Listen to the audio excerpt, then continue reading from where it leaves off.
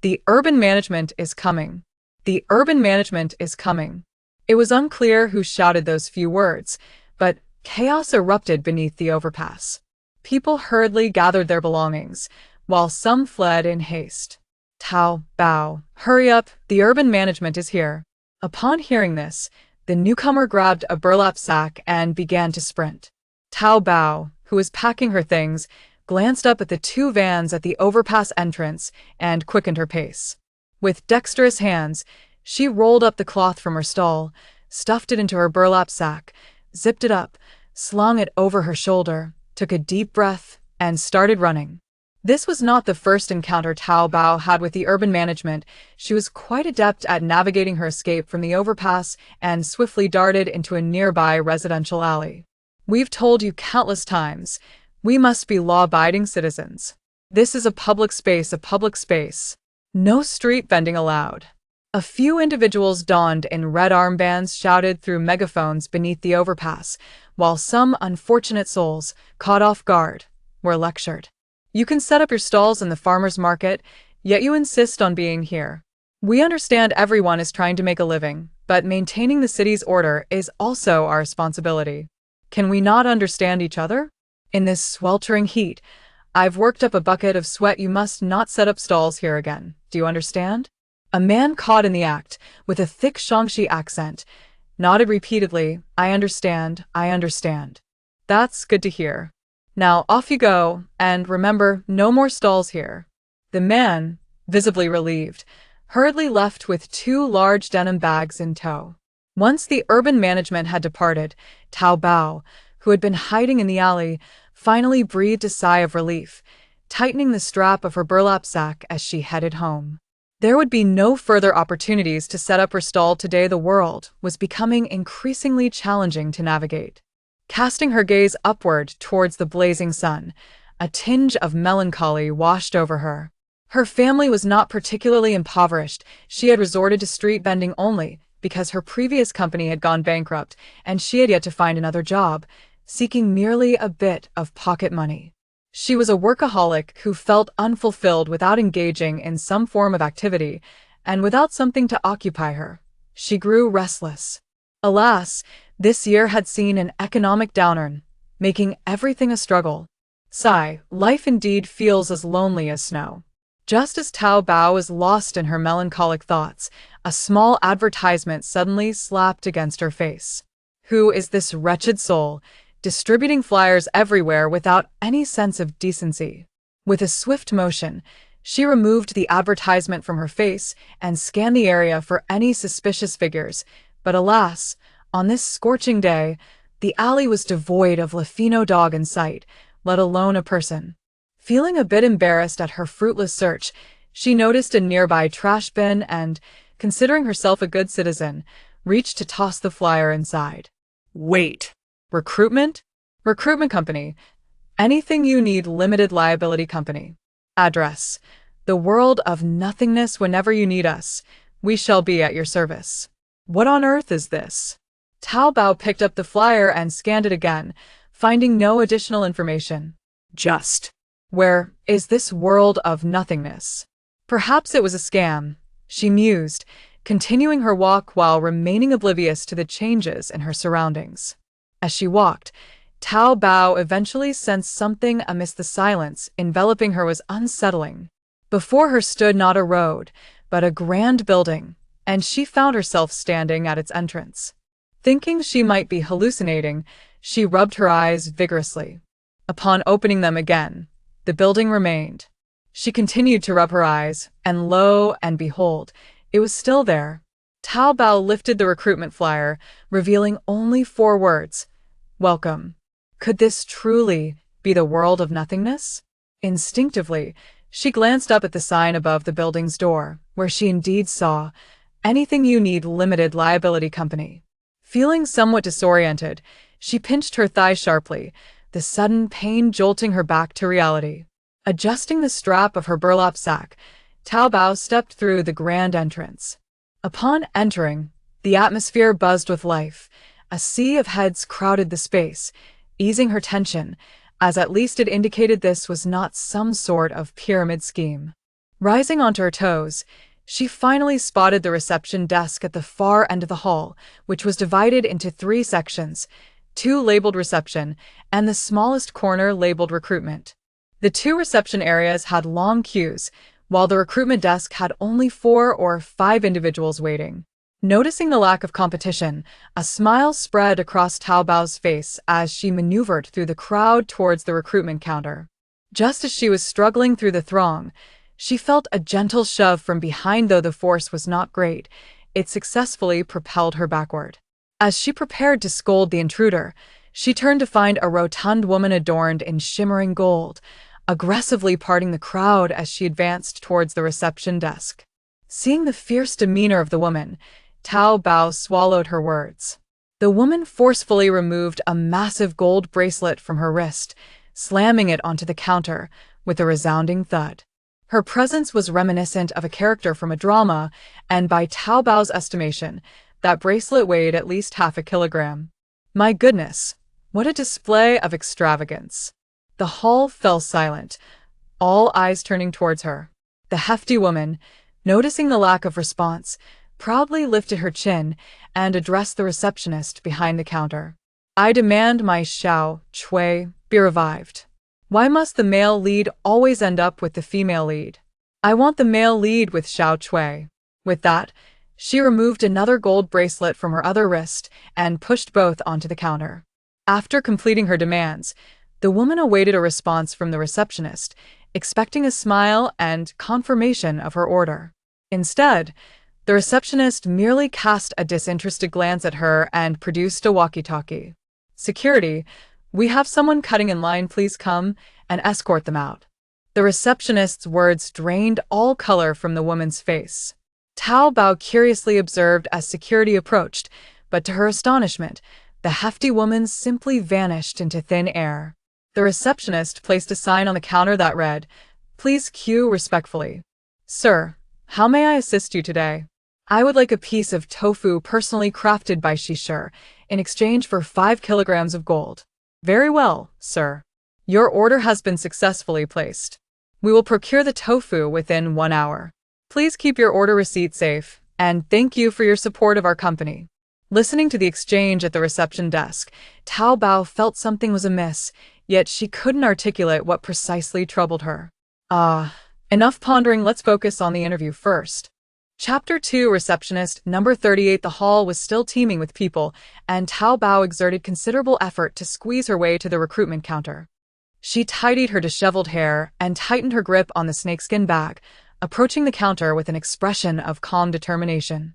Having undergone numerous interviews, she was well aware of the facial expressions and gestures that would please the interviewers. However, in her previous encounters, she had faced experienced candidates, leaving her feeling rather disheartened. In theory, Zhao Dabao should have found a place to set down her snakeskin bag first, but the crowd was so dense that losing it would be no laughing matter. Thus, she chose to carry it herself. Surprisingly, it felt quite trendy.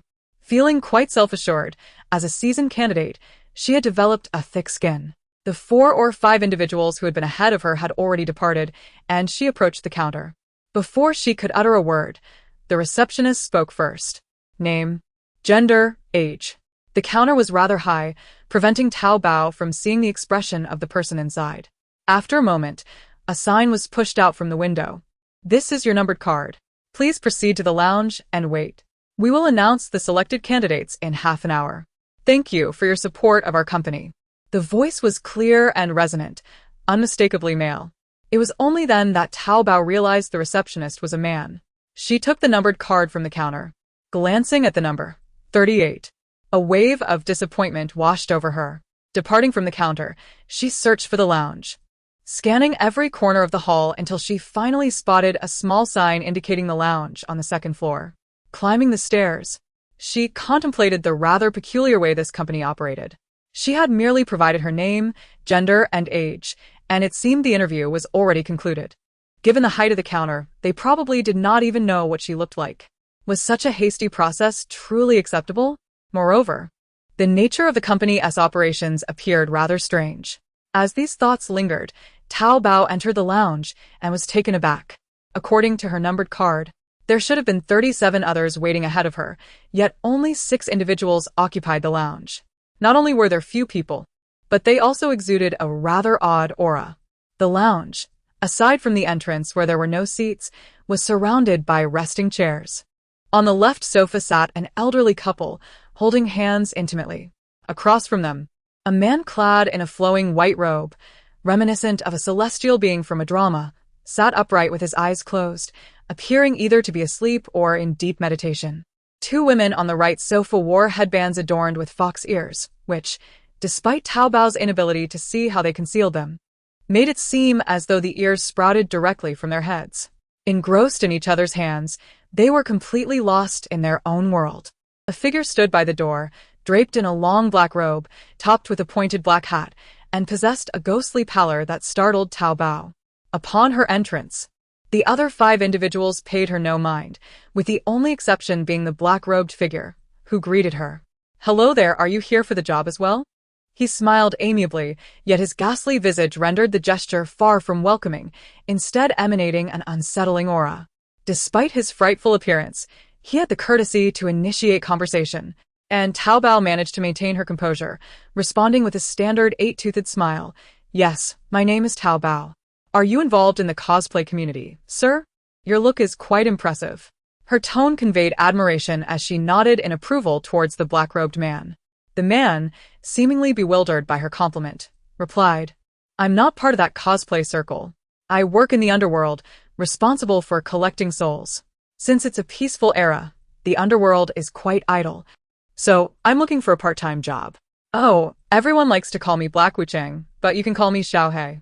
"Brother, how many fingers am I holding up?" Zhao Dabao asked, extending 2 fingers in front of the man who called himself Black Wuchang. 2, he answered correctly, indicating he was not insane. Yet, was it possible that a sane person could be telling the truth? As she gazed at the pale-faced individual smiling at her, Zhao Dabao gulped, her eyes darting to the ground, where only one shadow was cast, her own, revealing the large bag she carried. The man before her, however, had no shadow at all. Struggling to accept this bizarre reality, she forced a smile and greeted, "Hello, Xiaohei. It's a pleasure to meet you." Xiaohei scratched his head, slightly embarrassed. No need for formality. Feeling a little more at ease, Zhao Dabao surveyed the 5 individuals in the lounge, then glanced at the plethora of empty seats, inviting Xiaohei, "Shall we take a seat?" To her surprise, Xiaohei raised his hand, signaling her to lower her voice. Stealthily glancing at the 5 individuals, when he noticed their lack of reaction, he leaned in to whisper, "Let us just stand here by the door. We can't take them on." With so many seats available, surely sitting down wouldn't be an issue, Zhao Dabao began, but as soon as she spoke, she sensed 5 pairs of eyes fixate on her, prompting her to quickly amend, "Standing at the door is perfectly fine." Feeling the weight of their gazes lift from her, Zhao Dabao exhaled, startled. What sort of company was this? Why did all the applicants seem so peculiar? The intensity of their stares was utterly terrifying, leaving her with a sense of having narrowly escaped a calamity. As Zhao Dabao and Xiaohei engaged in idle chatter at the door, time passed swiftly, and soon half an hour had elapsed. A striking woman in a black qipao approached the lounge. Zhao Dabao and Xiaohei quickly stepped aside to clear the path. The qipao-clad beauty entered the lounge, and the previously intimidating 5 individuals immediately stood, their expressions a mix of anxiety and anticipation as they awaited her announcement. Without unnecessary preamble, the qipao woman surveyed the 7 candidates, opened her file, and declared, "Selected candidate, number 38, Zhao Dabao, please step forward." Suppressing her elation, Zhao Dabao approached the qipao beauty with a smile, her snakeskin bag slung over her shoulder, her strides confident. Just as she prepared to express her gratitude, the qipao beauty raised her hand, signaling her to be silent. With a swift motion, she produced a black tray from her palm, upon which rested a qipao identical to her own, along with a watch. "Zhao Dabao, congratulations on joining our Anything and Everything Limited Liability Company. You are now one of us. This will be your work attire and auxiliary system, and your work number is 38. Best of luck." In a daze, Zhao Dabao donned the so-called auxiliary system, witnessing the watch-like device meld into her flesh. The subsequent events became a blur. leaving her with only a vague recollection of a figure named Zhao AI flitting before her eyes, along with a transparent display panel resembling a game interface. Soon after, a semi-transparent screen appeared before her, revealing numerous small squares, 20 of which were illuminated, 3 containing items. They were her work attire, the snakeskin bag, and a book gifted by the Qipao Beauty titled The Complete Language of the Universe. Chapter 3. The first customer arrives. Contemplating the book, Zhao Dabao silently intoned its name. And indeed, her hands felt a weight as the book materialized, resting quietly in her grasp. Would you like to read? In a moment of quiet contemplation, Zhao Dabao found herself confronted by a progress bar that materialized before her eyes. Within a mere 3 seconds, the progress bar completed its task, and the book she had been holding vanished into thin air. A new sensation blossomed in her mind, and a smile graced her lips as she realized the truth. She had genuinely become the receptionist for the Anything You Want limited liability company. Although her employee number was the rather unfortunate 38, she now found herself entirely unbothered by it. A chuckle escaped her lips, for this mysterious company and its system were undoubtedly the essential tools propelling her protagonist towards the pinnacle of success. Ha ha ha, she thought, reveling in the absurdity of it all. Just then, a familiar voice pierced through her revelry, startling her. Tao Tao, have you lost your mind? Why are you laughing at the doorstep? You haven't even come inside. Caught off guard, Zhao Dabao turned to see her mother, Wu Yulan, standing at the entrance with a perplexed expression. With a huff, Wu Yulan pulled her daughter inside and slammed the door shut, eyeing Zhao Dabao, who could not suppress her giggles. She reached out to touch her daughter's forehead, puzzled. You don't seem to have a fever. Did you get sunstroke? Zhao Dabao brushed her mother's hand away and headed to the kitchen, retrieving a bottle of juice from the refrigerator. After taking a hearty swig, she exclaimed, refreshing. Wu Yulan, unimpressed, tapped Zhao Dabao's head and scolded. Refreshing? What about your bag? Did someone steal it? Tao Tao, are you all right? With a reassuring smile, Zhao Dabao replied, Of course I'm fine, Mom. I just went for a job interview and landed a great position. I gave all my belongings to Ah Fong, and now I can start working. Wu Yulan, skeptical, retorted, Don't try to fool me, my mind is still sharp. With the current economic situation, finding work isn't easy. Is that true? Wu Yulan asked, still dubious. What's your salary? It depends on the workload, Zhao Dabao explained. The more I do, the more I earn, as I'll be receiving commissions.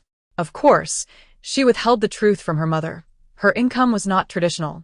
The system was her source of earnings, rewarding her with experience points and money for every order completed. Experience points would elevate her rank as a receptionist, while the currency could purchase items from the system store. The possibilities within that store were limitless, and the mere thought of acquiring mystical cultivation techniques and magical artifacts sent a thrill through her. As Wu Yulan observed her daughter laughing again, a smile crept onto her face. All right, seeing you so happy puts my mind at ease. We don't need a large salary. Whatever commissions you can earn will suffice. It's sweltering outside, so I'll feel better knowing you're home. With that, she stood up, stating it was time to prepare dinner. There's some mung bean porridge in the fridge. Serve yourself a bowl to cool off. Approaching the dining table, she took away the half-finished juice bottle. Drink less of these sugary beverages. Got it. Mom, you really love to nag. Zhao Dabao replied with a hint of exasperation. She rose to fetch a bowl, ladling out some of the chilled mung bean soup. Just as the voice of Zhao AI echoed in her mind. A guest has arrived. Please proceed to the office for reception duties. Have you drunk your soup? Wu Yulan called out. I have. With that, the door closed behind her, and Wu Yulan shook her head, amused, as she pondered making lighter fare for dinner before returning to her chores. Once the door was shut, Zhao Dabao focused on heading to the office, and in an instant, she vanished from her room. When she reappeared, she found herself in a space adorned solely in shades of black and gold. The room was divided into 2 sections, separated by a grand black screen. The inner space contained a bed and an elegant set of furniture, while the outer area featured a vintage black wooden desk flanked by towering empty shelves. Having thoroughly studied the employee handbook, Zhao Dabao recognized that those shelves were intended for storing the payments made by clients. Setting her bowl of mung bean soup on the desk, she swiftly donned her work attire from the storage, placing a matching golden headband atop her head. She fashioned her ponytail into an elegant bun, securing it with a gold hairpin. Dressed in a black and gold qipao, Zhao Dabao transformed, exuding an air of dignity and subtle allure. Yet, she had no time to admire her appearance. The prospect of receiving her first client filled her with trepidation. After taking a few deep breaths and with Xiao Ai's encouragement, she stepped into the outer chamber. A sharply dressed middle-aged man stood in the foyer, surveying the surroundings. Upon seeing Zhao Dabao, he appeared even more nervous than she, for this was his first visit to such an establishment, and feeling anxious was only natural. Zhao Dabao took her seat at her designated chair, offering the man a warm smile. "Welcome, esteemed guest. Please take a seat. How may I assist you today?" The man grinned awkwardly, settling into a chair across from her. "Can you procure anything I desire?" "Absolutely." "Then, can you find me a toilet used by Qin Shi Huang?" The man's request elicited a twitch at the corners of Zhao Dabao's mouth. He repeated his question. "Can you get it?" Taking a moment to compose herself, Zhao Dabao smiled and nodded. "Of course, provided you can meet the price." The man's face brightened, and he rummaged through his pocket, producing a shimmering gold ingot, which he slid across the table. "My friend mentioned that your company prefers transactions in gold. I had this specially melted down, 2 pounds. Is that sufficient?"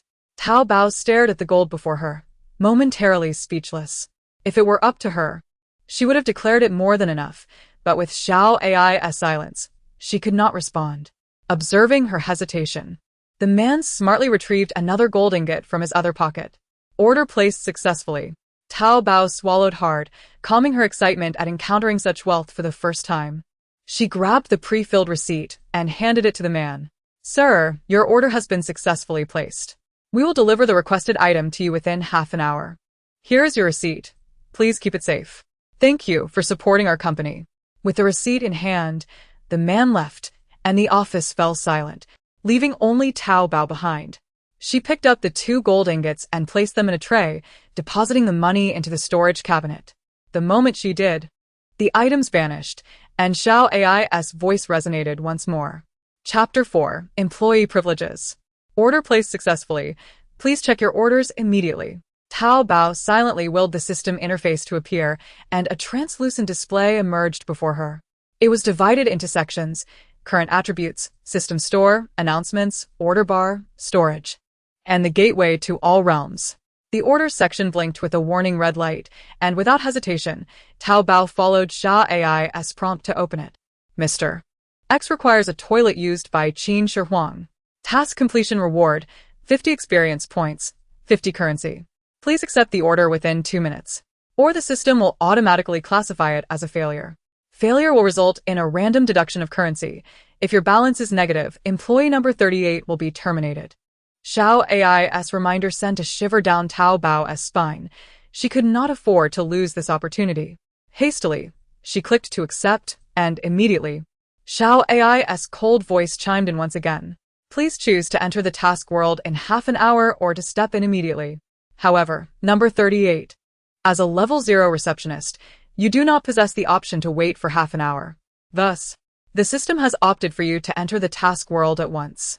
Zhao Dabao pleaded, "Can I finish my mung bean soup first?" "Ha!" Xiao Ai chuckled coldly. And before Zhao Dabao could lament further, darkness enveloped her. When she opened her eyes again, the scenery around her had entirely transformed. The cacophony of voices filled her ears, and amidst the clamor, Zhao Dabao struggled to decipher what was being said. After squinting and adjusting to the glaring light, she finally opened her eyes fully. The walls were a dusty yellow, interspersed with a few blades of grass, and 3 sides of the space were lined with such walls, while one side was merely a tattered straw mat. A pungent odor hung in the air, reminiscent of something decaying, akin to the stench of a refuse dump. As she shifted slightly, a creaking sound resonated beneath her, and she felt a tremor beneath her feet. Startled, Zhao Dabao looked down to find 2 grimy wooden planks beneath her, with a hole the size of a football in between.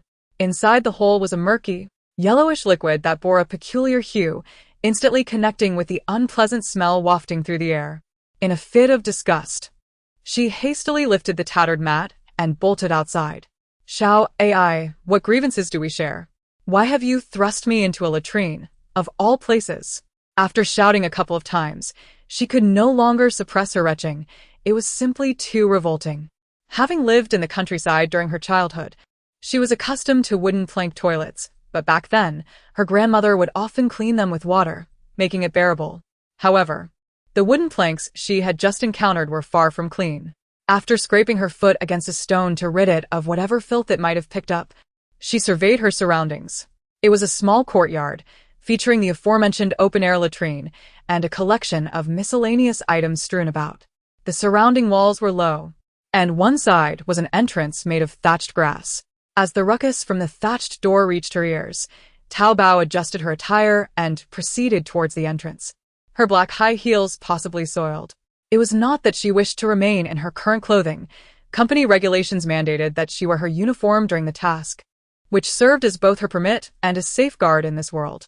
She could only hope that the foulness beneath her soles was merely a figment of her imagination. Upon passing through the door, she realized she was indeed within a restaurant. Behind her was the latrine and courtyard, while in front lay the bustling dining hall. The noise intensified as patrons began to move about, and she noticed some waitstaff nodding in her direction, treating her as a mere customer, oblivious to her unusual attire. Just as she pondered this peculiarity, Zhao Dabao voice rang out once more. Apologies, there was a minor issue with the system earlier.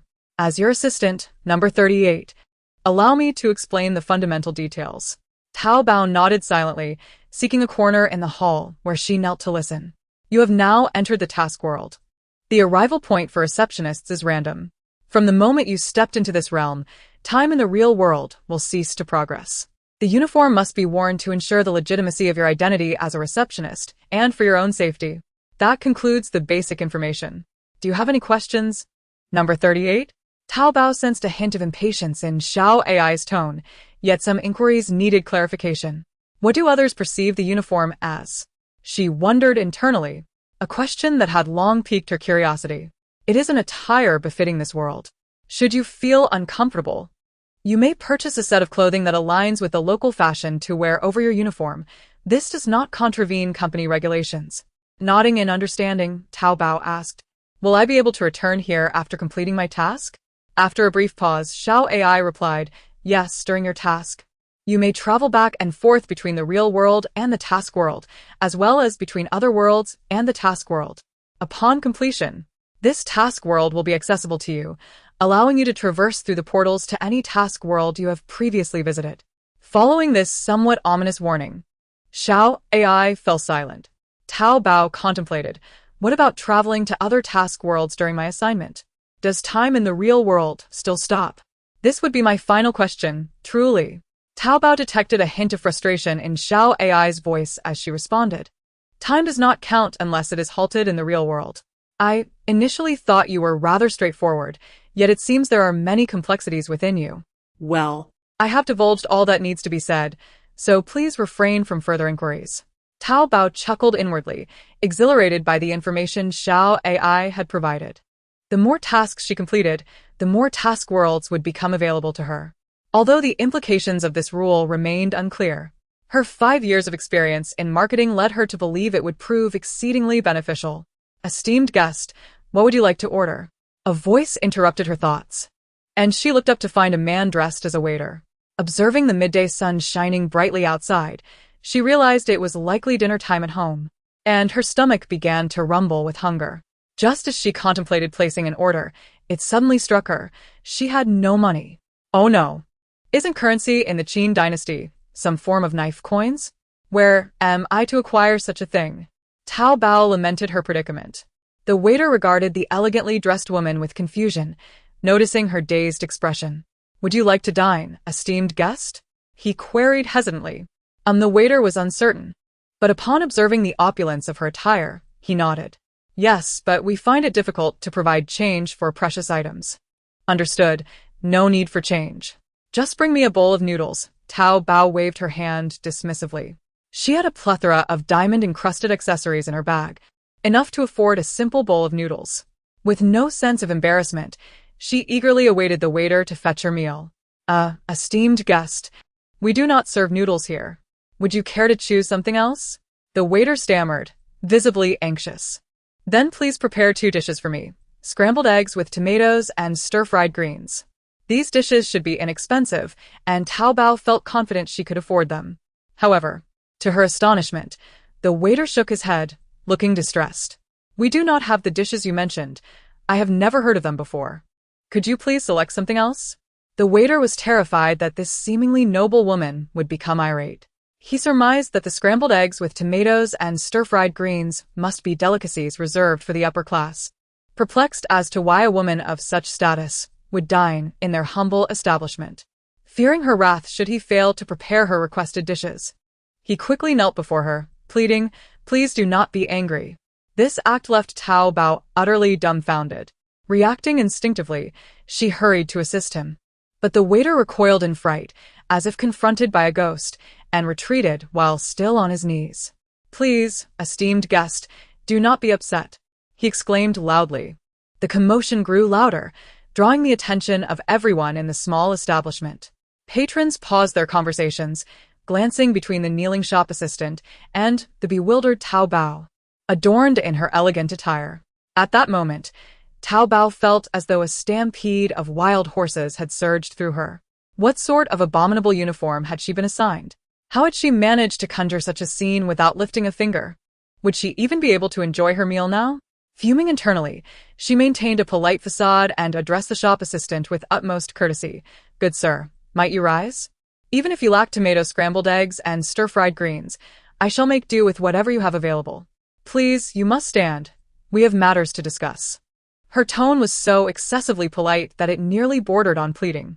Yet, upon hearing her words, the shop assistant remained steadfastly on his knees, fear gripping him more tightly at the sight of the previously anxious woman now smiling so gently at him. Consequently, he kept his head bowed, silent. As the atmosphere in the shop grew eerily quiet, just as Zhao Dabao contemplated forcibly lifting him up, the shopkeeper arrived. With a warm smile, he bowed slightly before addressing her. "My apologies for the disturbance. I hope the guest can forgive us." Seeing a figure of authority had arrived, Zhao Dabao quickly implored, "Please, let this gentleman rise. I have done nothing to warrant this situation." Noticing her innocent expression, the shopkeeper surmised there had been a misunderstanding. He expressed his gratitude to Zhao Dabao before calling the shop assistant to his feet. "Thank you, esteemed guest," the assistant said, bowing deeply before retreating behind the shopkeeper, head lowered in silence.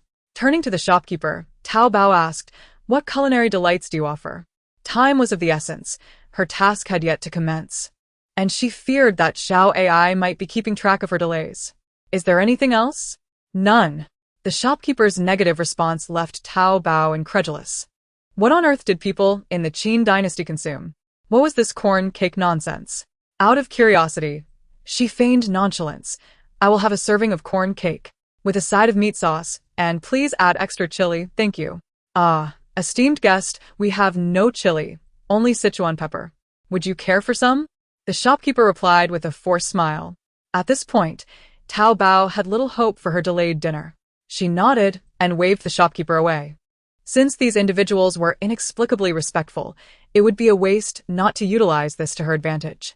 After the shopkeeper and assistant bowed and departed, Zhao Dabao waited approximately 10 minutes before another assistant arrived with her order. Upon placing the food before her, he retreated, and the surrounding patrons could not help but curiously observe how this noble woman would tackle such unrefined fare. Feeling the weight of their gazes, Zhao Dabao furrowed her brow and, with a fierce expression, turned to scold them. How audacious! The onlookers, predominantly small merchants and commoners, immediately lowered their heads in fear. In the rigid social hierarchy of the Qin dynasty, they felt a deep-seated dread towards a potential noblewoman like Zhao Dabao.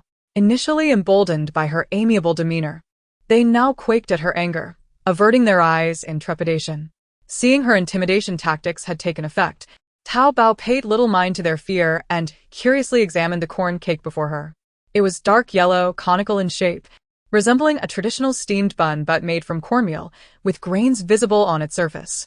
She then inspected the bowl of murky meat sauce beside it and felt no desire to eat, yet her hunger prevailed. After a moment of struggle, she took a bite of the corn cake, finding its texture somewhat harder and drier than rice, but lacking in flavor. Her gaze involuntarily drifted to the bowl of meat sauce, and inexplicably, She dipped the corn cake into it and tasted. The flavor was indescribable. Ultimately, she could only finish one corn cake before her appetite waned. As a true foodie, this dish felt toxic to her. Nevertheless, adhering to her principle of waste not, want not, she stealthily stowed the remaining 2 corn cakes into her system's storage. In the hall, she spotted the shopkeeper at the counter and approached him. Presenting a water diamond pendant the size of her thumb, exquisitely cut and dazzling in the sunlight, casting brilliant reflections that illuminated the dim hall. "Take this. It is of no great worth." "I am not one to dine without paying," she insisted. When the shopkeeper hesitated, she forcefully placed the diamond into his hand. "Esteemed guest, this is too much." Silence. "Accept it." With that, Zhao Dabao left the shop, her departure marked by the shopkeeper's astonished expression. As she stepped into the pristine, bustling streets adorned with retro attire, it dawned upon Zhao Dabao that she had truly arrived in the Grand Qin Dynasty, 2,000 years in the past. Raising her head, she beheld the towering city walls, inscribed with characters that, thanks to the Universal Language Encyclopedia, she could easily decipher. It read, Xianying Palace. Realizing her target lay within, she pondered the eccentricity of desiring a toilet used by Emperor Qin Shi Huang. What madness was this? Her immediate concern was how to gain entry and meet the emperor himself. If the grand walls sheltered Xianying Palace, then she was indeed in the capital of the Qin state. Zhao Dabao strolled toward the palace gates, and as the townsfolk caught sight of her, they instinctively bowed their heads and stepped aside, only resuming their paths after she had passed. Despite her solitary venture as a woman, she encountered no ruffians attempting to harass her. Xianying was remarkably safe, with squads of lightly armored soldiers patrolling the streets.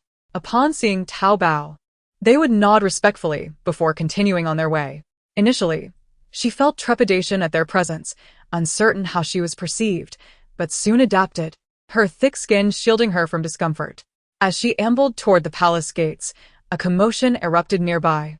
Zhao Dabao looked up to see a crowd gathered, whispering excitedly about something, while 4 soldiers stood guard beside a large notice board, allowing the citizens to engage freely. Approaching, she discovered the board displayed an announcement seeking skilled portrait artists to paint the emperor, promising substantial rewards for satisfactory work. Elated, Zhao Dabao recognized this as a golden opportunity to enter the palace, one not to be missed. "Excuse me, please make way. Dear uncles, aunts, brothers, and sisters, let me through," she called out. "Running away?" Zhao Dabao shrugged, unfazed, but inwardly startled. "Couldn't someone just say a word? You nearly scared me to death." The 2 soldiers, caught off guard by her outburst, stood bewildered, unable to gauge her status from her opulent attire, yet they accepted her reprimand with silent acquiescence, bowing respectfully in return. "Cough. Cough. All is well." Zhao Dabao awkwardly stepped back a pace, pointing at the imperial edict on the notice board and inquiring, "How should I accept this edict?" The 2 soldiers exchanged glances, and the slightly older one stepped forward, asking, "Are you an artist, my lady? Who is your master? And do you have any works to show?" They were unaware of Zhao Dabao's true identity, but her ability to read and her distinct demeanor set her apart from the common folk, prompting them to maintain a respectful tone. However, this question left Zhao Dabao stumped. Even a chicken's claw was more aesthetically pleasing than her artwork, for she had no works to speak of. The path of an artist was not viable. She needed to pivot. Thus, Zhao Dabao straightened her back, clasped her hands behind her, and assumed the demeanor of a sage.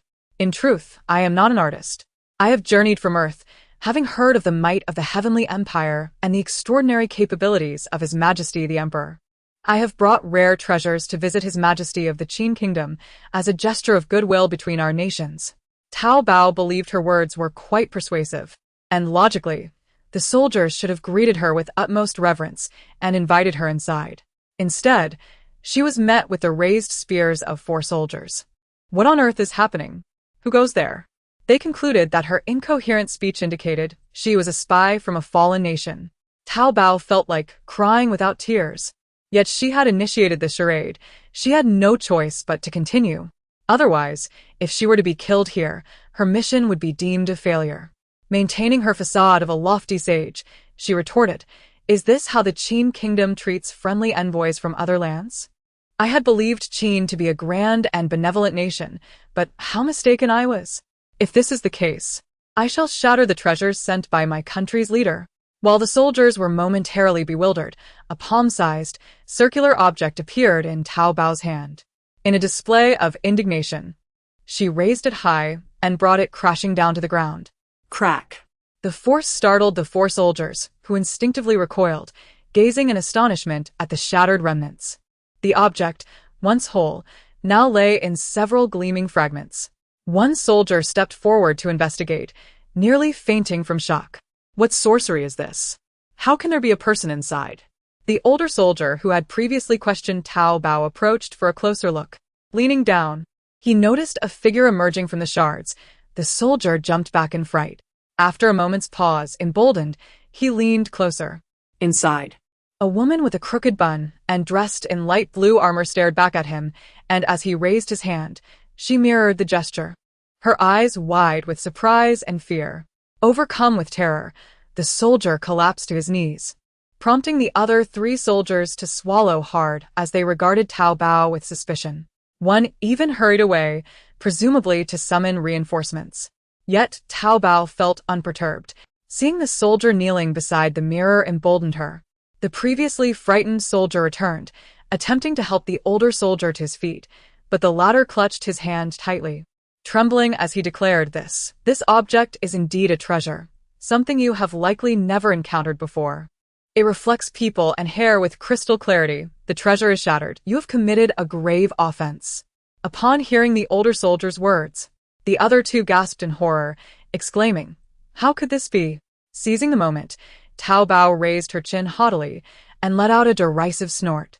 The soldiers who had previously aimed their spears at her were now visibly anxious, lowering their weapons and looking at her with a mixture of dread and confusion. Yet, the scene before them was bewildering. A woman clad in resplendent black and gold attire, her face alight with indignation, stood beside a notice board, flanked by two kneeling soldiers. On the ground lay the mysterious, shimmering remnants, reflecting blinding light under the sun, making it impossible to gaze directly at them. A crowd of onlookers had gathered at a distance, their expressions a mix of surprise and curiosity, their gazes fixed on the inexplicable, sparkling fragments. With so many witnesses, it was difficult to identify any spies among them. Meng Yi glanced at the soldier who had reported the incident, his gaze sharp and commanding. The soldier lowered his head and pointed at Cao Bao, saying, "General, it is that woman." Meng Yi regarded the soldier with suspicion, but said nothing further as he approached Cao Bao, his soldiers dispersing the curious crowd behind him. As soon as Meng Yi arrived, Cao Bao barely had a moment to speak before the soldiers beside her knelt before him, declaring, "General, we have committed a capital offense. Please render judgment." Meng Yi furrowed his brow. "What crime have you committed?" The older soldier, taking great care, presented the fragments of the shattered mirror in his palms to Meng Yi. "General, this lady inquired about the imperial edict, and when I asked about her master, she denied being an artist, claiming to be an envoy from another nation. Given her contradictory statements, we suspected her to be a spy from a fallen state. In our fury, we inadvertently shattered this precious offering to the emperor. And now that it is broken, we cannot escape the punishment." The older soldier's expression was one of profound sorrow as he bowed deeply, holding the fragments aloft for the general's judgment.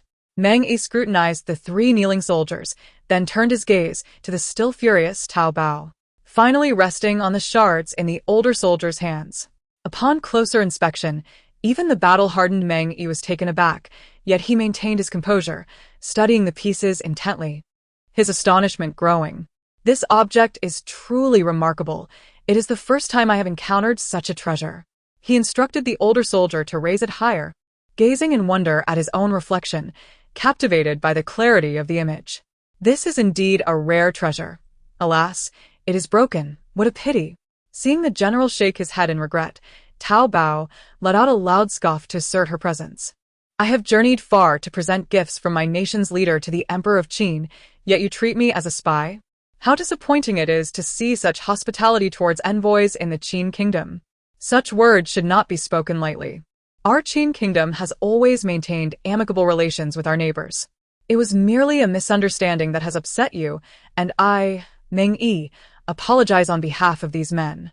He stepped forward, bowing deeply to Zhao Dabao, his expression earnest as he sought her forgiveness.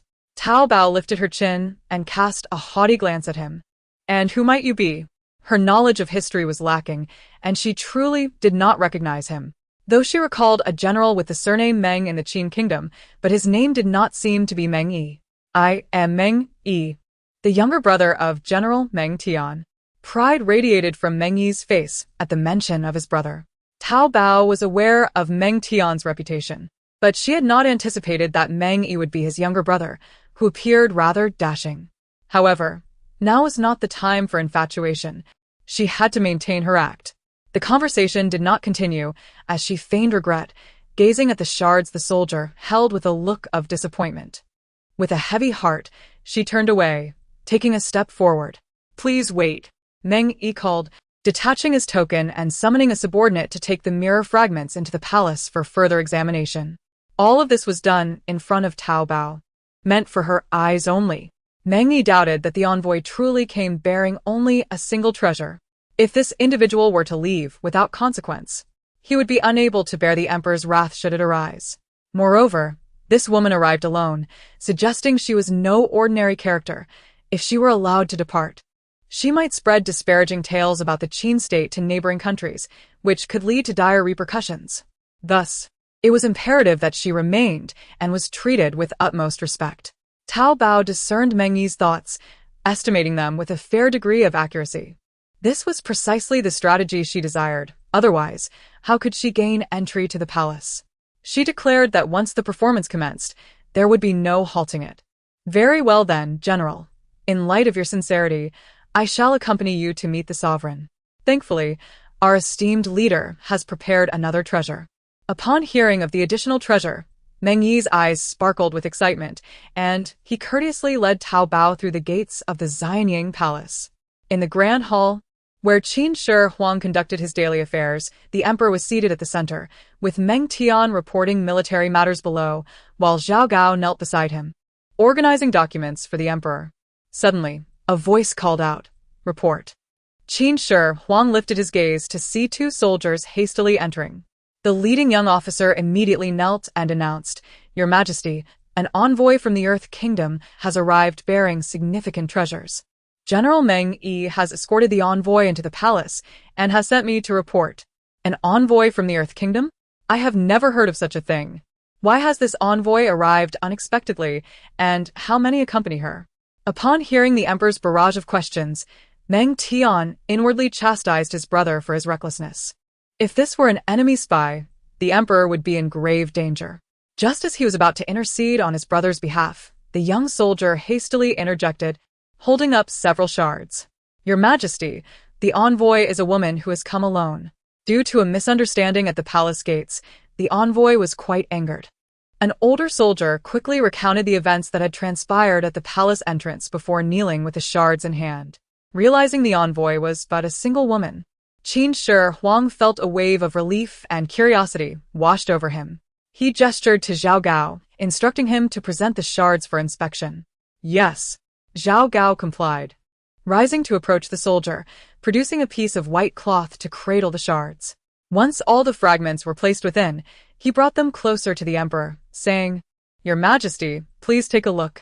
In truth, Zhao Gao had already glimpsed the pieces during their journey and was quite astonished, though his familiarity with peculiar items prevented him from displaying any undue excitement. As Qin Shi Huang curiously peered at the contents, he was not frightened. Rather, he was pleasantly surprised.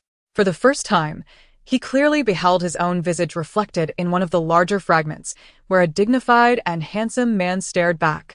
Uplifting his spirits, he commanded Zhao Gao, "Take this treasure and have it restored. Prepare a feast. General Meng, accompany me to welcome the envoy." Both Zhao Gao and Meng Tian responded in unison, "Yes." Qin Shi Huang waved his sleeve, and a palace maid stepped forward to adjust his garments. Once he was ready, he exited the grand hall with a cheerful demeanor, with Meng Tian following closely behind. Meng Yi deliberately slowed his pace, intending to afford Qin Shi Huang ample time to prepare. For Zhao Dabao, gaining entry to the palace was paramount. Whether they moved swiftly or leisurely was of little concern as long as she could charm the emperor. With 5 years of sales experience, she felt confident in her ability to persuade, even if the one she needed to sway was Qin Shi Huang. The two approached the Grand Hall, where they spotted Qin Shi Huang and Meng Tian standing at the entrance, accompanied by 4 eunuchs and 4 palace maids, and then there was silence. Zhao Dabao was unbothered by the lack of a formal welcoming party. After all, her arrival was unexpected, and it was only natural that they had no time to prepare. She instantly recognized Qin Shi Huang by his distinctive attire, a black robe complemented by a ceremonial crown, making him unmistakable.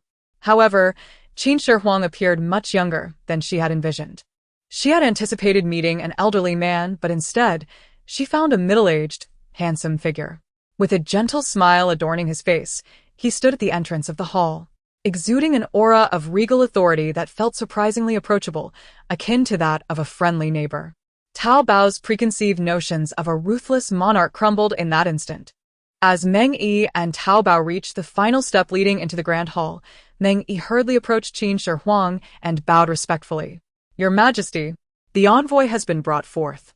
Taking a deep breath, Zhao Dabao raised her head, her expression filled with admiration. Standing beside Meng Yi, she clasped her hands before her chest, slightly bowing, and announced, "I am Zhao Dabao, the envoy from the Earth Kingdom, and it is an honor to meet your Majesty." "Please rise, envoy. It is no small feat to travel such a distance. I commend your perseverance. I have instructed my attendants to prepare a banquet in your honor. Shall we proceed to the main hall?" Qin Shi Huang's demeanor was warm and inviting as he gestured for Zhao Dabao to stand, disregarding any scrutinizing glances. "Thank you, your Majesty, for your gracious hospitality," she replied, and together, they made their way to the main hall. Qin Shi Huang led the way, with Meng Tian on his left and Zhao Dabao on his right, followed by Meng Yi bringing up the rear. Along the way, Qin Shi Huang inquired about Zhao Dabao's homeland and the Earth Kingdom, which she deftly navigated with a mixture of earnestness and embellishment. The Emperor expressed a desire to learn about Earth customs, prompting Zhao Dabao to share whatever she could, mentioning the myriad of vegetable varieties and sumptuous dishes available. Her choice of topics stemmed from the profound impression left by the cornbread she had encountered in the inn. Intrigued by modern cuisine, the Emperor eagerly urged her to elaborate further, revealing his own passion for food. Upon reaching the main hall, the two found themselves in a delightful rapport, and Zhao Dabao realized that Qin Shi Huang was in fact quite the Epicurean. As they entered the hall, the Emperor took his seat at the head, while Meng Tian and Meng Yi occupied the right side, and Zhao Dabao sat alone on the left. The sky gradually darkened, and oil lamps were lit, illuminating the interior. "Let the feast commence," commanded a eunuch, and palace maids entered, carrying platters of food and drink. Qin Shi Huang turned to Zhao Dabao with a smile, saying, "Envoy, please sample the delicacies of the Qin state and see how they compare to your Earth cuisine." Zhao Dabao nodded and took a golden bronze spoon to taste the meat stew ladled by a maid from the large cauldron.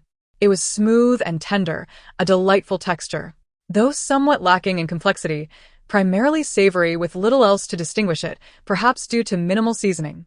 Sampling a slice of boiled meat dipped in sauce, she found it more to her liking, reminiscent of braised meat, which suited her palate well.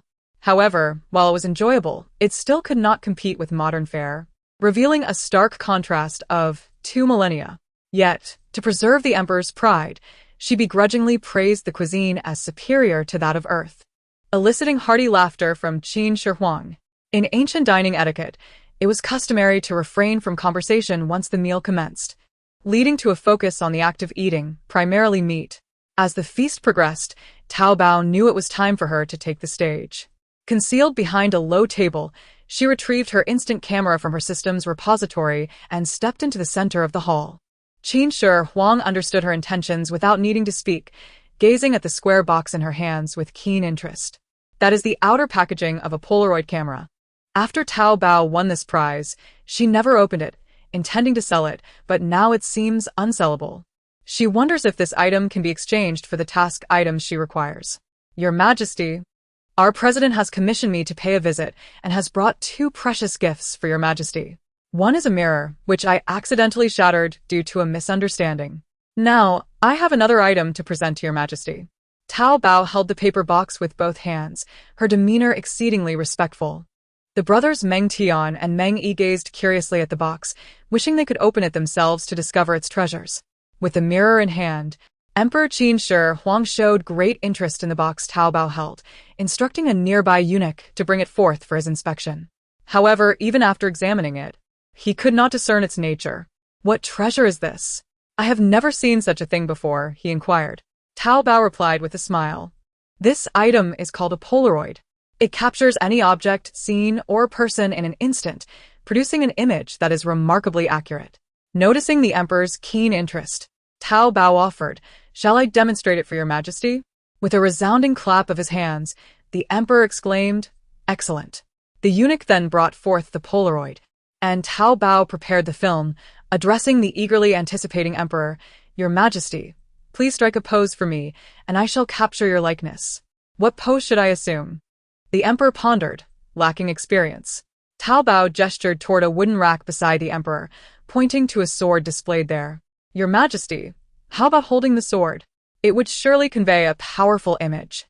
The emperor's eyes lit up, and he instructed a nearby palace maid, "Fetch my sword." The maid swiftly complied, and the emperor rose, sword in hand. Seeing Cao Bao gesturing with the camera, he inquired, "Is this acceptable?" "Almost, but could the two generals please move the candlesticks closer?" "The lighting is a bit dim," Cao Bao suggested. The Meng brothers nodded and directed the eunuchs to adjust the candlesticks. "Is this better?" "Yes, that will suffice." "Everyone, please step back." "Your majesty, maintain your current stance." "Ready? I will take the picture." 3, 2, 1. Click. As the button was pressed, the image began to develop, and the film slid out automatically. Cao Bao hurried to her original seat, placing the film on the low table. Curious, Emperor Qin Shi Huang stepped down from his throne to examine the small black piece of film, asking, "Has the image been created?" The Meng brothers approached, with Meng Yi reaching out to touch the dark paper. Meng Tian quickly swatted his hand away, cautioning him to be careful. Seeing their eagerness, Cao Bao chuckled. "You must wait 2 minutes for the image to fully develop." Just then, a palace maid in the crowd exclaimed, "It's changing! It's changing!" The black film gradually revealed colors, becoming clearer until, half a minute later, the emperor's likeness was distinctly visible. As he looked at the image of himself in ceremonial attire, sword in hand, the emperor felt a surge of excitement. Although the image was small, its clarity was remarkable, and the background details were equally vivid, particularly the imposing figure it depicted. "May I request a few more images?" the emperor asked, his eyes gleaming with enthusiasm. "Of course, your majesty. There are 100 sheets of film, and we have only used one, leaving 99 for further captures," Cao Bao replied with a smile. Realizing that 99 sheets might not suffice, the emperor inquired, "Where can I procure more of this film?" "I shall send someone to acquire it." Cao Bao sighed. "There are only 150 sheets in total. The president sent 100 for your majesty, and there are no more available, as the creator of the film has passed away." Upon hearing that there were no more sheets, the emperor felt regretful, but also somewhat embarrassed. Realizing that he had more than the president, he looked at Cao Bao and said, "Having accepted your gifts, I wish to return the favor by sending some treasures from Qin to your president as a symbol of our friendship. What might please your president?" Fearing that Cao Bao might hesitate, he continued, "Rare treasures or beautiful maidens are both acceptable. Please do not hesitate to speak."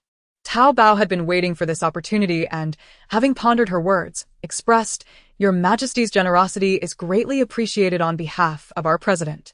The emperor waved his hand dismissively, indicating that no further thanks were necessary, and awaited her response.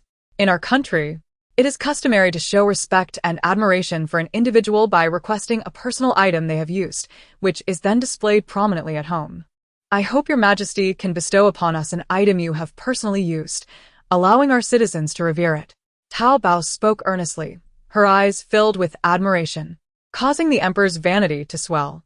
Remembering a beautiful jade piece he had previously handled, he commanded a eunuch, "Bring me that piece of blue Tian jade to send to the president of the Earth Kingdom." The eunuch acknowledged the order and was about to depart when Cao Bao quickly called out, "Wait, your majesty. A humble toilet would suffice." "A toilet?" the emperor replied, bewildered. Cao Bao nodded earnestly. "In our land, the toilet is highly revered. After a moment of contemplation, just as Tao Bao expected him to refuse, he instructed the eunuch, "Clean the toilet thoroughly and bring it alongside the jade." "Yes, Your Majesty," the eunuch replied, departing promptly. Tao Bao sighed in relief, kneeling in gratitude. "Thank you for your generosity, Your Majesty." The emperor chuckled, lifting the photograph with interest. "Please rise, envoy. Shall we capture a few more images of me and the two generals?" Before Tao Bao could respond, the Meng brothers eagerly knelt in thanks, leaving her in a state of bemusement. Rising, she took the Polaroid and captured individual portraits of each of the three, followed by a group photo. She longed to take a picture with Emperor Qin Shi Huang, but her awkward position prevented her from voicing the desire. By this time, it had grown quite late. Yet the emperor remained exhilarated by the Polaroid, showing no signs of fatigue. Had it not been for Zhao Gao's entrance to remind him, he might have forgotten the hour entirely. Emperor Qin Shi Huang had been observing Tao Bao closely, noting her eyes light up at the mention of the toilet, feeling a sense of pride. He feigned reluctance to let her go, but seeing her insistence, he instructed a palace maid to escort Tao Bao to her quarters for rest. Upon reaching her resting chamber, Tao Bao dismissed the surrounding maids and eagerly approached the red toilet. As her hand made contact, the voice of Xiao AI, who had been absent for a day, finally chimed in. "The toilet used by Emperor Qin Shi Huang has been obtained. Would you like to submit it to complete the task?" Tao Bao initially ignored Xiao AI's words and reached for a piece of jade the size of an adult's fist. Top-quality blue Tian jade, weighing half a pound, valued at 50 coins. "Would you like to sell it to the system store?" Could it really be sold to the system store? Tao Bao felt a rush of excitement, realizing that everything in this palace was an antique. She wondered if the system store would accept them. With this thought, Tao Bao began her experiments, rushing to the bedside and placing her hand on a crane-shaped incense burner. Bronze incense burner, weighing 5 pounds, valued at 1 coin. "Would you like to sell it to the system store?" Tao Bao silenti áp phim. Eagerly awaiting Xiao AI's confirmation of a successful sale. Sale failed. "This item does not belong to you. You are not authorized to sell it. Please abide by civic laws." Stealing is not a commendable act. As she contemplated acquiring the exquisite copper incense burner, it remained utterly immovable. Tao Bao approached the low table in the room and grasped the jade piece, only to find it vanish at her touch. Hastily, she opened the system warehouse and, indeed, it was there. This meant that the jade had been a gift from Emperor Qin Shi Huang, thus allowing her to store it in her inventory. With deft hands, Tao Bao seized the diminutive toilet, accessed the system taskbar, and clicked to complete the task. The toilet vanished, and Xiao AI's voice echoed once more, incessantly resounding. Task completed, experience points increased by 50, currency increased by 50. Congratulations, number 38. You have leveled up to level 1 and become a formal receptionist. Congratulations, number 38. Your currency has surpassed 0. The system store will now be unlocked for you. Congratulations, number 38. You have successfully entered your first task world. The gate of 10,000 realms will now be open for you. Indeed, Tao Bao replied. She chose to disregard the potential consequences of her sudden disappearance, as she believed she would not return to this world. The legal framework here did not favor her future prospects, and the currency in use, Dao coins, held little value in the system. The selling prices of the incense burner and jade clearly indicated that copper was of negligible worth. Sitting at the table, she swiftly consumed the bowl of chilled mung bean soup, suppressing her overly excited emotions, and opened the system interface. In the realm of the mystical, Tao Bao found himself immersed in an extraordinary journey. Upon accessing his character status, he was greeted by an enigmatic photograph, the origins of which he could not ascertain. The interface was starkly minimalist, presenting only essential data. Name, Tao Bao, receptionist level, 1, 4100, money, 50, skills, none. With eager anticipation, he ventured into the system shop, where the previously dim product listings sprang to vivid life, dazzling him with a plethora of enticing goods. The interface was meticulously crafted, featuring a search bar adorned with a microphone icon for voice queries. The layout divided into 2 sections, a vertical categorization on the left and a substantial product display on the right, complete with images and brief descriptions. Resisting the allure of fiery abilities, Miao Jianggu techniques, card powers, identification arts, and cosmic currency converters, Tao Bao directed his attention to the classifications, which were organized by realms: magical, cultivation, modern, and super technology, with an additional category labeled others. The first 4 categories were comprehensible to him, prompting him to explore the other section. As he delved deeper, the first item that caught his eye was the Kawewa's secret manual, priced at 100. Tao Bao stifled a gasp of astonishment. The categories were meticulously detailed, encompassing weapons, martial arts, fantasy, and more, overwhelming him with choices. Just as he was pondering what to do next, a voice broke through the haze. Xiao AI informed him that in addition to monetary expenditure, the purchasing of items was contingent upon his receptionist level. Understanding this, Tao Bao requested a list of items that could enhance his strength, filtered by his current level. The product listings transformed before him, revealing 4 modules: martial arts manuals, modern basic firearms, and super technology ability enhancement potions. He eagerly opened the potion section, only to be dismayed by the exorbitant price of 500 for the cheapest potion, with a mere 50 success rate. Redirecting his attention to modern firearms, he discovered 5 guns, the least expensive of which was 300, still beyond his means. However, the enticing promise of unlimited ammunition was enough to keep it in mind for future consideration. Upon exploring the martial arts manuals, he was pleasantly surprised to find them all priced at a mere 100, a veritable bargain that seemed too good to be true. Reluctantly, he decided to part with a piece of jade from his inventory, driven by an insatiable desire for the martial arts manual, a dream come true for any martial arts enthusiast. The transaction completed, his funds increased to 100. Yet, faced with a multitude of choices, he felt overwhelmed and sought Xiao AI's guidance. After a considerable pause, Xiao AI suggested the 9-yang divine art, noting its endurance and defensive capabilities as particularly suited to him. Grateful, Tao Bao purchased the manual without hesitation. Upon completion of the acquisition, a prompt inquired whether he wished to learn the 9-yang divine art immediately. Curiosity piqued. He inquired if the system's notification sound could be altered to something distinct from Xiao AI's voice. With a nod of approval, he opted for a mechanical tone, which was promptly implemented. As the progress bar filled, a jolt of energy coursed through him, invigorating every fiber of his being. He felt a rush of clarity. His senses heightened as he grasped the knowledge contained within the manual. A test of his newfound abilities led him to leap an astonishing 5 meters into the air, the boundaries of his office dissolving in the ethereal void. Gazing around his modern workspace, he felt a surge of reality wash over him, lifting his 2-meter bed with ease. A confident smile graced his lips as he ventured out of his office, where his mother, Wu Yulan, was busy in the kitchen. Upon her surprise at his early emergence, he explained that a bowl of mung bean soup had alleviated his discomfort. As he assisted her in the kitchen, he inquired about dinner, eager to satisfy his ravenous appetite. Dinner revealed a shocking discovery. Tao Bao consumed 5 bowls of rice in one sitting, prompting his mother to offer digestive aids out of concern. In a moment of inspiration, he gathered his collection of precious items, seeking Xiao AI's advice on their value within the system. Upon evaluating his treasures, Xiao AI confirmed that the system accepted all valuable items, particularly gold. However, the total valuation was disappointingly low, merely 5 points of currency. Undeterred, Tao Bao sold his precious collection, now left with just 5 points. Curious about his purchasing power, he learned that ordinary food items in the system shop could be acquired for just 1 point each. He eagerly browsed the offerings, indulging in a delectable chocolate cake that, while small, was exorbitantly priced at the equivalent of 20,000 yuan.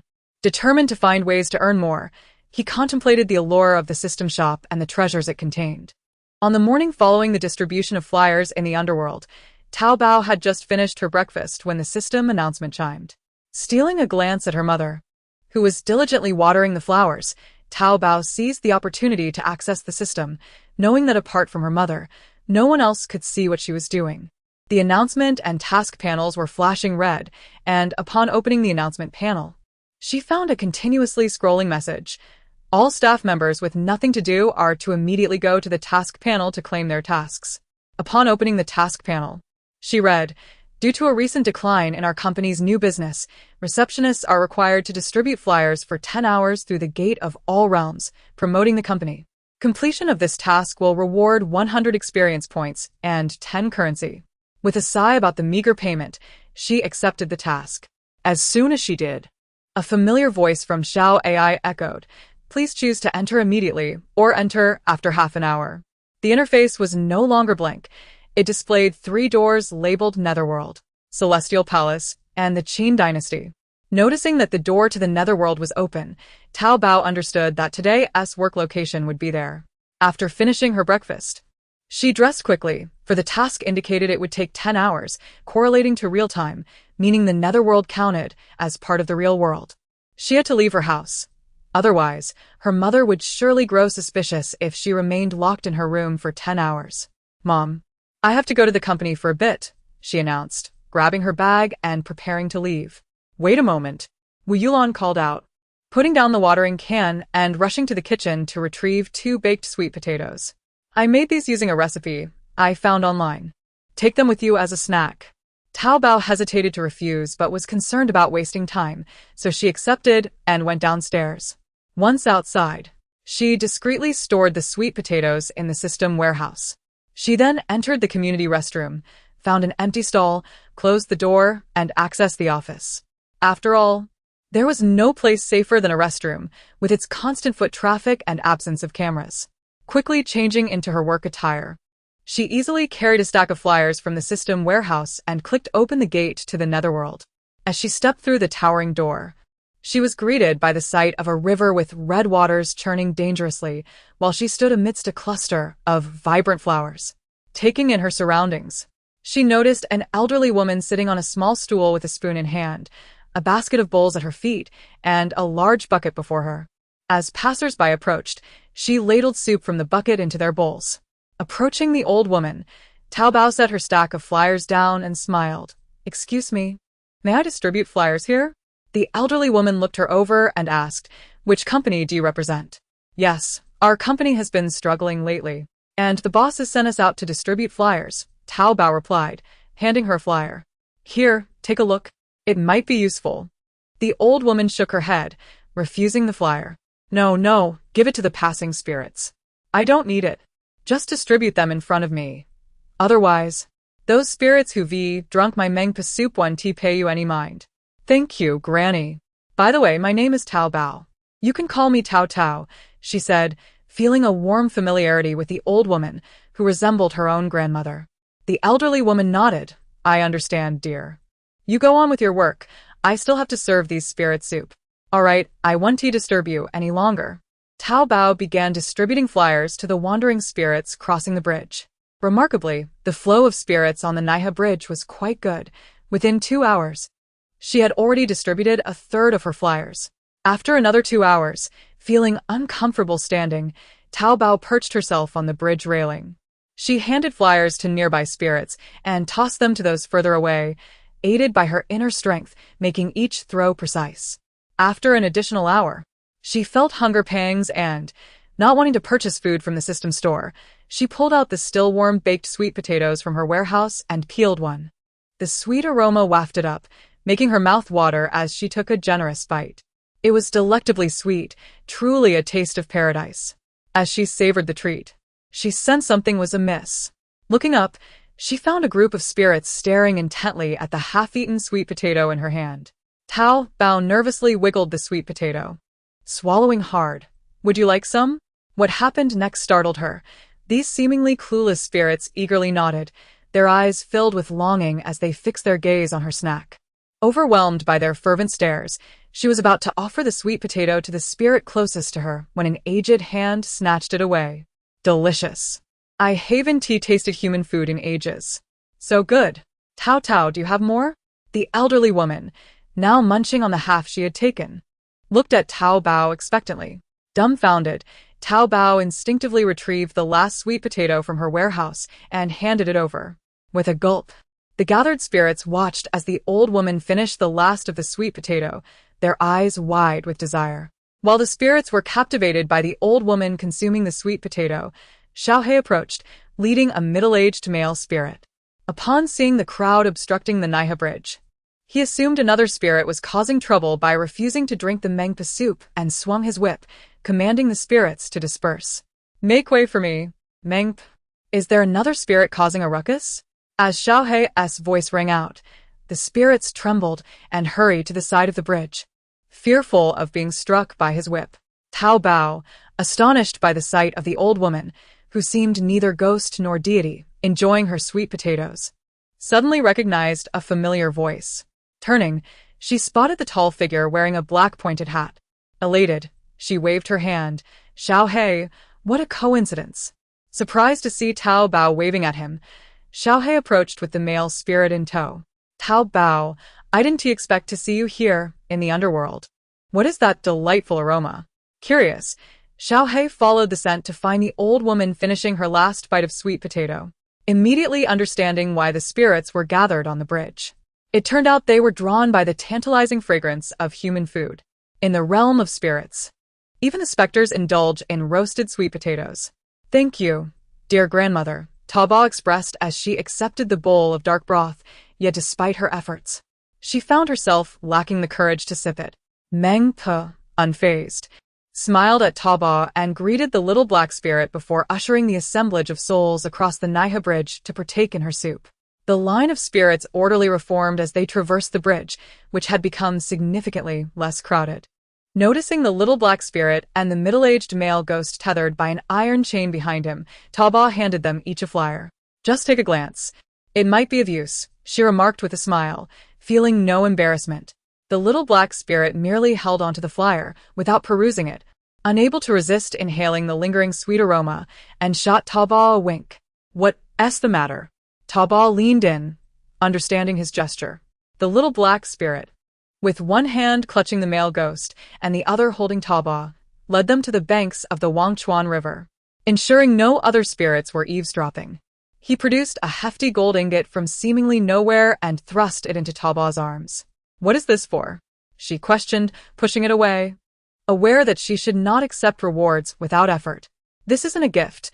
I need you to bring me some food from the human realm." The little black spirit replied with a grin, nudging the gold ingot closer. The ingot shimmered enticingly, its weight suggesting considerable value, stirring Dabao's thoughts of the system shop. "Do you only want roasted sweet potatoes?" she inquired, recalling the basket of sweet potatoes she had seen on the dining table. Not knowing if the spirits would enjoy them, she was nonetheless hopeful.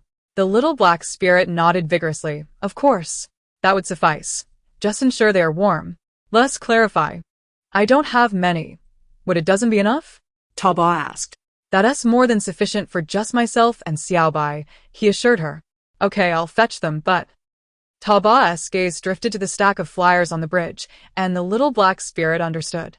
He beckoned a small ghost over, instructing, "Do you see those flyers on the bridge? Go retrieve them and distribute them until they are all gone, understood?" The small ghost nodded, albeit hesitantly. "But sir, won't this interfere with my reincarnation?" "Of course not. You aren't due for reincarnation until tomorrow.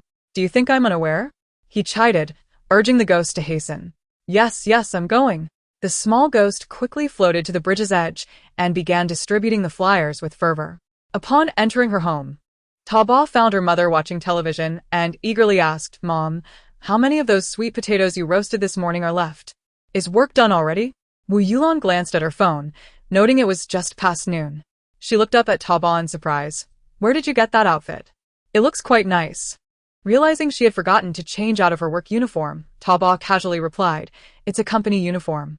Scanning the dining table and finding the basket absent, she felt a twinge of anxiety. Noticing her daughter's distress, Wu Yulan laughed. "They're all in the kitchen, but they've cooled down. I'll heat them up for you."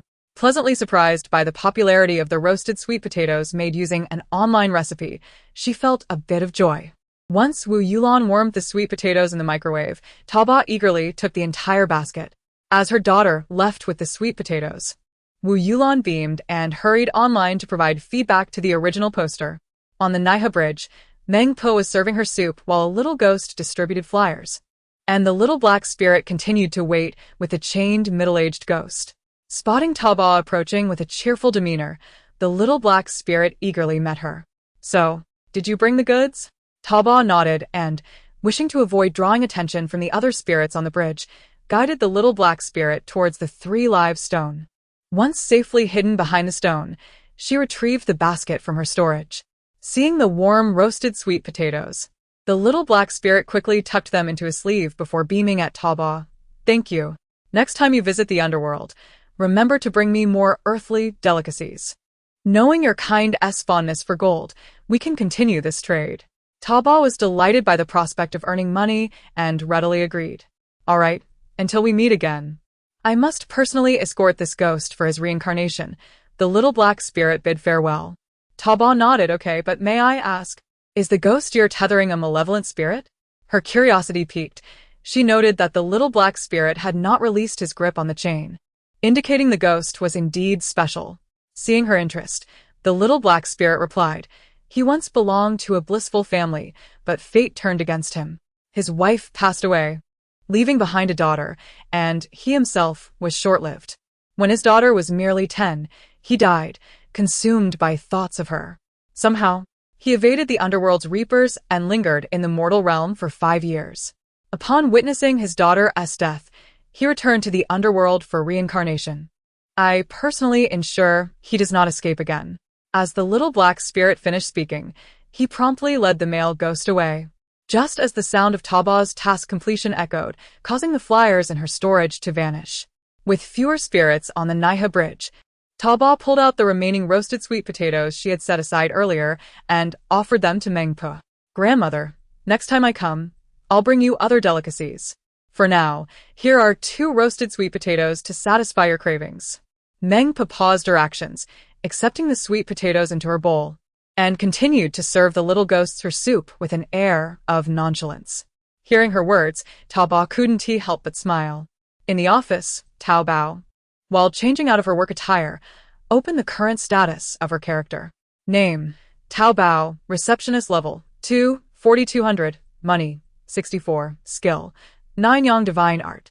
Upon noticing her increasing wealth, Dabao couldn't help but smile, retrieving the bowl of Mengpa soup from the warehouse. Mengpa soup can make people forget their past lives and present memories. Purchase price: 100. Would you like to sell it to the system store? Goodness! This Mengpa soup is incredibly valuable.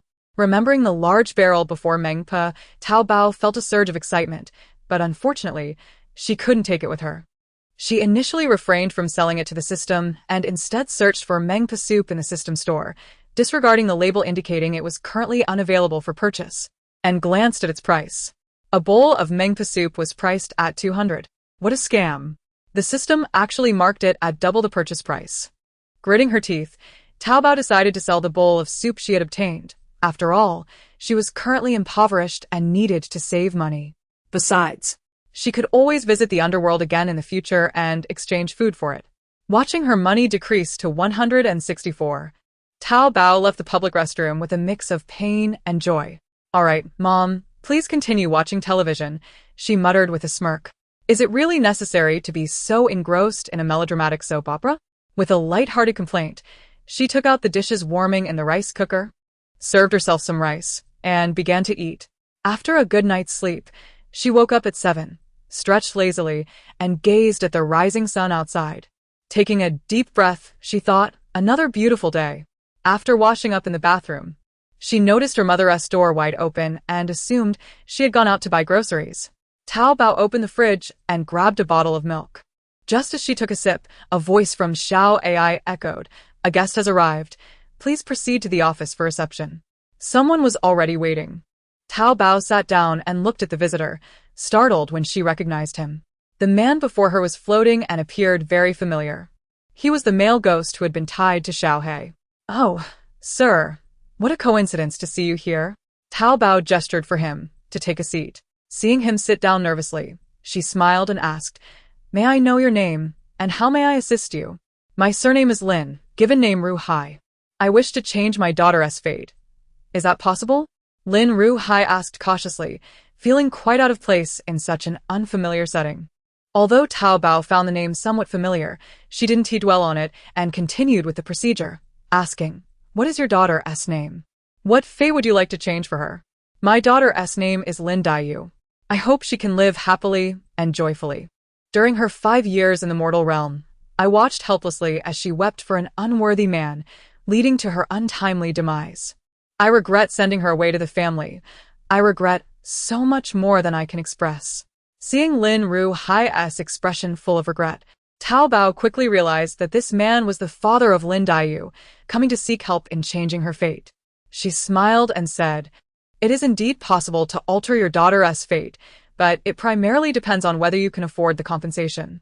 Upon hearing this, Lin Ruhai examined his tattered clothing, worn for 5 years, and a fierce determination flashed in his eyes. As a wandering soul, the only valuable asset I possess is my spirit. The King of Hell has sent many to capture me, so my soul must still hold some worth. If you can change my daughter's fate, I will sell my soul to you. Worried that she might refuse his offer, he added hastily, "I have lingered in the mortal realm for 5 years, and my soul has not dissipated. The Black Wuchang has said that I am no ordinary spirit. Accepting me will surely not be a loss." Order placed successfully. Task generated. Zhao Dabao smiled, signed the receipt, and handed it to Lin Ruhai. "Mr. Lin, your order has been placed successfully. If you agree, please sign your name, and upon signing, your soul will belong to us. We will assist you in completing the task." "Thank you." Lin Ruhai relaxed considerably, a rare smile gracing his face as he picked up the pen and awkwardly signed his name. Gradually, Lin Ruhai's soul condensed into a transparent orb, which Zhao Dabao placed in the storage cabinet before opening the task panel. Lin Ruhai, eager to change his beloved daughter Lin Daiyu's fate, is willing to offer his soul as compensation, hoping she'll live happily and in harmony with her partner. Task completion rewards: 1 experience point, 500 money. Without needing Xiao AI's reminder, Zhao Dabao promptly accepted the task, choosing to enter the task world in half an hour. This task spanned a lifetime, and Zhao Dabao speculated that she would likely have to remain in the world of Dream of the Red Chamber until Lin Daiyu peacefully passed away for the task to be considered complete. Since the timeline was extensive, she needed to plan carefully. Uncertain of which period she would arrive at concerning Lin Daiyu, she decided to set those thoughts aside for now, focusing instead on how to utilize this world to generate her own wealth. She had long coveted those mystical cultivation techniques and supernatural abilities, and relying solely on task rewards would take ages to accumulate enough money. She needed to proactively earn it herself. Determined, she skipped changing back into her work clothes, sent a text to her mother saying she was heading out for breakfast, and rushed to the nearest supermarket with the remaining 28 minutes. Pushing a large cart, she swept through the home appliance section, the daily necessities aisle, and finally the food section, tossing anything she deemed useful into her cart. Within 10 minutes, she filled 2 carts to the brim, adding a cart full of sanitary pads sufficient for 100 years. Amidst the astonished gazes of other shoppers, Zhao Dabao approached the checkout with her 3 overflowing carts. Fortunately, the supermarket was not crowded in the early morning, and several checkout counters were vacant. Zhao Dabao placed 1 card at each register and urged the cashiers to expedite the checkout process. The cashiers, flustered by her urgency, hastened their pace, while Zhao Dabao busily packed her items into prepared large bags. The speed at which she worked was breathtaking, and she managed to finish just as 5 minutes remained. Opening her small bag that she had brought with her, she took out her card and swiped it, her fingers flying over the keypad, leaving the cashiers in disbelief. Having secured her bank card, Zhao Dabao had no time to request a receipt. She grabbed 2 large bags and sprinted out of the supermarket. The onlookers were left completely astonished. A child, holding his grandmother's hand, exclaimed excitedly, "Grandma, look, it's Superman. I really saw Superman." In the shadow of the looming city walls, Zhao Dabao, unconcerned by the astonished gazes of the onlookers, hastened to a secluded corner, swiftly depositing 4 bags of goods into the system's repository. With only 2 minutes remaining, she employed her remarkable agility to ascend to the rooftop of a 5-story building. Upon landing, darkness enveloped her momentarily, and as her vision gradually returned, she narrowly avoided a tumble. Steadying herself, she surveyed her surroundings, relieved to find herself facing a vast expanse of rice fields rather than a restroom. A broad road bisected the fields, leading towards a towering city wall. Thanks to her training in the 9 Sun divine art, both her vision and hearing had significantly enhanced. From within the walls, a cacophony of lively chatter reached her ears. And she noted the two ornate characters carved into the stone, Yangzhou, emerging from the rice fields onto the main road. She observed the sun dipping towards the horizon as a throng of townsfolk hurriedly exited through the city gate, burdened with their wares. Not wishing to impede their pace, Zhao Dabao decided to enter the city first. Just then, the sound of rolling wheels caught her attention. She quickly approached a horse-drawn cart and halted it. The elderly driver, startled at the sight of a young woman in black blocking his path, trembled as he stammered, "Mississippi." "What? What do you need?" Noticing the man's fear, Zhao Dabao offered a gentle smile. "Good sir, please do not be alarmed. I merely seek directions." He exhaled in relief, a smile breaking across his face. "Where are you headed, young lady? Is there a Lin family in Yangzhou?" The one headed by Lin Ruhai. Her inquiry was aimed at gauging the current timeline. If Lin Ruhai was absent, it would mean that Dayu had already been sent to the Jia household, complicating matters further. "Are you referring to the esteemed Lin Ruhai, the salt commissioner?" The old man asked, and upon seeing Zhao Dabao nod enthusiastically, he chuckled. "What a coincidence. I was just about to deliver someone to Lord Lin's residence. Allow me to inquire if my passengers would accompany you." Zhao Dabao quickly expressed her gratitude. "I would greatly appreciate your assistance, sir." "Of course," he replied cheerfully, lifting the cart's curtain to ask, but before he could, a figure emerged. Dressed in a deep blue cotton robe, with a matching scarf adorning his head, the man appeared scholarly, albeit somewhat aged, likely in his 40s. He scrutinized Zhao Dabao for a moment before bowing. "I am Jia Yutskin, on my way to the Lin residence to serve as Miss Lin's tutor. May I ask your name and the purpose of your visit?" At the mention of his name, a jolt of realization struck Zhao Dabao. Jia Yutskin, the tutor of Lin Dayu from Dream of the Red Chamber. His arrival indicated that Lin Ruhai's family was still intact, and Dayu was no older than 6. She had entered the Jia household at 7, and her mother, Jia Min, had passed away shortly thereafter. Time was still on her side. If grandmother Jia was alive, Dayu would not need to go to the Jia residence. Furthermore, according to Lin Ruhai's memories, Jia Yutskin's teachings were ill-suited for a child's development, given Dayu's naturally reserved disposition.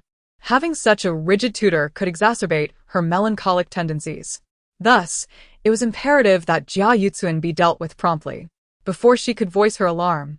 A sudden ache at the nape of her neck rendered her unconscious. Zhao Dabao skillfully subdued the old man, immobilizing him with a precise strike, and then hoisted the unconscious Jia Yutskin, cloaked in a snakeskin bag, and swiftly vanished into the shadows. Bystanders merely sensed a gust of wind, and looked up, bewildered by the absence of any figure. She discarded him into a dilapidated temple, clapping her hands together. "Fear not, my dear fellow, this is for your own good. Do not return to the Lin family. Rest assured, I shall ensure young Dayu is well cared for." With her task accomplished, Zhao Dabao tossed aside the money pouch, retrieving its contents before making her way into Yangzhou City just before the gates closed. The evening air was lively, and as she reached a corner of the city wall, she pointed towards a small beggar. "Do you know where Lin Ruhai lives?" The beggar's eyes sparkled at the sight of the silver coin she tossed. Yes, I do. I can lead you there." Grinning, she handed him the coin, and he eagerly guided her forward. "This way, miss. Just around the corner. That's the house." Zhao Dabao followed the beggar to a grand residence, with a plaque inscribed, "With Lin Residence." She dismissed the boy and approached the entrance, where the vibrant red door stood tall, flanked by a smaller, ajar side door. She made her way towards it. As dusk settled, red lanterns illuminated the entrance. She knocked gently, calling out, "Is anyone there?" An elderly man in a blue robe peeked out. "Who are you looking for, young lady?" Standing tall, Zhao Dabao flashed an enigmatic smile. "I seek Lin Ruhai. I have come to assist him in finding a tutor for his daughter." The doorman, taken aback by her confident demeanor, hesitated. "Please wait a moment. I shall inform him." Understanding his intent to relay her message to Lin Ruhai, she nodded. "Kindly let him know that I am here to offer my assistance." With a mysterious smile, she stood poised at the entrance, exuding an air of tranquility. The old man bowed slightly before retreating to relay her words. Inside, Lin Ruhai's family was preparing for dinner when the doorman rushed in, eager to convey the visitor's message. He recounted her words verbatim, then cautiously asked, "Sir, shall we invite her in?" Lin Rahai raised his hand for silence, glancing towards Jia Min. "It is a young lady.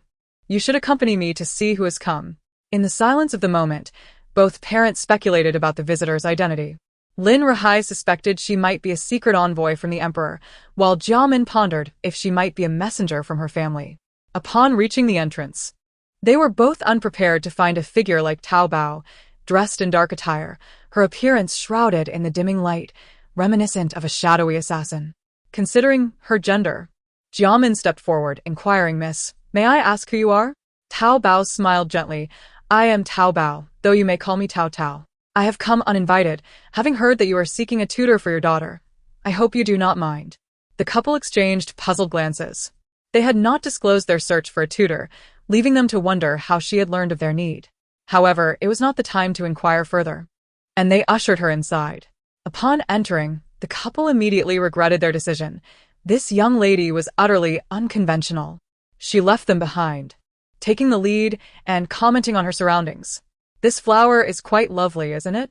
A rare variety, I presume? This osmanthus has been pruned beautifully. Ah, the fragrance is delightful." Lin Rahai and his wife were left utterly dumbfounded. "Who is this girl?" "Shi, go find a few more people." Lin Rahai instructed his attendant before hastily following Zhao Dabao. Their daughter was in the hall, and they needed to ascertain whether this girl was a friend or foe. Remaining on guard, Zhao Dabao was acutely aware of the couple's caution towards her, but for now, she refrained from revealing her true nature. Surrounded by servants who scrutinized her closely, fearing any sudden actions on her part, she navigated through the garden and into the inner courtyard. There, she spotted a young girl standing at the entrance of the hall, flanked by two matrons and a young maid. The trio appeared to be persuading the girl about something. Upon noticing the unfamiliar Zhao Dabao, they fell silent, observing her with keen eyes. "Who are you?" It was Lin Dayu, who had insisted on waiting for her parents to dine together. She curiously regarded the young lady in black, then glanced back at her hurriedly entering parents, her little brow furrowing in discontent. Having been raised with strict etiquette, Dayu was taken aback by Zhao Bao's audacious behavior.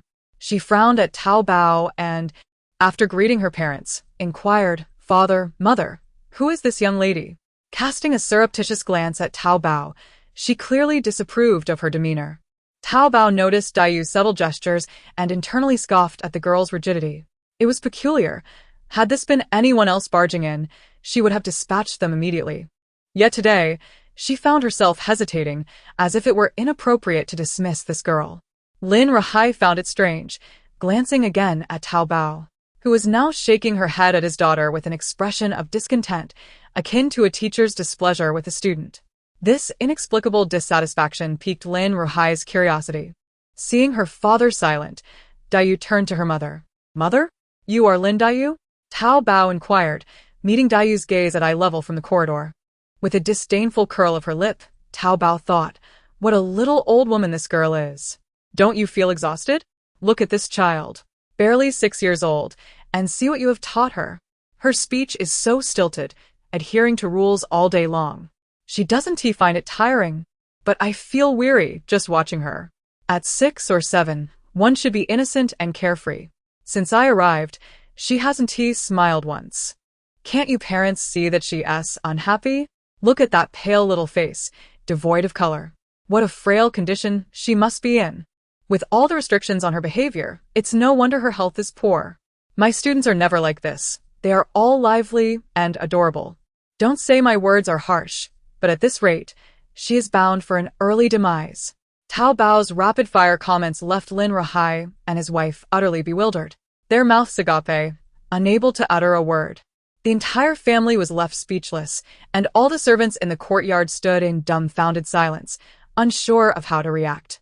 Zhao Dabao, indifferent to the reactions around her, noticed Dayu's frightened expression and offered a gentle smile. "Why fear me? I am not fierce."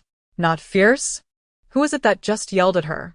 Dayu took a cautious step back, her large eyes reflecting her distrust of Zhao Dabao. "Fine, if you don't trust me. That's your prerogative. I have no doubt I can handle you, little brat. Have you ever seen a flower rain?" Zhao Dabao asked with a smile. Dayu shook her head. And Tao Bao's smile widened. I have seen it, and I know how to make the heavens shower down flower rain. Would you like to see? Her playful challenge sparked Dayu's interest. With a flourish, Tao Bao raised her hand, channeling her energy. As Dayu watched intently, she initially saw nothing in Tao Bao's palm, ready to accuse her of deceit, when suddenly, petals began to cascade down. Yellow, white, and red, they danced through the air, creating a breathtaking spectacle. It was real. Dayu's mouth fell agape, finally revealing the wonder and joy befitting a child. The courtyard, brightly lit by lanterns, made the petals appear even more enchanting. Dayu joyfully ran out from the corridor, twirling amidst the falling petals, her little face flushed with excitement. The shower of petals lasted for about 2 minutes before it ceased, leaving Dayu a bit disappointed. She ran to Tao Bao and looked up at her, asking, "Can it happen again?" Tao Bao shrugged with feigned regret. "While I wish you continued joy, I'm afraid your garden lacks sufficient flowers." Indeed, it was true. The garden was devoid of blooms, save for green leaves. Jiamin cautiously glanced at the bare green chrysanthemum in the corner, stealing a glance at her husband, Lin Ruhai. Noting his lack of anger, she sighed in relief. That green chrysanthemum had been painstakingly sought after by Lin Ruhai, cherished dearly, and tended to with utmost care. Now it stood bare. But Jiamin felt that if it brought her daughter such joy, then the flower had served its purpose. At that moment, Lin Ruhai was too astonished by Tao Bao's abilities to notice that his beloved flower was now nothing but a stem. He had observed when she harnessed her energy, and the subsequent rain of petals left him astounded. The ability to reduce flowers to petals instantaneously spoke volumes of her profound inner strength. He had once encountered a top-ranking bodyguard of the emperor, whose internal energy was immense, yet this young lady, with merely a wave of her hand, could separate flowers from their branches. Her power likely surpassed that of the esteemed guard. Reflecting on Tao Bao's earlier claim of coming to teach his daughter, Lin Ruhai found himself increasingly bewildered.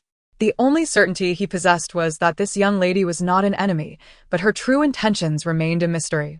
In the year 0016, when the multilingual gentleman informed Tao Bao that the petal rain could no longer fall, Dayu felt a pang of disappointment. Nevertheless, she had witnessed the beauty of the petal rain and became increasingly curious about Tao Bao. "Sister, who are you?" Dayu inquired, tilting her head. Tao Bao chuckled. "You have mistakenly addressed me. You should call me teacher. I am here to be your teacher." This revelation left Dayu momentarily speechless, as the sudden introduction of a teacher seemed somewhat dubious. Her parents had never mentioned hiring a female teacher for her education. At this juncture, Lin Ruhai and his wife finally regained their senses. Jiamin questioned, "My daughter Dayu seeks a teacher, but the teacher has already been arranged and is expected to arrive in Yangzhou by tomorrow at the latest." "Miss Tao, perhaps you have heard some rumors that led to this misunderstanding?" To be candid, Jiamin was reluctant to have Tao Bao as her daughter's instructor. Firstly, Tao Bao's origins were unclear, and secondly, her daughter was being groomed in the manner of a refined young lady, while Tao Bao's approach seemed to contradict that.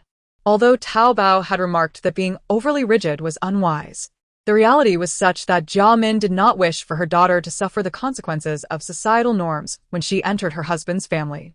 Aware of her own health, which had faltered on 2 occasions, Jiamin had discreetly consulted doctors who warned her of a significant decline, suggesting her time was limited. She had refrained from disclosing this matter to her husband and daughter, fearing their concern. She wished to impart as much knowledge and etiquette to her daughter as possible, for she feared that should she and her husband pass, Dayu would be left without guidance or support. Tao Bao, understanding the mother's intentions, recognized the precarious situation of the Rongwa mansion, which was clearly on a downward trajectory. As a young lady of a noble family, even if she were to marry out, she could not remain oblivious to the unfolding events. The princes had matured and were vying for influence, and Lin Ruhai's position was particularly conspicuous. Given the complexities of the family's relationships, Jiamin undoubtedly yearned to instill her knowledge and wisdom in her daughter, wishing to secure her future after her own demise. Tao Bao's mission, however, was to alter this dynamic, ensuring that Dayu would experience a life filled with joy and harmony. It was imperative that she intervene to improve Dayu's circumstances. The eventuality of Jiamin passing followed by Lin Rahai, would leave Dayu in despair without the support of the Lin family, regardless of her temperament. Cao Bao's plan involved two simultaneous strategies: transforming Dayu's melancholic disposition and ensuring the survival of Jia Min and Lin Ruhai, even if she could not secure their lives. She intended to provide Dayu with a reliable support system, for she refused to believe that the Lin family would be entirely extinguished. With clarity of purpose, Cao Bao smiled and addressed them. "There is no misunderstanding. I must reveal that it is indeed Jia Yuzuan, the gentleman you sought, who entrusted me with this task. He has encountered some difficulties and cannot come himself. If you doubt my ability to educate your daughter, feel free to test my knowledge." Confident in her qualifications from a prestigious university, she was certain of her capability to teach a child who had yet to receive formal education. Upon hearing this, Jia Min felt a mixture of resignation and intrigue. With the original teacher unavailable, they could not compel him to come. She glanced at her husband, hoping he would take charge and dismiss Cao Bao, only to observe him displaying genuine enthusiasm, even beginning to inquire about her capabilities. "Since you claim such expertise, may I ask what subjects you excel in?" Lin Rahai inquired with keen interest. "Arithmetic and foreign languages," Cao Bao replied. Noticing Lin Rahai's brow furrow slightly, she quickly added, "Mastering arithmetic makes business dealings much easier, and foreign languages are invaluable. With such knowledge, one can traverse the world. Moreover, should one inadvertently find themselves in trouble, having these skills opens up numerous avenues for escape abroad. Wouldn't you agree, Lord Lin, that this is immensely beneficial?" Cao Bao's gaze was fixed on Lin Rahai's expression. Observing the moment, his interest dimmed at the mention of alternative paths. Lin Rahai was indeed contemplating contingencies. His position was highly coveted, and every prince was eager to seize it. With the emperor aging, the princes were becoming increasingly restless. Even if Lin Rahai wished to remain uninvolved, he could not evade the political maneuvering surrounding him. The precarious nature of his position meant that aligning with the right faction could elevate him as a favored courtier, while a misstep could lead to irreparable consequences. Given Lin Rahai's character, he would remain loyal to the emperor, ultimately becoming a pawn in the political strife. Seeing Lin Rahai silent, Cao Bao continued, "I possess fluency in numerous languages. Indeed, I can converse in the tongues of all nations across the globe. This is no boast, but a reality." Lin Rahai narrowed his eyes, feigning ease despite his astonishment at Cao Bao's claim. "Pray, enlighten us with a few examples, if you would." This was Cao Bao's forte. Having studied an extensive array of languages, she promptly nodded, and before the astonished and admiring gaze of Dayu, she rattled off a litany of foreign tongues: English, Japanese, French, Russian, Spanish, and more. Lin Rahai recognized only the English and Russian greetings, while the remainder was incomprehensible to him. However, the inability to comprehend was inconsequential. It confirmed that Cao Bao indeed possessed a remarkable command of languages. Jia Min could scarcely fathom that a woman could be so accomplished. Encountering someone proficient in multiple foreign languages was a rarity. "Miss Tao, since you are well-versed in so many languages, have you personally visited these countries?" Jia Min inquired, her earlier reservations about Cao Bao dissipating in light of her evident prowess. In truth, Cao Bao had never traveled abroad. Her only experience was a fleeting glance at the border of Myanmar during a trip to Yunnan. Yet, she could not admit this. Revealing such would undermine the impressive persona she had carefully cultivated. Jia Min was astonished, unable to believe that this seemingly youthful woman could have traversed so many lands. "Oh, where have you been? You must be quite young, perhaps even younger than I." Cao Bao chuckled. "I fear I am not so young. I am nearly 28. Possibly older than you, madam." Upon hearing this, the entire courtyard drew in a collective breath. Jia Min could hardly believe that this girl, who appeared no older than 18 or 19, was indeed 28, surpassing her in age. Cao Bao knelt down to meet Dayu's gaze. "Would you allow me to be your teacher? A mentor who possesses martial arts skills and a plethora of foreign languages is a rare find." Dayu felt a surge of excitement and glanced at her parents, noting their lack of objection. She eagerly nodded, performing a small bow. "I have met my teacher." "Excellent. However, let's forego the formalities in the future. We do not adhere to such customs." Cao Bao waved her hand dismissively. Lin Rahai exchanged glances with Jia Min, who, smiling, invited Tao Bao into their home. Miss Tao, we look forward to your guidance for Dayu. The annual fee is 50 taels, plus 2 sets of seasonal clothing. What do you think? Tao Bao nodded. Her motivation was not financial. Her priority was to fulfill her mission. The couple instructed the kitchen to prepare additional dishes and invited Tao Bao to dine with them. Though she had claimed to be sent by Jia Yuzuan, they remained unaware of her true identity. Nevertheless, they recognized her as a formidable individual deserving of their utmost respect. The first step of transformation began with a lively square dance, Happy New Year. Soon, the dishes were prepared and served, prompting Lin Rahai and his wife to invite Tao Bao to join them without reservation. Tao Bao, naturally, did not hold back and eagerly began to eat. Jia Min's nurse, Wang, served her dishes, while Dayu's nurse, Liu, did the same for her. One of the vegetarian dishes that Dayu favored was placed too far for her to reach. Understanding her young lady's needs, Liu raised her hand to serve the dish to Dayu. Just as she was about to place it on Dayu's plate, a pair of chopsticks suddenly intervened. Tao Bao looked at Dayu and said, "If you stand up, you can serve yourself. This is not a formal occasion. There is no need for such pretense. My student should handle her own affairs." But, "Sir." "No buts," Tao Bao replied coldly. Transforming Dayu's spoiled demeanor must start with her learning to eat independently. Lin Rahai remained silent, and Jia Min felt that since they had already engaged Tao Bao as a tutor, she would not interfere in such minor matters.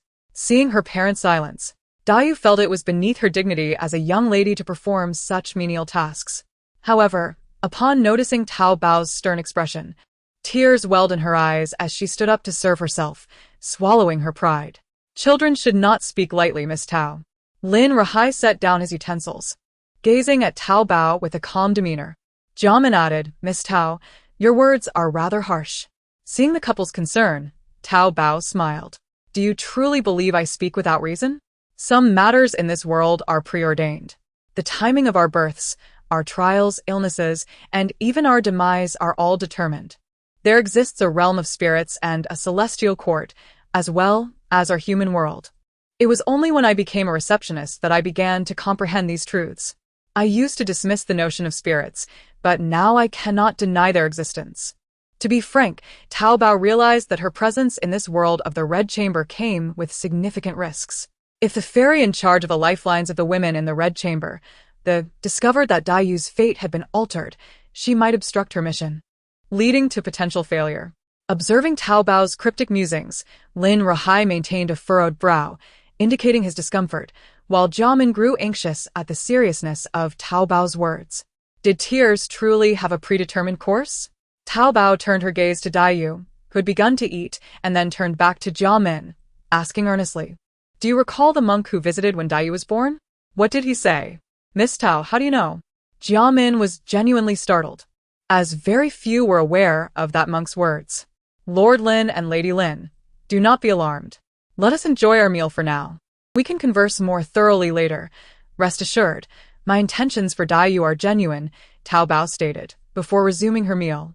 The couple exchanged glances, both recognizing the astonishment reflected in each other's eyes. After finishing their meal, Dayu, accompanied by her maid, led Tao Bao to the well-prepared guest room for rest, which was conveniently situated within Dayu's courtyard. The room was spacious, divided into 3 sections: a bedroom, a study, and a small hall in the center. Tao Bao was quite pleased with such accommodations. Noticing Tao Bao's enthusiasm as she examined the room, Dayu inquired, "Sir, what time shall we commence our lessons tomorrow?" She was particularly eager to learn a foreign language. Before retiring for the night, Tao Bao accessed her system inventory, retrieving 4 large canvas bags. Amidst the repeated inquiries from the maid on night watch, she organized the items methodically, preparing everything needed for the following day, and finally closed her eyes to rest. In a drowsy state, Tao Bao quietly asked Xiao AI, "If I reveal the details of the task transaction to Lin Rahai himself, would that be considered a violation?" "Not at all. Guests have the right to be informed, regardless of the time," Xiao AI responded, reassured by the answer. Tao Bao instructed Xiao AI to wake her at 6:30 the next morning and drifted into a peaceful slumber. At 6:30, Sha Ai promptly awakened Tao Bao. The maid on watch, having heard movement from within, stepped out to fetch hot water for Tao Bao to wash her face. Just as Tao Bao donned her sports attire, the maid named Xiao, she entered with the water. Ignoring Xiao Xi's astonishment at her appearance, Tao Bao swiftly took the water and washed her face. Once ready, Tao Bao stretched lazily, grabbed the small bee toy she had prepared on her bedside, and crossed over the still-dazed Xiao Xi to step into the courtyard. Upon entering the courtyard, Dayu approached, accompanied by her maid. "Good morning, little friend Dayu," Tao Bao greeted, waving her hand while focusing on adjusting the small bee. Seemingly accustomed to her unconventional role as a female tutor, Dayu showed no particular reaction to Tao Bao's sporty attire. Instead, her attention was captured by the yellow bee in Tao Bao's hand. Curious, she leaned closer to observe, just as Tao Bao pressed play. "Who brought this, ancient?" The sound of the bee was not particularly loud, but in close proximity, it was overwhelming. Startled by the sudden noise, Dayu fell onto the ground. "Sir, what is this strange creature in your hand? What did you say? I can't hear you." Tao Bao lowered the volume, chuckling at the sight of Dayu on the floor. "Get up. Look at you, this is an amplifier. It can also play music, not a creature." By now, the song Qing Zong Gao Yuan was transitioning to a more soothing part, and with the volume lowered, it sounded less jarring. Dayu managed to rise on her own, as Tao Bao had no intention of indulging her spoiled behavior. Meanwhile, her little maid was completely stunned, forgetting to assist her young lady. "Sir, this amplifier sings quite beautifully," Dayu remarked, her fear dissipating as she listened to the melody, finding it rather pleasant. Tao Bao nodded, fastening the bee to her waist. "Come, stand by my side. Let us stretch our limbs." Although unsure of what to expect, Dayu obediently stood beside Tao Bao. "Sir, how do we stretch our limbs?" Listening to the melody from the bee, Dayu's curiosity about Tao Bao piqued as she tilted her head and gazed excitedly at her. Tao Bao, appreciating the child's capacity for learning, changed the song. "I'm changing the song, just follow my lead in a moment. Here we go, 1, 2, 3, let us begin." I planted a seed, and finally, it bore fruit. Today is a momentous day. I'll pluck stars for you. I'll pluck the moon for you. Fire, fire, fire. You are my little apple, no matter how much I love you, it is never enough. You are my little apple. In this lively and infectious song, Dayu was completely swept up in the energy as she mimicked Tao Bao's movements, her joy apparent. By the end, even the previously dazed maid, Shui Yan, was drawn into the fun, joining them in their spirited dance. The three of them danced with abandon, and witnessing Dayu finally exhibit the lively charm befitting her age filled Tao Bao with a profound sense of accomplishment. In a lively atmosphere, the children were joyfully engaging in a playful dance, their spirits soaring as they sang, "You are my little apple, no matter how much I love you. It's never too much." Tao Bao led the exuberant performance, and soon, Dayu and Shuiyan, initially hesitant, joined in with increasing enthusiasm, their voices growing louder with each repetition. Dayu, with her innocent demeanor, sang with delightful exuberance, her small face radiating joy. Meanwhile, an approaching group drew near, led by Jia Min, who, having skipped breakfast, was eager to observe how Tao Bao was educating her daughter. As she neared the peach garden, she was taken aback by the unexpected sounds of singing and merriment. To her astonishment, she realized that someone was accompanying the song with music, creating an atmosphere of festive revelry. Why on earth are there such sounds coming from within? I have not hired any musicians, she thought, perplexed. As she stepped into the courtyard, she was suddenly greeted by the exuberant refrain, "No matter how much I love you, it's never too much." Jia Min shuddered involuntarily, recognizing that unmistakable voice, her precious daughter S.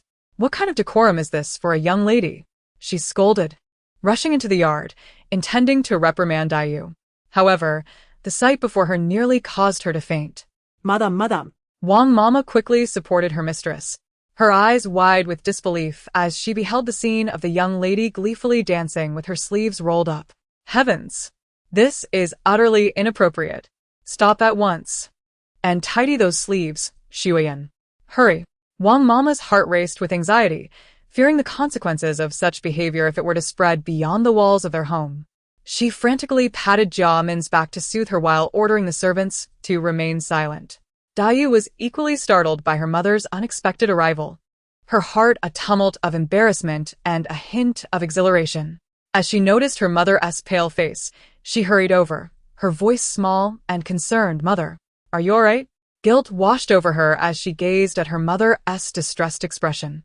Zhao Dabao, sensing the tension, exchanged apologetic glances with Jia Min. "Madam, please take a moment to compose yourself. There's no need for alarm. In foreign lands, young ladies often bathe in the river in their undergarments. Dayu is merely engaging in some physical exercise," he explained. "Bathing in the river?" Jia Min was taken aback, her astonishment palpable. Zhao Dabao nodded, observing her reaction closely. "Dayu has been frail since childhood. She needs to be more active to improve her health. I thought starting with dance would be beneficial, gradually increasing the intensity of her exercises. She'll be robust and full of vitality in no time." Jia Min was aware of her daughter's delicate health, having consulted numerous physicians who had advised rest and minimal exertion. However, she had never heard of a method that encouraged activity as a means to recovery. Sensing her skepticism, Zhao Dabao gestured for Dayu to lift her chin.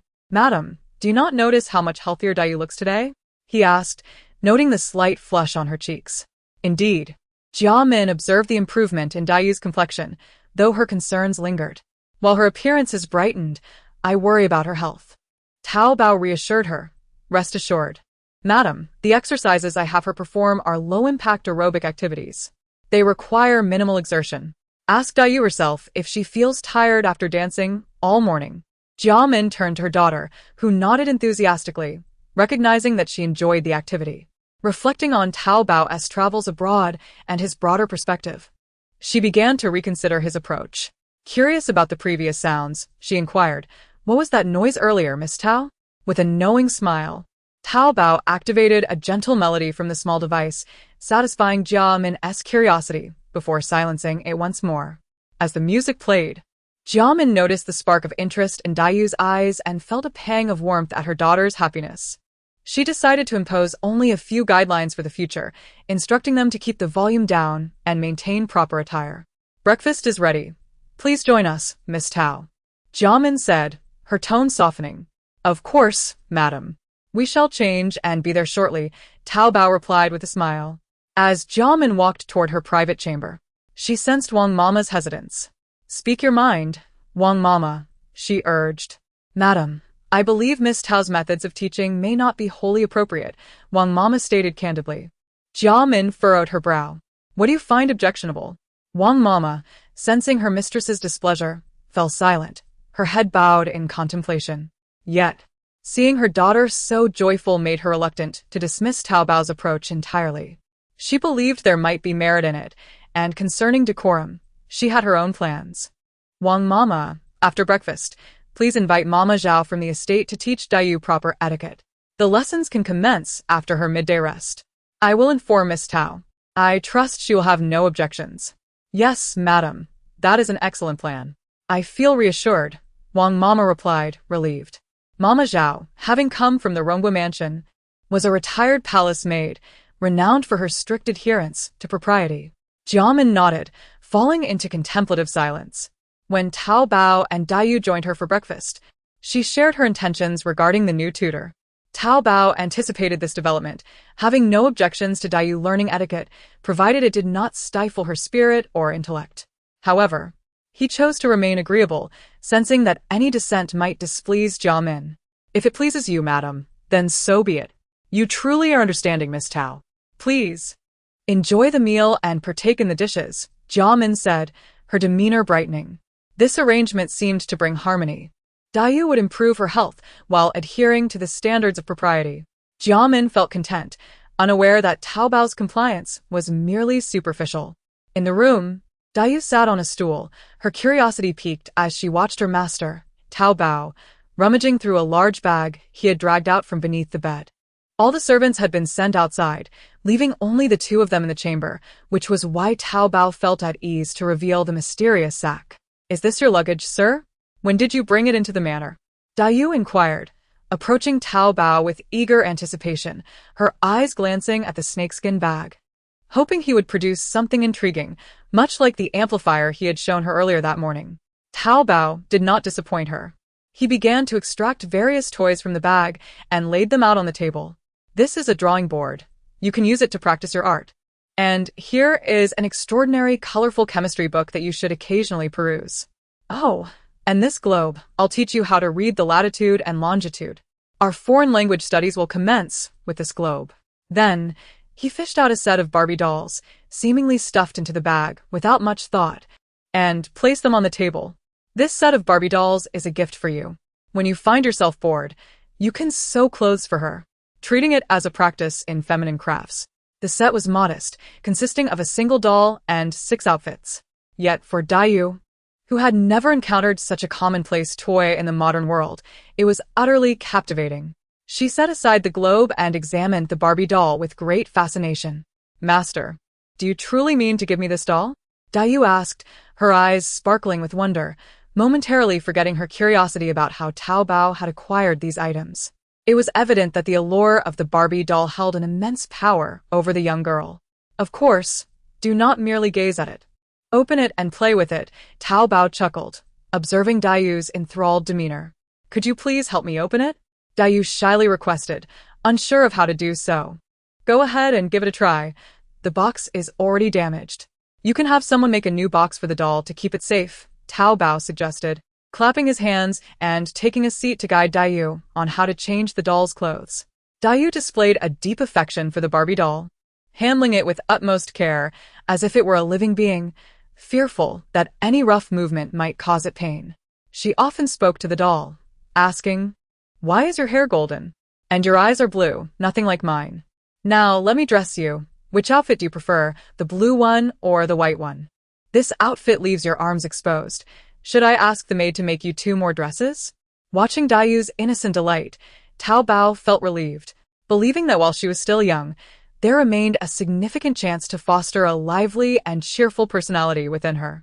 However, their moment of joy was abruptly interrupted by a knock at the door. "Miss Tao, are you inside?" came the voice of Zhao Mama. "The mistress has sent me to escort you to learn the proper etiquette."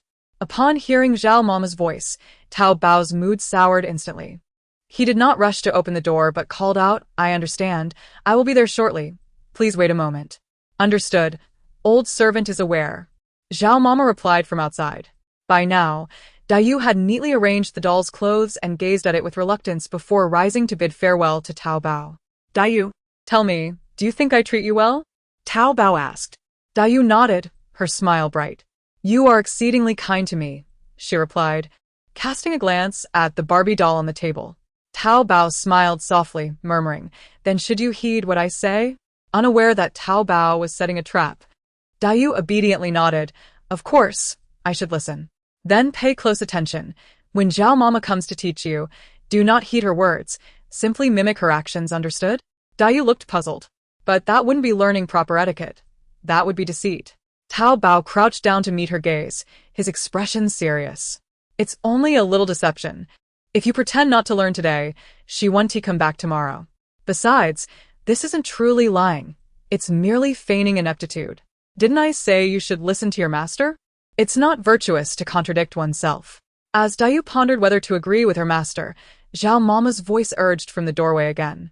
"Miss Tao, are you ready?" The mistress may grow impatient. Frustrated, Zhao Dabao shouted towards the door. "What are you hurrying for? I said I would be ready shortly. Now be quiet." After reprimanding Zhao Mama, Zhao Dabao turned back to Dayu, his eyes sharp with warning. "What Zhao Mama teaches is not worth learning. Do not truly follow her, understood?" Dayu quickly nodded, not daring to say more. "All right then, let's hurry outside. Otherwise, Zhao Mama will keep urging us. Leave the doll here for now. You can have a maid come fetch it later." Gently patting Dayu's shoulder, Zhao Dabao ushered her out, casting a glare at Zhao Mama as she passed. Zhao Mama pretended not to notice and led Dayu along with a group of maids and servants. The gatekeeper, oldly, upon seeing Zhao Dabao, assumed she was leaving the manor and kindly inquired, "Miss, are you going out? Should you take along some maids?" Zhao Dabao waved her hand dismissively, plopping down on the bench where Old Li had been sitting. "No, I am merely waiting for someone." Seeing this, Old Li refrained from further questioning and continued to stand guard. Zhao Dabao, noticing the elderly man was standing while she, a young girl, was seated, felt a tinge of embarrassment. She patted the remaining space beside her and said, "Old Li, you should sit down too. There's no need for you to stand." However, the moment the words left her mouth, she caught a glimpse of the peculiar look in Old Li's eyes. Oh dear, this is ancient times, where propriety dictates that men and women do not share seats after the age of 7. Feeling as though she had been pricked by 1,000 needles, Zhao Dabao instantly sprang up, pulling Old Li down to sit while she herself leaped onto the rooftop. "You sit. I find the rooftop quite pleasant. The view is expansive and lovely." Old Li merely shook his head with a smile, not replying. Seated atop the roof, Zhao Dabao patted her chest, inwardly lamenting her loss of face. Nonetheless, her thick skin allowed her to soon cast aside the earlier embarrassment and embrace the joys of the moment. As the expected individuals arrived, Zhao Dabao gracefully descended before Lin Ruhai. "Lord Lin, shall we converse?" Lin Ruhai gazed at the suddenly appearing Zhao Dabao, nodded, and replied, "Let us proceed to my study." He then walked directly towards the study, with Zhao Dabao following closely behind, a smile gracing her lips. The Lin residence sprawled over a vast expanse, with countless courtyards. Among them, 3 stood out prominently. The Ru Ju Yuan, where Lin Ruhai and his wife resided, the Tao Yuan, where Lin Daiyu lived, and the Song Tao courtyard, which served as Lin Ruhai's study and meeting place. Zhao Dabao estimated that their walk from the entrance to the Song Tao courtyard took nearly 10 minutes, a duration that might have stretched to 20 minutes had Jia Min been present, illustrating the immense size of the Lin estate and subtly reflecting the family's substantial wealth. While Zhao Dabao mused on ways to procure some gold from Lin Ruhai, they arrived at the study. Lin Ruhai gestured for her to enter and dismissed his attendants, closing the door behind them. "What matters does Miss Tao wish to discuss?" Lin Ruhai inquired, taking a seat and motioning for her to do the same. However, Zhao Dabao remained standing, displaying a professional smile as she said, "Mr. Lin, I am the designated attendant you entrusted with your order. Given your role as the client, it is imperative that I disclose my identity and request your cooperation in fulfilling my duties for optimal task completion." Lin Ruhai was taken aback, utterly bewildered by her disjointed words. "Mr. Lin, I understand you must be feeling quite perplexed. Allow me to present the order receipt," Zhao Dabao said with a smile, signaling Xiao Ai to place Lin Ruhai's special receipt on the table beside him. Upon glancing at the black receipt, Lin Ruhai was struck by a chilling sensation as he recognized the golden name inscribed upon it, his own. Although the handwriting was somewhat shaky, he could unmistakably discern it was his. Shocked, he looked at Zhao Dabao, who bore a standard, humorless smile and swallowed hard before picking up the receipt. The second party entrusts the first party with the task of altering the fate of the second party's daughter in exchange for their soul as compensation. If both parties agree, they may sign below the receipt. The first party shall provide whatever is required, limited liability company, the second party, Lin Ruhai. After reading the contents of the receipt, Lin Ruhai was engulfed in panic, his hands trembling as he nearly dropped the document. This was simply beyond comprehension. He could find no adequate words to express his current emotions. It was utterly incredible. Seeing his reaction, Zhao Dabao understood he believed her. She took the receipt from his hands and explained, "In essence, the future version of you has commissioned me to alter your daughter's fate. Whether it's the future you or the present you, you are the same individual. After your death in this world, your soul will belong to our company. Therefore, I urge you to cherish your current moments and the time that may be granted to you, to ensure your soul is not squandered and to facilitate the successful completion of the task." Lin Ruhai looked up at Zhao Dabao, whose sincere smile gave him a surreal feeling. "Can you enlighten me on my daughter's original fate?" After accepting Zhao Bao's assertions, this was the answer Lin Ruhai yearned to know most. Zhao Dabao, fully understanding his curiosity, advised him to brace himself as she conveyed the memories she had gathered from Lin Ruhai's posthumous existence into words. She recounted the events surrounding Jia Min's demise, Lin Daiyu's life in the Jia household, Jia Baoyu's existence, and Lin Ruhai's own eventual fate, leaving out only the secrets of the spirit of illusions. Through Zhao Bao's narration, Lin Ruhai learned of everything that transpired in the mortal realm. He was left in a state of profound shock. The knowledge of his future destiny instilled both fear and an inexplicable thrill within him. Zhao Dabao could easily surmise his thoughts and remarked with a smile, "As you might have guessed, everything presents an opportunity for change. As an attendant, it is our duty to fulfill our clients' requests." These were also the benefits Lin Ruhai earned in exchange for his contributions, and she held no reservations about altering Lin Daiyu's fate further from its original course. After a prolonged silence, Lin Ruhai finally raised his gaze to the standing Zhao Dabao. "Miss Tao, how may I assist you?" Without needing to be prompted, Zhao Dabao sat down, crossing her legs casually. "Quite simply, you must manage your wife, Jia Min, and prevent her from interfering in Lin Daiyu's education. At her tender age, she should be molded properly without being constricted by rigid rules." Lin Ruhai questioned, perplexed, "Isn't it correct to learn proper decorum?" Seeing the naivety in his expression, Zhao Dabao rolled her eyes in exasperation. "Do you recall what I just mentioned about Jia Baoyu?" "Of course." Lin Ruhai's eyes glinted with intensity. Jia Baoyu could indeed be regarded as the root of his daughter's demise, an undeniable truth he could not forget. "Good. Then you must understand why Lin Daiyu might be drawn to such a character in the future. It is due to her limited worldview. Having been confined by those archaic rules, rarely stepping outside the gates. Apart from you, her father, she has likely encountered few men. Jia Baoyu may not be unattractive, with his sweet words, and could easily enchant Lin Daiyu." Zhao Bao's words stirred Lin Ruhai's anxiety. Clearly, these rigid customs must not be learned. "So, your suggestion is to broaden her horizons?" "Indeed. At her young age, she should be exploring and enjoying life, not being restrained. Take her out more often to see the world, lest she be deceived solely by Jia Baoyu." With clarity on his daughter's fate, Lin Ruhai's thoughts turned to his wife, Jia Min, who Zhao Dabao had previously mentioned would pass within a year, delayed by his scholarly pursuits. He had married later in life, and their bond had deepened through shared hardships. Being significantly older, he had always pampered his young wife. After several years of marriage, they had finally conceived Yor, but the pregnancy had been fraught with complications due to the machinations of a concubine, leaving both mother and daughter in frail health.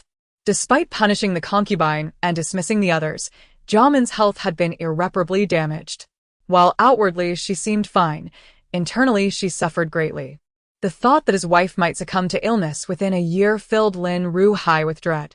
Ignorance might have been bliss, but now that he was aware, the torment was unbearable. "Miss Tao, is there a way to improve MANHUA's health? If she were to deteriorate, the Jia family would undoubtedly send for Lin Daiyu. You are surely aware of the current political climate. Should the Jia family send someone, I would find it difficult to refuse. In that case, your mission may." Zhao Dabao couldn't help but chuckle at Lin Ruhai's attempt to use this as leverage against her. She found the situation rather amusing. Raising a hand to silence him, she stood and declared, "There is nothing that cannot be resolved with money. If it cannot be resolved with money, then gold will suffice." With that, she opened the door and stepped out, noting that it was getting late. She feared Jia Min might grow suspicious if she lingered too long. Just as she contemplated how to procure gold and silver from Lin Ruhai, the opportunity had presented itself. How foolish it would be to pass up such a chance. Upon the abrupt onset of illness, Zhao Dabao remained oblivious to how Lin Ruhai had negotiated with Jia Min. After dismissing Zhao Mama, her concern for Zhao Dabao's educational methods dissipated entirely, save for her routine visits to bond with her daughter. She lavished affection upon Zhao Dabao, even noticing her somber attire and promptly commanding her servants to craft 2 garments, leaving Zhao Dabao pleasantly astonished and even questioning whether Lin Ruhai had somehow acquired her. However, such suspicions remained mere conjectures. Bound by contractual obligations, Lin Ruhai could not divulge future occurrences, nor could he document them. Thus, Zhao Dabao endeavored to avoid Jia Min, finding her excessive warmth somewhat overwhelming. Turning to more pressing matters, with obstacles removed, Zhao Dabao formally established a curriculum for Daiyu, modeled after a modern student timetable with a 7-day cycle. Classes were scheduled from Monday to Friday, with weekends reserved for rest. Mornings commenced at 6:30, followed by an hour of aerobic exercise in the courtyard starting at 7, accompanied by the cheerful tune of Little B. After exercising until 8, A 2-hour break was allotted for meals, and formal study began from 10 to noon, with Zhao Dabao himself instructing Dayu in reading, focusing on the traditional version of the 300 Tang poems or other prose and poetry, aimed at enhancing her literacy and understanding. Thus, life unfolded according to Zhao Dabao's meticulously crafted plan. A month swiftly passed. Upon her arrival, the Mid-Autumn Festival had recently concluded, and now deep autumn had settled in, bringing a gradual drop in temperature. In recent days, a light rain had begun to fall. With her internal fortitude and work attire shielding her, Zhao Dabao felt no chill whatsoever. Had it not been for Dayu donning a padded jacket, she might not have realized how much the temperature had indeed fallen. As the weather grew colder, Dayu's curriculum continued unabated, though lessons were relocated indoors. In previous years, she would have been particularly susceptible to the cold, yet this year she remained lively, darting about the room with her cheeks flushed and occasionally interjecting with snippets of English, full of vigor. On this weekend, Zhao Dabao accompanied Dayu in her room, designing clothes for her dolls. It was remarkable how Lin Ruhai had managed to communicate with Jia Min. She did not inquire about any of Zhao Dabao's peculiar items, but merely observed their functionalities. For instance, regarding the colorful crayons in Dayu's possession, Jia Min had only asked where they came from, and upon learning they were a gift from her teacher, expressed surprise but did not pursue the matter further. This sudden trust from Jia Min left Zhao Dabao somewhat taken aback. "Sir, what do you think about using this piece of brocade to make a dress for the doll?" Dayu inquired, pointing to the assortment of fabric scraps in the basket. Zhao Dabao glanced at the design she had sketched, measured the fabric against the drawing, and nodded in approval. "Quite nice. Then I shall use this material?" Dayu asked eagerly, and upon receiving a nod from Zhao Dabao, she gleefully began cutting the fabric according to the template. Bored in the indoor space, Zhao Dabao reminded the servants to watch over Dayu with the scissors and stepped outside into the courtyard. As she gazed into the overcast sky, Zhao Dabao suddenly heard hurried footsteps approaching. A maid hurriedly entered. It was Dong Shui, a second-tier servant who attended Jia Min. Upon seeing Zhao Dabao, she quickly bowed and attempted to leave, but Zhao Dabao stopped her, inquiring about the urgency and the cause of her haste. "Is something amiss? Has someone sent for the doctor?" "Yes, they have, but please allow me to attend to the young lady first," Dong Shui replied, her urgency palpable. Madame suddenly fainted, which was terrifying enough, and now the master is away, leaving the household in disarray. "We are in a state of panic." "Very well, go quickly," Zhao Dabao urged, stepping aside to let Dong Shui pass. "Thank you, miss." Dong Shui dashed into the house. Zhao Dabao, confident that Jia Min would not succumb so swiftly, felt no alarm. However, concern for Dayu lingered, having spent a month caring for the child. As she pondered, she hastened back indoors. Upon seeing Zhao Dabao, Dayu appeared as if she had found a lifeline, exclaiming in distress, "Sir, my mother has fallen ill. What should I do? Please help me. What have I always advised you?" Zhao Dabao replied, gently raising her chin to meet his gaze. "Crying will not solve the problem. You must think critically. There is no insurmountable obstacle." Dayu nodded, and Zhao Dabao continued, "Reflect on how your mother handled such situations. First, she would summon a physician, then reassure those around her, and prepare any necessary herbal remedies. The doctor, Wang Mama, has already been summoned. Our task now is to gather the medicinal ingredients and calm the servants." Zhao Dabao gestured for Dong Shui to lead the way, accompanying Dayu as they made their way to Rue Juyuan. As they walked, Dayu calmly instructed her nurse, Lu Mama, and another maid, Chun Qian, to carry out her orders. "Understood." Lu Mama and Chun Qian acknowledged, proceeding to the entrance of Rue Juyuan. Unable to contain herself any longer, Dayu dashed into the courtyard, racing to her mother's door. Outside, the maids were bustling about, and upon seeing Dayu, they immediately rallied around her, ushering her into the room. In these recent days of overcast skies, the dim light within the room compelled me to turn on the lamps during the day. The maid, Chun Tao, guided Dayu into Jia Min's chamber, which, once cloaked in gloom, now gleamed brightly under the illumination. Jia Min lay upon the intricately carved bed, her pallid visage illuminated clearly. "Mother." Dayu rushed to her bedside, her heart gripped with both astonishment and fear as she beheld her mother's ashen countenance, tears welling in her eyes, yet restrained from flowing. Wang Mama stood solemnly at the bedside, observing her young mistress's distress, and approached with soothing words. "Do not fret, my lady. The physician shall arrive shortly. Summer Lotus has assessed Madam's condition, and it is not grave. A few doses of medicine will suffice." Summer Lotus, as mentioned by Wang Mama, was Jia Min's devoted maid, who had learned some rudimentary medical knowledge from her mother in her youth. Hearing Wang Mama's words eased some of Dayu's trepidation. Is mother truly not in serious condition? Despite her slight relief, Dayu's anxiety lingered, prompting her to gaze up at Wang Mama. Wang Mama supported Dayu as she stood beside her, drawing the gauzy curtain aside.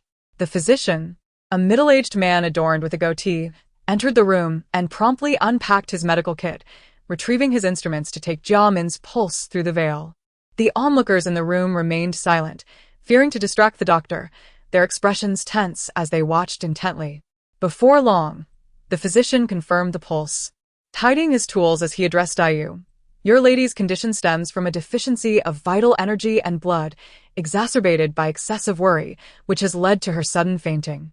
I shall prescribe a few remedies to replenish her strength, and once she improves, we can complement it with acupuncture and herbal tonic. There should be no cause for concern." Relieved by the physician's assurance, Dayu exhaled deeply and turned to Shuayan, instructing her to fetch 20 taels of silver from the storeroom.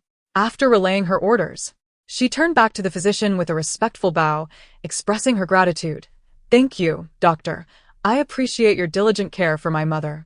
Wang Mama exchanged a knowing glance with Chiojuan, who understood and took the prescription to accompany the doctor to procure the medicine. Meanwhile, Tao Bao remained seated in the parlor, and upon seeing Dayu escort the doctor out, beckoned her with a wave. "What is the situation with your mother?" The doctor mentioned it is due to insufficient vital energy. "She merely requires nourishment to recuperate." "Thank you for your concern, sir," Dayu replied, knowing his wife was in the capable care of their daughter. Lin Rahai entered the room to check on Jia Min, observing that her condition had not improved. After inquiring about the doctor's assessment from Wang Mama, he said nothing further and proceeded to the parlor to find Tao Bao. Tao Bao, sensing Lin Rahai's silence, jested. "What is the meaning of this? Are you preparing to stage a robbery?"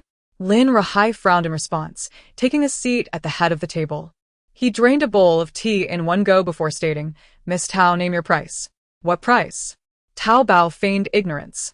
Lin Rahai sighed in exasperation. "Miss Tao, you have been waiting here all day, clearly anticipating my arrival. Speak plainly.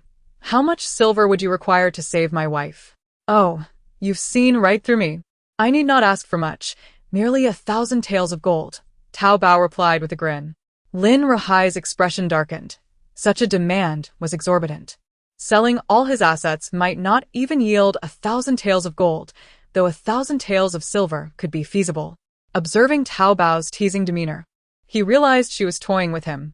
Amused by Lin Rahai's incredulous expression, Tao Bao straightened her face and said earnestly, 100 taels of gold is my serious offer this time. As a businesswoman, I cannot afford to incur losses."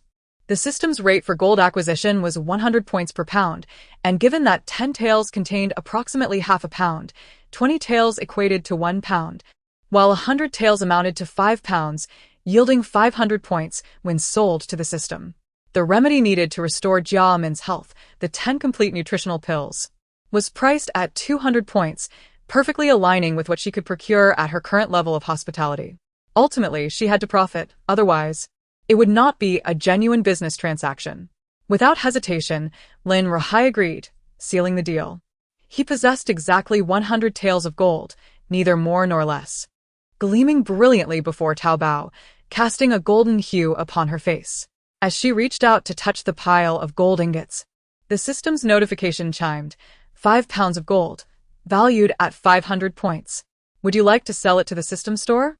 Tao Bao smiled slyly, placing the gold ingots into her pouch one by one, then pretended to rummage in her sleeve, producing a pill the size of a large marble, which she handed to Lin Rahai.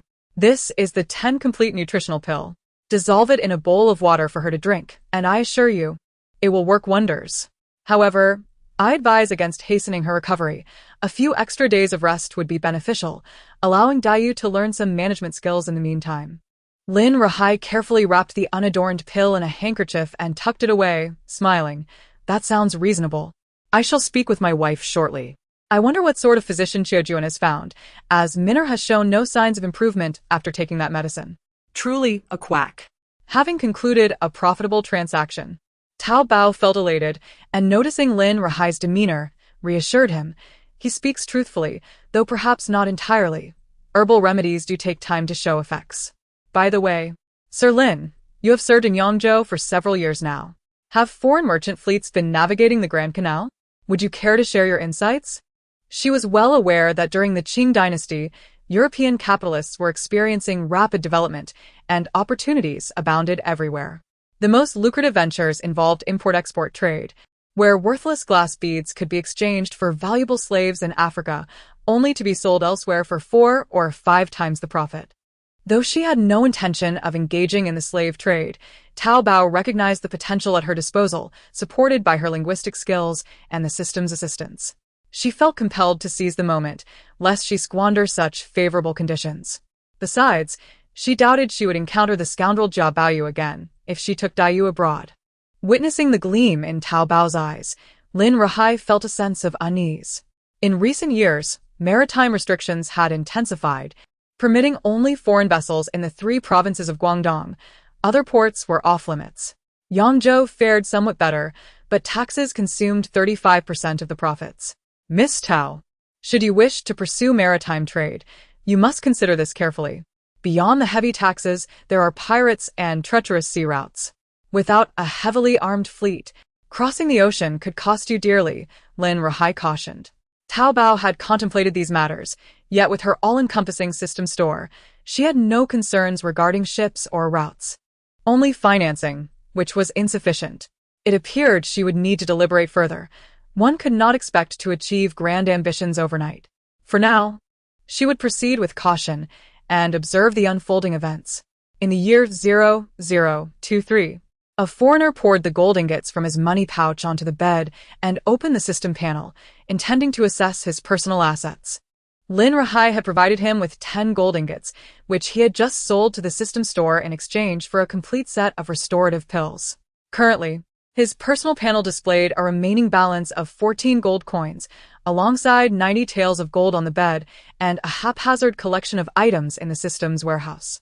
Upon searching the system warehouse for ships and firearms, he discovered that utilizing such items for long voyages would incur exorbitant costs, rendering it impractical. Consequently, he decided to shelve the idea of sailing for the time being, focusing instead on capital accumulation. Compared to purchasing ships and firearms from the system store, acquiring goods with renminbi in the real world proved to be far simpler and more economical. However, in modern times, procuring firearms and vessels was nearly impossible, and while the system store offered them directly, the prices were prohibitively high. Thus, he resolved not to pursue firearms or ships through the system store any further. After all, there would be other task worlds to explore in the future, and earning money did not solely hinge on long voyages. It was prudent to wait for the right opportunity to arise. With a firm resolution, he spent the night contemplating alternative avenues for generating income. If not for his internal cultivation, he would have likely awakened with dark circles under his eyes instead of feeling refreshed. Having spent a month in the world of Dream of the Red Chamber without stepping outside, he finally seized the chance to wander through the bustling city of Yangzhou while Dayu was occupied with her studies in household management. With 90 taels of gold stored in the system and a pouch of silver ingots acquired from Jia Yuzuan, he began to explore the vibrant streets with intention. In the inner city of Yangzhou, there was a grand inner-city river along which he strolled, assessing the surrounding shops and estimating foot traffic. Perhaps due to its proximity to the docks, most establishments along the riverbank were inns or warehouses, with only a few taverns scattered about. Even considering the street vendors, there were few food stalls. His primary objective was to locate any storefronts available for rent or transfer, but along this dockside street, it was apparent that business was thriving, as he had yet to spot any available shops. As he reached the docks, a cacophony of sounds filled the air, the shouts of dockworkers unloading cargo, merchants haggling over prices, and various other noises reached his ears. One particular area was especially crowded, and upon closer inspection, It became clear that the gathering was not centered around the exchange of goods. After listening in for a moment, curiosity sparked within him, especially when he overheard someone speaking a foreign language, which was quite rare in this context. Using his considerable strength, he deftly maneuvered through the crowd, quickly finding himself at the heart of the commotion. It was a dispute between two parties, a middle-aged man resembling a steward, flanked by 6 or 7 bare-chested guards with menacing expressions, and 3 foreigners, a father and son accompanied by a servant, who were clearly well-to-do Englishmen, distinguished by their blonde hair and blue eyes, conversing in a refined London accent. The two sides were embroiled in a heated argument. Although the onlookers could not comprehend the words exchanged, their curiosity remained unabated. The steward uttered a phrase in English that visibly incensed the 2 Englishmen, causing them to tremble with anger, while the young boy, seemingly desperate, brandished a pistol, attempting to aim it at the steward. Fortunately, the boy's father reacted swiftly, restraining him just in time. The tension in the air thickened, and the guards behind the steward wore fierce expressions. It was evident that if the Englishman spoke further, a physical altercation could erupt. However, the foreigner was determined to prevent such a conflict. Not only did she understand that both parties were misunderstanding each other's intentions, but she also recognized the steward's authority and the boy's weapon, which were precisely what she needed at that moment. As the atmosphere grew increasingly tense, the onlookers, while captivated by the spectacle, were also cautious, retreating slightly to avoid becoming collateral damage. As the crowd parted, she emerged, and upon noticing her advancing towards them, the steward signaled to his guards. 2 of them approached her menacingly, raising their hands to push her aside, only to find themselves frozen in place. She swiftly incapacitated the 2 guards, clapped her hands, and, raising both hands in a gesture of peace, declared, "I mean no harm. I merely wish to clarify the misunderstandings between you." She repeated her statement in Mandarin and then addressed the 3 Englishmen in English. Observing the confusion on the faces of both the steward and the Englishman in charge, she continued, "I believe you have misunderstood the intentions of these 3 Englishmen. I overheard your conversation, and the reason for your dispute is that you have detained their cargo, correct?" While the other details eluded them, the Englishmen immediately recognized the term cargo, which they had been arguing over for quite some time, and their eyes lit up with hope, realizing that this woman could potentially convey their concerns to the steward. The steward, too, sensed a wave of relief upon hearing her articulate English. No one wished for violence when a peaceful resolution was within reach. He responded, "Indeed, that's correct. However, it is because this father and son did not pay us the commission that we cannot release their cargo. We have a large ship to maintain, and it requires funding to support our crew. We agreed upon payment upon delivery from Great Britain, and the contract was duly signed." He displayed the contract in his hand, continuing, "Yet, they insist that we have breached the agreement and withheld their goods, which leaves us with no choice. Young lady, since your command of English is impressive, would you be willing to assist us in resolving this matter? If successful, I would owe you a favor."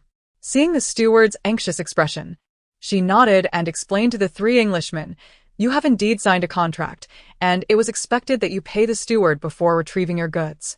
I understand that you intended to pay him after the goods were sold, but the steward is not well versed in English, as you are aware, leading to this misunderstanding. Moreover, your agreement stipulated payment upon delivery. Thus, once you pay the required fee, you are entitled to reclaim your cargo." As soon as she finished, the young boy, who had previously threatened the steward with a gun, exclaimed, "But we don't have the money to pay him. What do we do?" The boy, appearing to be around 8 or 9 years old, despite his earlier bravado, was still just a child, and the confusion in his eyes was evident.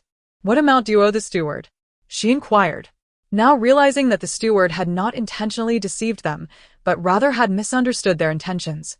They found themselves in a predicament as they lacked the funds to pay the steward. This presented a conundrum. She gestured for him to remain calm and relayed the situation to the steward. Eventually, the steward and the Charles family agreed to sign a new contract with her as a witness, granting them a 5-day period to make the payment. They would also incur an additional 50 taels in interest and allow the crew to accompany them. Charles consented to the terms. After finalizing the agreement, Charles expressed his gratitude to her and headed to the docks to oversee the unloading of the cargo. leaving his old servant and son Jack aboard the ship to guard the goods. Meanwhile, she was invited by the steward to join him for tea.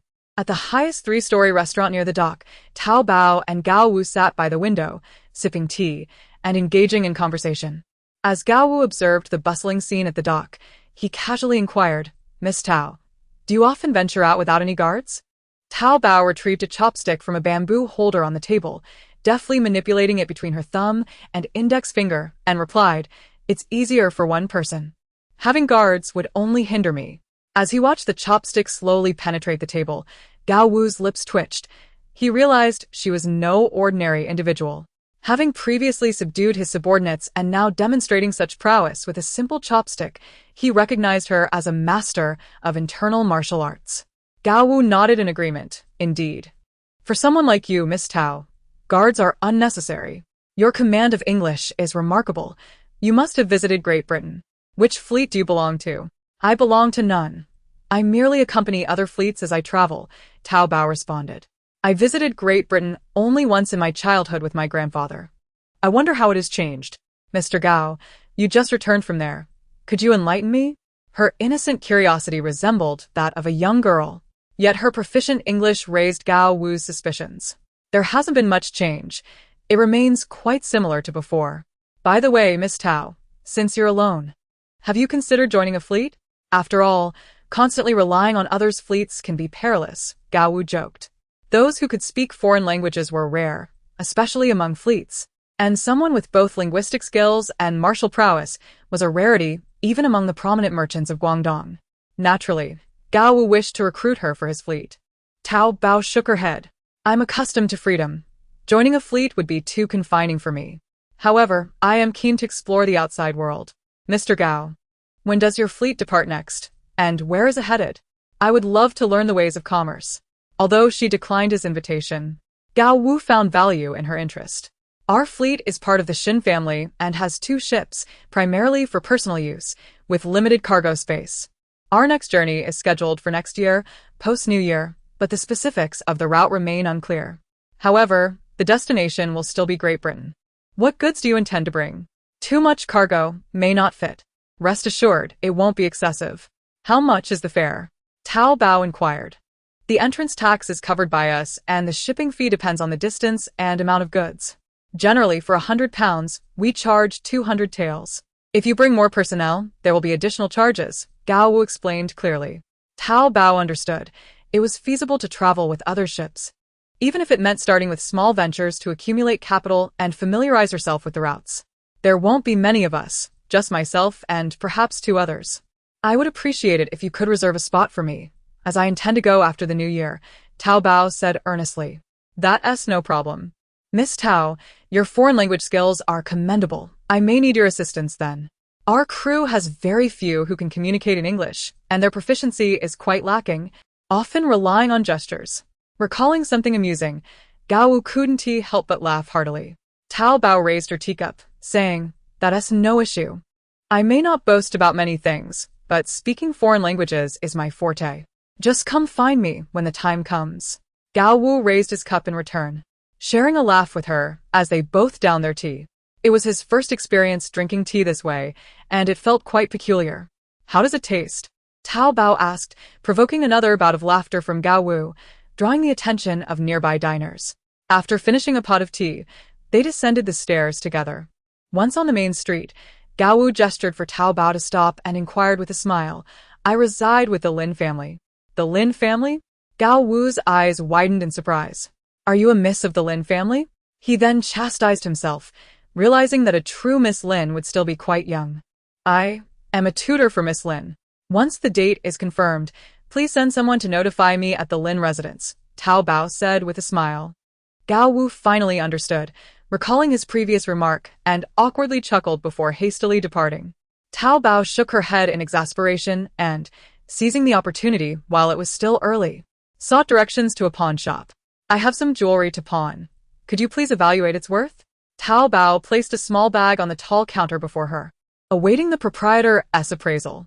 Upon hearing the word jewelry, the shopkeeper momentarily lost interest, taking the bag and preparing to inspect its contents for a customary valuation. However, when he opened it, He was nearly blinded by the brilliance within. The bag contained not ordinary gold and silver ornaments, but an array of exquisite pieces adorned with gemstones he had never seen before. He placed 7 or 8 intricately designed items onto a tray, each boasting vibrant colors and brilliant cuts, rivaling even the treasures of the palace. After a prolonged silence, Zhao Dabao grew anxious. Had she misjudged the value of these modern crafts? Just then, the shopkeeper's voice broke the silence. "Shall we pawn all 8 pieces?" Without hesitation, Zhao Dabao nodded, "Yes. All of them. Will this be a dead or living pawn?" The sound of an abacus being used echoed, followed by the shopkeeper's announcement, "For these 8 pieces, 7,000 taels." Dead pawn? Absolutely. Zhao Dabao eagerly agreed, anxious to finalize the transaction and leave with the money before the shopkeeper changed his mind. The unexpected sum took her aback. She wished she had brought more. Yet, one must not be overly greedy. 7,000 taels was more than sufficient. The shopkeeper then presented several silver notes and a pawn ticket. Noticing red clay nearby, Zhao Dabao readily pressed her handprint onto the ticket. Upon entering the Lin residence, she immediately sensed something was amiss. The usual doorman, Li Bo, was absent, replaced by an unfamiliar young man. Moreover, the house was unnaturally quiet. As she approached the hall, Zhao Dabao's keen eyes noticed a crowd gathered inside, both men and women, with Jia Min, who had feigned illness, seated upright in the main position. Beside her sat a man in tattered clothes with disheveled hair. Upon closer inspection, he looked oddly familiar. Suddenly, realization struck, and Zhao Dabao rubbed her eyes in disbelief. That familiar face could only belong to Jiayu village. In the midst of chaos, Zhao Dabao's immediate instinct was to evade, but alas, it was too late. The maid stationed at the entrance spotted her and let out a loud cry. With that shout, all eyes in the living room shifted towards the courtyard, and Zhao Dabao felt her heart sink. Upon seeing her, Jia Yuxuan sprang to his feet, his excitement palpable. Dayu, standing beside Jia Min, began to gesture urgently for Zhao Dabao to flee. Zhao Dabao had no time to reflect on the month she had spent instructing Dayu. For now, she was confronted by Jia Yuxuan, who approached her with an aggressive demeanor. His hair was disheveled, his eyes swollen, and he moved with an urgency that suggested he was ready to pounce. The courtyard was not expansive, and soon Jia Yuxuan stood before Zhao Dabao, raising his hand as if to strike, but upon realizing she was a woman, he hesitated. Instead, he opened his mouth to angrily question her. "Second uncle, what brings you here?" Zhao Dabao interjected, dramatically slapping her thigh, her eyes glistening with tears. What has happened to you? "You look as if you've encountered thieves." Jia Yuxuan was taken aback. When had he become the victim of thievery, and why did he have such a large niece? Faced with Zhao Dabao's tearful and nonsensical words, he felt his anger rise. He opened his mouth to explain, but Zhao Dabao was not about to let him speak. This could not be allowed. Jia Min was unaware of her true identity. If Jia Yuxuan revealed it, it would be quite the spectacle. With this thought, Zhao Dabao squeezed out a couple more tears and, in a swift motion, knelt and clung to Jia Yuxuan's waist.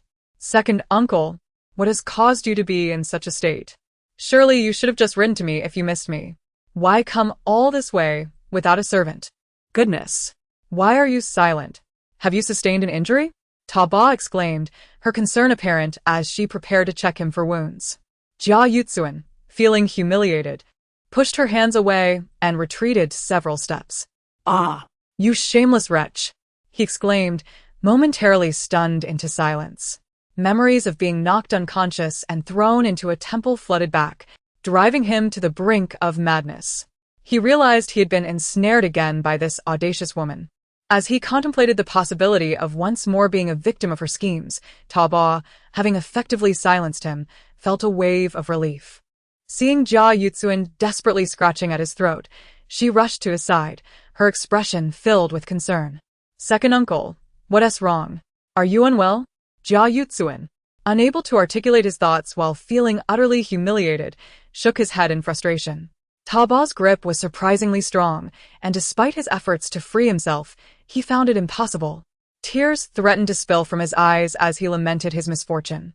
Having been stripped and left in a temple, he had awakened in a state of shock, and after much searching, he had finally retrieved his clothing, only to find it hanging from a tree. Climbing that tree had been a first for him, and he spent the entire afternoon in a most undignified manner. Dressed and ready to leave the temple, he had lost his way and ended up trapped in the mountains, surviving 3 days without food. Fortunately, he was discovered by a hunter and taken in for nearly half a month, during which he borrowed some money to finally locate the Lin family. To his astonishment, they had already engaged a tutor, claiming it was he who had recommended them. Upon further inquiry, he learned that the person who had thrown him into the temple was none other than the dark-clad girl before him, though he had merely speculated before. His inability to speak now confirmed his suspicions that he had been thoroughly deceived by this shameless woman. He looked to Jia Min and Jia Madam for help, but found only pity in their eyes. "Second uncle, what has happened? Have you lost your mind again?" Dabao feigned concern. "I must confess. My uncle suffers from sudden bouts of insanity, which is why my grandmother sent me to him. This is a family secret, but given his current state, I can no longer conceal the truth. I implore you, out of compassion for my uncle, not to let this matter spread." Dabao's earnestness swayed Jia Min, who glanced at Jia Yuxuan, shaking his head in distress. She felt a mix of sympathy and relief that he had not succumbed to madness in front of her daughter. "Rest assured, this matter will not be disclosed," Jia Min assured her, though her eyes reflected uncertainty. In that moment, Jia Yuxuan, realizing he had fallen victim once again, slumped to the ground, staring blankly at the encroaching darkness. Jia Min made no pretense of keeping him there, nodding as she handed Dabao a silver ingot. "Take this for your uncle's visit. We have not properly entertained him. Perhaps it will buy him some good wine and food." "Thank you, madam. I shall escort my uncle to rest," Dabao replied, grateful. As they reached the door, Li Bo led Lin Rahai into the room. "What's the situation? Jia Yuxian hasn't he spoken out of turn, has he?" Upon seeing Dabao holding a disheveled Jia Yuxuan, Lin Rahai was momentarily startled. "Who is this?" Dabao smiled slightly. "Jia Yuxuan has been dealt with, however. There is still the matter with the Madam." Jia Min had no time for further contemplation, but her keen intellect would soon sense something amiss. Lin Rahai understood Dabao's implication and glanced at the now despondent Jia Yuxuan before nodding. "Rest assured, Dabao, I shall manage the madam. How best to handle him?" "I can manage this myself. You focus on the madam," Dabao insisted, and with that, she whisked Jia Yuxuan away, disappearing into the night with remarkable agility. Experiencing the sensation of soaring through the air once more, Jia Yuxuan felt tears of despair. He did not wish to be thrown into another temple. Leaving the Lin residence, Dabao casually brought Jia Yuxuan to a nearby inn.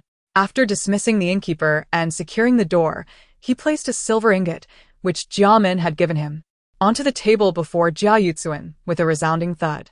With a menacing gesture aimed at Jia Yuxuan's throat, he frightened him into a trembling stupor. Struggling to steady himself and nodding incessantly, rendered mute by a pressure point, Jia Yuxuan desperately gestured for Dabao not to take his life. Dabao, holding a small clay pellet that he had casually picked up earlier, forced it into Jia Yuxuan's mouth amidst his terror-stricken protests, followed by half a pot of tea to wash it down. Finally, he clapped his hands, signaling the end of his actions. Jia Yuxuan, now choking and scratching at his throat, found it futile. The pellet had already dissolved in the water. "What poison have you fed me?" Jia Yuxuan shouted in fury, wholly forgetting Dabao's earlier threats, consumed instead by the fear of impending death. "Calm yourself," Dabao replied. "It is merely a bone-eating, heart-devouring pill. A form of goo from the Miao region. It poses no threat as long as you remain silent. However, should you inadvertently spill any secrets, the goo will feast upon your flesh and blood until you are but a lifeless husk, devoid of any sustenance." As night descended, the room dimly lit by a single flickering candle, Dabao's smile grew increasingly ominous. Jia Yuxuan dared not utter another word. "Remember, should you dare to speak out of turn, I shall end your life." A cold wind rattled the window panes, and unable to bear the oppressive atmosphere any longer, Jia Yuxuan collapsed to the floor. He resolved never to return to this city of Yangzhou. As the days grew colder, winter settled in. Thanks to the nourishing restorative pills from Dabao, Jia Min had fully recovered. To provide Dayu an opportunity to hone her skills, she had remained bedridden for a week. Once Jia Yuxuan came to visit, It was impossible for her to feign illness any longer. With the approach of the new year, preparations became imperative, and Dayu needed to follow her mother's lead in learning the customs. Consequently, the schedule was adjusted. The morning exercise regimen remained intact, but language studies replaced other subjects. Dayu had already grasped the basics of reading and writing, so there was no need for excessive focus. The afternoons were now reserved for learning etiquette and propriety under Jia Min's guidance. After 2 months of persistent encouragement from Zhao Dabao, Dayu had shed her previous timidity and rigidity, radiating joy and vivacity. Her intelligence blossomed, and her proficiency in English thrived under Zhao Dabao's tutelage, enabling her to engage in daily conversations effortlessly. As Zhao Dabao envisioned taking Dayu abroad after the new year, the Jia household received a visitor, Zhao Lian, the eldest son of Jia Min's brother, Jia Shi, who arrived bearing New Year's gifts. Early that morning, while Dayu was practicing English conversation with Zhao Dabao, Jia Min's maid, Qiujuan, brightened the atmosphere by entering with a cheerful demeanor. After greeting Dayu and Zhao Dabao, she announced, "Miss, the Duke's residence has sent their New Year's gifts, and the eldest young master, your cousin, has come. Madam requests your presence." "Cousin?" Qiujuan faltered, unfamiliar with the Duke's household, having only joined after Jia Min's arrival at the Lin family. Dayu, however, was intrigued and, after a slight bow to Zhao Dabao, declared, "I shall go first, and we will resume our practice tomorrow." Summoning her maid, Xueyan, she instructed Qiujuan to lead the way, while Zhao Dabao followed with a smile. "I wish to see him as well. I have never encountered a duke before, and I am curious about how the duke's son appears." "That's wonderful. I might feel a bit apprehensive without the teacher present," Dayu replied cheerfully. Xueyan, always obedient to Dayu, had no objections, but Qiujuan was taken aback. "Miss, while you are indeed the teacher's pupil, this does not adhere to propriety. The cousin is a male," observing Dayu and Zhao Dabao excitedly speculating about Zhao Lian's appearance. Qiujuan grew increasingly anxious. Zhao Dabao merely smiled at her. "What of it? It is not a scandalous affair." "Isn't that so, Dayu?" "Of course, it is not a problem," Dayu affirmed, believing there was no issue in the teacher accompanying her. As he had previously mentioned, her maturity exempted her from such rigid gender norms. Left speechless, Qiujuan could only fall silent. Xueyan, witnessing her dismay, stifled her laughter, reveling in the absurdity of the situation, as no one in the household dared impose rules upon Zhao Dabao, not even the master and mistress. Upon reaching the main hall, they found the bustling activity had doubled, with servants busily preparing gifts and guest accommodations, creating a festive atmosphere surpassing even that of the new year. The hall was unguarded, with curtains drawn against the cold, and the door slightly ajar. As they approached, Zhao Bao's keen ears caught a male voice exclaiming. Upon hearing this, Zhao Dabao could only exclaim in disbelief, utterly at a loss. What was this turn of events? The script had not unfolded in this manner. In the warmth of the flower hall, the atmosphere contrasted sharply with the chill outside. Upon entering, Dayu and Zhao Dabao were greeted by Jia Min, who beckoned with a smile for Dayu to approach her elder cousin Lian.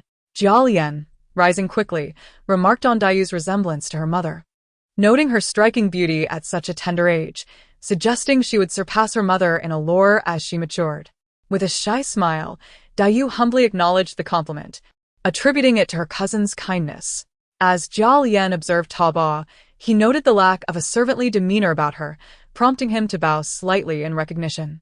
Jia Min, eager to alleviate any formality, introduced Zhao Dabao as Dayu's teacher. Jia Lian, intrigued by the woman before him, found himself blushing under her discerning gaze, which was met with a warm smile rather than any embarrassment. An awkward silence settled as Zhao Dabao took her seat, prompting Jia Min to inquire about Jia Lian's family. He responded affirmatively, albeit with concern for his ailing grandmother. Caught between filial duty and parental instinct, Jia Min hesitated, reluctant to send her young daughter away unaccompanied.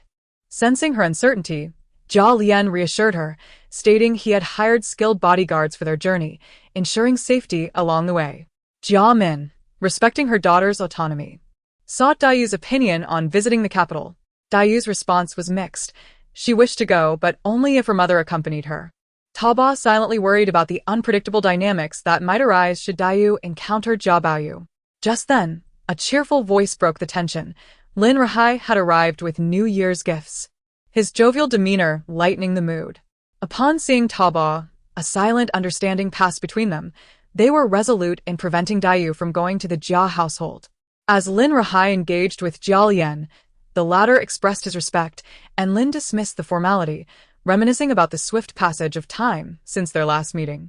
He insisted that Jia Lian stay longer, enjoying the sights of Yangzhou. While the conversation flowed, Jia Min grappled with her own familial obligations, torn between her grandfather's affection and her mother's kindness.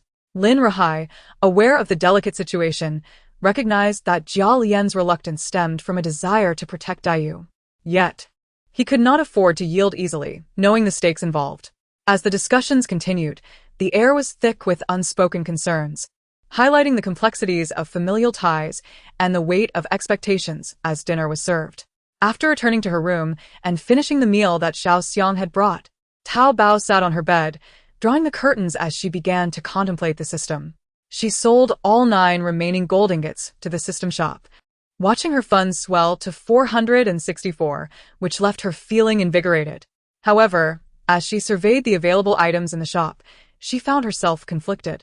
Venturing abroad was non-negotiable, yet she was uncertain about what self-defense measures to prepare. The system shop offered a plethora of magical scrolls, each with distinct functions and time limits, reasonably priced between 100 to 200. Yet, Dabao considered firearms as a viable option, although they had a cooldown period.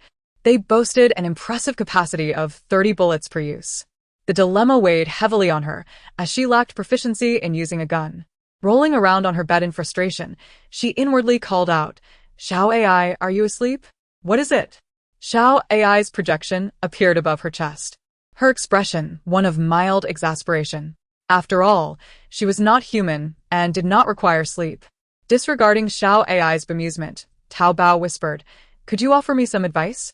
I'm quite torn between purchasing magical scrolls or firearms. Why not opt for the ability potions? They are superior." Dabao rolled her eyes. "They are excessively expensive. I cannot deplete all my funds. Besides, the spatial ability potion I fancy costs 1,000, and the healing potion is even pricier at 1,200. The other abilities seem rather lackluster, leaving me in quite the quandary." Xiao AI crossed her arms and observed Dabao before summoning the system panel. "Based on your current financial situation, I recommend that you purchase the number 1 firearm, which has an effective range of 1,500 meters, low recoil, and a lethality rating of 2 stars. It can fire 30 rounds at a time, with a cooldown of 2 hours, priced at 250.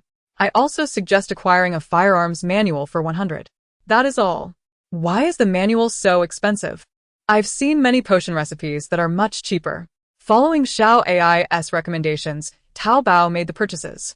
Although her funds dwindled rapidly, she did not lament, as the items were essential. Opting to study the firearms manual, she absorbed the newfound knowledge and fell into a satisfied slumber, cradling her still-warm number 1 firearm. Having temporarily resolved her immediate crisis, Dabao and Lin Rahai began to worry about the events following the new year. This year's celebration, to be candid, had not been particularly pleasant. The only truly joyous participant was the young Dayu, who, free from constraints and with indulgent parents, reveled in her newfound freedom. However, she remained considerate of her parents and mindful of Dabao's watchful gaze. Dabao believed that the political arena would inevitably descend into chaos in the coming years, and suggested that the family might as well retreat into seclusion abroad. During this period, life overseas was rather manageable. Those with wealth thrived. Yet, Dabao harbored no intentions of revealing her plan to whisk the Lin family away, setting aside whether Lin Ruhai and Jia Min could muster the resolve to leave. The current lack of a solid foundation abroad made reckless actions inadvisable. Days passed, and after the Lantern Festival, Lin Ruhai and his wife began preparing to travel to the capital. Dabao grew increasingly anxious. Despite successfully rallying Dayu, Lin Ruhai and Jia Min's consent was paramount. "Tao, there is someone looking for you outside."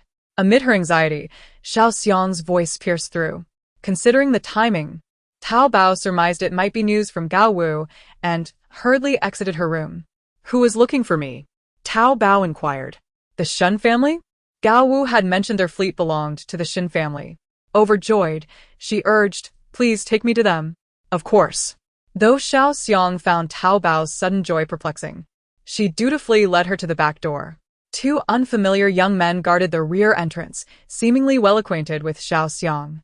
Upon seeing her with Tao Bao, they nodded respectfully and opened the door, allowing them to pass. Outside was a narrow alley where a burly man in black stood, exuding an intimidating presence, causing Xiao Xiang to flinch. "Tao this." "Do not worry," Tao Bao reassured, patting the young girl's hand before approaching the man. "Did Gao Wu send you to find me?" The man turned, clasping his hands in greeting. "Are you Tao?" Tao Bao nodded affirmatively. "I am. Gao asked me to inform you that the fleet will set sail at the end of January. Please remember to prepare." Tao Bao nodded and retrieved a silver piece weighing about 2 taels from her sleeve, offering it to the man. "Thank you for making this trip. Please accept this small token of my gratitude." She turned to re-enter through the back door, leaving Xiao Xiang with a look of curiosity. But the latter refrained from asking questions. Once Tao Bao was inside, Xiao Xiang hastily departed for Ru Juyuan. At the door was Wang Momo, who, upon seeing Xiao Xiang arrive during the day, chided softly, "What are you doing here? Aren't you supposed to be attending to Tao?" Noting the absence of others, Wang Momo ushered her inside, cautioning, "Be discreet. The lady is preparing for a nap. If you have something to say, do so quickly." "Understood, Momo," Xiao Xiang replied, treading lightly into the inner chamber. She found Jia Min reclining on the bed and hastily bowed before speaking.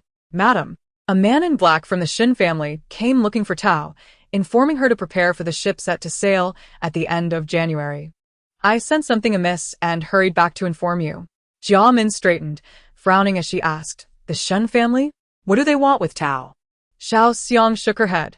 "I do not know, but the man appeared to be from the Xin family fleet in the southern city. They only mentioned the departure date without elaborating further." "Understood. You may leave," Jia Min dismissed, pondering as she leaned against the headboard with her eyes closed. Her husband had cautioned her twice not to interfere with Tao's affairs. Yet, the very mention of it piqued her curiosity. While it was not unusual for Tao to possess peculiar items from her travels abroad, the clandestine exchanges between the two stirred her apprehension. Though she did not suspect any romantic involvement between her husband and Tao, the unspoken understanding between them left her feeling unsettled. The nature of their secrecy eluded her, and she found herself troubled by the ambiguity of their relationship. What a headache this situation has become. With the precise news received from Gao Wu, Tao Bao began to make preparations. After giving a lesson to Dai Yu in the morning, Tao Bao set out with the silver notes she had exchanged at the pawnshop. Although she was not well versed in the specific maritime routes, given the current level of technology, distant destinations might be unattainable.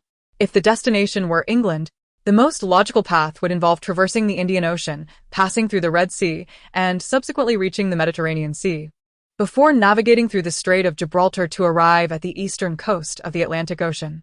However, this route encompassed numerous countries, and considering the limited understanding people had of Western nations, it was more probable that the journey would take her through the South China Sea, entering the Indian Ocean via the Strait of Malacca, then traversing the Indian Ocean to the Cape of Good Hope in Africa, and following the eastern coast of the Atlantic until reaching the English Channel and finally England.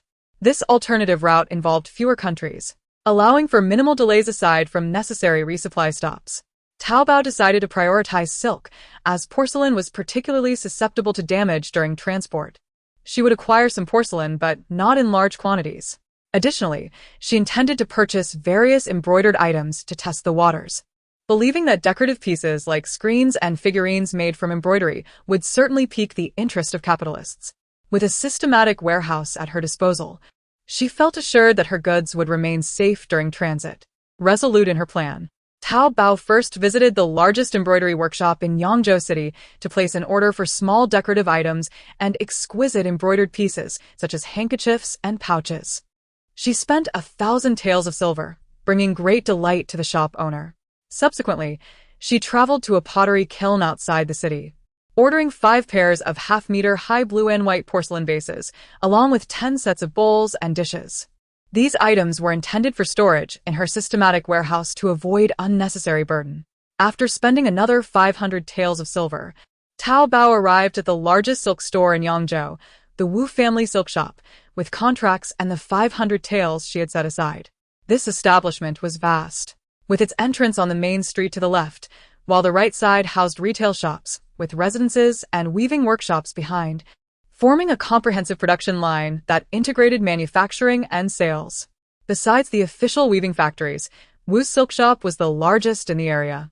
Tao Bao had about 5,500 taels left, and after accounting for tariffs and reserves, she could use approximately 3,000 taels. Based on her inquiries, this amount should suffice to purchase 100 bolts of medium-grade silk, a substantial order indeed. The key concern was whether they had sufficient stock available, given the presence of other clients' orders. If she did not consolidate her purchases, she would be unable to access wholesale prices, potentially losing out on 5 bolts of silk, which was not a wise choice. The shop's second manager greeted Tao Bao, and upon learning of her request for 100 bolts of silk, he realized he could not make such a decision and summoned the second young master of the Wu family. Initially, the young master smiled at her request, but upon hearing that she wanted immediate stock, he expressed their inability to fulfill it. While there was stock available, it was committed to other clients' orders, and they could not allow Tao Bao to take it all at once. Tao Bao, feeling helpless, understood that her lack of reputation hindered her ability to gain favorable treatment. However, she felt compelled to negotiate further. "Can you produce 100 bolts within 10 days? She inquired. The young master sighed and admitted, "Unfortunately, it is not possible. We would need at least a month to deliver 100 bolts. Tao Bao rolled her eyes in exasperation and slammed her hand on the table, exclaiming, "If you're not interested in this transaction, just say so. Why waste time with roundabout answers? With such a large workshop, a month for 100 bolts? Are you jesting? In a month, my fleet could have already traversed the South China Sea. Who will I sell my silk to then?" Seeing a young woman so agitated, the young master felt taken aback and quickly stood to soothe her, saying, "Please calm down. It is only reasonable to conduct business when it presents itself. We simply have prior orders that must be fulfilled first. How about this? We can provide you with 30 bolts of stock immediately, and the rest can be ready by mid-February. What do you think?" "Not a chance. Taking 30 bolts abroad would only cover my costs. It is utterly meaningless." Tao Bao firmly declined. The young master, smiling, bowed to her and gestured as if to say, "I can't assist you further. You are free to seek elsewhere." Tao Bao, infuriated, contemplated using her trump card. "May I inquire whose orders are ahead of mine?" she asked, offering a disarming smile. To dispel her hopes, the young master revealed, "It's an order from the Wang family cloth shop in the south of the city. Their matron is a cousin of the governor's wife." The young master believed this revelation would deter her, yet to his astonishment, she slammed her hand on the table and laughed heartily, prompting him to jump in alarm. Fearing she would go find someone to intimidate him. "Go, fetch my goods," Tao Bao commanded, crossing her legs and nonchalantly sipping her tea, adding, "Excellent tea." The young master, bewildered, picked up the receipt that indicated their shop's transaction with a Wang family cloth shop, now annotated with, voluntarily transferred to Tao Bao. Observing his stunned silence, she tapped the tea lid, urging him, "Hurry, go fetch my goods." "Yes," he replied, suppressing his shock, instructing the staff to retrieve the items. Swallowing hard, he inquired anxiously, "Where should we deliver these goods?" The young master refrained from further questioning, recognizing her audacious demeanor signaled the involvement of the Lin family. After a busy day, Tao Bao managed to finalize her arrangements, awaiting only 5 days to collect her goods from the embroidery workshop and the kiln, ensuring everything would be in order. As she surveyed the abundance of silk piled in her study, a smile crept across her face. She had discovered the effectiveness of charming people with clever tactics and planned to further develop this method. Recalling the anxious expression of the previous shop owner, she chuckled to herself. Now, everything was ready. She merely awaited the agreement of Lin Ruhai and his wife before embarking on her journey. After dinner, Tao Bao knocked on the door of Lin Ruhai's study. The door was opened by Xu Yi, who invited Tao Bao inside and closed the door behind her. Standing guard outside, Tao Bao took a seat, and Lin Ruhai inquired, "Are you here to discuss the matter of going abroad?" Tao Bao nodded affirmatively. "Indeed. I have already arranged for the fleet and procured most of the goods. We shall set sail by the end of the month. You could remain in Yangzhou. There is no need to go abroad. Despite Tao Bao's formidable martial prowess, Lin Ruhai was reluctant to let his daughter face the perils of the sea. Tao Bao took a sip of tea to clear her throat. Firstly, your resignation in the capital is still uncertain. Secondly, it is unreasonable for Dayu to remain alone in Yangzhou. You know well that filial piety comes first. Lastly, as long as Zhao Dabao is present, Dayu's safety here is compromised. Noting Lin Ruhai's expression softening, Tao Bao added, do not forget about Zhao Lian. Circumstances are shifting. As we deviate from the established course, unknown factors will increase, and no one can predict whether Zhao Bao might whimsically arrive in Yangzhou. I cannot allow Dayu to take such a risk. Some things are fated. Dayu's tears are destined to be returned to Zhao Bao, and she finds solace only when there is distance between them. Furthermore, I perceive your journey to the capital as fraught with danger. If someone could poison you once, they could certainly attempt it again. It would be wiser for me to first take Dayu abroad to seek opportunities. Establishing a foundation would provide us with more options. It is far more important for our family to live well than anything else. Besides me, no one knows your true desires. As the receptionist for this task, Xiao Ai read Lin Ruhai's memories to her, and Tao Bao felt no arrogance in her words. Observing Lin Ruhai deep in thought, she drained her teacup and remarked, being a merchant is quite commendable. Lin Ruhai conceded, swayed by her argument. His wife, being of noble lineage, would not be easily harmed, and he could protect himself. His only vulnerability was his daughter, Lin Dayu. If Tao Bao were to take her away, his worries would diminish. Hesitating, Lin Ruhai asked, does you agree to this? You need not worry. Dayu is eager to explore the outside world, and wishes to see what fair-haired, blue-eyed people look like, Tao Bao replied with a smile. With a helpless sigh, Lin Ruhai gazed eastward, wondering about Minner. Tao Bao smiled slyly. This requires our cooperation.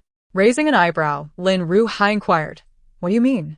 Tao Bao beckoned him closer, and as he leaned in with curiosity, she whispered a plan into his ear.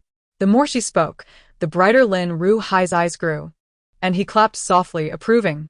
Just as they were engrossed in their discussion, Tao Bao suddenly halted. Miss Tao? Lin Ruhai looked at her in confusion. Shuh. Tao Bao motioned for silence. Her ears perked up. Then she smiled. Your wife has arrived. Ah.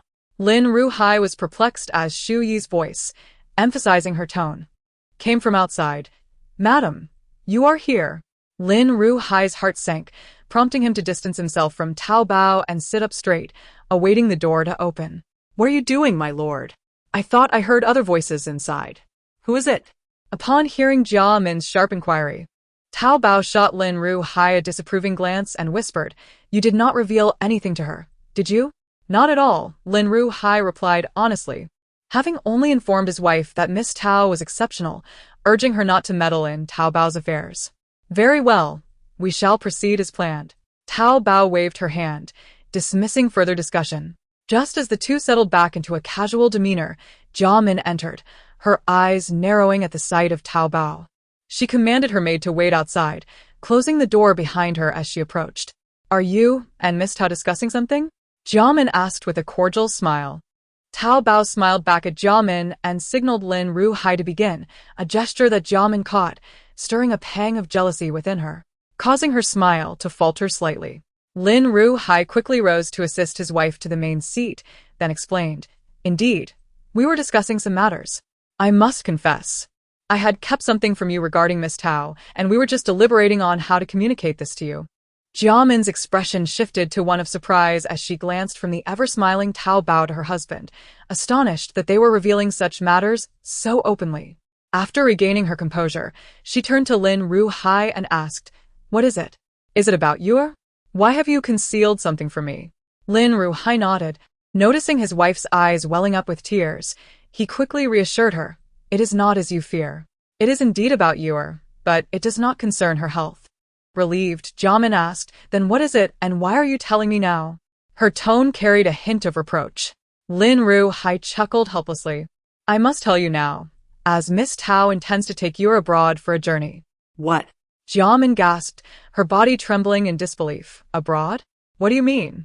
We are about to go to the capital. Madam, please remain calm. Lin Ruhai urged, quickly offering her tea. Let me explain slowly.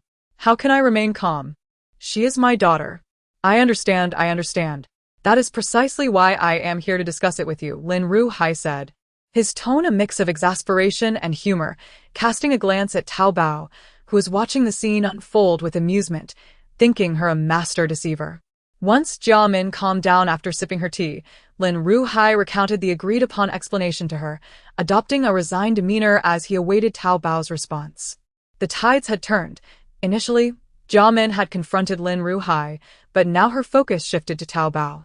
As Jia Min processed her husband's words, she scrutinized Zhao Dabao, who maintained a serene smile, suggesting an otherworldly calmness. Miss Tao, Jia Min stammered, are you truly a celestial being? The question stumbled from her lips as she struggled to accept the profound shift in Zhao Dabao's identity. Zhao Dabao rose, a gentle smile gracing her features. I cannot claim such a title. I am merely a practitioner of worldly cultivation. The more Zhao Dabao denied her celestial status, the more Jia Min found herself inclined to believe it. Though she could not summon reverence for the whimsical Zhao Dabao, she still felt a measure of respect and rose to bow. What my husband has told me about you, is it truly so? Zhao Dabao affirmed, it is true. Do you recall the monk who visited previously? He advised against allowing Dayu to meet outsiders, but more accurately, he meant to prevent her from encountering that person in the capital. As she spoke, Zhao Dabao feigned calculation with her fingers, her demeanor disingenuous. Listening to this, Jia Min suddenly felt that everything fell into place. Remembering her daughter's fate, she anxiously asked, so, Miss Tao, you wish to take Yu away from here, preventing her from going to the capital? Indeed, that person resides in the capital. If she were to meet him, Dayu would weep until her tears ran dry. Fulfilling her fate. To save a life is to build a pagoda of virtue. How could I bear to sit idly by? Zhao Dabao spoke earnestly, embodying a figure of compassion, successfully captivating Jia Min with her words. What shall we do? Miss Tao, do you know who that person is? Jia Min asked urgently. This time, Zhao Dabao remained silent, and it was Lin Ruhai's turn to speak. He gently pulled his wife to sit down and reassured her. Do not fret. Miss Tao is going to take you on a journey, is she not? If we cannot see that person, then there is nothing to worry about. Rest assured. Miss Tao is here. Indeed. There is also Miss Tao. Jia Min gazed at Zhao Dabao with fervent eyes, treating her as a lifeline. Zhao Dabao expressed her willingness to assist, which eased Jia Min's anxiety. However, just as her heart began to settle, the thought of her daughter embarking on a journey caused her to feel apprehensive once more. What if they encountered bandits along the way? Should we hire some guards? Jia Min suggested. Zhao Dabao waved her hand dismissively. No need. I can handle it. Besides, it is not just you and I on the ship. The fleet must have guards as well. Do not worry. She felt confident in her ability to protect Dayu alone, especially with the newly acquired gun, which would suffice against ordinary pirates. Furthermore, the Shun family's fleet was experienced in these matters and surely had their methods. Hearing Zhao Dabao's reassurances, Jia Min felt somewhat calmed. After all, she was a celestial being, endowed with magical powers, so they should be safe. Thus, under the combined persuasion of Lin Ruhai and Zhao Dabao, Jia Min acquiesced to Dayu's journey abroad and quickly shifted her mindset, hurrying to help Dayu prepare her luggage. Zhao Dabao promptly called out to her, Madam, please wait. We are not leaving until the end of the month, so there is no need to rush. Saying this, she retrieved a small box from the storage and handed it over. This is for you. Every woman should appreciate such gifts. Jia Min was momentarily taken aback by Zhao Dabao's gesture, unable to regain her composure for quite some time. It was not until Zhao Dabao had moved far away that she glanced at the silver box in her hands, which finally brought a sense of reality. Lin Ruhai had witnessed Zhao Dabao's magical retrieval before, yet he could not help but be intrigued. Approaching Jia Min, he smiled and said, Madam, why not open it and see what it contains? Prompted by Lin Ruhai, Jia Min finally reacted, fumbling to open the silver box. At first glance, she saw a woman within. Upon closer inspection, it was her own reflection. Astonished, she exclaimed, This is a mirror. Celestial objects are indeed different, as they reflect so clearly. Lin Ruhai nodded and, with curiosity, picked up a round object from the other side of the box, asking, What is this?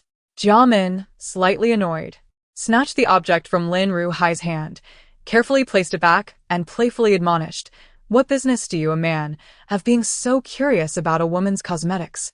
That night, the couple discussed their daughter's luggage before gradually drifting off to sleep. 0031 departure. Leaving behind those 10 sets of dishes, the remaining 5 pairs of vases were gathered into a large snakeskin bag and placed into the system warehouse.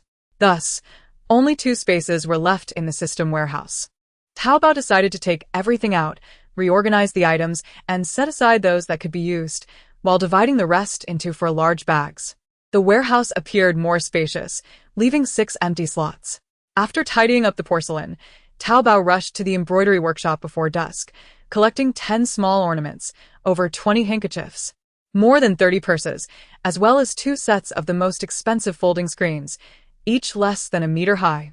She selected 30 out of 100 bolts of silk to fit into 2 large boxes, and with the porcelain and ornaments filling 2 additional boxes.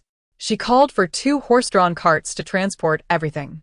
The goods were loaded onto the ship the day before, and at the break of dawn, everyone in the Lin family rose to prepare. It was still early, and Lin Ruhai had not yet gone out. The couple went to their daughter's courtyard to assist in organizing her belongings. There was little to tidy up, as the maid had already packed the clothes into boxes. Following Taobao's suggestion, only 2 sets of winter clothes, along with a change of undergarments and 1 set of summer attire, were taken. Anything insufficient could be purchased along the way. Taobao was even more straightforward, merely bringing 2 pairs of jackets as a formality, and both were packed very lightly. "Miss Tao, is a simple ponytail too plain?" Jiamin remarked, unwinding the elaborate hairstyle that had been styled for Daiyu. Following Taobao's request, she gathered Daiyu's hair, but no matter how she arranged it, it still seemed unappealing. Taobao set down the rattan box and approached, saying, "Let me tie it for you. We will have plenty of time on the road. Simplicity is best. We are accompanied only by Shui Yan, and having her fuss over Daiyu daily is excessive. This is a journey to explore, not merely for leisure. Simplicity is preferable." She took the comb from Jiamin and quickly styled Daiyu's hair into a ponytail, adding braids for convenience. The outfit of jacket and skirt was not overly complicated, so Taobao did not have Daiyu change. Indeed, with her new hairstyle styled by Taobao, Daiyu appeared much more spirited. Lin Ruhai beckoned Daiyu over and adjusted her attire. "On this journey, you must heed your teacher's words, understand? Do not wander off. The road is unsafe. And you must stay close to your teacher. Do you hear?" Filled with excitement at the prospect of traveling, Daiyu eagerly nodded in response. "Yes, yes. Yue will take care of herself and listen closely to my teacher." Jiamin discreetly wiped her slightly damp eyes and turned to Shui Yan, who stood nearby. "Take good care of the young lady. Do not be preoccupied with play. We do not know what dangers lie ahead. Remain calm and heed Miss Tao's guidance, understand?" Shui Yan knelt and bowed deeply, her expression serious. "Madam, do not worry. Even if it costs my life, I will protect the young lady." All right. Taobao stepped forward to help Shui Yan up. Lifting the rattan box from the ground and addressing Lin Ruhai and his wife, "Daiyu is with me. You two should take care of yourselves. It is time to depart." The couple nodded, accompanying Taobao and the others out of the residence. Just before leaving, Lin Ruhai pressed a gold ingot into Taobao's hand, solemnly stating, "Miss Tao, I entrust my daughter to you for the time being." Taobao accepted the gold ingot with a nod, noticing Jiamin was engrossed in bidding farewell to Daiyu and hadn't he noticed. She discreetly handed Lin Ruhai a bottle of detoxifying pills, which she had exchanged for 20 gold coins the previous night, whispering, should the mission falter, she might face dismissal. As they made their way to the dock, Daiyu obediently held Taobao's hand, with Shui Yan closely trailing behind. Both young ladies behaved quite well. Upon reaching the dock, they spotted the large sail of the Xin family ship, and Taobao led the 2 girls over. The cargo had been prepared the day before, and now, Gaowu stood on the deck conducting a ceremony with the crew, seeking good fortune for their journey. Most of the ship's guards were already familiar with Taobao. Upon seeing her board, one of them stepped forward to assist her with her luggage. Taobao expressed her gratitude, not hesitating to hand over the rattan box for him to carry.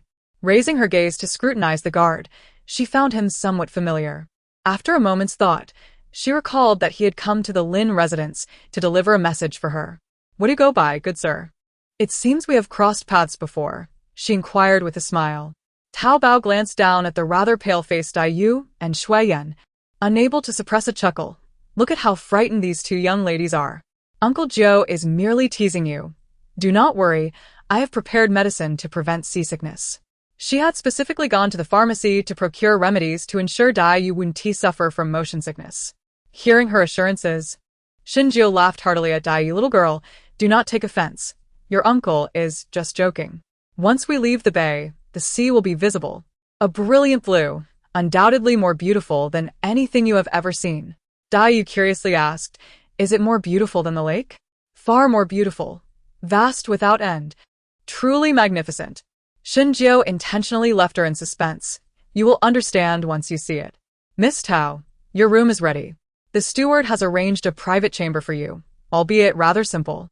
Tao Bao opened the door and surveyed the room, which contained a large shared bed, 2 blankets, a small window, and a washroom partition. Compared to the shared quarters of other merchants, the accommodations were quite satisfactory. Nodding in satisfaction, she remarked, the room is lovely. Please convey my thanks to Steward Gao, it is quite nice. All right, as long as Miss Tao finds it acceptable. I will leave your luggage here. I must attend to other matters, Shunjio replied. Thank you, Tao Bao smiled. Shunjio cupped his hands in farewell and departed, while Shuiyan closed the door and began to unpack the rattan box's contents. Dai Yu, filled with curiosity, climbed onto a stool and leaned against the window to gaze outside. In the past, such an action would have been unthinkable for her. However, under Tao Bao's influence, she had become less concerned about propriety, realizing that rules should be applied contextually. They need not be observed in front of family and teachers, only in the presence of outsiders. Wow, teacher, Shuiyan, come quickly. The ship is moving. Dai Yu suddenly exclaimed in excitement, causing Tao Bao and Shuiyan to pause their activities. Feeling the gentle sway beneath their feet, Shuiyan looked enviously at Dai Yu, wishing to join her at the window, but she refrained, knowing it would not be proper while the young lady was present. What are you staring at? Tao Bao laughed, scooping up Shuiyan and placing her on another stool. Look and broaden your horizons, both of you. Shuiyan shyly smiled at Tao Bao, and soon both girls leaned together at the window, captivated by the view outside. Shuiyan, look. The ship is moving. So many boards are shifting. Dai Yu exclaimed. Indeed. This is my first time witnessing it, Shuiyan replied. Tao Bao approached the two from behind, gently patting their heads, and watched as the dock gradually receded in the distance, her heart swelling with ambition. Silver, gold, currency, she was on her way. As 2 grand ships gradually departed from the Yangzhou dock, propelled primarily by sails, the manual rowing ceased as they ventured into the open sea, hoisting their sails high as they officially entered the East China Sea, heading towards the South China Sea. Upon entering the ocean, Dai Yu and Shuiyan, the 2 young maids, found themselves utterly exhilarated. Perhaps due to their adaptability, neither exhibited any signs of seasickness, rendering the motion sickness remedies prepared by Taba unnecessary. Despite their curiosity about the sea, the 2 girls, being young maids, dared not leave their quarters, spending their days peering out the windows. Initially, the view held novelty, but after several days of the same scenery, they grew weary. The ship's cook prepared meals, and thanks to Gao Wu's special consideration, Dai Yu continued to enjoy warm food. Although the dishes were simple, she dared not be picky under Taba's watchful eye, finishing every bowl of rice without leaving a morsel behind. Life aboard the ship was rather monotonous. Aside from the 2 cooks, the vessel was predominantly occupied by men, and while Taba bore no qualms, Dai Yu, raised in a feudal society, was still hesitant to venture onto the deck, despite having been somewhat indoctrinated by Taba over the past 2 months. Her days were spent either practicing square dancing, doing yoga, or studying foreign languages, leading to a rather dull existence. However, after being confined for half a month, as the fleet descended into the South China Sea, Dai Yu could no longer contain her restlessness. Spotting Taba preparing to step out onto the deck, she quickly grasped her hand, exclaiming, "Sir, take me with you." "Excuse me? Did I hear you correctly?" Taba raised an eyebrow, amused.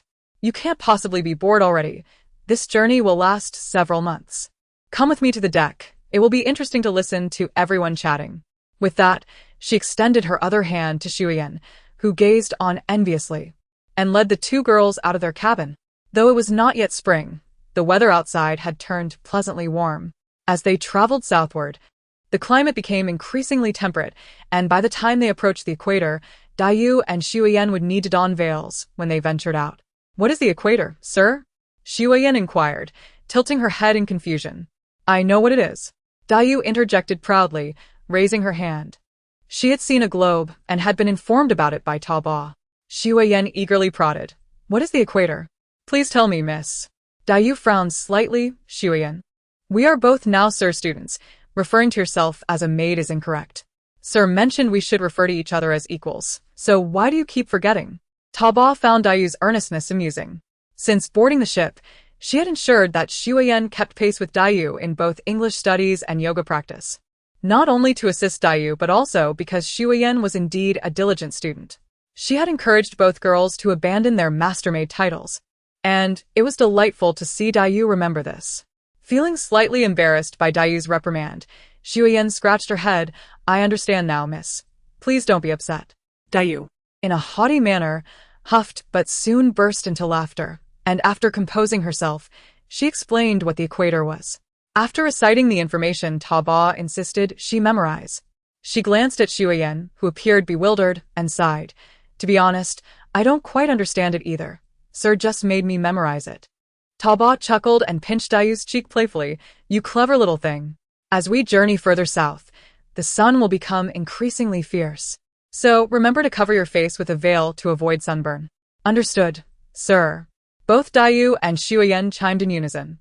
As they conversed, the trio descended to the deck. The weather was splendid, with clear skies and a gentle breeze.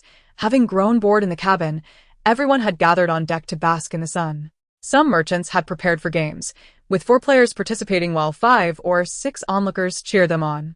The ship Dabao occupied was leading the fleet, primarily comprised of adventurous merchants who had contracted with the Shun family's fleet, while the following ship served as Shun family's cargo vessel. Each ship had its overseer. The cargo vessel was managed by the Shun family's third master, while Gao Wu was in charge of Taobao's ship. Both vessels were equipped with guards and archers, and even a cannon, sufficient firepower to deter ordinary pirates, allowing the merchants the leisure to engage in their games. Initially intimidated by the presence of so many men, Dayu soon realized that everyone was engrossed in their own activities and paid her no mind, which allowed her to play with Xuyen on the deck. "Oh, Mrs. Tao. What a coincidence. Hello, Mr. Charles. Would you like to join us? The weather is delightful." "Hello, Aunt Tao." Charles's son, Jack, approached Dabao with a warm greeting, his eyes glued to the merriment of Dayu and Xuyen. His expression was unmistakably one of eager curiosity. Dabao, understanding his intentions, waved to Dayu and Xuyen. "Come here. I wish to introduce you to a new friend." Dayu raised her hand and tentatively greeted, "Hello," only for Jack to excitedly exclaim in English, "You can speak English?" Dayu comprehended his words and nodded, her first response to an outsider being, "Yes." "Oh, splendid. Dad, I've made a new friend," Jack exclaimed, tugging at Charles's sleeve. Filled with exuberance, Charles shared in his son's delight. There were no children aboard the ship, and even among adults, few spoke English. Jack had been feeling quite stifled, but now he suddenly had 2 peers who could converse in English, a delightful surprise indeed. Without needing Dabao's introduction, Jack enthusiastically introduced himself, bowing with gentlemanly grace. "Hello. I am Jack. My Eastern name is Dayu. You may call me either Jack or Dayu." Dayu and Xuyen exchanged excited glances, their eyes sparkling with curiosity. As this was their first encounter with a foreigner, they both performed a polite bow, with Dayu stating, "Hello, I am Lin Dayu." Xuyen chimed in, "I am Xuyen. It is a pleasure to meet you." "Lin, Shua, shall we play at the front of the ship?" Jack proposed. Although the new friend's way of referring to them was peculiar, Dayu and Xuyen did not correct him, for they were still unsure how to articulate such complex sentences in English. They accepted Jack's invitation and raced to the front of the deck, while Dabao and Charles exchanged amused glances, leaning against the railing and chatting. "Mr. Charles, on your last visit, which route did you take to reach our Qing dynasty? And how long did it take?" Gao Wu had been busy, leaving Dabao little opportunity to converse with him. The merchants aboard generally disregarded her, so she had not gathered much information. However, based on the recent changes in weather and the sun's altitude, Dabao inferred that they had arrived in the South China Sea and were heading toward the equator, though she could not predict what lay beyond that. Charles, surprised by Dabao's ignorance, was momentarily taken aback, but then replied, upon discussing these matters, he continued with admiration in his eyes, I hold great respect for the Shen family. Their ships are the safest I have ever traveled on. Even during storms, they remain steadfast. In fact, this is the only vessel I have encountered that has journeyed from your Qing dynasty. Truly remarkable. Dabao nodded in acknowledgement of Charles's praise. Indeed. The Shen family's ships were among the finest of this era, however. Soon the West would invent steam engines while the Qing dynasty would remain entrenched in the age of wooden ships. The maritime ban would tighten further, making it increasingly challenging to travel abroad in the future. 0033 The tempest during the day, the weather was fair, but by nightfall, no one anticipated the wrath of the heavens. Thunder rumbled and lightning flashed, followed by a torrential downpour. Initially, it was dismissed as a mere sudden shower. Yet the winds began to howl violently, churning the once tranquil sea into a tempestuous frenzy, as two large ships were tossed high and low. The occupants of the ship were jolted awake, scrambling out of the cabins to gather on the deck.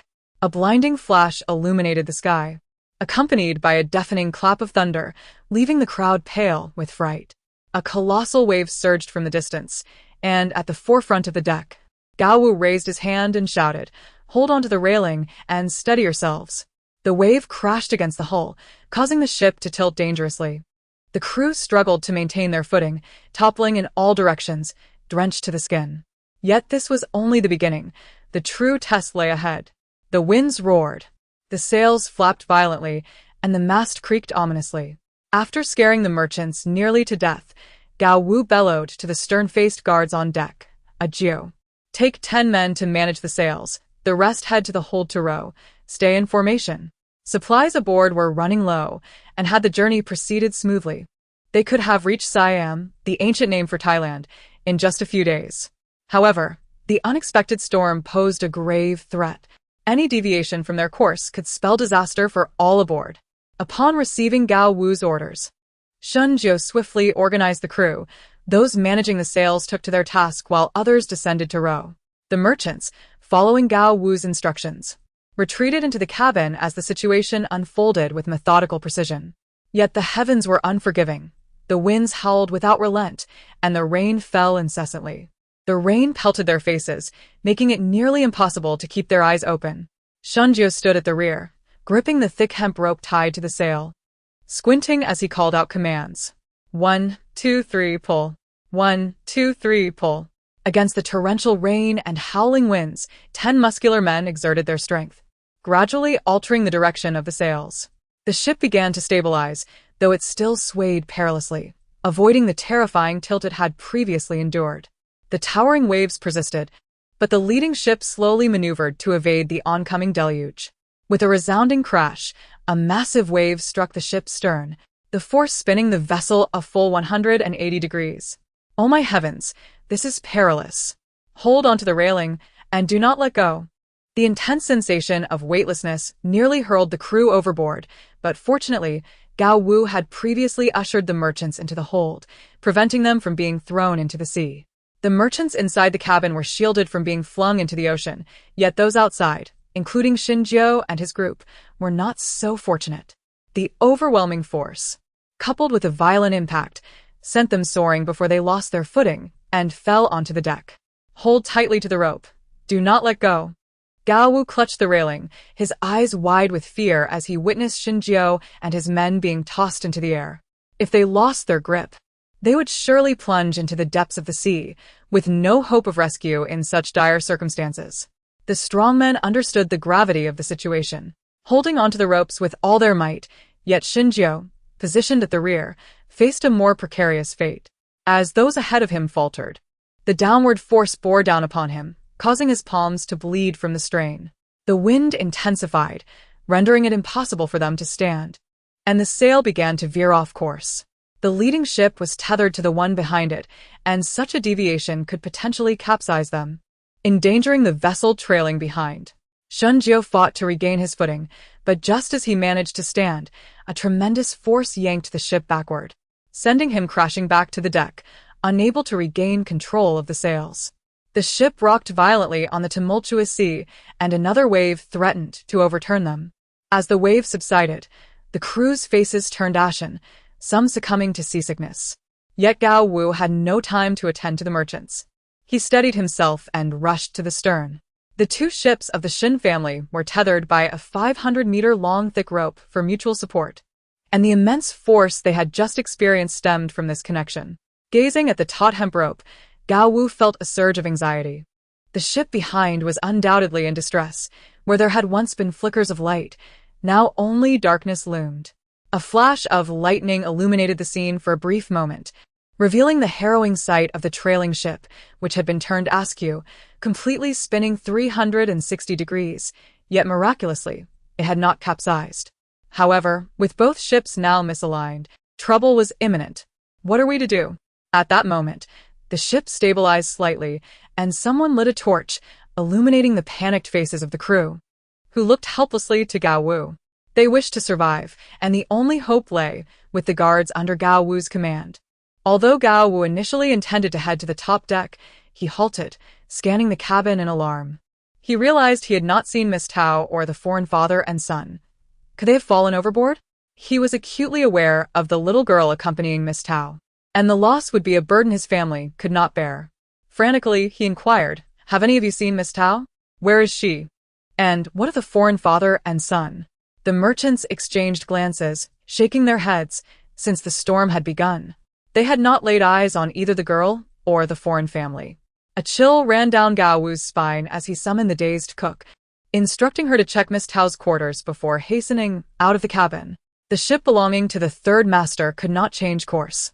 Thus, it fell to them to navigate. He could only hope the waves would subside, for if they did not, the rope would surely snap. Meanwhile, on Tao Bao's ship, Gao Wu's concerns for the foreign father and son, along with their aged servant, were well-founded. They remained in Tao Bao's quarters. Having chosen not to venture onto the deck with the impending storm, Tao Bao, aware of the potential dangers, had wrapped the two girls in blankets and secured them to the protruding beams of the cabin with sheets, comforting the frightened children before preparing to assist. Unexpectedly, Charles and his son, along with their servant, arrived, and the two adults discussed how to lend a hand. However, as the ship lurched violently, Tao Bao managed to anchor herself to the table, while the others were thrown about.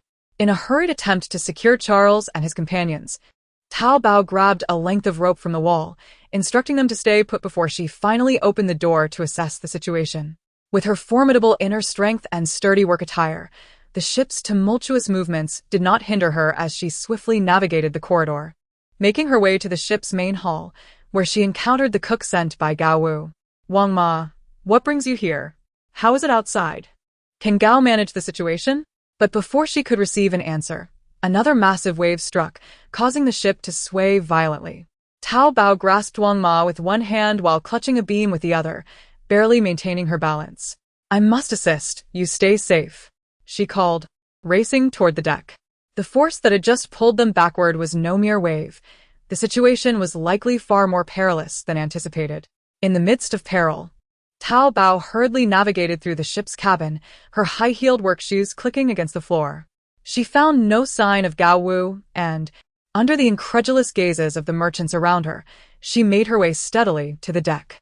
There, she spotted Gao Wu, gripping the railing and directing Xinjiu and his companions atop the ship. "Everyone, stand up. Hoist the sails, change direction," Gao Wu shouted, squinting against the wind as he called out to Xinjiu and the others. Just as Tao Bao reached his side, she heard the command to change course and quickly tapped his arm. "Captain Gao, why are we changing direction? Is there anything I can assist with?" The Shin family ship was remarkably resilient. As long as it did not capsize, their lives were essentially secure.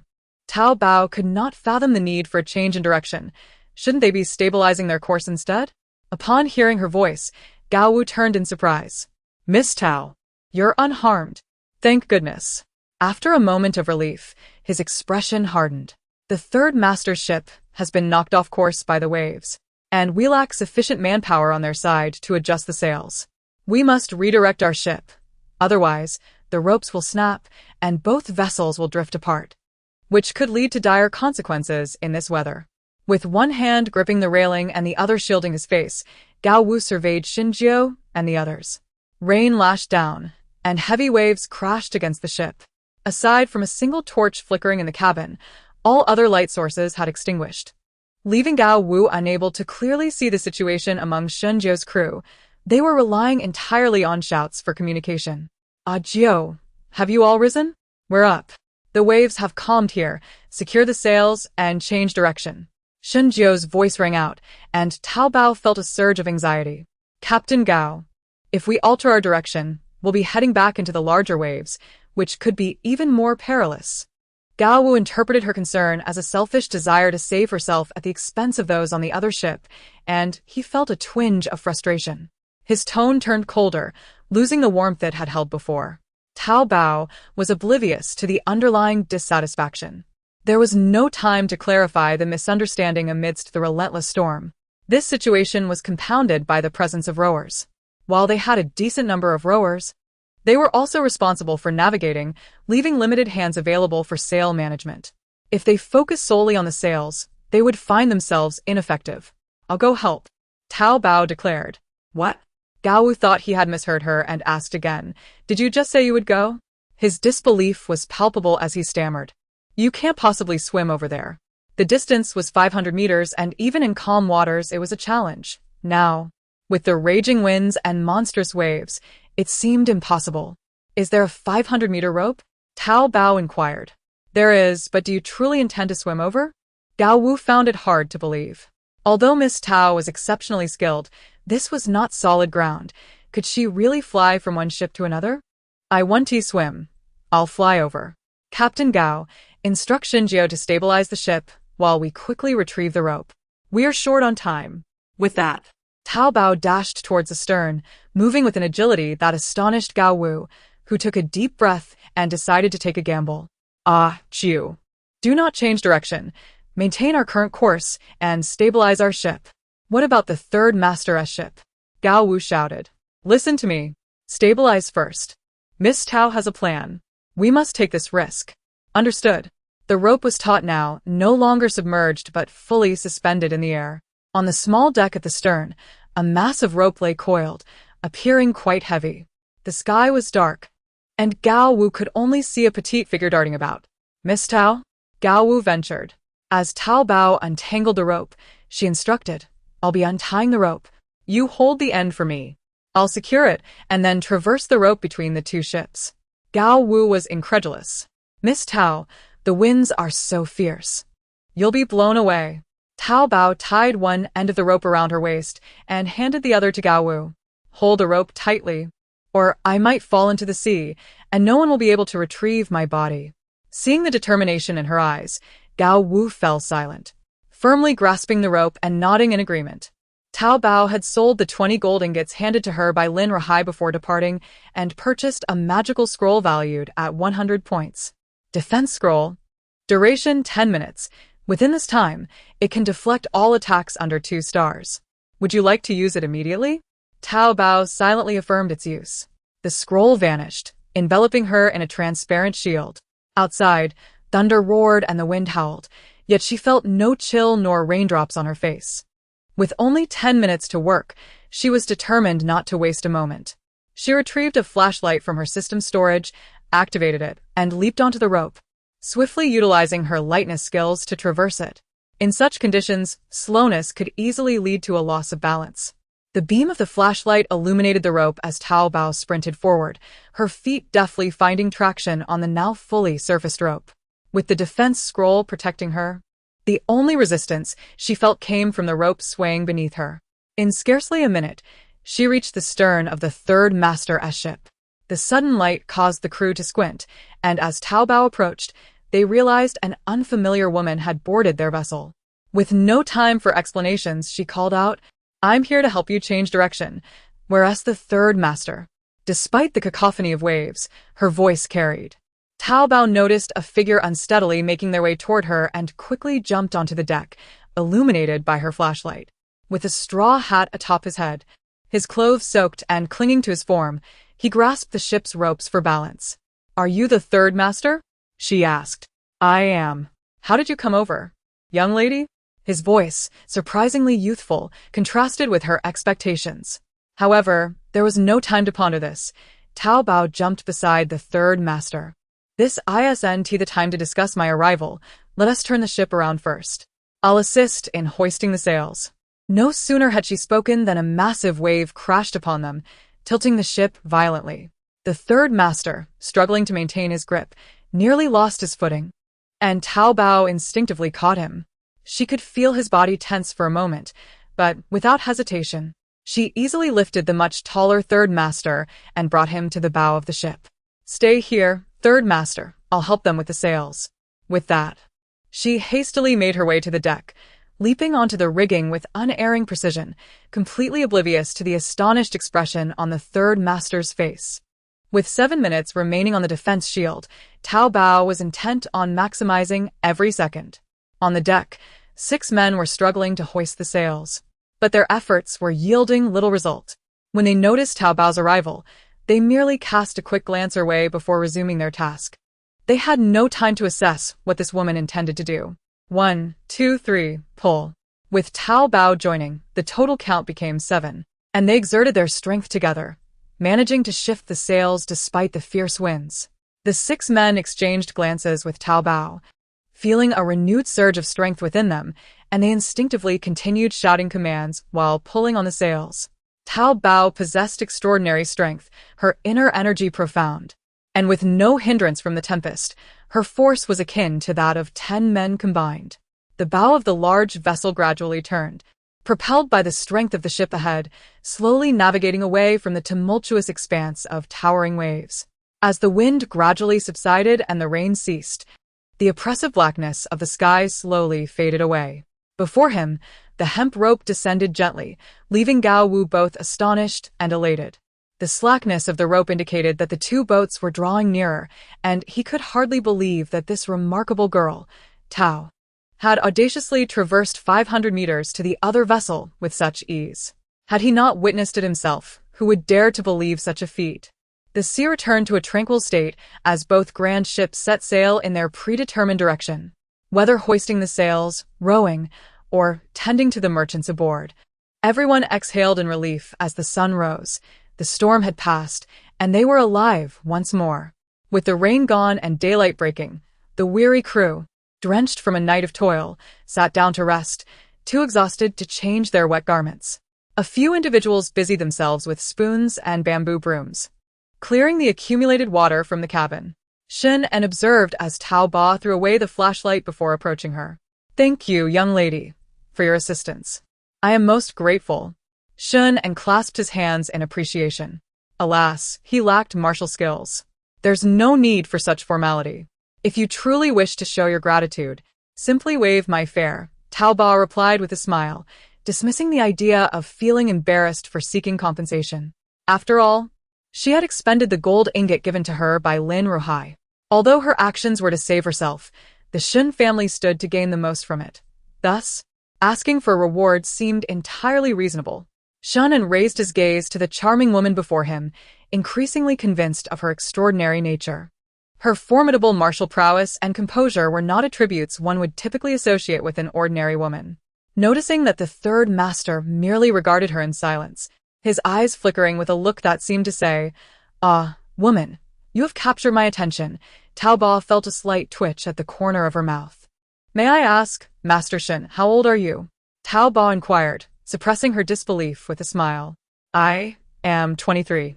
May I ask for your name, young lady?" Shen responded, a playful glint in his gaze. Zhao Dabao grinned and, unfastening the rope at her waist, leaped to the deck, securing the rope to the mast. She then raised an eyebrow at Shen below. "I am 28. Do not call me young lady any longer, or people will mock me. My surname is Tao. Feel free to call me Sister Tao if you please." With that, observing Shen and smile freeze in place, Zhao Dabao executed a graceful leap from the rope, landing on the neighboring vessel 200 meters away. You think you can pursue me? You have much to learn. As Gao Wu witnessed Tao Ba descending from the rope, a sense of finality washed over him. Miss Tao, thank you. He called out to the people aboard, signaling them to collect the rope as he followed Tao Ba into the cabin. In the cabin's hall, the merchants, having survived the ordeal, spotted Tao Ba emerging and all stood in unison, eager to express their gratitude, but hesitant to approach. The storm had struck suddenly, leaving them no time to change their clothes. They appeared quite disheveled.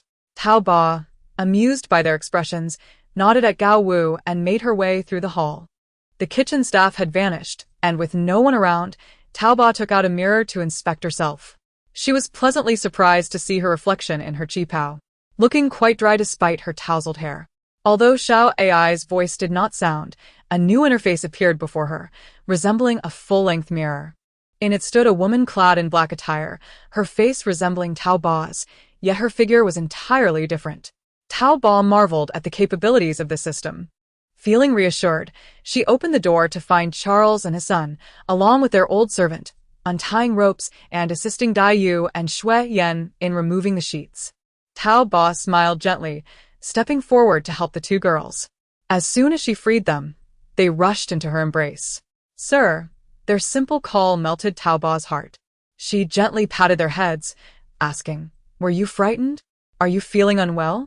Dai Yu emerged from her hug, pouting and holding back tears, murmuring, Sir, I feel nauseous.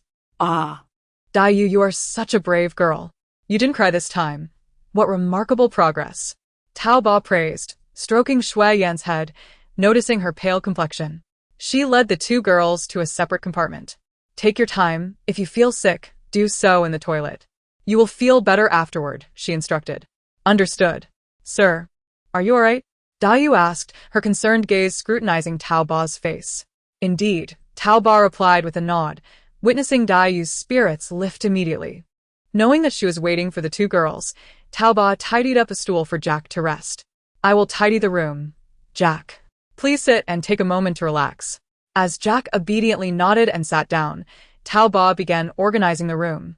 In the days following the storm, the weather remained splendid, and with favorable winds, the ship sailed swiftly.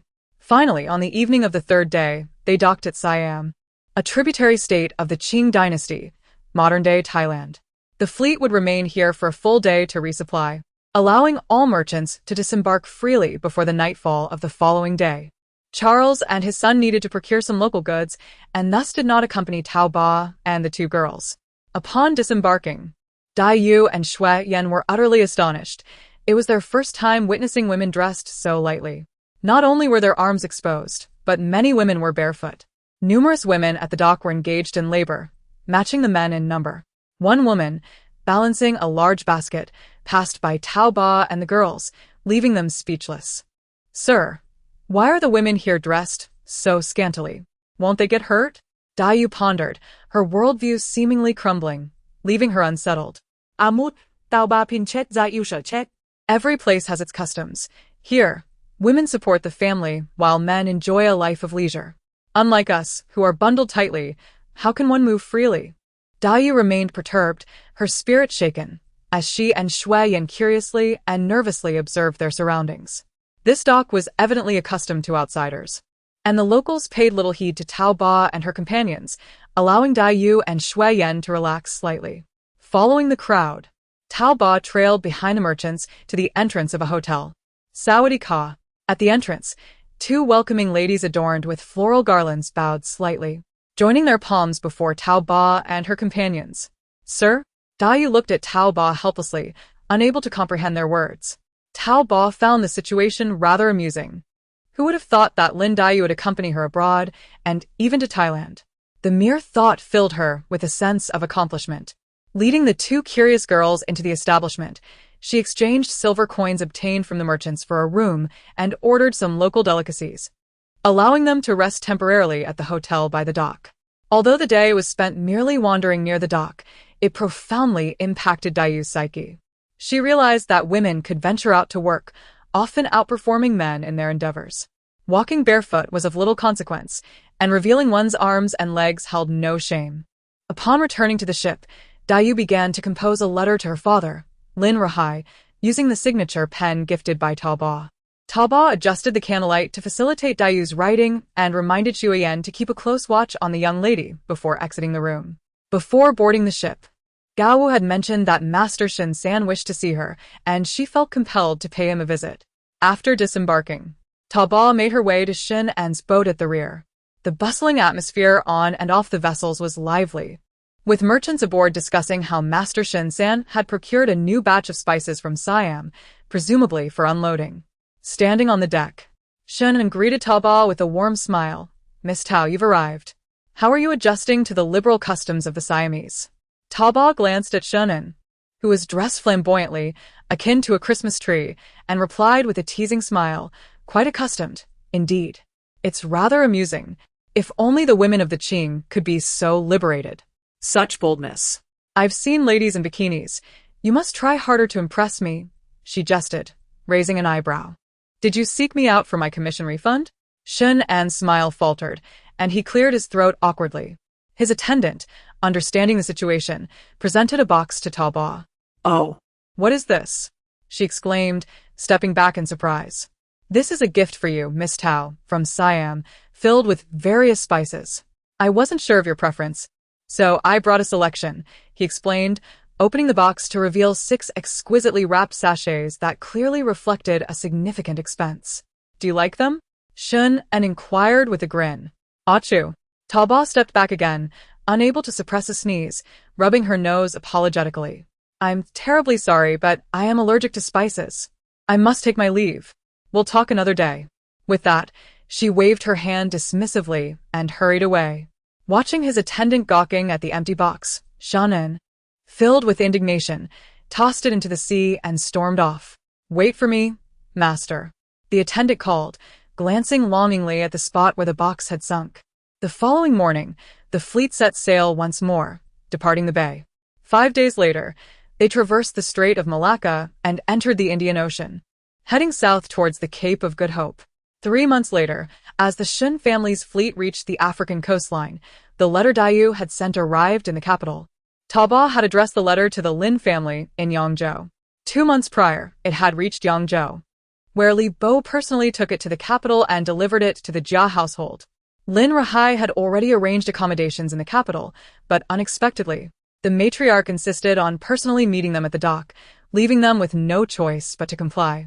Thus, the couple settled into the Jia residence, where they stayed for 4 months, from spring into summer.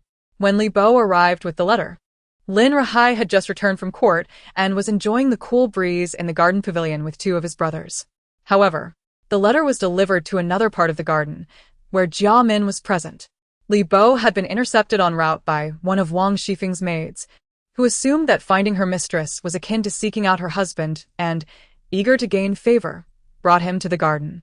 On that pleasant day, the matriarch had decided to take a stroll in the garden, and nearly all the ladies of the household were gathered, creating a bustling crowd.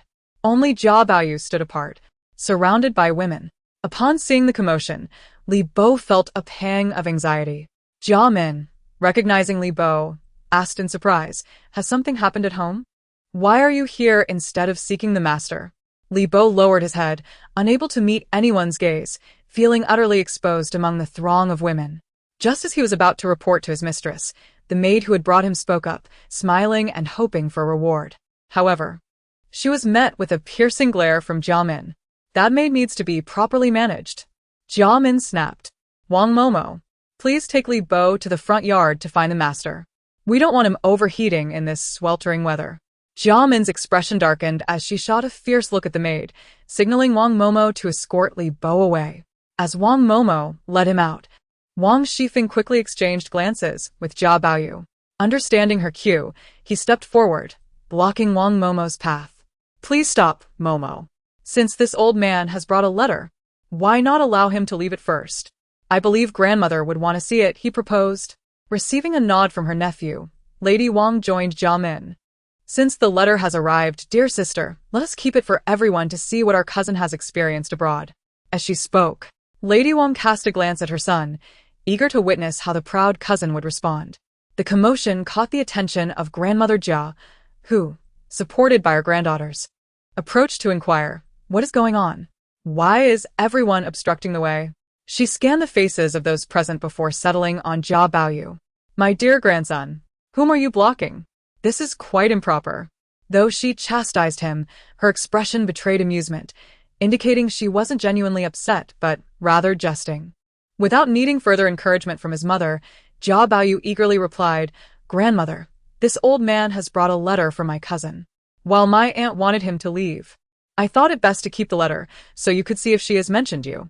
Pouting slightly, his playful demeanor elicited a smile from Grandmother Jia, who turned to Lady Wang. It appears our boy is a bit envious of his cousin. Very well, I too wish to see it. Enter. Have that old servant leave the letter before departing. With her mother's approval, Jia Min had no choice but to instruct Li Bo to leave the letter behind, urging Wang Momo to escort him away quickly. If they delayed any longer, they might have to keep the letter from Miss Tao for Bao as well. Amidst the curious gazes around her, Jia Min couldn't help but smile bittersweetly, reflecting on how the maid who had made a blunder faced no repercussions, while she, an outsider, had little recourse to voice her grievances. In the Jia household, all the young ladies eagerly listened. As soon as Li Bo left, Zhao Bao approached Jia Min aunt. Please open the letter and read it to grandmother. Let us see if my cousin mentions her. Yes, yes. Aunt, hurry and read it to us, so we sisters can broaden our horizons. We have never left the capital. The Ingchun sisters chimed in, their faces filled with curiosity. Jia Min glanced at her mother, who was smiling cheerfully, and sighed inwardly as she opened the thick envelope in her hand. Dear father and mother, Sawati Ka. As Jia Min read this aloud, Jia Mu, Bao and the three Chun sisters, along with Wang Foran, burst into laughter. Oh my, what does this awa mean? It sounds amusing. Wang Shifeng laughed heartily, leaning against Jia Mu, almost in stitches.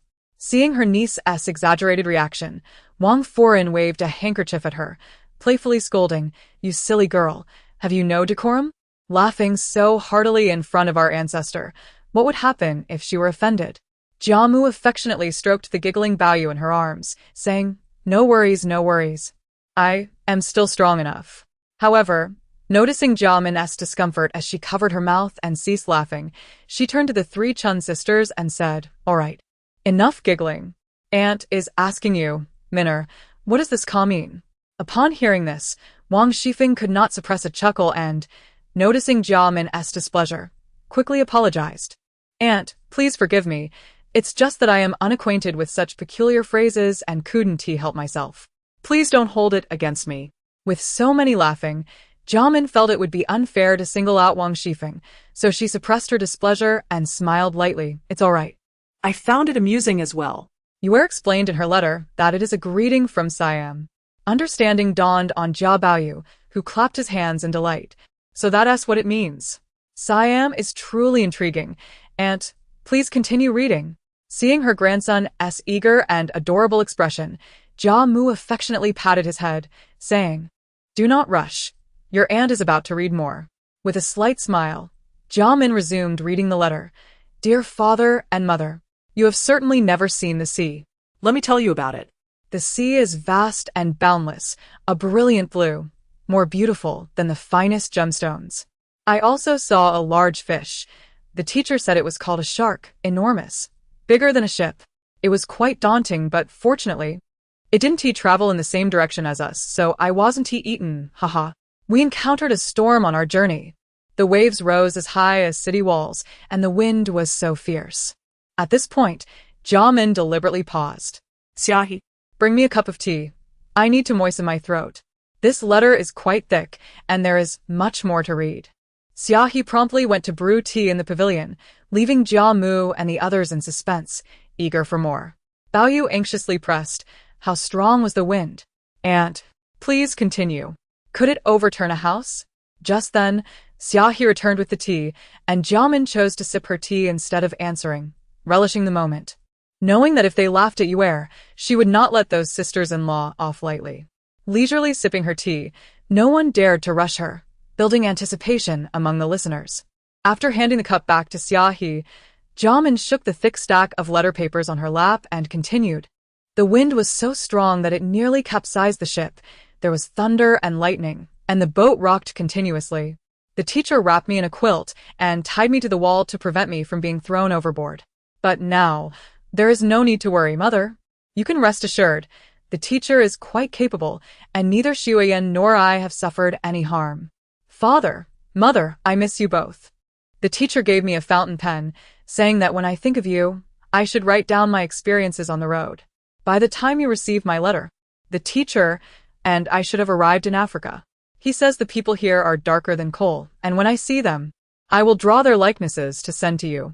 Mother, I will stop here for now. The teacher and I must continue our journey. The world outside is vast. And when I grow up and become as capable as the teacher, I will take you both along.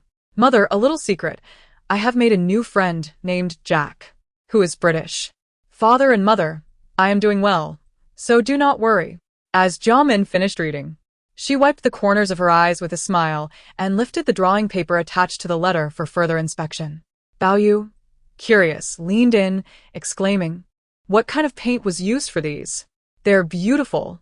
Is that blue lake the sea?" The drawings consisted of 6 pieces, one depicting a blue sky with clouds and a ship on the sea, and the rest illustrated dolphins, a menacing great white shark with its jaws agape, and several chibi-style portraits. Among the distinctively featured little girls, Jamin immediately recognized her daughter and the maid, Xueyan. Beside them was a blonde little boy, presumably her daughter's new friend, Jack. Having examined the drawings, Jamin smiled joyfully, tears glistening in her eyes, and carefully tucked the drawings and letter back into the envelope, holding it gently. After finishing the letter, only Bao continued to chatter with curiosity, while Jia and the others fell into silence. Feeling the unusual quiet, Jamin asked with a smile, "Mother, sister-in-law, what's wrong? Why is everyone so quiet?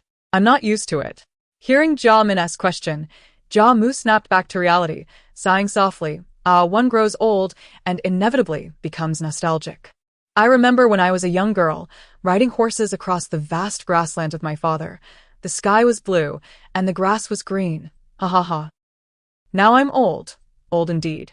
She raised her hand for the 2 old maids to assist her as she slowly walked out of the garden. Turning to see her mother and sisters-in-law still silent, Bao made a silly face and chased after Jamin, eager to ask about Siam and the colors of the drawings. Above, a flock of unfamiliar birds flew by, and one, for some unknown reason, plummeted straight down from the sky, landing in the courtyard. It flapped its wings desperately, unable to escape, ultimately dying beneath the vibrant pomegranate tree. How pitiful! Ingchun sighed softly, tears unconsciously glistening on her cheeks, which she gently wiped away with a faint smile. They had been born and raised in this courtyard. It was rather amusing to think about. Yet she had never ventured beyond East Street. She had never thought much of it, but now she truly envied her cousin's daughter. Yuer was like a bird. She had wings and could soar freely, while she herself, if she could die beneath that pomegranate tree, it would not be so bad. At least it would seem rather glamorous. As time swiftly passes, August arrives, marking the peak of summer. However, in the temperate climate of Great Britain, the heat is notably absent. After an 8-month voyage, the Shun family's fleet finally reaches Britain by the end of August. The journey was largely devoid of peril. The Shun family ships, resilient and sturdy, weathered storms with aplomb. It seems fortune favored Zhao Dabao and her companions, as they encountered only 3 storms and a single pirate attack, which they successfully thwarted before the pirates could approach the fleet. Armed with Zhao Dabao's long-range firearm, the pirates were unable to seize the vessels, allowing the fleet to arrive safely.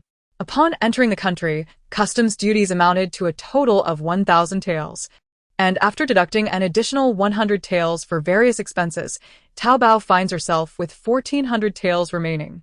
Originally, she was to pay the Shun family 500 taels for shipping costs, but in gratitude for her assistance during the journey, this fee was waived. After spending 10 taels on transportation and other expenses, she is left with 1,380 taels in silver. Accompanied by her 2 maids, Dai Yu and Xueyan, she travels by carriage into the city with Charles and his father. Charles possesses a modest estate on the outskirts of London and hails from a hereditary minor nobility. Following the untimely death of his father, an earl, Charles inherited the title. though he is now a baron due to the lack of significant contributions to the crown.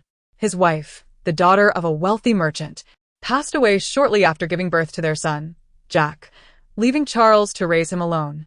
Initially, Charles engaged in selling agricultural products from his estate, but after fortuitously meeting a ship merchant, he was drawn into maritime trade, capitalizing on the lucrative prospects of international commerce.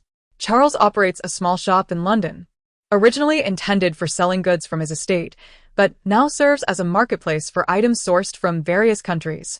Zhao Dabao accompanied Charles and his son to the shop, where she temporarily stored her 4 large chests. After securing her belongings, Zhao Dabao declined Charles's invitation to stay, opting instead to find a lodging with Dayu, who was reluctant to part with Jack. While Dayu was excited and restless throughout the night, Zhao Dabao found herself preoccupied with thoughts, unable to sleep. She was confident in the marketability of her goods, silks, porcelain, and embroidered items, but was anxious about establishing a business presence in this foreign land. Unfamiliar with the Western world depicted in Dream of the Red Chamber, Zhao Dabao realized she would need to consult Charles regarding her plans. While the notion of involving Shen and never crossed her mind, such matters could be known to Dayu, the Lin family, or Europeans, but must remain concealed from those in the Qing dynasty. Although Gao Wu was aware of Dayu's identity, he would likely not suspect her intentions for relocating the entire Lin family. Thus, only Lin Ruhai and Zhao Dabao were privy to this scheme. The more individuals who learned of it, the greater the potential complications. Zhao Dabao pondered Lin Ruhai's situation as she gradually succumbed to sleep at dawn. The trio, having had little rest, awoke late into the afternoon. Just as they finished their light lunch of salad and bread, merchants began to arrive. The news of the Qing dynasty fleet's arrival had circulated, and Zhao Dabao had not concealed her whereabouts, anticipating visits from merchants. Intent on fostering independence in Dayu and Shuiyan, she included them in her negotiations, recognizing this as a valuable learning opportunity. The 3 merchants, drawn by her silks, had schemed to divide the goods among themselves, and they attempted to exploit Zhao Dabao's gender by making audacious offers. Initially pricing the fabric at a mere 100 silver coins per bolt. 3.5 silver coins equated to 1 tael, while Zhao Dabao's cost for the silk was 30 taels per bolt. Their offer was far below the market value, igniting her frustration. Despite her irritation, Zhao Dabao's 5 years of sales experience fortified her composure, and she maintained a calm demeanor. 100 silver coins for a bolt? That's hardly the cost of the fabric itself. I've inquired during my travels, and standard silks are priced around 400 silver coins per bolt. What's more, this is the finest quality silk. 100 silver coins for such premium fabric? I must admit, I am unfamiliar with such calculations. As she smiled, she gestured for Dayu to bring forth the samples. Dayu opened the wicker chest she had been clutching, carefully laying out 5 square pieces of fabric. The textures were intricate, the patterns distinct. Some were as light as a cicada's wing, while others were rich and luxurious. Each piece boasted exceptional quality, captivating the merchants, who gazed in yearning at the novel designs and vibrant colors. A bolt of such silk could easily fetch a minimum of 1 silver coin, and with persuasive salesmanship, 1,000 coins was certainly achievable. If sold in neighboring countries like France or Germany, the price could soar even higher. Zhao Dabao shook her head. Gentleman Dayu, anxious from their previous discussions, feared Zhao Dabao might concede to their low offer. She cast worried glances at her. Zhao Dabao raised a hand, signaling Dayu to remain silent, then picked up a gilded copper cup, rubbing it vigorously with her fingers. 800 silver coins. You will either accept or face the consequences. With that, she forcefully slammed the ball of copper into the sturdy wooden table. Did they think they could deceive her? She resolved to sell this batch only to these 3, favoring a straightforward approach over convoluted tactics. The copper ball rolled across the table, thudding with finality. The merchants swallowed hard. The leader nervously countered. 600 is already a generous offer. 800. Zhao Dabao pressed the copper ball down with force, causing it to puncture the thick table and roll to the floor. Her assertiveness stemmed from a solid understanding of her worth. 800 silver coins would yield profit for her and the merchants alike. On board the ship, she learned that the Shun family's high-quality silk sold for around 750 silver coins. This price, lower than her offer, was for bulk purchases of 1,000 bolts, far beyond what these merchants could handle. Thus, the price of 800 silver coins was indeed fair, especially in this market devoid of competition. With only 14 merchants from the Qing Dynasty fleet, the total silk supply paled in comparison to the Shun family's offerings. These small merchants had no choice but to procure from her. Others might offer even higher bids or choose to sell their wares themselves. Were it not for Zhao Dabao's reluctance, she would have set up her own stall. The copper ball rolled until it settled against the wall, halting its motion. The three merchants recognized that this woman was not to be trifled with. With no alternatives, they exchanged glances and nodded in agreement. Upon reaching an agreement on the price, 0039 established a contract with three merchants. Zhao Dabao, along with Dai Yu and Shui Yan, accompanied the merchants to Charles's shop to collect the goods. Although Charles himself was absent, the store clerk, having received instructions, promptly opened the warehouse upon seeing Zhao Dabao arrive with the merchants. The three merchants had arrived with a horse-drawn carriage, without any servants. Seizing the opportunity to retrieve silk from the system's warehouse, Zhao Dabao instructed Dai Yu and Shui Yan to watch over the warehouse while she assisted the merchants in loading the goods. A total of 100 rolls of silk were sold for 80,000 silver coins. After deducting costs, Zhao Dabao earned nearly 70,000 silver coins from this single transaction, equivalent to 20,000 taels of silver, yielding a profit margin of approximately sevenfold. It was no wonder that some individuals risked their lives to venture overseas. Such immense profits were simply irresistible. The three merchants exchanged 7,000 gold coins with Zhao Dabao, and as she received a hefty bag of coins, a prompt from the system brought her immense joy. 112 pounds of gold, valued at 11,200 coins.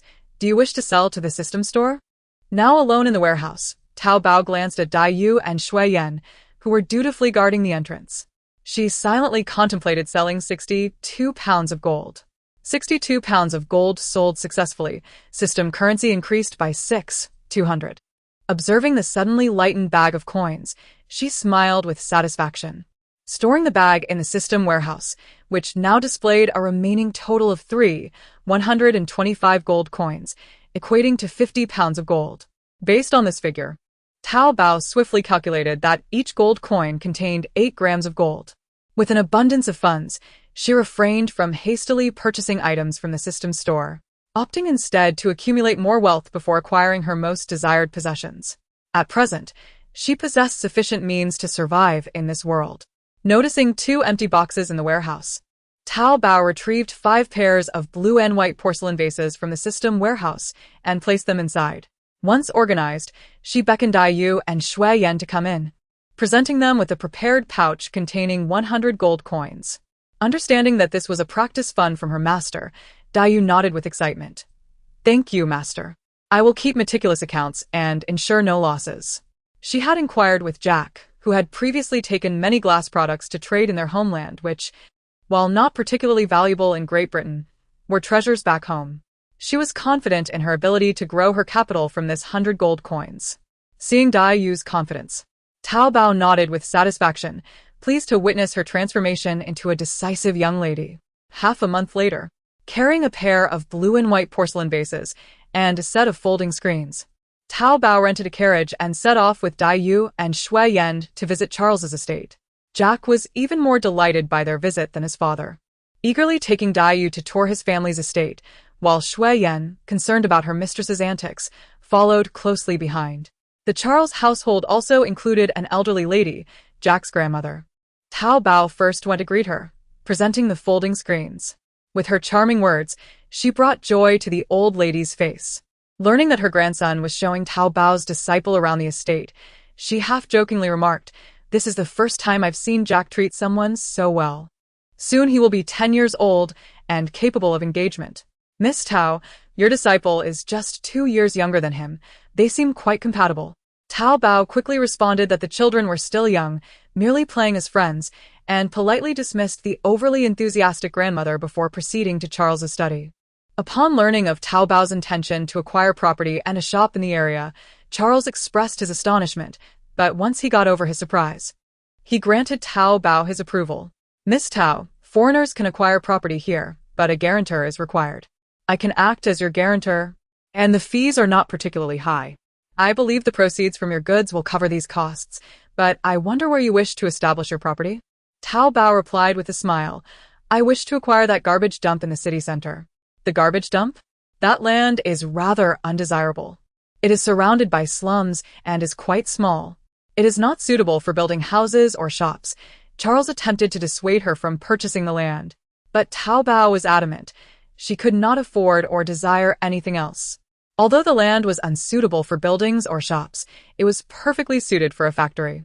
Seeing her determination, Charles ceased his objections.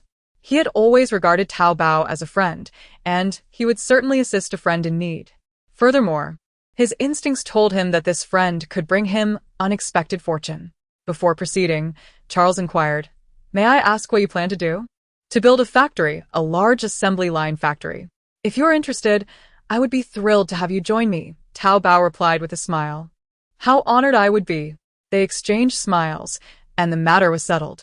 Zhao Dabao provided Charles with 2,000 gold coins to handle the necessary paperwork and purchase the land. The two then parted ways, with Zhao Dabao selling the remaining embroidery while Charles went to secure the land, both engrossed in their respective tasks. The remaining embroidery and porcelain brought Zhao Dabao a total of 2,000 gold coins, which she did not sell to the system but instead used for constructing the factory. 5 days later, Charles purchased the land Zhao Dabao desired for 1,000 gold coins and, with an additional 500 coins, acquired the dilapidated houses nearby. Once the houses were demolished, the land would double in size. Privately, Zhao Dabao and Charles formally signed a partnership agreement, with Zhao Dabao investing 2,000 gold coins and Charles investing 4,000. Coupled with Zhao Dabao's technical expertise and Charles's connections, they each held a 50% stake. With the land secured, Zhao Dabao instructed Charles to arrange for its cleanup while she secluded herself in a hotel room to draft a comprehensive plan. With the Shin family's fleet set to depart in a month, leaving Charles alone and communication difficult, Zhao Dabao needed to prepare a 2-year plan. Trusting Charles, she chose to collaborate with him, unperturbed by the possibility of him absconding with the funds 2 years hence. If such a scenario occurred, she would simply have to accept her misfortune. Nevertheless, she decided to take a chance, as she could afford the investment and the recipe. With the perfect steam engine still a distant dream, she aimed to start with this project. The political climate in the Qing Dynasty did not lend itself to establishing a steam engine factory there. Thus, she would proceed with a product that was somewhat ahead of its time, yet still relevant. The detailed schematics for the steam engine, along with its practical applications, were available in the system store for 500 points, a remarkably low price. In modern bookstores, one could purchase these plans for no more than 500 yuan. In contemporary terms, Zhao Dabao would find the system's pricing outrageous, but within the confines of the feudal society depicted in Dream of the Red Chamber, she could not help but marvel at the bargain, as its value far outweighed the 500 points. Zhao Dabao also set a goal to construct an ocean-going vessel powered by a steam engine within 10 years. While the system contained even more advanced schematics, the capabilities of the current era could not support the construction of such sophisticated machinery. Thus, she opted for the steam engine as a slightly progressive yet feasible product. Zhao Dabao believed that the arrival of such technology would usher in monumental changes, representing her opportunity. Who could say whether the next mission world would afford her another chance to reap substantial rewards? Seizing the moment, she felt compelled to gather as much as possible. After half a month, with the assistance of Xiao AI, Zhao Dabao completed a 2-year plan. Upon presenting it to Charles, she received his enthusiastic praise and assurances. Satisfied, Zhao Dabao patted Charles on the shoulder, saying, "The revolution has yet to succeed. Comrades must continue to strive. Keep up the good work, young man. Let us unite in the creation of a brand new world." Charles nodded enthusiastically, brimming with vigor. "A new world. Here I come. Perhaps I seemed a bit foolish just now." After a busy 2 months, they have returned. The construction of the factory has been temporarily entrusted to the old servant, while Charles and his son accompany Zhao Dabao and the others to board the ship. Will you come with Aunt Tao next time? Jack, aware of his father's collaboration with Zhao Dabao, knows that Zhao Dabao will certainly return, but he is uncertain whether Dai will accompany her.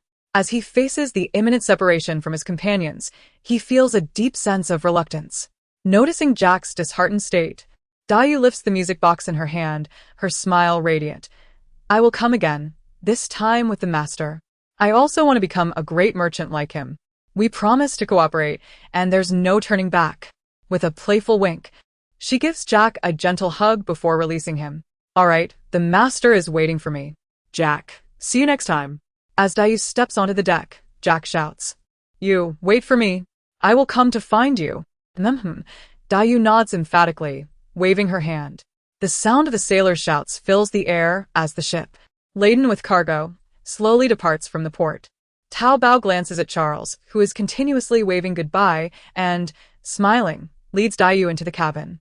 She believes that in 2 years, this place will undergo a tremendous transformation, and she eagerly anticipates that day. As autumn gives way to winter, then spring, summer arrives quietly. The Shun family's fleet, filled with abundant harvests, reaches the Yangzhou dock. Stepping onto the soil of Yangzhou once more, Dayu feels a sense of unreality. She has been away from home, her parents, and this land for 1.5 years.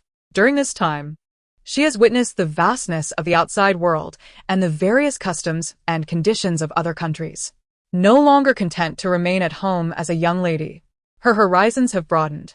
She aspires to earn money and build her own factory, and she dreams of visiting the Americas and establishing her own colony. All these changes stem from the influence and teachings of her master. Dayu looks up at her master, her lips curving into a familiar smile, her eyes sparkling with confidence. He is the person she admires most. Feeling the intense gaze beside her, Zhao Dabao chuckles and glances down at Dayu. Why are you just standing there? Aren't you going to help Shui Yan?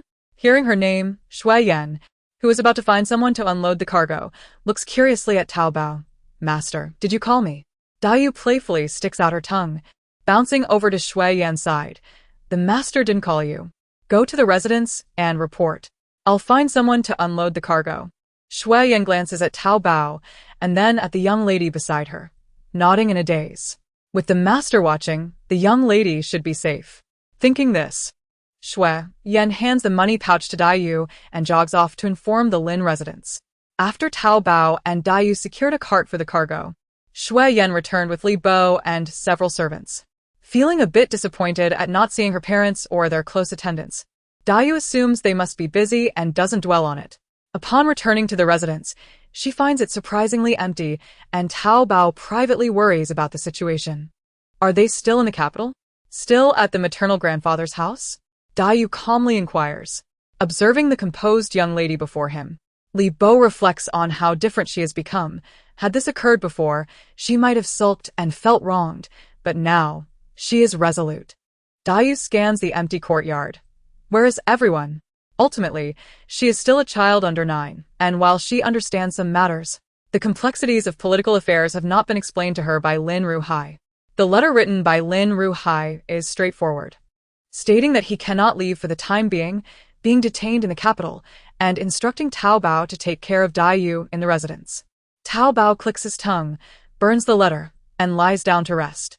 Since Lin Ruhai advised her to stay put, she decides to do just that. After such a long journey, she is exhausted and considers this a vacation. The next day, Zhao Dabao asks Dayu to write a letter of reassurance to Lin Ruhai and find someone to deliver it to the capital. Then they both get to work. Jiamin has set up 2 general stores in Yangzhou, and with both adults away, Dayu becomes the true steward. After discussing with Zhao Dabao, they decide to modify one of the stores into a shop specializing in foreign goods, which Dayu personally manages. Once the shelves are stocked, business booms. Zhao Dabao seizes the opportunity to showcase his marketing skills, leaving Dayu and Li Bo in awe. Yangzhou is filled with wealthy merchants and nobility, and Zhao Dabao profits handsomely from this batch of goods. After deducting Dayu's share of 100 gold coins, Zhao Dabao earns 30,000 taels of silver, selling 2,000 to the system and keeping 10,000 for himself, deciding not to reinvest for the time being. Although this batch appears abundant, it sells out in less than 3 months, thanks to Zhao Dabao's daily limited sales strategy that prolonged the inventory. As Zhao Dabao and Dayu prepare to collect goods from various docks, Shunan arrives at the Lin residence. Dayu, knowing he has come to see her master, sneaks away with a smile, leaving the living room for Zhao Dabao and Shunan. Zhao Dabao serves tea to Shunan, pushing it towards him. What brings you here? Master Shin? Shannon, straightforward, drinks a sip of tea and states, "The sea will be closed off by the end of the year." Isn't the sea always closed at the end of the year? Dayu had known that ships could only leave after the new year. What is so strange about that? Shannon puts down his teacup, his expression unusually serious, and hands a piece of paper to Zhao Dabao. Confused, Zhao Dabao takes it. What is this? A maritime ban? Why has it been enforced? What has happened? Instinctively, Zhao Dabao senses that something must have gone amiss in the capital. Yet while Shannon has brought news, Lin Ruhai's letter has not arrived. After some small talk, Shannon excuses himself to leave. Dayu peeks into the living room, and upon seeing Shannon depart, she joyfully rushes out, only to stop short at the sight of Zhao Dabao's serious demeanor. "Master, what's wrong? You seem unhappy," she inquires, concern etched on her face. "Dayu, pack your things. We are heading to the capital for the new year." Ah. Dayu looks at Zhao Dabao in confusion, recalling how he had said they wouldn't go to the capital to avoid troubling her parents. Why the sudden change of heart? "Master." Dayu wants to ask more, but Zhao Dabao has already hurried away. Understanding that something must have happened, she calls for Li Bo and Shui Yan to begin making arrangements for their journey to the capital. On the way to the capital, danger lurked. It was already November, and after Shen had departed from the Lin residence, news of the maritime ban quickly spread throughout the docks within 2 days. Instantly, the entire city of Yangzhou was abuzz with discussions about the prohibition, with merchants donning somber expressions. The Shen family's grand fleet remained silent, leaving the smaller merchants apprehensive to voice their discontent. Yangzhou was not the worst affected. Guangdong was truly facing dire straits. Amidst the chatter, Zhao Dabao, Dayu, and others had chartered a ship, preparing to journey to the capital. With the new year approaching in less than a month, taking the overland route would certainly delay their arrival in the capital before the festivities. The ramifications of the maritime ban were palpable, and the absence of communication from Lin Ruhai raised alarms among Zhao Dabao, Dayu, and Shuiyan, who sensed something was amiss. The Lin residence was devoid of inhabitants. All valuable goods packed and shipped away, with the remaining properties entrusted to Shannon for management, akin to a family relocating. Li Bo opposed this hasty departure, but he could not withstand the influence of the young mistress, who heeded her master's words. He could only watch silently as Zhao Dabao and the others loaded the ship with valuable items, embarking on their grand journey to the capital. The weight of the cargo troubled Li Bo, who found himself unable to rest, fearing for his mistress's safety against potential bandits. After 2 weeks on the water, a day of freezing rain prompted the helmsman to suggest they dock for the night, intending to resume their journey in better weather come morning. Remembering Tao's earlier instructions, Li Bo suppressed his fears and took up a vigilant post at the cabin door, instinctively patting his waist to feel the reassuring solidity of his weapon.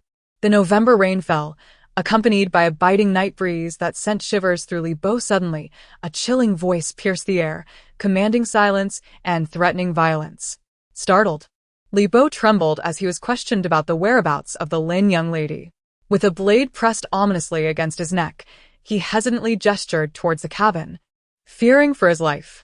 The man behind him narrowed his eyes, pressing the knife closer, but before he could speak, a shadow leapt into the cabin. Dressed in black, with a cloth covering his head save for his eyes, the newcomer scanned the ship. He reported back that, aside from a few servants, there was no sign of the Lin young lady. Instantly, Li Bo felt a chill run down his spine. The leader of the black-clad men, sensing deception, pressed Li Bo for answers, his voice laced with urgency. Realizing his life was at stake, Li Bo stammered an excuse to buy time, subtly maneuvering his sleeve to reach for his weapon. Just as he prepared to fire, a gunshot rang out, causing him to drop his weapon in shock. The leader's hand was now stained with blood, and he fell to the ground as Li Bo seized the moment to escape his grasp. Just then, another shot echoed, and the black-clad intruder collapsed, struck in the thigh, revealing Zhao Dabao, who had been lying in wait on the deck, pistol in hand, a mischievous smirk on his face. 2 others emerged from the shadows, Shuiyan and Dayu, one brandishing a silenced gun. "Sir, your gun." Dayu handed over her weapon to Zhao Dabao, who exchanged it for a silenced firearm, then turned his attention to the incapacitated intruders. He ordered a group of anxious servants to secure the assailants. "What shall we do with them, Tao girl?" Li Bo inquired, returning his firearm to Zhao Dabao, his brow furrowed in concern. Zhao Dabao, taking the weapon, tossed it to Shuoyan, reminding her to repay him once they had the means. Shuoyan eagerly accepted, expressing her gratitude. Dayu, eyes gleaming with excitement, asked if the gun she held was hers as well. As you wish, Zhao Dabao replied, now considering how to deal with the two black-clad men and their accomplices outside. He approached the subdued men, crouching down to inspect the bloodied deck with disdain. You owe me, he declared, counting off various fees. 1,000 taels for emotional distress caused to my precious Dayu, at least 2,000 for my entrance fee, 3,000 for Li Bo's medical and emotional costs, and additional fees for cleanup and servant labor, rounding it all up to 10,000 taels. A fair deal, wouldn't you say? The leader of the black-clad men exchanged glances, their resolve faltering under the absurdity of the situation. Why not take poison or something? How unprofessional. You can't be real assassins, Zhao Dabao mocked, prompting the leader to demand an explanation. Who are you? He spat defiantly, refusing to die without understanding his captor's identity. Zhao Dabao raised an eyebrow. Why should I tell you? Just pay up. With a defiant glare, the leader barked, we have no money. Zhao Dabao responded with a smirk, tapping the leader's face with his gun. No money? And yet you dare to challenge me? As silence fell, Zhao Dabao ordered Li Bo and Dayu to dispose of the black-clad men and clean the blood from the ship. As he approached the defiant leader, a sinister smile spread on his face. What will you do now, you shameless woman? Kill me if you have the courage, he taunted. Shameless? Zhao Dabao retorted, stripping the leader of his clothing and tossing them into the river, leaving him exposed and helpless.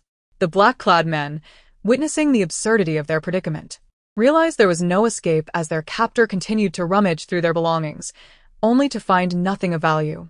Frustrated by the lack of money, Zhao Dabao discarded their clothing into the river, leaving the black-clad intruders in despair and fear. Two destitute men, lacking funds yet still roaming about, truly infuriating. The two figures clad in black were utterly despondent. How could there exist such a shameless woman in this world? Oh heavens! Send down a bolt of lightning to smite her. They thought their plight had reached its conclusion, only to be taken aback as they suddenly found themselves suspended in midair.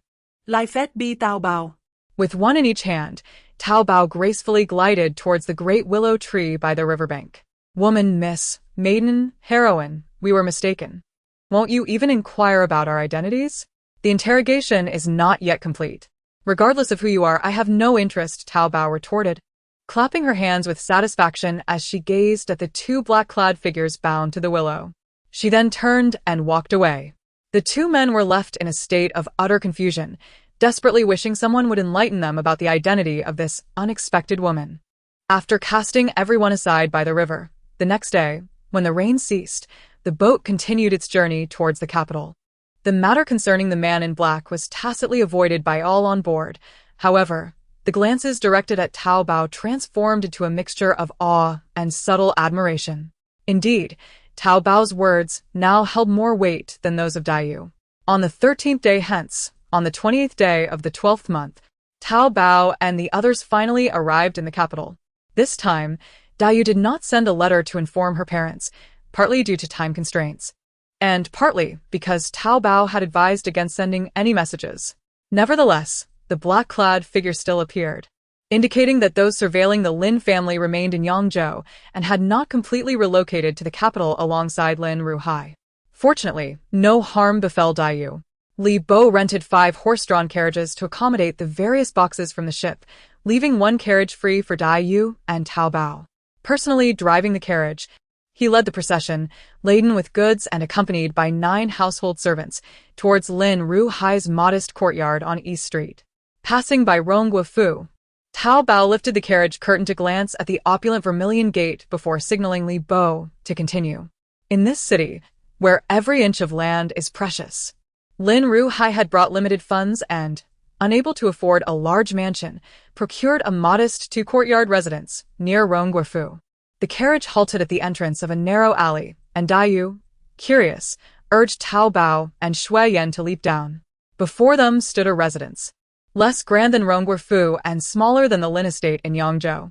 The red paint on the door appeared freshly applied, suggesting that Lin Ruhai and his wife had recently refurbished their small courtyard. Dayu dismissed Li Bo and approached the door to knock. Knock, knock, knock. The door opened a crack, and the person inside peeked out.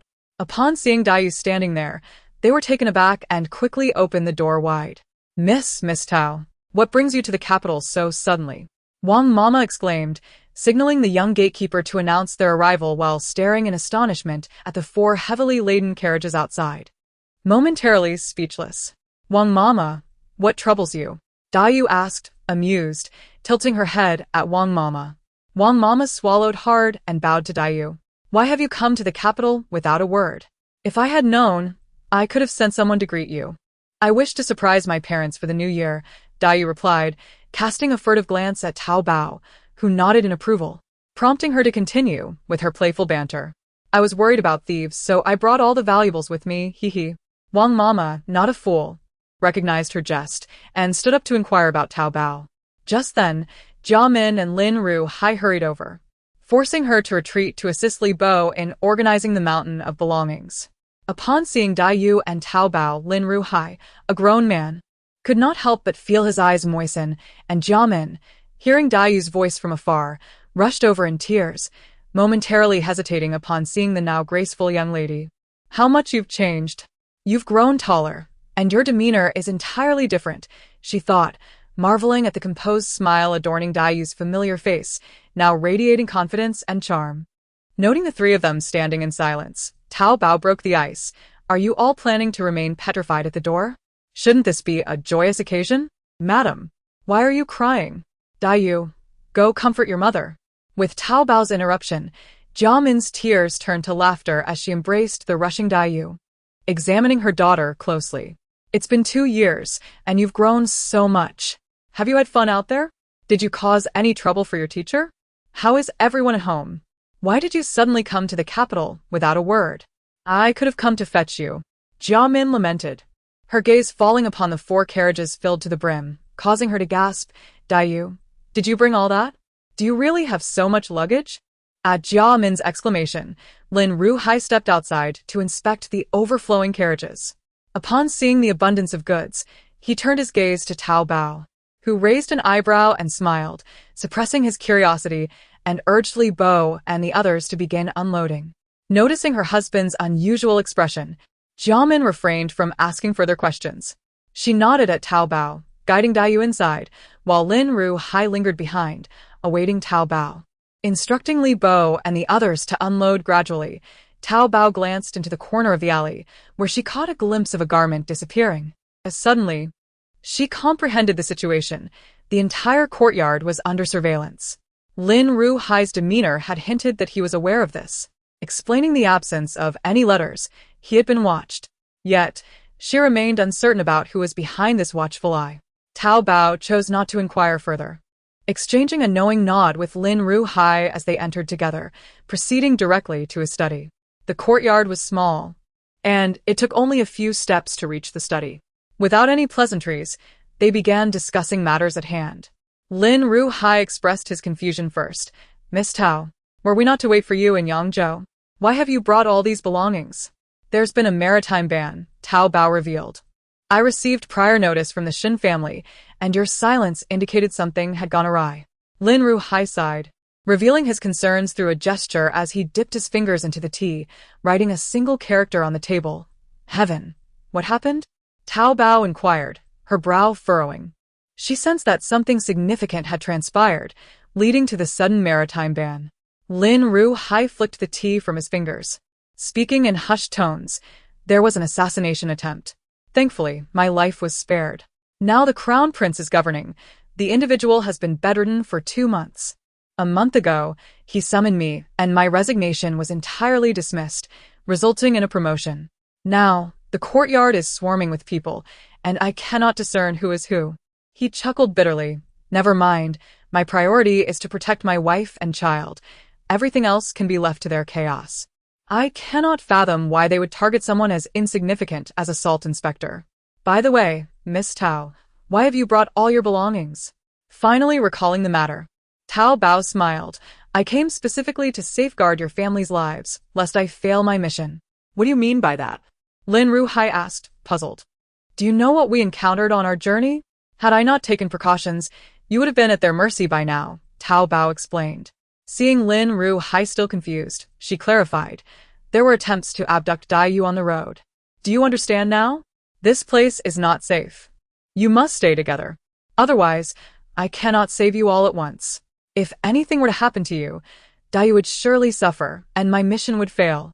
Zhao Dabao remained acutely aware of her task. Given the current circumstances, if Lin Ruhai chose a side, the adversaries would eliminate him. If he did not, who knew how long the injured emperor could protect him?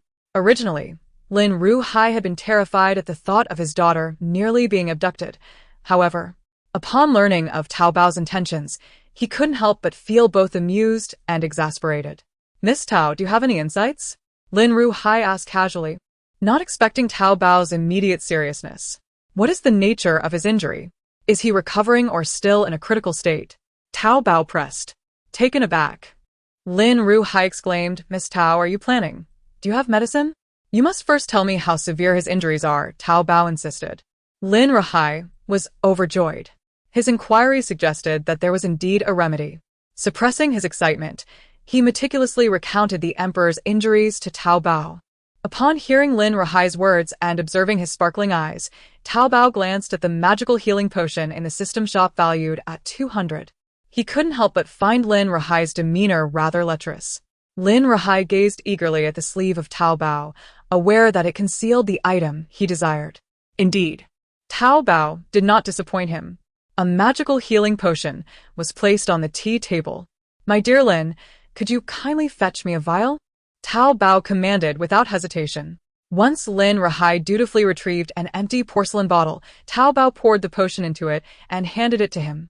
I warn you, should my identity be revealed, you know the consequences. Zhao Dabao threatened. Lin Ruhai understood the gravity of the situation and solemnly nodded. Rest assured.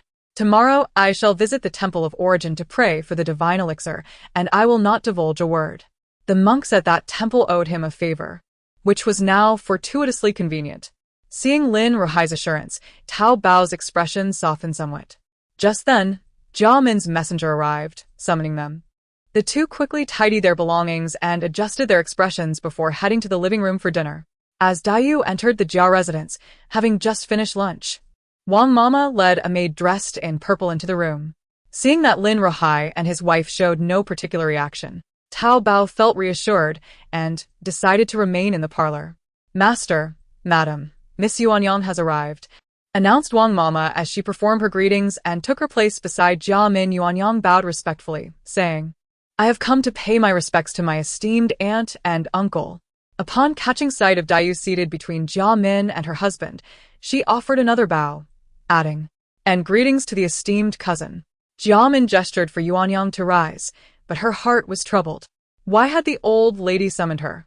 Yuanyang was the most favored maidservant of her mother, and her personal request surely indicated an important matter. However, observing Yuanyang's gaze directed toward her daughter, it seemed that the invitation was primarily for you. Perhaps the proximity of their positions had also played a part. Yet, deep down, Jia Min understood that she was merely deceiving herself. Indeed, the old lady had expressed a desire to meet her daughter's tutor. Acknowledging this, Wang Mama prepared to escort the guests out. Jia Min smiled and signaled to Wang Mama. Zhao Dabao had initially worried that accompanying you to the Jia residence would be inappropriate, yet the old lady's wish to meet her made it all seem legitimate. Understanding Jia Min's apologetic glance, Zhao Dabao stood and waved her hand cheerfully, saying, Madam, please do not overthink it. I am eager to witness the grandeur of the illustrious Ronghua house. Reassured by Zhao Dabao's nonchalance, Jia Min relaxed her own demeanor and called upon the maid Xiaoxiang, who had previously attended to Zhao Dabao, instructing her to help Zhao Dabao prepare for the gathering.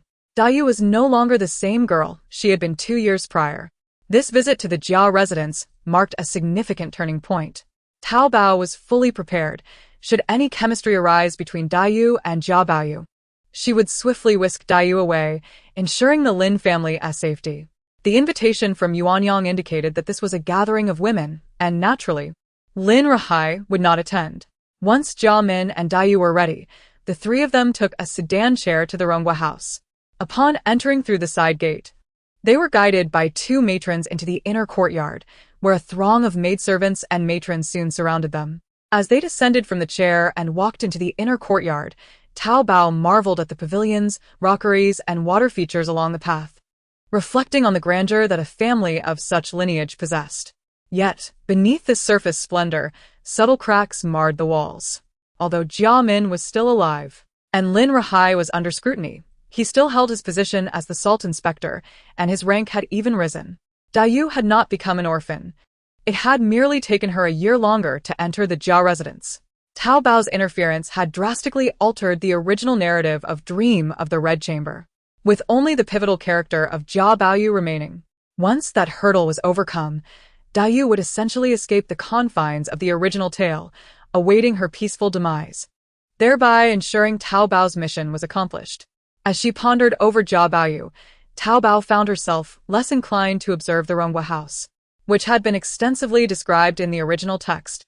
The group, accompanying Jia Min and Dayu, soon arrived at the entrance of the banquet hall, where a maid stepped forward to lift the curtain, announcing loudly, "The esteemed lady and cousin have arrived." Zhao Dabao, standing behind Dayu, felt a wave of anxiety wash over her as she witnessed the scene unfolding before her, strikingly similar to the original narrative. A warmth enveloped her hand, and looking down, she saw Dayu's reassuring smile. "Do not be anxious, sir. Just follow my lead regarding the customs," she whispered. Feeling the small hand in her grasp, the weight of apprehension lifted from Zhao Dabao's heart. She gently squeezed Dayu's hand and then released it, stepping back to follow the mother and daughter into the hall. The flower hall was warmed by a charcoal fire, and Zhao Dabao noticed numerous guests inside, with the most prominent being Grandma Jia, seated in the main position, surrounded by a circle of people. Zhao Dabao did not recognize anyone, so she merely followed Jia Min and Dayu in bowing. Grandma Jia, filled with joy, rose to embrace Dayu, showering her with endearing terms. Zhao Dabao could not help but stifle a laugh as she secretly observed Dayu's eye-rolling response. With all eyes currently on Dayu, she chose to stand aside and watch the unfolding drama, which mirrored the original text but had taken on a new essence due to the changes in Dayu's character. After sufficient affection, Grandma Jia finally released Dayu, and as her gaze shifted toward Zhao Dabao, she approached and curtsied, saying, "Greetings, esteemed old lady." Zhao Dabao did not disclose her name, yet it seemed to have little impact on Grandma Jia, who regarded her with curiosity. "Where is this your tutor, Miss Tao?" Grandma Jia inquired, her eyes sparkling with intrigue. "She truly is a remarkable young lady. I have never seen such an elegant tutor before." Zhao Dabao, flustered, humbly replied, "Old lady, you flatter me. I am but an ordinary person, certainly not remarkable," chuckling awkwardly at the compliment. Grandma Jia, merely expressing her curiosity about what a tutor from afar might be like, soon lost interest, her curiosity now more piqued by her granddaughter. She instructed a maid behind her to bring a stool for Zhao Dabao, then turned her full attention to questioning Dayu about various matters. With Grandma Jia as the sole occupant of the seat, Zhao Dabao refrained from sitting. Thanking the maid and retreating to a corner, her eyes fixed on the entrance of the flower hall. Logically, Jia Baoyu, now 10 years old, would not be expected to enter a hall filled with women. As Grandma Jia conversed with Dayu and Jia Min for a good 10 minutes without any sign of Baoyu, Zhao Dabao assumed he likely would not show up. However, the forces of fate are undeniable, and a youthful, vibrant voice echoed from afar, "Grandma, Grandma, I have brought you something delightful." As a boy clad in red pushed aside the curtain and froze at the entrance, Zhao Dabao's heart raced with exhilaration. In the midst of the bustling flower hall, Jia Baoyu paused at the entrance, his gaze landing upon his grandmother Jia Mu. It was then that he caught sight of the green-clad Dayu, and a sudden flutter stirred in his heart. He felt as though he had seen this maiden somewhere before. Amused, Jia Mu beckoned her dazed grandson. "What are you doing, you mischievous monkey? Come forth and meet your cousin." Upon hearing his grandmother's call, Baoyu glanced around at the multitude of women and then at the frowning girl in green. For the first time, he felt a twinge of embarrassment. He hurried to Jia Mu's side, greeting his Aunt Jia Min with a cheerful aunt, and then, with a bow of respect towards Dayu, inquired with curiosity, "Hello, cousin. You may call me Brother Baoyu. May I ask your name?" Dayu, surprised by the audacity of this bold cousin amidst the crowd of women, felt discomfort as his gaze scrutinized her. She quickly responded, "Dayu," and retreated behind Jia Min. Just when Bao Yu thought the matter would end there, his eyes sparkled with excitement as he exclaimed, "What a coincidence! Both our names contain the character for jade. Cousin, were you born with jade in your mouth as well?" "What jade?" Dayu looked up in confusion towards her mother. Jia Min chuckled. "Your cousin is no ordinary person. He was born with jade in his mouth. Quite miraculous." Hearing this explanation, Bao Yu joyfully removed the jade pendant from around his neck, presenting it to Dayu. "This is the jade I possess. Do you have one too?" Dayu shook her head. "I do not." "How can you not have one? Why should I be the only one?" Bao Yu pondered, feeling inexplicably discontent as he regarded the jade in his hand. Noticing his silence, Jia Mu sensed something amiss. Just as she was about to inquire about her grandson's distress, Bao Yu raised the jade high, his face aflame with indignation. "If my cousin has no jade, then why must I possess it? I no longer wish to keep this jade." With that, he was about to throw it down, startling everyone around him. Dabao watched with amusement as the women of the Jia household took turns beseeching Bao Yu to reconsider his rash action. Jia Mu appeared as though she might faint from fright. When Bao Yu finally calmed, she embraced him, showering him with comfort. "Oh my darling, what has caused you to become so upset? You must not throw away this jade." With a heart full of concern, she took the jade from Bao Yu's hand and fastened it back around his neck. Bao Yu, still bewildered by his own emotions, glanced instinctively at Dayu beside Jia Min and uttered, "I have seen this sister before, but I cannot recall where. Have you seen me, rascal?" Dayu shot him a disdainful glance, finding no trace of gentlemanly decorum in him. Her words were muttered softly, yet Bao Yu's keen ears caught them. Feeling insulted by Dayu's comparison of him to Jack, whom he knew from his aunt's letter, Bao Yu protested. "How can Jack be better than me? In what way do you find me lacking?" Having never faced such humiliation, Bao Yu's emotions swelled, and he found tears welling in his eyes. Dayu, sensing his juvenile display, felt a shiver run down her spine, regarding him with contempt for lacking masculine fortitude. Dayu's remark instantly shifted Jia Mu's demeanor. "Minna, is this how you instruct your child?" Caught off guard, Jia Min felt the weight of her mother's gaze. "You should apologize to your cousin this instant. Such words are unbecoming." Her words were laced with veiled criticism, and Jia Mu's displeasure was palpable. Dayu, noticing Dabao's amused expression from the corner, playfully stuck out her tongue and turned to Bao Yu with a smile. "Children should not lie. You inherently possess a soft demeanor. However, if my words have hurt you, I apologize. I am sorry." Dayu's words pierced Bao Yu's heart, and unable to bear it any longer, he flung himself into Jia Mu's embrace. Wailing, "Oh, grandmother. She says I am not manly. I refuse to accept this." Jia Mu's heart ached for him as she comforted him. Once he quieted down, she glared at Dayu, scolding, "Your family has noble lineage. How could you be so malicious and rude? I shall teach you a lesson on behalf of your mother." Turning to the parrot, she commanded, "Go fetch the switch." Jia Min's eyes darkened at the thought of a complete rupture. Upon hearing the word switch, Bao Yu's heart raced, and he hurriedly called out to stop the parrot. "Why do you wish to protect her, my foolish child? She treats you so cruelly." Jia Mu exclaimed, her heart heavy. Bao Yu shook his head, refusing to wipe away his tears, only gazing at Dayu with defiance. "I want to hear why you speak of me so. If you don't, then let the parrot bring the switch." Dayu found Bao Yu's childish behavior amusing and, mimicking Dabao's habitual smile, teasingly asked, "Do you truly wish for me to speak?" "You must." Gaining confidence as she saw Jia Mu's lack of objection, Dayu launched into ultimate sarcasm. "Jack can shoot, can you? He knows martial arts, do you? He is braver and stronger than you. Do you possess that?" She took a breath and continued unabated. "None of this matters. What matters is that Jack does not weep at the slightest provocation, nor does he ask impolite questions of ladies. He is a true gentleman and does not mix with women while dressed in red. Ultimately, he is not as immature as you." KO. Bao Yu was utterly defeated. "Oh. "Grandmother, you must let the parrot fetch the switch. Woe is me." Not only was Bao Yu crying inconsolably, but Jia Mu was equally furious. Disregarding that Dayu was just a child, and her granddaughter. With a stern expression, she ordered the parrot to fetch the switch, ready to administer punishment to Dayu in order to vent her frustration over Baoyu. Jiamin was left incredulous by the unfolding drama. If only Baoyu's mother, Wang, were present, she would have certainly dealt with her son first. Baoyu, now 11, had been speaking of where he had seen her daughter, and yet she, as a mother, had remained silent while the matriarch defended him. What should have been a simple quarrel among children had escalated to the point of threats of violence against her daughter. Jiamin could hardly comprehend her own mother's actions. She seemed increasingly confused in her old age, thinking that aligning with the crown prince would restore past glories.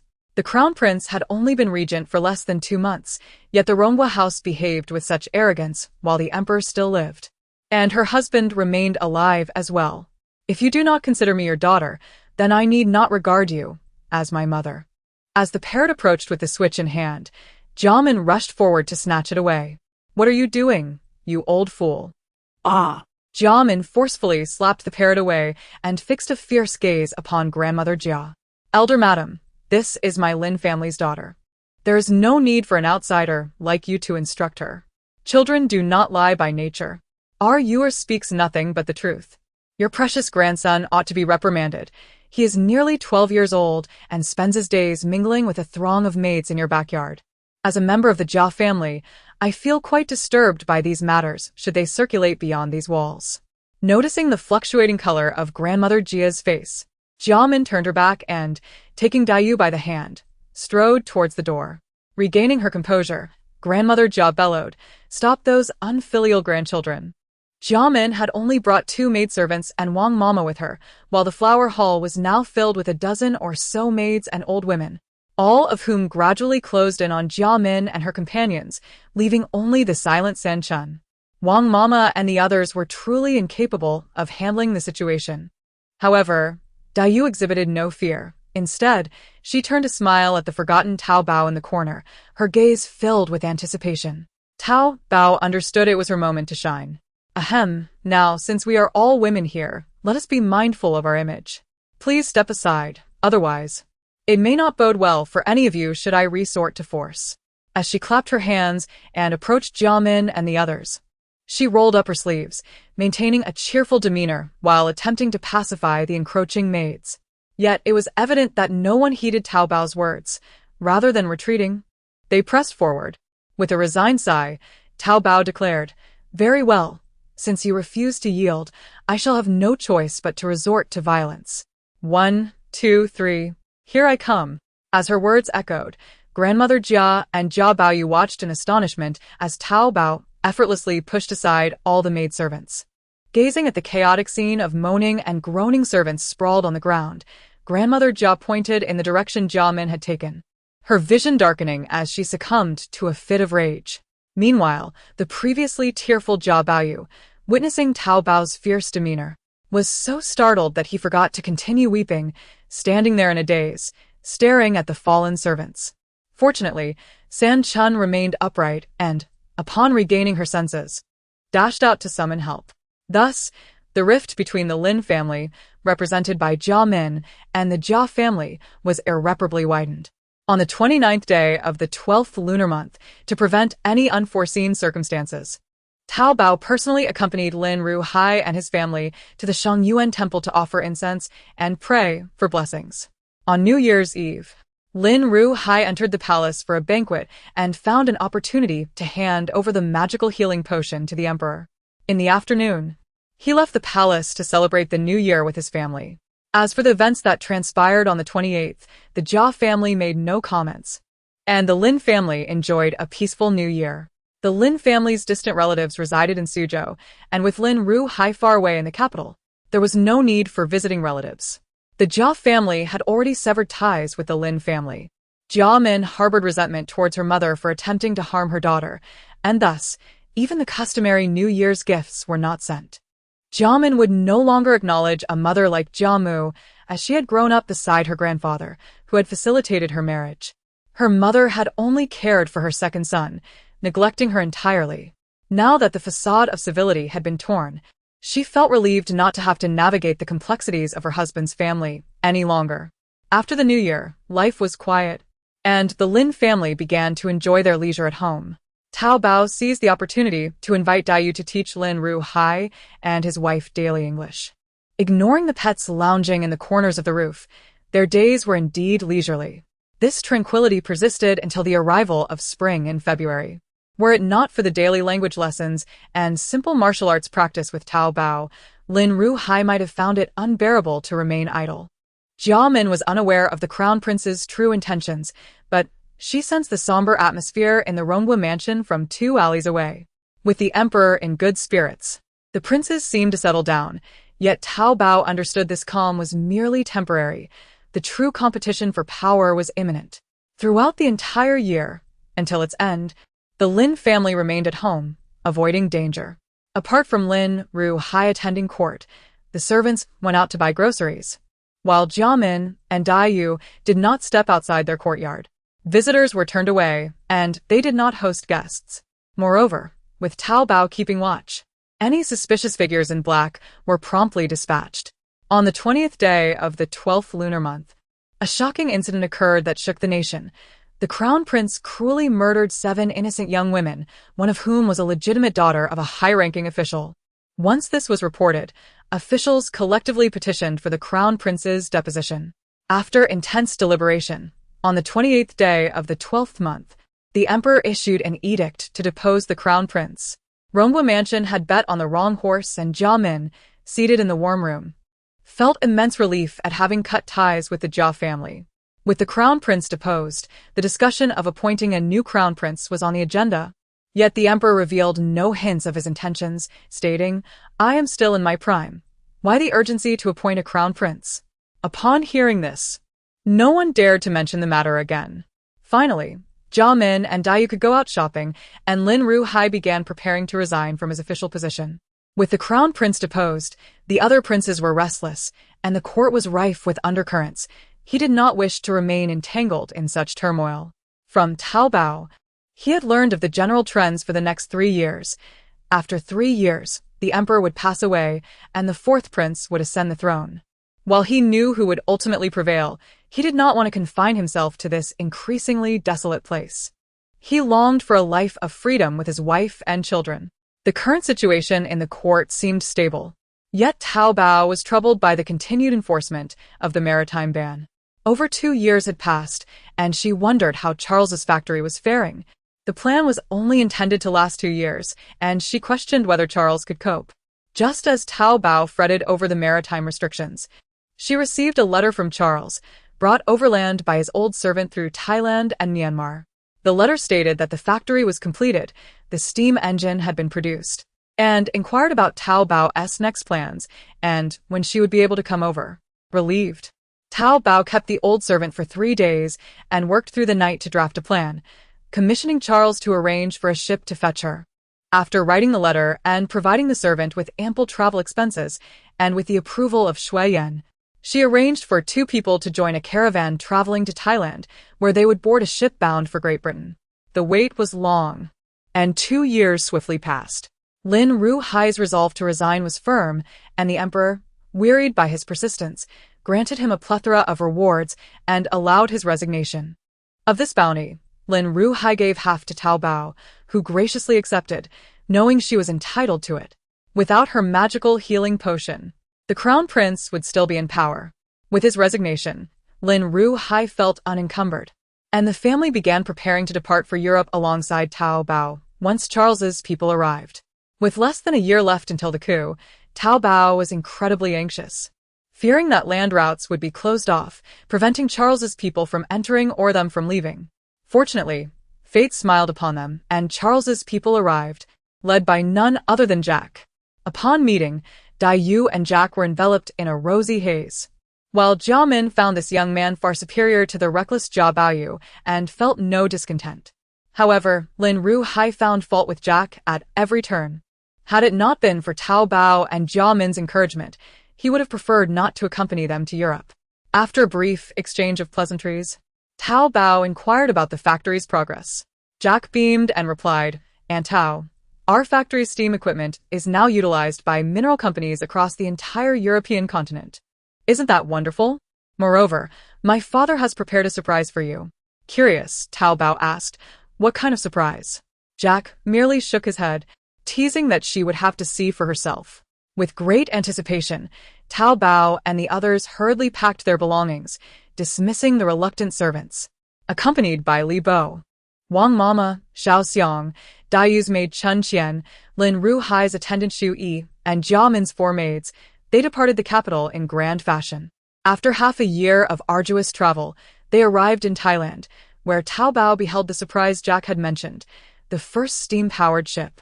Upon seeing it, she was nearly moved to tears. This vessel would serve as her future money transport. How could one not be touched? The group boarded the ship, and at that moment, the Qing dynasty faded into the past, welcoming them into a new world. A year later, Lin Ruhai successfully invested in the steam engine manufacturing factory established by Tao Bao and Charles. Shortly thereafter, Jack's grandmother personally came to propose, leading to the engagement of Dai Yu and Jack. 2 years later, the overseas company registered by Tao Bao, Charles, and Lin Ruhai was officially established, with the newlywed Jack and Dai Yu serving as executive CEOs, commanding a fleet of 5 steamships as they set foot on American soil. As the years passed, Lin Ruhai and Jia Min aged, and after Dai Yu gave birth to their 3rd child, they both passed away peacefully. The couple enjoyed a tranquil and serene old age, with Dai Yu witnessing her parents depart this world with smiles. At that moment, only she and her husband Jack remained together in their twilight years. Yet, she felt a profound happiness and joy each day. Shortly after Lin Ruhai's passing, Charles also departed, leaving the vast overseas company in the capable hands of Dai Yu and her husband. Their bond was strong, and they managed the company together, navigating life's inevitable challenges without ever raising their voices in anger. Unbeknownst to her, Dai Yu began to sense the absence of a person who had been her greatest admiration and respect throughout her life. She realized that, without her awareness, her beloved husband had quietly left, taking with him a considerable fortune, fading from her sight. Yet she could sense his presence nearby. Although it seemed somewhat absurd, even in the face of impending death, she could still feel him gazing at her. He remained by her side until the very moment she departed from this world. Tao Bao consumed a potion of invisibility and leapt from the rooftop, approaching the serene figure of Dai Yu, who lay peacefully smiling upon her bed. He gently pressed a kiss to her forehead. Mission accomplished. Congratulations on earning 1 experience point and 500 currency. Congratulations, receptionist number 38, for achieving level 5. The items in the system mall are now fully accessible to you. Congratulations on receiving a 6/8 discount mall voucher. Congratulations on acquiring a set of basic work attire. All rewards have been credited to your warehouse. Please check promptly. A series of system notifications echoed in his mind, leaving Tao Bao no time to inspect his warehouse as an alarm blared in his head. 5-second countdown initiated. 5, 4. In the monochromatic office, as Tao Bao donned her t-shirt and jeans once more, she felt a disorienting sense of unreality wash over her.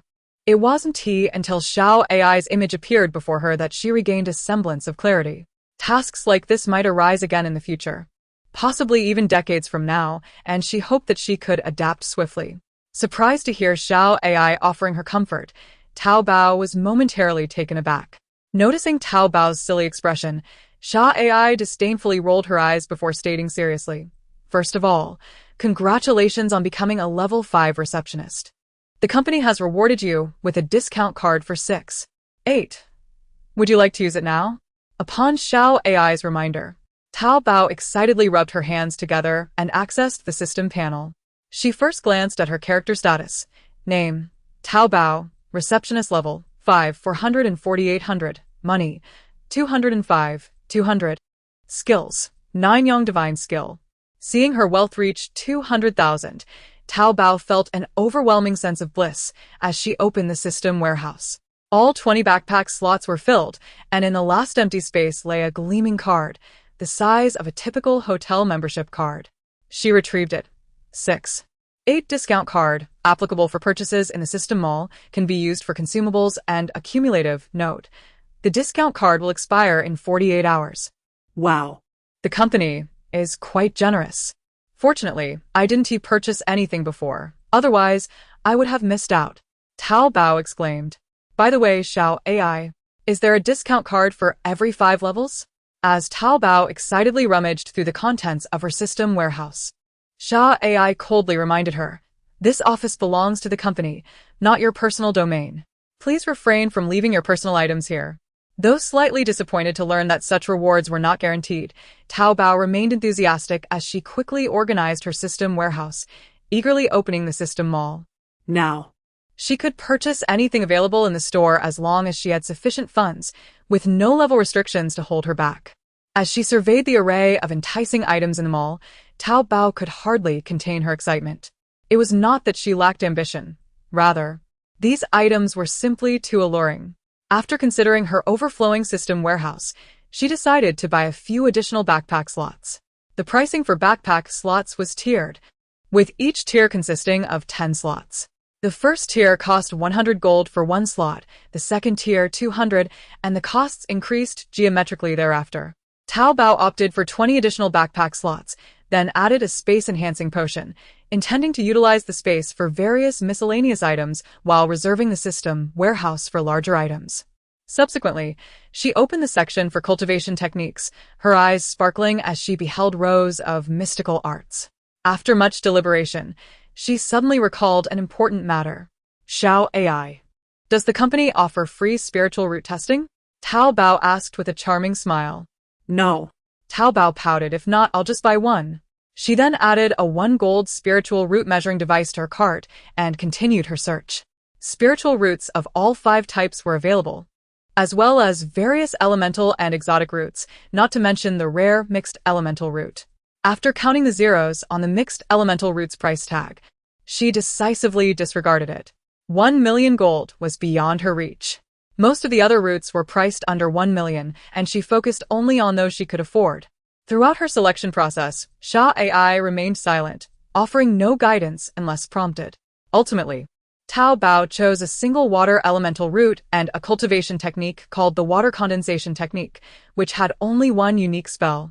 In addition, she purchased an assortment of magical scrolls and 2 bottles of enhancement potions, one for fire elemental abilities and the other for metal elemental abilities. After all, it was a rare opportunity to enjoy a discount, and she aimed to avoid any regrets. The total expenditure amounted to 170,000 gold, 3,000 for 20 backpack slots, 1,000 for the spiritual root measuring device, 5,000 for the 3 enhancement potions, 220,000 for the water elemental root, and 10,000 for the water condensation technique, along with various magical scrolls and a volume on Miaojianggu techniques. Having completed her purchases, Tao Bao eagerly took the measuring device and tested herself, only to discover she possessed no spiritual root. Taking out the candy-like spiritual root, she swallowed it. Aside from a heightened clarity of mind, she felt no notable change, much like consuming a piece of candy. However, after testing again, the device illuminated with a dark glow, confirming that she indeed had acquired a spiritual root. Suppressing her excitement, Tao Bao consumed the space-enhancing potion and learned the water condensation technique. A small space of 100 square meters materialized in her mind, and she noticed changes in her brain structure, including a pea-sized light that Xiao AI explained was the sea of consciousness. The water condensation technique contained numerous basic spells, but only one truly useful move, the gentle wave palm. Although its name sounded somewhat ridiculous, mastering it could shatter a realm. The simplicity and ease of this technique appealed to Tao Bao, who, though reluctant to admit it, preferred the idea of using her palm to strike others. Having acquired nearly everything she desired, Tao Bao glanced at her personal panel, feeling both elated and pained by the displayed data. Name, Tao Bao, receptionist level, 5 for 100,4,800.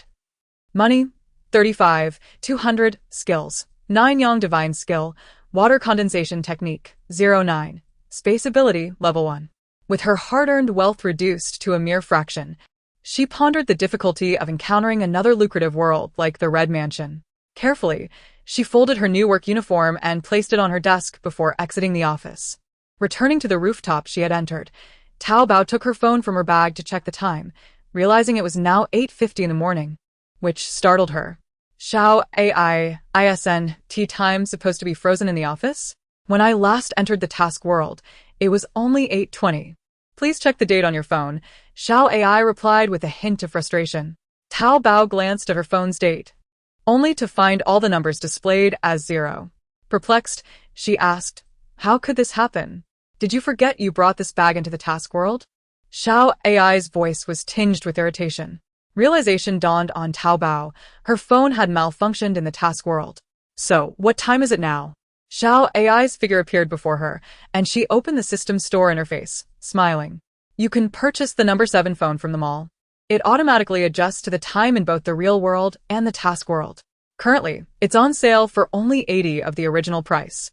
Not only can it make calls, access the internet, and take photos, but it also converts time automatically. Don't hesitate. Act quickly." Skeptical, Tao Bao inquired, "How much does the discount bring it down to?" 32,888 gold, and it comes with a lovely gift. Xiao AI.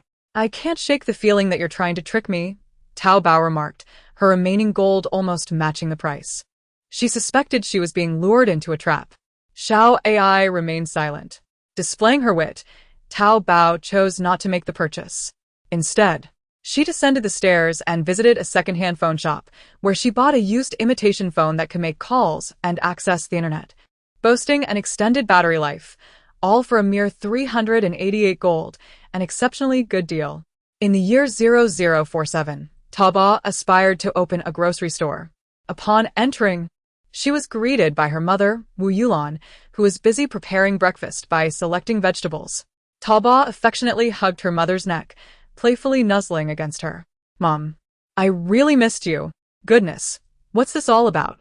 Wu Yulan set down the vegetables and gently pulled her daughter's hands away, bemused by her daughter's antics. "What are you up to this time? How utterly cheesy." After making a theatrical gesture, Wu Yulan, knowing her daughter all too well, suspected that something was afoot. "Mom, you're ruining the mood." Tao Bao rolled her eyes, pulling up a stool to assist with the vegetable preparation. Wu Yulan chuckled, shaking her head. "All right, spill it. What do you want to do?" "Mom, I want to open a shop." Wu Yulan straightened up, intrigued. "That's a wonderful idea. What kind of shop are you planning to open?" Tell me all about it. Tao Bao followed her mother into the kitchen, washing rice while grinning. "It won't interfere with my work. I can procure the goods when I have time. You just need to help me watch the store, and it will be a little extra income for us. Sounds good, right?" "It sounds good, but what kind of goods do you intend to stock? Do you know where to source them?" Wu Yulan cleaned the vegetables, dried her hands, added water to the rice in the rice cooker, and led Tao Bao to the living room. "I have no objections to you opening a store, but you must explain it thoroughly. You cannot engage in illegal activities, understand?" Tao Bao. Feeling exasperated, replied Mom. "Do you really think I'm that kind of person? I assure you, everything in the shop will be legitimate. You can trust me. I have a college classmate who is in wholesale. He sells everything and can give me a discount." "Really?" Wu Yulan's skepticism was evident. Seeing her mother's doubtful expression, Tao Bao raised her hand in a vow, her eyes earnest. "I swear it will be a proper shop, absolutely legal." Wu Yulan scrutinized Tao Bao from head to toe, nodding slightly before patting her thigh. "As long as it's legal, it's fine. If you have no plans this afternoon, let's go look for a suitable storefront after lunch. Starting your own business sounds promising." Great. Tao Bao exclaimed, eagerly pulling her mother back to the kitchen. Mom. "Let me help you out. Just stay over there, and don't make a mess," Wu Yulan chuckled, playfully pushing Tao Bao out of the kitchen as she got back to work. Wu Yulan worked swiftly. The rice was cooked, and the vegetables were stir-fried. The mother and daughter enjoyed their lunch together before taking a brief rest and heading out under the sunshade. After an afternoon of searching, they found a rental store that Tao Bao liked, but Wu Yulan disagreed, leading to a spirited debate between them. After dinner, instead of watching the evening program, Wu Yulan urged Tao Bao to consider looking further afield. Tao Bao countered with a smile, "I think the store at the community entrance is perfect. It's nearby, spacious, and the rent is reasonable, only 2,000 a month for 60 square meters, and it even comes with a loft. It's a great deal." Upon hearing Tao Bao's reasoning, Wu Yulan playfully slapped her daughter on the back. Though it was a firm slap, Tao Bao felt no pain. Instead, she was concerned about her mother hurting herself. "Mom. Why did you hit me? Be careful not to hurt your hand." Why did I hit you? Are you planning to open a shop or rent a warehouse? Think about it. There are thriving businesses nearby, and this rental location is rather obscure. If you want to use it as a warehouse, I won't stop you. But you said you wanted to open a grocery store. Who would come to buy things in such a remote area? What's going on? Just because I call you Tao Dao doesn't mean you can act like a little monkey. Get down from there. Dabao was undeterred, continuing to hug her mother and sway her playfully. Mom, I have my plans. Good wine doesn't fear the depth of the alley. Just trust me. With a melodious tone that twisted like a mountain path, Wu Yulan could only shake her head in exasperation, unable to be angry. Enough of this. You're too old for such childish antics. You're making me feel mushy too. Dabao paused, stepping back slightly to gauge her mother's expression. So you agree? Wu Yulan raised her hand as if to swat Dabao again, prompting her daughter to leap out of reach. Mom, you're the best. Love you lots, moi. Although the items were legally obtained, they adhered to the laws of another realm. In the real world, they were purely fantastical. Despite being backed by a corporate entity, Dabao knew they needed to maintain a low profile. She had devised a plan to distribute small advertisements for promotion and to hang a sign at the alley entrance.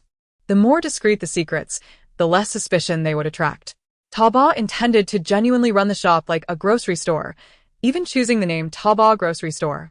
Thus, regarding her employment at the Anything You Want company, Dabao planned to gradually acclimate Wu Yulan to the idea, employing a subtle approach akin to boiling a frog in warm water. This way, when the day arrived to reveal the truth, Wu Yulan would find it easier to accept.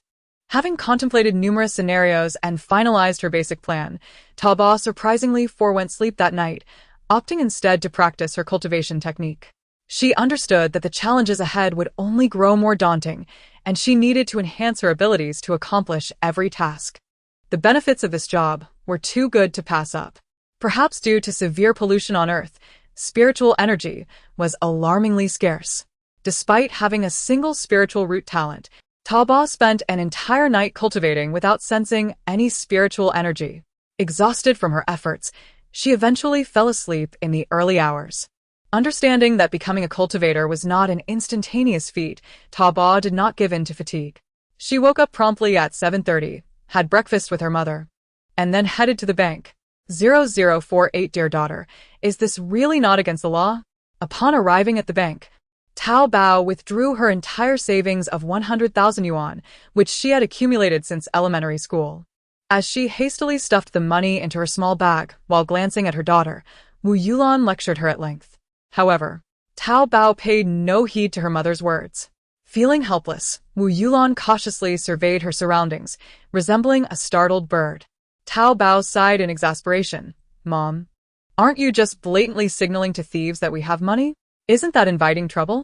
Really? Is it that obvious? Wu Yulan looked around. No one seems to be paying attention to us. It's quite apparent, Mom. Just relax and act natural. Dabao adjusted her mother's posture, ensuring she stood upright, and linked her arm with Wu Yulan's as they strode forward confidently. Hey, at least keep the bag in front of you. I know.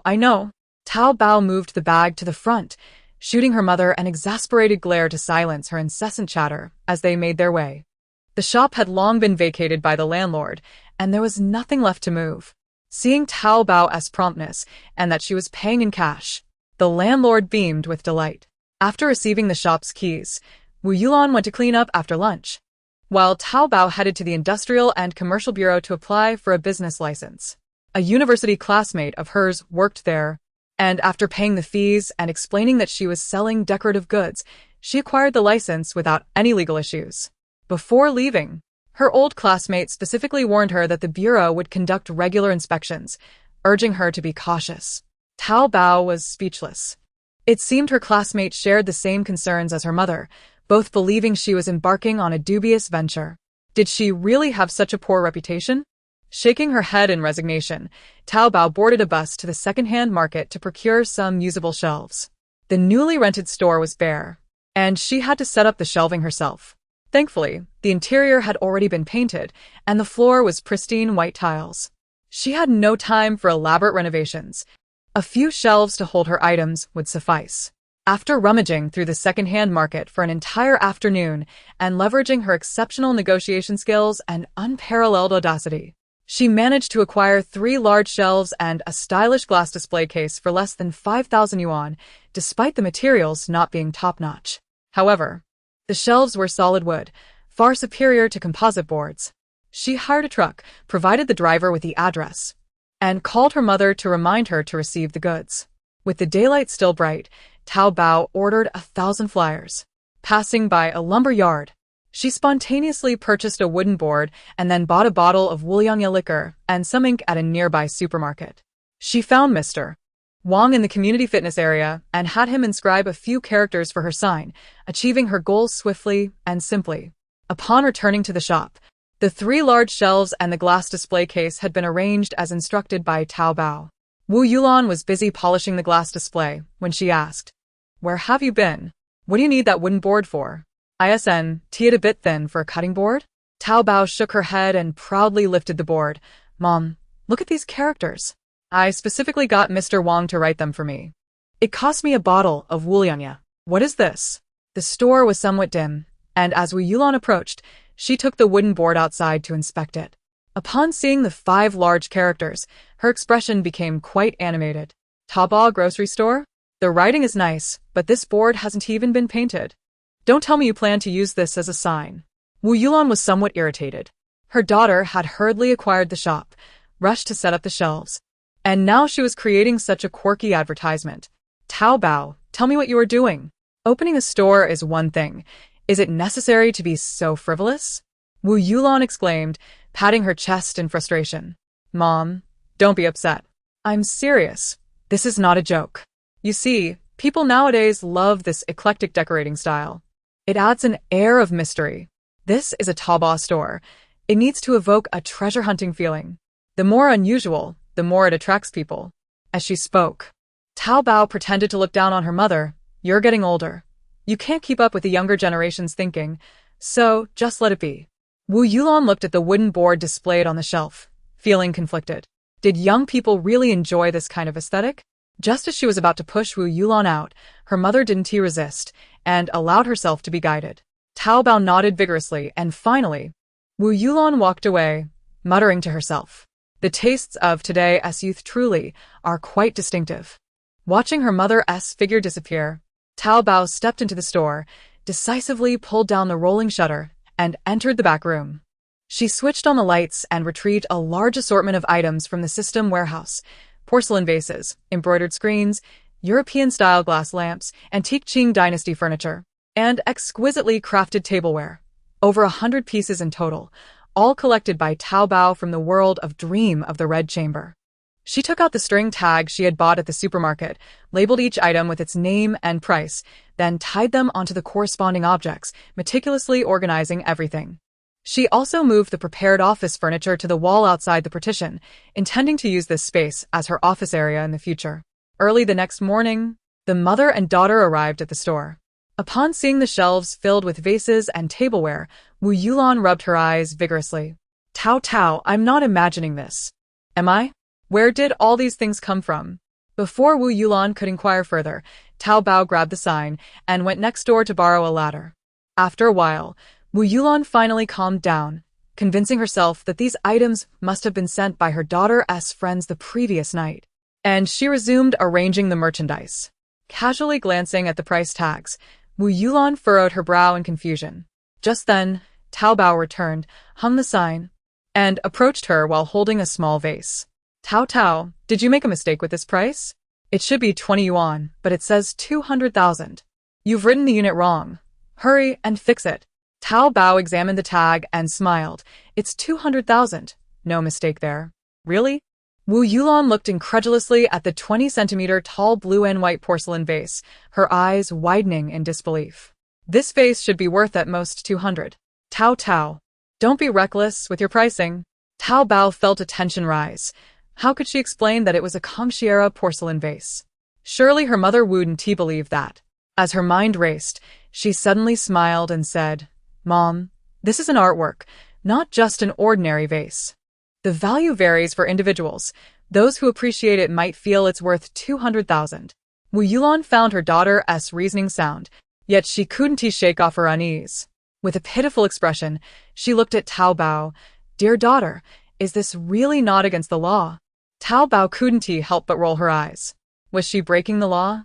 She was actually selling the blue and white porcelain vase at a bargain. Seeing her daughter's gloomy demeanor, Wu Yulan dared not ask further and simply said, all right, I'll go along with you."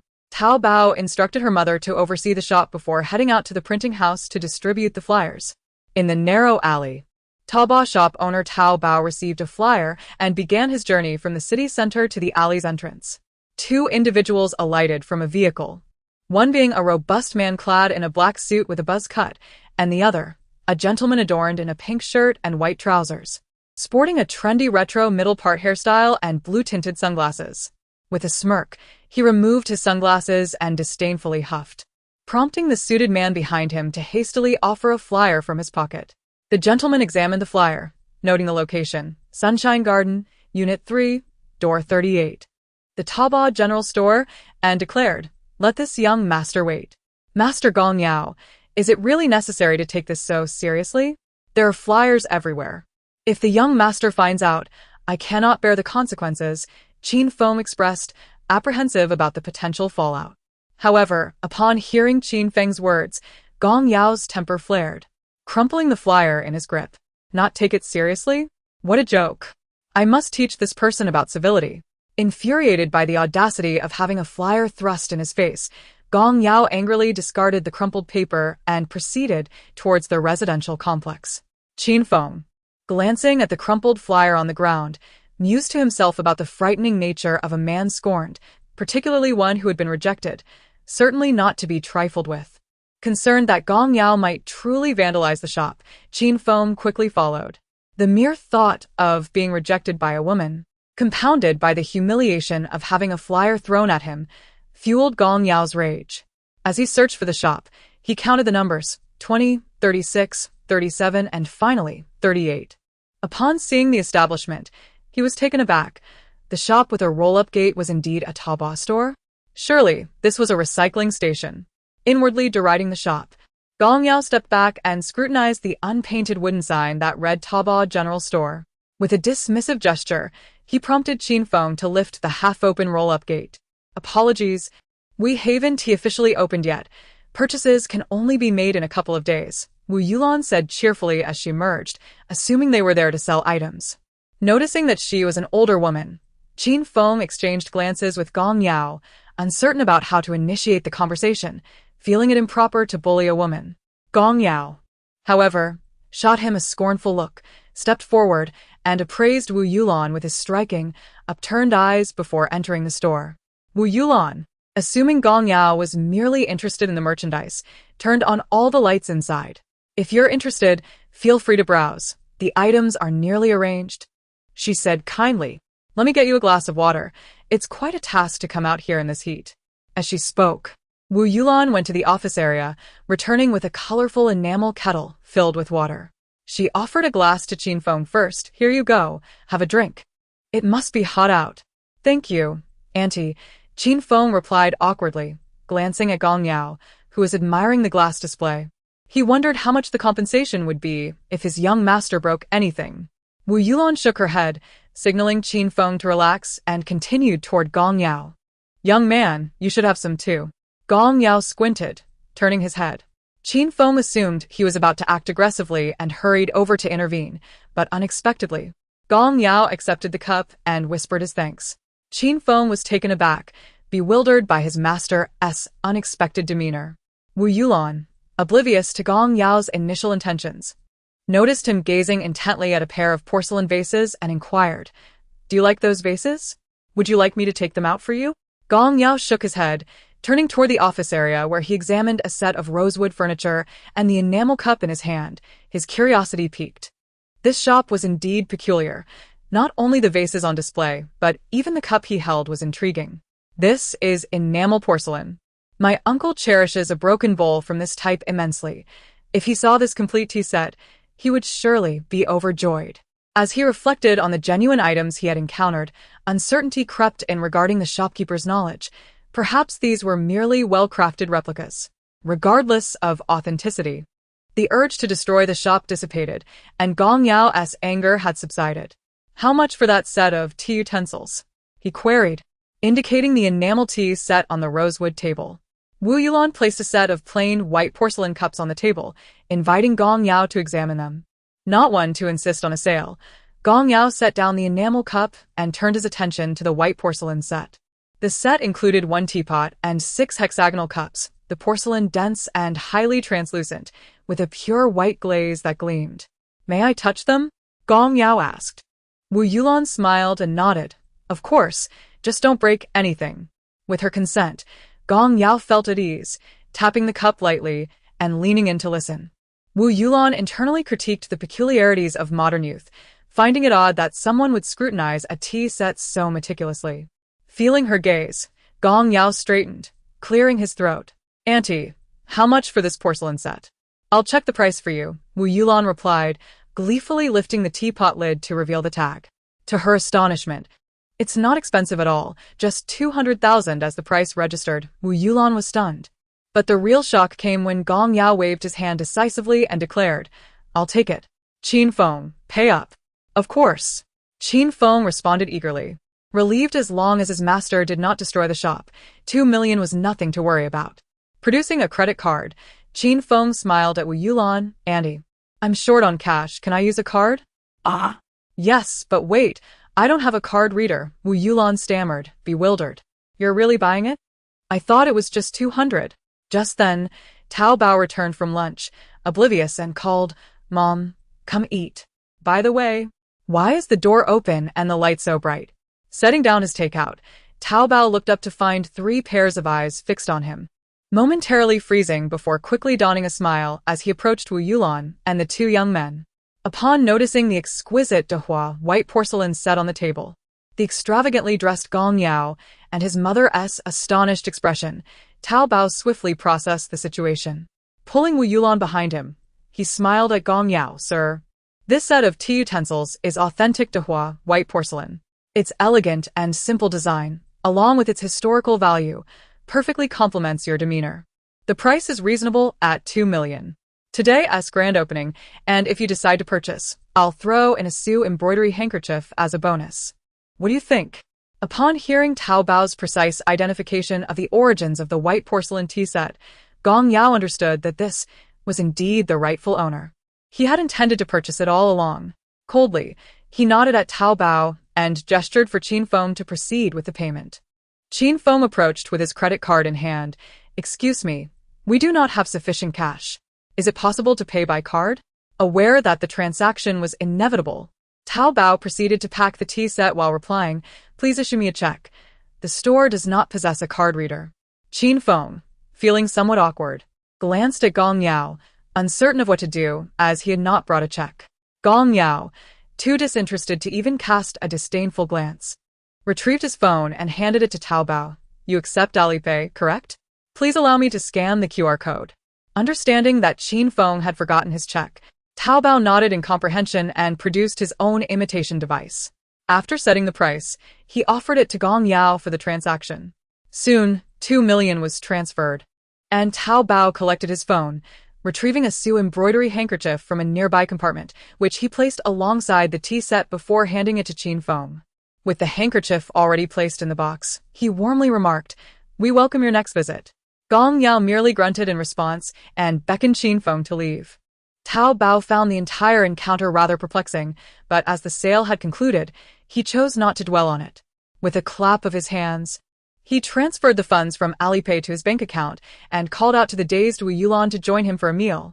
Dismissing thoughts of the haughty Gong Yao, Qin Feng rubbed the back of his head and quickly started the car, believing that the young master had calmed down.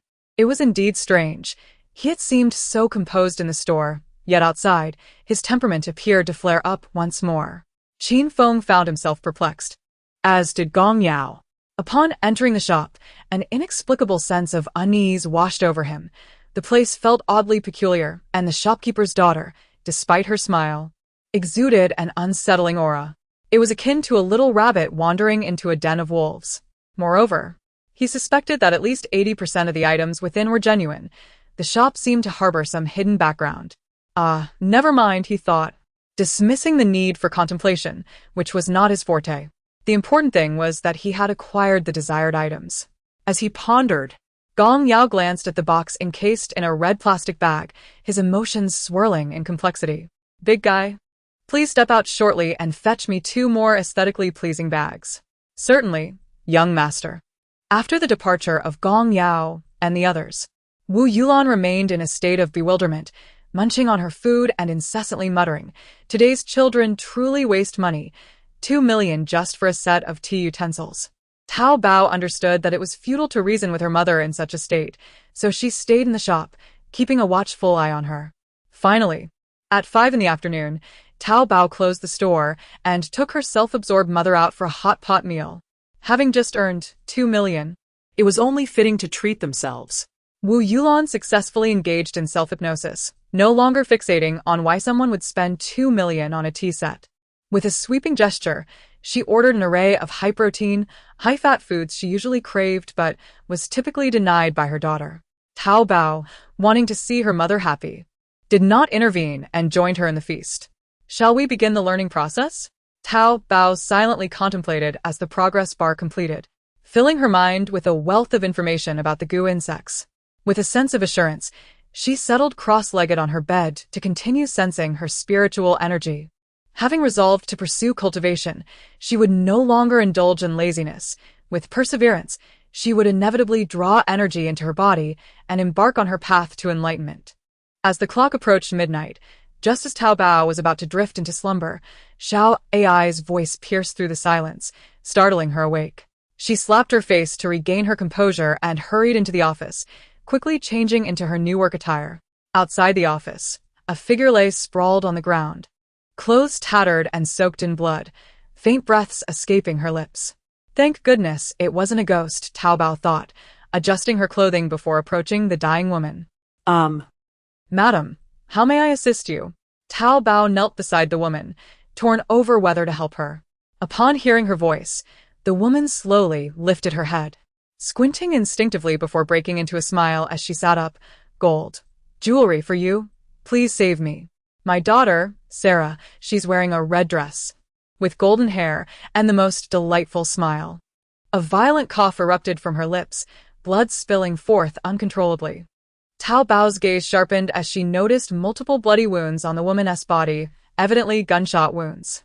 The woman's eyes widened in fear, her breaths growing fainter.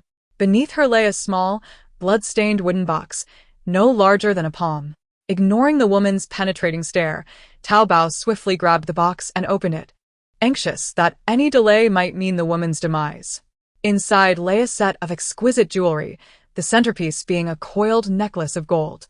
Its pendant a jadeite the size of an infant's fist, vividly green and striking, overshadowing the brilliance of the earrings and rings nestled within. "Congratulations. Your order has been successfully placed," a notification chimed. Zhao Dabao nodded at the woman, placing the box down on her desk and retrieving the receipt to present before her. "We have accepted your commission and will fulfill your request. Here is your receipt. Please keep it safe." The woman glanced at the receipt, a faint smile gracing her lips as she slowly closed her eyes. Xiao Ai, where did she go? Zhao Dabao exhaled deeply, stowing away the bloodied box in a locker and checking the task list. Sarah's mother has entrusted the company to rescue her daughter. Task completed, reward, experience 1, money 200.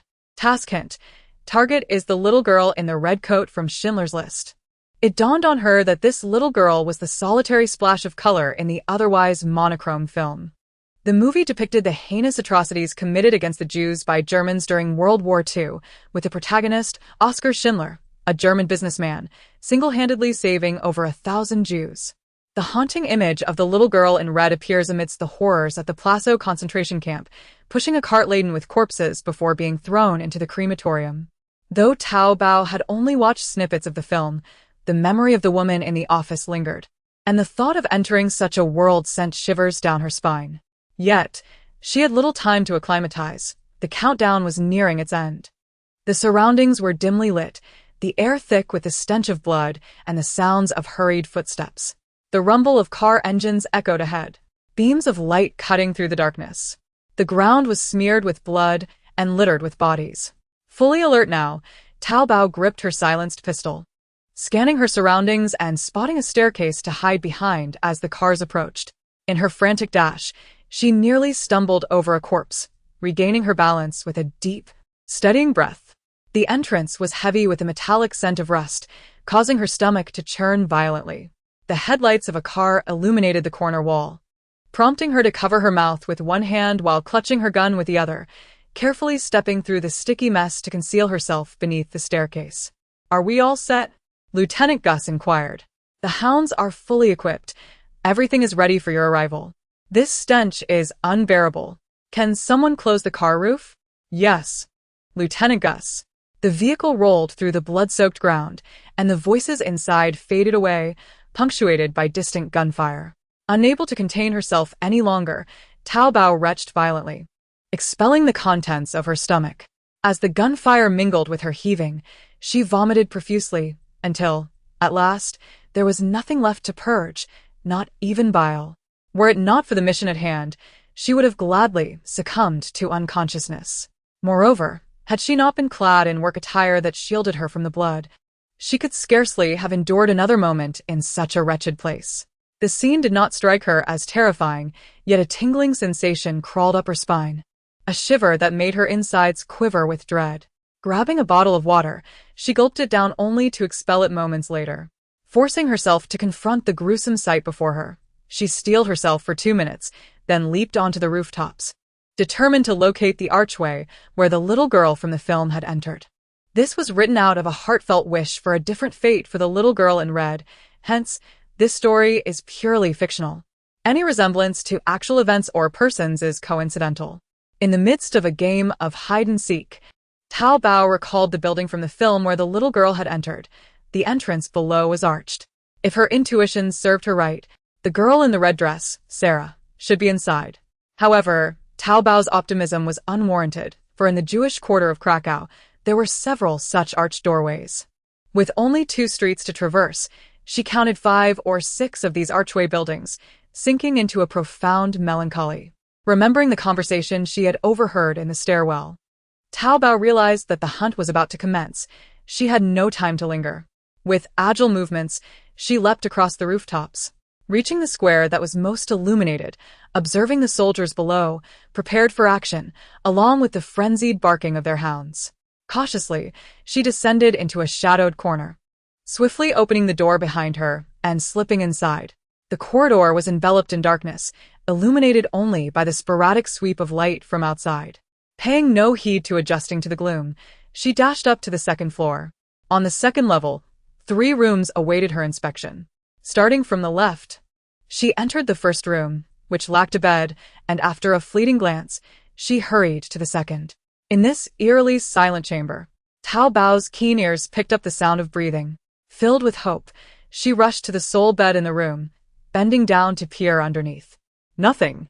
Yet the breathing persisted, now even more faint, resembling the desperate efforts to stifle a gasp in fear of detection. Suddenly, as she crouched beneath the bed, she looked up to find a pair of terrified eyes meeting hers. A man, bound to the bed frame, stared at her in fear, his breath seemingly caught in his throat. Disappointment washed over her. This was not Sarah. Clambering out from beneath the bed, she stood and moved towards the 3rd room, urging the man to find a safer hiding spot, realizing only then that she had spoken in Chinese. Quickly, she repeated her warning in Yiddish. There was little else she could do. Whether he escaped now depended on his luck. Continuing her search upstairs, she scoured each room with beds, but found no sign of Sarah. Instead, she encountered several others in hiding, some concealed beneath the floorboards, others nestled within the piano. Each time she spotted someone, she urged them to flee to the roof, the outcome of their escape beyond her control. Having finished searching this building without success, she moved on to the next arch structure. Upon entering the 1st room, chaos erupted outside. The once synchronized footsteps transformed into a cacophony. The sharp crack of a gunshot shattered the eerie stillness, followed by a barrage of gunfire. Under the shroud of darkness, a one-sided massacre commenced. Zhao Dabao felt her heart racing, heavy in her chest. This time, she could no longer afford to communicate with the other Jews, advising them on escape routes. She regretted the time lost in prior attempts to alert them. She did not wish to experience the repercussions of failure. Hastening her pace, she scoured the four-story building but found no trace of Sarah. As the orderly footsteps below ceased, she heard a command in German to disperse, sending chills down her spine. Time was running out. She needed to move faster. Without a moment's hesitation, she activated a magic scroll granting her 10 minutes of invisibility. The moment she did, she leapt downstairs, weaving through the hurried soldiers, sprinting with all her might. Arriving at the third building ahead of the soldiers, she quickly assessed the rooms for beds. Each time she encountered a bed, she would bend down to check, but to no avail. After thoroughly searching that entire building, she leapt out the window, narrowly avoiding the approaching German soldiers. There were 6 buildings with arched doorways in total. Having searched 3 without finding Sarah indicated that she must be hiding beneath a bed in one of the remaining 3 structures. Racing to the 4th building, she witnessed several figures entering through the arched entrance. Gritting her teeth, she raised her silenced pistol and swiftly pursued them. There were 6 men, accompanied by a large dog, the canine leading the way while the soldiers followed, their weapons held idly. Zhao Dabao was determined not to grant any of them the chance to fire. Aiming her silenced handgun, she treated it as a mere game in a virtual reality, these figures mere humanoid adversaries. One by one, they fell, including the dog, each shot striking true. Unbeknownst to her, before she had even finished her mental preparation, she had already taken the lives of these 6 men. Contrary to her expectations of struggling with the morality of her actions, she felt no remorse. Perhaps it was her impeccable aim that left little bloodshed. Or perhaps her urgency for Sarah eclipsed all other thoughts. She could vividly imagine Sarah, clad in red, with golden hair and a cherubic face, adorned with a beautiful red bow. In a flash of inspiration, Zhao Dabao abandoned her original plan to continue searching the previous building and instead sprinted towards the last structure in Jewish Area A. This street divided the Jewish district into 2. To the right lay Area A, home to civil servants and industrial workers, while Area B to the left housed laborers and the vulnerable. Given Sarah's attire, she certainly did not belong to Area B. Her pristine appearance could only belong to Area A. A child of 4 or 5 could not have ventured far. If her instincts were correct, Sarah must be hiding in one of the arched buildings of Area A, arriving at the base of the building before the soldiers could catch up. She hoped her assumptions were accurate. With no time to hesitate, she entered, commencing her search from the 1st floor. Ascending to the 3rd floor, she uncovered 4 individuals hiding beneath beds, but still no sign of Sarah. The building was only 4 stories high, leaving the 4th floor unchecked. With one hand gripping her firearm and the other pressed against her racing heart, she approached the 4th floor. The staircase concluded at a sealed wooden board above, and to her left and right were rooms. The commotion outside and the pounding of her own heart drowned out any subtle sounds, leaving her reliant solely on her sight. This upper floor lacked even a skylight, darker than the previous buildings. Habitually, she commenced her search in the left room. The room, benefiting from an open window, was considerably brighter than the corridor, revealing a small single bed with disheveled sheets. A thorough examination of the corners yielded no signs of anyone in hiding. It appeared she would have to crawl beneath the bed once more. Hastily approaching the small bed, she pushed aside the obstructing sheets, kneeling to peer underneath. Nothing. Glancing up at the bed frame revealed no hidden occupants either. A chill crept down her spine, prompting her to swiftly exit and dash towards the right room. Just as she was about to leave, she abruptly halted, her body frozen for a fleeting second before yanking open the adjacent door. There, pressed against the wall, stood a small girl, barely reaching Zhao Dabao's thigh. The child appeared petrified, standing stiffly, head bowed, with wide eyes filled with terror. Truth be told, Zhao Dabao was startled as well. She had not anticipated encountering such a young child hidden behind the door. Had it not been for the sudden sound of a gasp, she might have overlooked the child entirely. The little girl before me is adorned in a crimson dress, her feet clad in petite red leather shoes. She does not resemble the character I have seen in the film, however, this is a tangible world. Perhaps the figures from the movie exist, yet they may not necessarily bear the likeness of their cinematic counterparts. Sarah? Zhao Dabao inquired softly. The girl's vacant gaze flickered momentarily, and she nodded, "Mama?" Tao Bao was elated to witness her nod, entirely overlooking the uncertain whisper of mama that followed. I am truly not your mother. Observing the little girl before her, barely taller than her thigh, Tao Bao squatted down and gently inquired, Are you Sarah? Why are you hiding behind the door? In the film, this little girl had hidden beneath the bed, nearly evading her search. However, Sarah did not register a word of Tao Bao's question. Instead, she stepped forward, wrapped her arms around Tao Bao's neck, and nestled her small head comfortably on her shoulder, promptly closing her eyes in trust. Taken aback by the warmth of the child's breath against her neck, Tao Bao marveled at the child's utter lack of wariness toward strangers. Just as she contemplated asking further questions, an unexpected commotion erupted downstairs. Heavy footsteps followed by barking dogs, culminating in a series of gunshots that startled her. At that moment, Tao Bao felt immense relief that Sarah was not shy. Otherwise, abducting the little one would have posed a significant challenge. With a swift motion, Tao Bao concealed her handgun and lifted the compliant Sarah, rushing towards the window. She opened the glass pane while cradling Sarah with one arm, using the other to forcefully pull down the wooden board covering the window. The sound of hurried footsteps grew louder, heightening Tao Bao's anxiety. Sarah, let me carry you on my back, but please remain silent, she whispered. Okay, came Sarah's soft response as she allowed Tao Bao to place her gently on the bedspread. Pressing herself against the wall outside the window, Tao Bao listened to the chaotic exchange of gunfire from above and below. A glance at the magical scrolls in her system's inventory led her to a difficult decision. She would have to forego using them. Having already utilized one scroll, the reward for this mission was a mere 200 coins. Using another would render her efforts futile, a considerable loss indeed. After much deliberation, Tao Bao resolved to rely on her own skills to navigate this perilous situation. Upon hearing footsteps enter the room, she wasted no time, moving stealthily along the narrow window ledge like a spider until she reached a nearby pipe. Peering down, she noticed several soldiers oblivious to her presence and cheekily gestured a middle finger at them. There was no place safer than here, as the areas already searched were unlikely to be revisited by the soldiers. Furthermore, the rooftop was completely sealed, devoid of any access points. Once atop the roof, the earlier tension dissipated as she listened to the distant gunfire below. Untying the bedspread, she supported Sarah's small form with one hand, carefully rolling up the fabric and placing it aside, alongside her silenced gun. In the dim room, she had not been overly concerned about Sarah's presence. But daylight would soon arrive, and even a child like Sarah needed to be handled with care.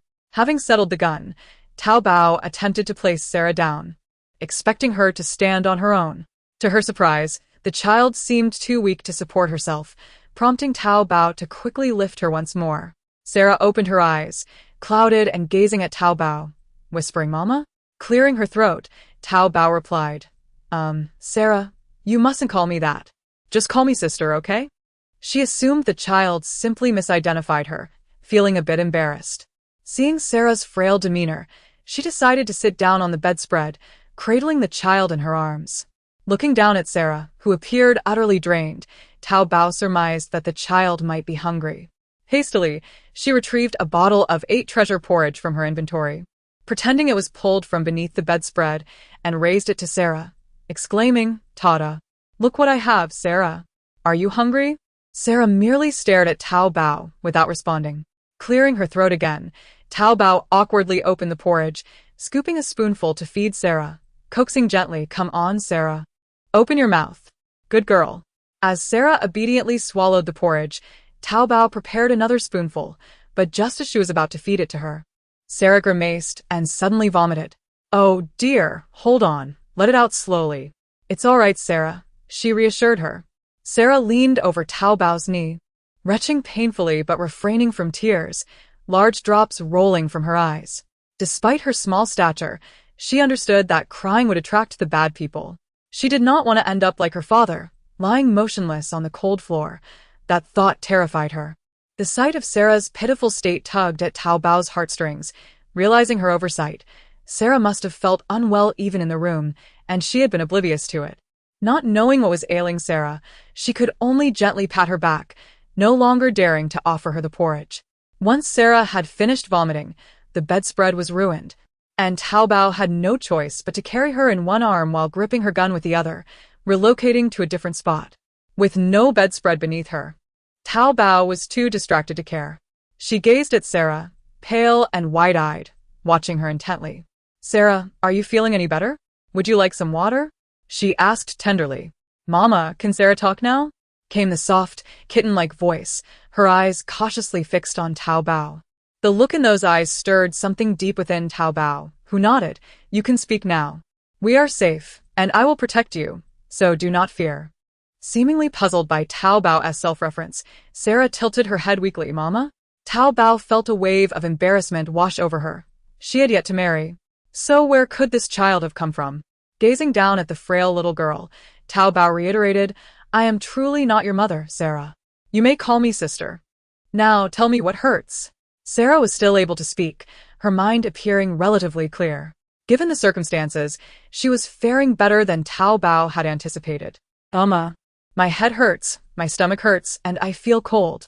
Hearing the word mama again left Zhao Dabao speechless, her frustration mounting as she shot Sarah a fierce look. "Call me sister. I am not your mother." The child's voice was filled with grievance, tears welling up in her large eyes, unable to comprehend why her mother would deny her. Observing the pale face, glistening with tears, gazing up at her with such vulnerability, Zhao Dabao reluctantly conceded, giving a thumbs up to Sarah. "All right, you win. If you want to call me mama, then so be it," she thought, unwilling to let guilt consume her, as she carefully opened a bottle to offer Sarah some water. Her mind wrestled with whether to take Sarah to a hospital or to risk it by giving her a magical healing potion. She had not stored any medicine in her inventory and could only purchase from the system.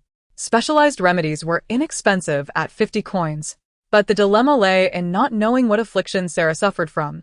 Administering the wrong medication could yield adverse effects.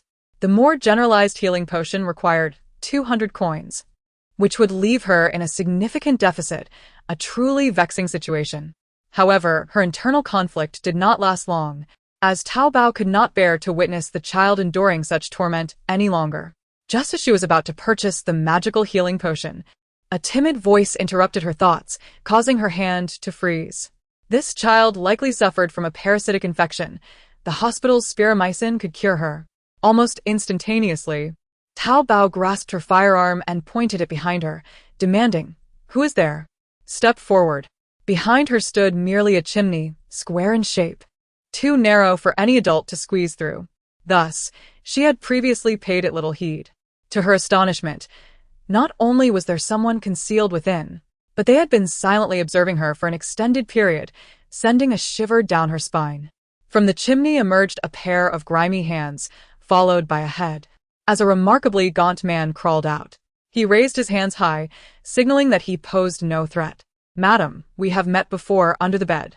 I appreciate your earlier warning," he said, bowing slightly, his demeanor appearing somewhat comical. Zhao Dabao lowered her handgun, perplexed. "Are you a doctor?" "My name is Mickey. I was previously an internist. Judging by the symptoms of the child you are holding, it appears to be a case of parasitic infection," Mickey explained in a hushed tone. "Does the hospital have medication?" "Indeed," Mickey replied. Zhao Dabao smiled. "Take me to the hospital." Mickey. 0053, a night among the dead at this moment. The sounds of gunfire in the Jewish district had gradually diminished, and the echoes of hurried footsteps in the streets began to fade into silence. The lighthouse's light flickered out, and the distant hum of engines roared to life, growing fainter with each passing moment, leaving the entire Jewish neighborhood in a hushed stillness. The heavy stench of blood lingered in the air, with corpses strewn across the streets and hallways. Speaking softly, she entrusted Sarah to Mickey. "Don't be afraid, Sarah. Stay with your uncle for a while." Still somewhat dazed, Sarah instinctively murmured in acknowledgement, allowing Mickey to cradle her. Though he could not fully grasp the meaning behind Zhao Dabao's words about taking him away, he followed her lead. Once Mickey secured Sarah in his arms atop the rooftop, Zhao Dabao gripped her gun with one hand while encircling Mickey's shoulder with the other, tightening her grasp. "Do not be afraid," Zhao Dabao reassured him. Mickey, caught off guard by her words, felt himself suspended in midair as she swiftly leaped across the darkened rooftop. Startled and fearful, he clutched Sarah tightly, remaining silent lest he distract Zhao Dabao. He feared that if she were startled and loosened her grip, it would spell disaster for him. The Jewish district was relatively small, and according to Mickey's directions, Dabao guided them both over a narrow alleyway, halting at the hospital's rooftop. We've arrived. Mickey, you know where the penicillin is, right? Dabao said, taking Sarah from Mickey, while scanning the rooftop for a way in.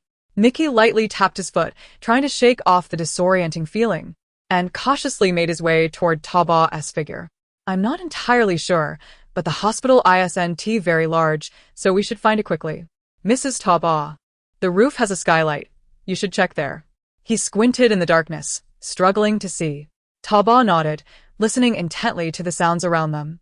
Satisfied there was no immediate danger, she made her way towards the center of the rooftop. Indeed, there was a square window made of glass. Though it sat 3 stories high, a minor inconvenience for Dabao. She suspected that soldiers were likely stationed around the perimeter of the Jewish district, making it too noisy to simply shatter the glass. After contemplating, Dabao beckoned Mickey over.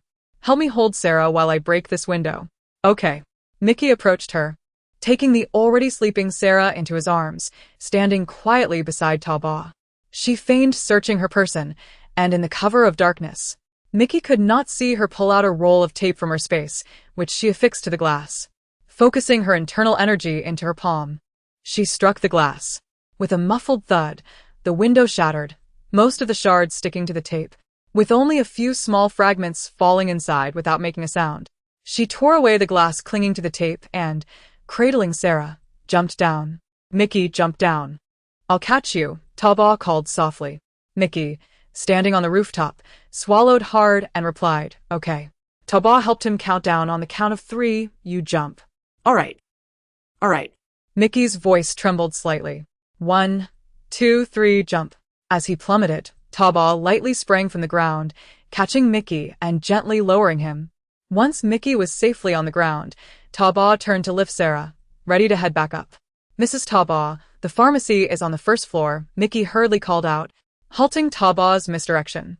Oh, lead the way, she replied nonchalantly, cradling Sarah as she followed Mickey towards the pharmacy. The hospital was darker than outside, and Mickey struggled to see.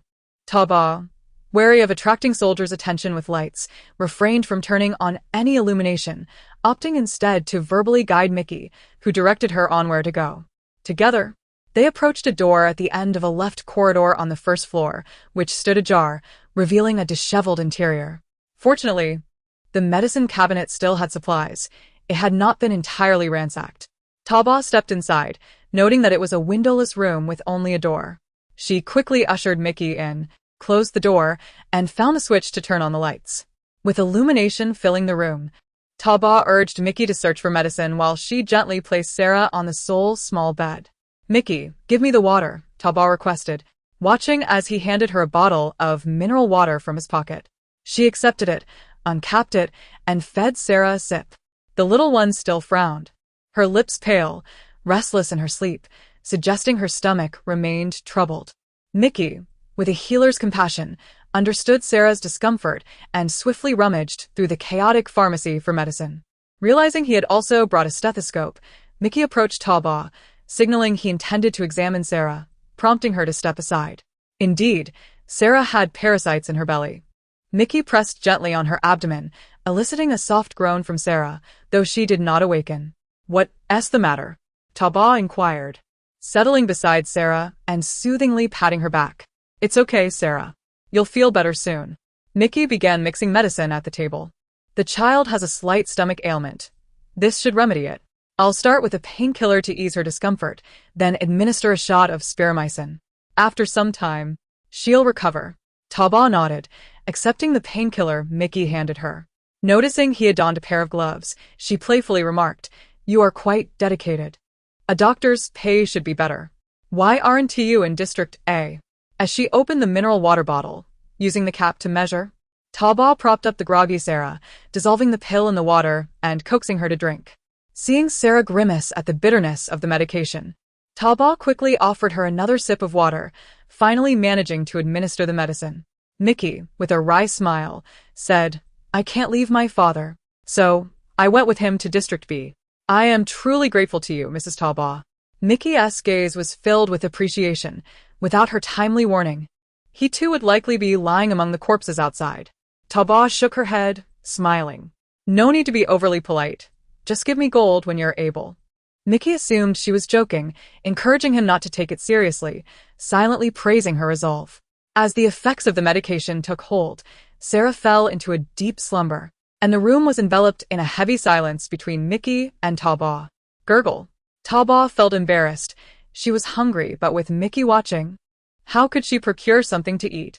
Mickey, well aware of the reason behind the sound from her stomach, noticed her mysterious demeanor and, out of courtesy, stood up. I'm sorry, I'll be right back. Wait, just sit, Dabao replied. If Dabao were still oblivious to Mickey's realization, she would be quite foolish. Given that he had already noticed, she saw little point in concealing her hunger further. Moreover, this thin, bony Mickey was hardly a threat to her. Mickey, uncertain why Dabao had chosen to keep him around, had not forgotten the gun she held or her remarkable agility. However, when a can of 8 treasure porridge flew toward him, he jumped in fright. The can struck Mickey, not painfully but undeniably real. He could still taste the remnants of the 8 treasure porridge in his mouth as he clumsily caught it. Seeing his startled expression, Dabao raised the silencer toward him, a mischievous smile on her face. Close your mouth or else hee bang. Dabao mimicked the sound of a gunshot, unable to suppress her laughter at Mickey's startled reaction.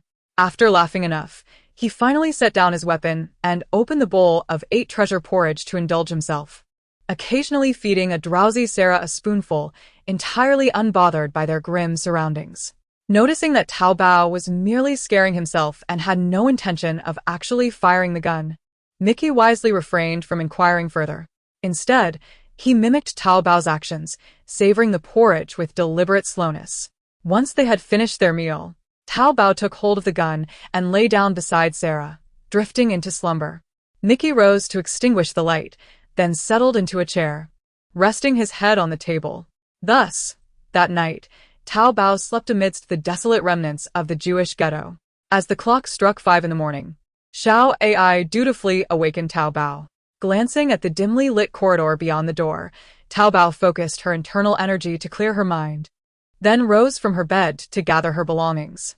The pharmacy was stocked with valuable medicines, and she was determined to seize as much as she could before the military arrived, knowing they would be indispensable in the future. In a corner, she noticed an overturned clothing rack and approached it to retrieve a white lab coat from the ground, draping it over herself. The coat had ample pockets, which would provide some concealment for her supplies from her spatial dimension. Of course, there were more garments belonging to the deceased outside with even more pockets, but she found herself unable to take them. A mental barrier restrained her. Lost in thought about the clothing, Dabao suddenly remembered to check her reflection. The system mirror materialized once more, and as she gazed into it, a chill ran down her spine. The image it reflected was not her own. Instead, it showed a woman clad in a white coat, with golden hair and blue eyes, an uncanny likeness to the woman who had perished in the office, save for the startled expression, which mirrored her own. No wonder Sarah called her Mama. The resemblance was astonishing. Adjusting the collar of the coat, she observed that the figure in the mirror mimicked her movements. Lowering her gaze to her own high-heeled shoes, she found the sensation bizarre. Though she was still in her work attire, to others, she appeared entirely different. Truly, the company wielded immense power. With a small internal chuckle, she dismissed the mirror and resumed her packing. Dabao carefully removed the bottled medicines from the shelves, placing them on the left side of the table, while gathering the liquid remedies to the right. Finally, she yanked down the white curtain hanging by her bed, tying knots at both ends to fashion a makeshift pouch for the bottled medicines, while stowing the liquid remedies in her spatial dimension. The commotion stirred Mickey from his slumber. Instinctively, he glanced toward the door, noting the faint light creeping in from outside, which heightened his anxiety. Ms. Tao, dawn is approaching. They will send someone to clear the bodies. We must hasten our departure. He understood he relied heavily on Dabao. Without her, he would surely remain trapped. Dabao gestured toward the large bundle on the table and a bag of small bread rolls. You carry the medicine and be sure to eat. Once we've filled our stomachs, we will set off. After Mickey nodded in compliance, she opened the last bottle of 8 treasure porridge and gently shook Sarah awake. Sarah, It's time to rise. We'll leave this dreadful place once we've eaten. The little one turned over groggily, rubbing her eyes. Though she could only see a shadow, she recognized her mother's presence and softly called, "Mama, my tummy doesn't hurt anymore." This term of endearment caused Zhao Dabao to blush slightly as she helped Sarah sit up and handed her the porridge. "Hurry and finish. Dawn is almost here, and we need to move quickly." As the sweet aroma wafted through the air, Sarah eagerly nodded and, using the faint light filtering through the door, hastily began to eat.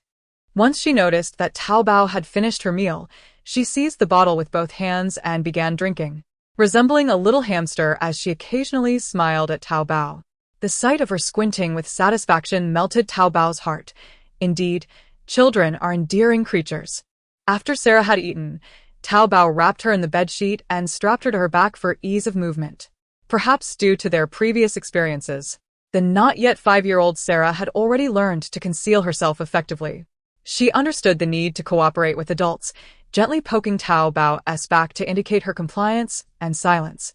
Her obedience both charming and heart-wrenching. With Sarah secured on her back and a gun in hand, Zhao Dabao led the way, while Mickey followed, carrying the pouch of medicines. They pushed open the pharmacy door and stepped outside.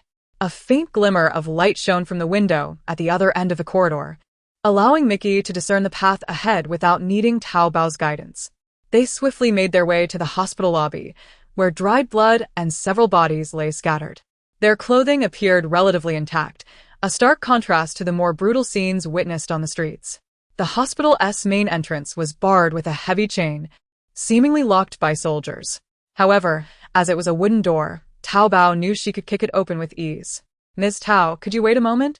Mickey asked cautiously, concerned that she might be displeased. Zhao Dabao paused and turned to him. "What is it?" Mickey pointed to a few bodies near a chair and sheepishly said, "I'd like to take 2 pieces of clothing." Zhao Dabao glanced at Mickey's tattered attire and nodded. Be quick about it. Grateful, Mickey smiled at her, untying the pouch from his body and selecting a cleaner corpse. With practiced hands, he removed the outer garment and donned it swiftly, reattaching the pouch. He then made a cross over the body, murmuring a prayer for its soul. Once he was ready, Zhao Dabao instructed him to grasp the doorknob, then with a powerful kick, she forced the door open. The sheer force of it caused Mickey, already weak, to topple alongside the door. Fortunately, Zhao Dabao reacted swiftly, catching both him and the door to prevent any noise. "Apologies," Mickey said, slightly embarrassed, having not anticipated her strength. Zhao Dabao shook her head and gestured for him to follow, harboring no intention of chastising him. She had never expected the frail doctor to manage the door. As the first light of dawn emerged, she noticed Mickey tightening his jacket and silently thanked her foresight in wrapping Sarah in the sheet. Observing the disheveled bodies on the street and recalling the dates depicted in films, she surmised that it must be early spring, with the morning temperatures still quite low. The streets were in disarray, as Zhao Dabao allowed Mickey to lead them toward the square where the soldiers had gathered the previous night. Ahead of them loomed an iron archway, flanked by 2 sentry boxes, each housing a soldier standing rigidly. Yet, Zhao Dabao's keen eye discerned their tightly shut eyelids. They were not ordinary soldiers, they could sleep on their feet. Beyond the archway lay a bridge, which served to isolate the Jewish district from the city of Krakow. The bridge was fortified with barricades and an electric fence, behind which stood a mere 20 soldiers, all alert and armed. If Zhao Dabao were alone with Sarah, her sharpshooting skills and agility would enable her to navigate through to Krakow effortlessly. However, with Mickey in tow, the situation became rather complicated. She longed for a discreet escape. Yet shooting the soldiers to clear the way was out of the question. She wished to avoid detection and subsequent pursuit. Abandon Mickey? A glance at his pleading expression dispelled that notion. To leave the dead behind was one thing, but to forsake a living soul was beyond her. Given that she had the means to lead Mickey to safety, she simply could not bring herself to abandon him. Doing so would render her a person she dreaded becoming. Mickey, grateful to Zhao Dabao for granting him another night of life and a full belly, accepted a strip of cloth from her and, closing his eyes, blindfolded himself, awaiting the moment when Zhao Dabao would pull the trigger. Once Mickey was adequately prepared, Zhao Dabao approached him, employing her lightness of foot to glide towards the sentry box. She then activated her singular-use spatial teleportation ability, transporting herself, Mickey, and Sarah to the other side of the bridge in an instant. One soldier, sensing a chill behind him, turned to investigate but saw nothing, attributing it to his own heightened sensitivity before resuming his days. Gripping Mickey firmly, Zhao Dabao sprinted into the city until they found a secure alleyway where she finally released him from her grasp.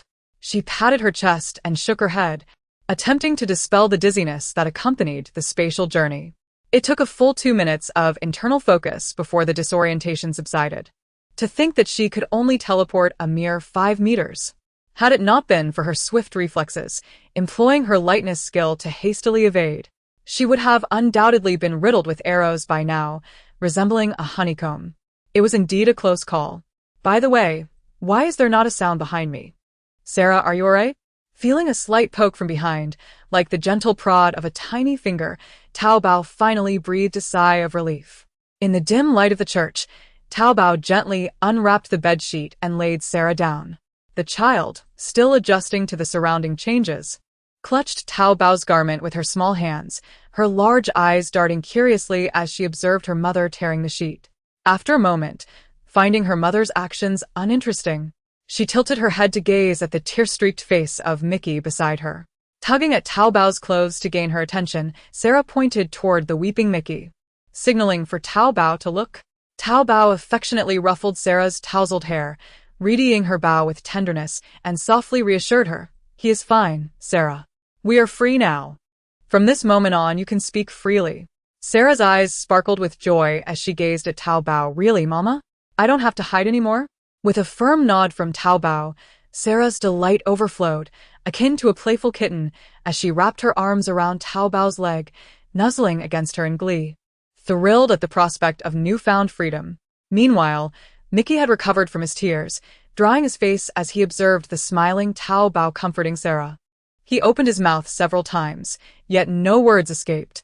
Zhao Dabao patted Sarah's head, signaling her to remain quiet, then turned her attention to Mickey. "Do you know where we can exchange these medicines for money?" she inquired. Mickey quickly nodded, explaining that in the city's church, merchants would come to trade during the weekend prayers, but now.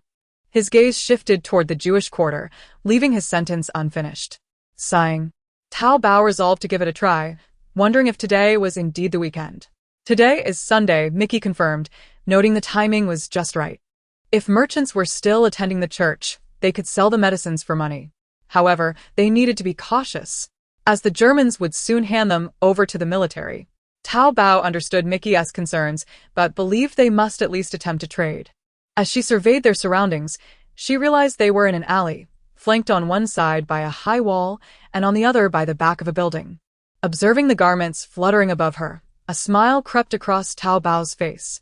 The sun rose higher, and the morning in Krakow buzzed with activity. The church in the city center was crowded with worshippers. Mickey glanced at Zhao Dabao, who was calmly walking ahead, dressed in a yellow gown with Sarah in tow, and nervously adjusted the scarf around his neck. As Zhao Dabao beckoned him over, Mickey hurried to join her, playing the role of her mute servant. He was acutely aware of his anxiety, dressed in stolen clothes and accompanying Madame Tao to a church filled with Germans, which felt utterly terrifying. Sarah, having received instructions from Zhao Dabao, obediently refrained from speaking. When complimented on her cuteness, she responded with a charming smile. Thanks to Sarah's endearing demeanor and Zhao Dabao's fluent German, they successfully engaged in conversation with several ladies attending the service. Meanwhile, Mickey stood diligently at the church entrance, awaiting the arrival of their target to notify Zhao Dabao when the moment was right. From her conversations with the ladies, Zhao Dabao learned they were oblivious to the atrocities occurring in the Jewish quarter.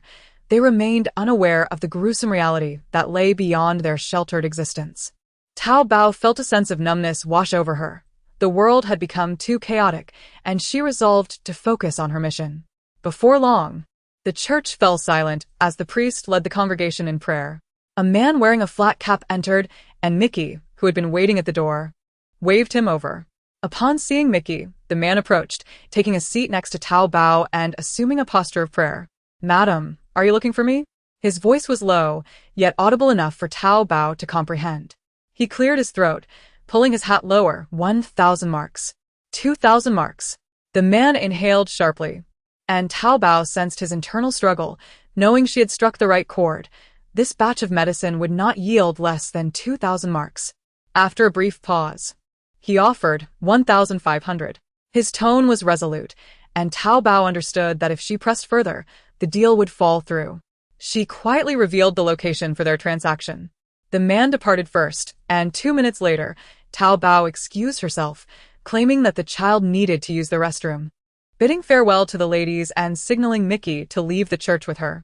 Concerned that the man might deceive them, Tao Bao instructed Mickey to hide with Sarah near the trading spot before she approached the small bridge with a bag of medicine in hand. The man was already waiting there.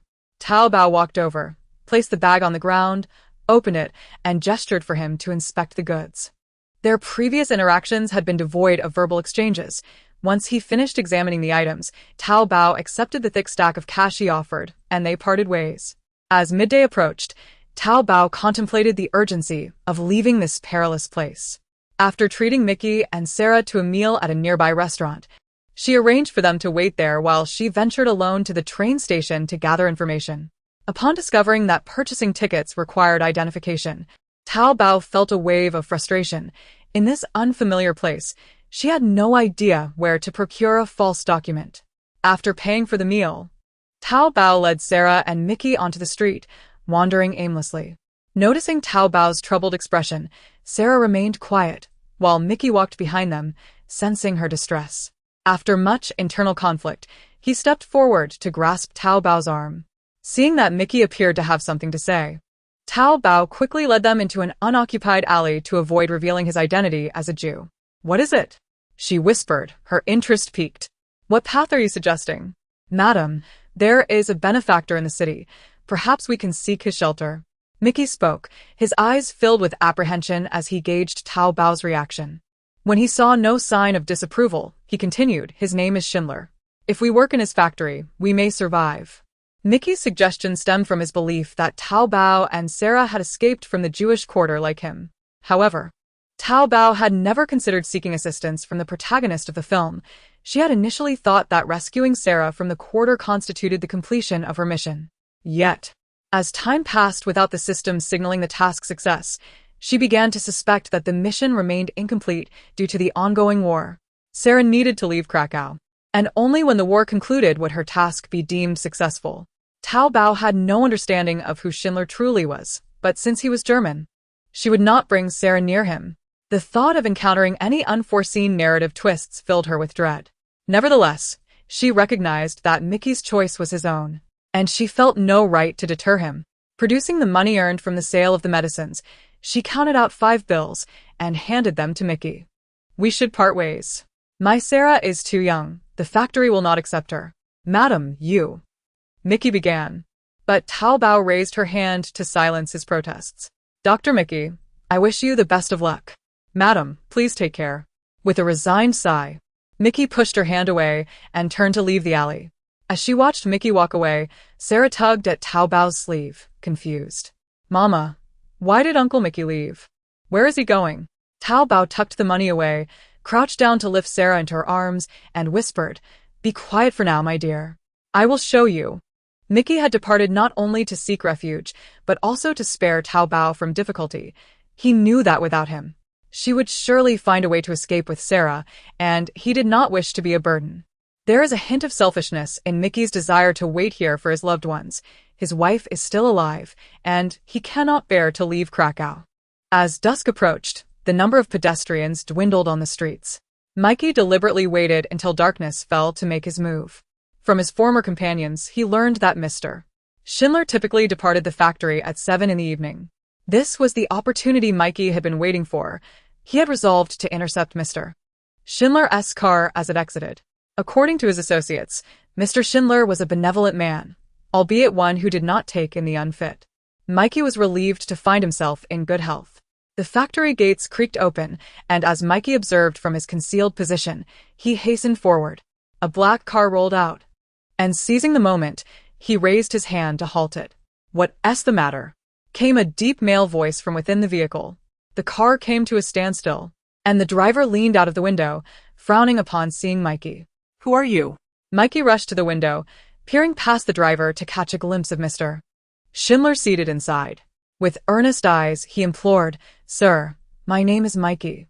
May I have the opportunity to work at your factory?" The driver was taken aback by Mikey's fluency in both Yiddish and German and hastily pushed him away. "Be quick and leave. Our factory does not lack for hands." Though Mikey was already quite thin, he had managed to eat 2 hearty meals with Zhao Dabao. Yet he was still no match for the driver's strength and was shoved back towards the factory gates. Unwilling to concede defeat, he dashed back to the still-parked car, knocking insistently on the window. "Mr. Schindler, I am capable of many tasks. I do not seek wages. I only wish for a meal. And I possess nimble hands. I was a physician." As the car's engine roared to life, the driver, noticing Mr. Schindler's lack of response from the back seat, began to pull away. Mikey continued to pound on the window. "Sir, please, stop the car and let him in," Mr. Schindler ordered, surprising the driver. Without acknowledging the driver further, Schindler stepped out of the vehicle. "Just so happens, I am in need of a private physician." Mikey, panting, approached. "My name is Mikey." "Thank you, sir. You truly are, as people say, a great benefactor." However, Mr. Schindler frowned at this declaration. "I am no great benefactor. You are simply useful to me, and I happen to need a doctor." "Oh, I see," Mikey responded, smiling as he moved to the car door. Suddenly, a loud gunshot echoed, startling not only Mr. Schindler but also Zhao Dabao and Sarah. Mama Sarah cried out in fear as she watched Mikey collapse beside the car, clutching Zhao Dabao tightly. They fled to the bridge where they had conducted business during the day, and only then did Zhao Dabao come to a halt. Beneath the bridge stood a stone pillar, upon which Zhao Dabao carefully placed Sarah, draping her with a white coat that had been stored nearby. "Are you hungry, Sarah? Would you like something to eat?" Sarah nodded, her small hands brushing the extra fabric of the coat as she looked up at Zhao Dabao curiously. "Mama, are you a fairy?" Zhao Dabao chuckled as she tore open a loaf of bread and ruffled Sarah's hair. "Why do you think that?" Believing she was correct, Sarah jumped down from the pillar, tugging at Zhao Dabao's clothing to implore her to perform magic, leaving Zhao Dabao quite flustered. After much coaxing, she convinced Sarah that she was not a fairy and could only perform tricks. As darkness enveloped the sky, Sarah, after a day filled with both fear and wonder, fell asleep in Zhao Dabao's embrace. Sitting atop the stone pillar, gazing out at the twinkling lights of the distant residential area, Zhao Dabao's thoughts lingered on Mikey's demise. Everything had unfolded so suddenly. The appearance of the military was completely unexpected, and up until the army's truck arrived, she had sensed no signs of danger. In the cinematic world, there was no character named Mikey. Could it be that his absence precluded his existence in the narrative? Was it the inexorable force of plot? No. She had previously ventured into the world of Dream of the Red Chamber, where she had completely disrupted the storyline without consequence. Even the feared character, the Fairy of the Dream, had not manifested. Was Mikey's fate merely a coincidence? As Zhao Dabao pondered these possibilities, a chilling voice suddenly broke through her thoughts. "Mikey's incident is no coincidence. Do you wish to know the reason?" Startled by the unexpected voice, Zhao Dabao inquired, "Can you tell me?" "Certainly, for 200 gold coins. I will share a piece of information that I would ordinarily reserve for others." Zhao Dabao rolled her eyes. "It is not that ordinary people lack the funds to buy your information." Despite her words, she willingly clicked the option to part with 200 gold coins on the interface before her. Now, with a hint of pride in her tone, the voice continued, "This task world follows a predetermined narrative. Characters who should not appear in the limelight will not. So here is a word of advice. It is best not to draw near the protagonists, lest some unforeseen twist occurs." Zhao Dabao frowned in confusion. "Then why was there no issue in the world of Dream of the Red Chamber? Given that you have paid, I will offer you an additional insight. The world of Dream of the Red Chamber is a self-contained narrative with less restrictive boundaries, thus no complications arose." Zhao Dabao still struggled to grasp this concept. "So, the limitations of the film world, the novel world, and the historical parallel world are each distinct? That is another matter entirely. Please pay me an additional 200 gold coins." The voice softened, yet the request left Zhao Dabao feeling cornered. After a deep sigh, she chose to part with another 200 gold coins, her irritation evident. "Please, speak quickly. Do not rush. I shall explain slowly." This information would typically be revealed only upon your advancement to a level 10 company, but sharing it now is beneficial. I believe you will easily reach level 10, so it is no trouble to divulge it early. In films, television, and novels, we can alter the plot as we see fit. The prohibitions depend primarily on the character you embody.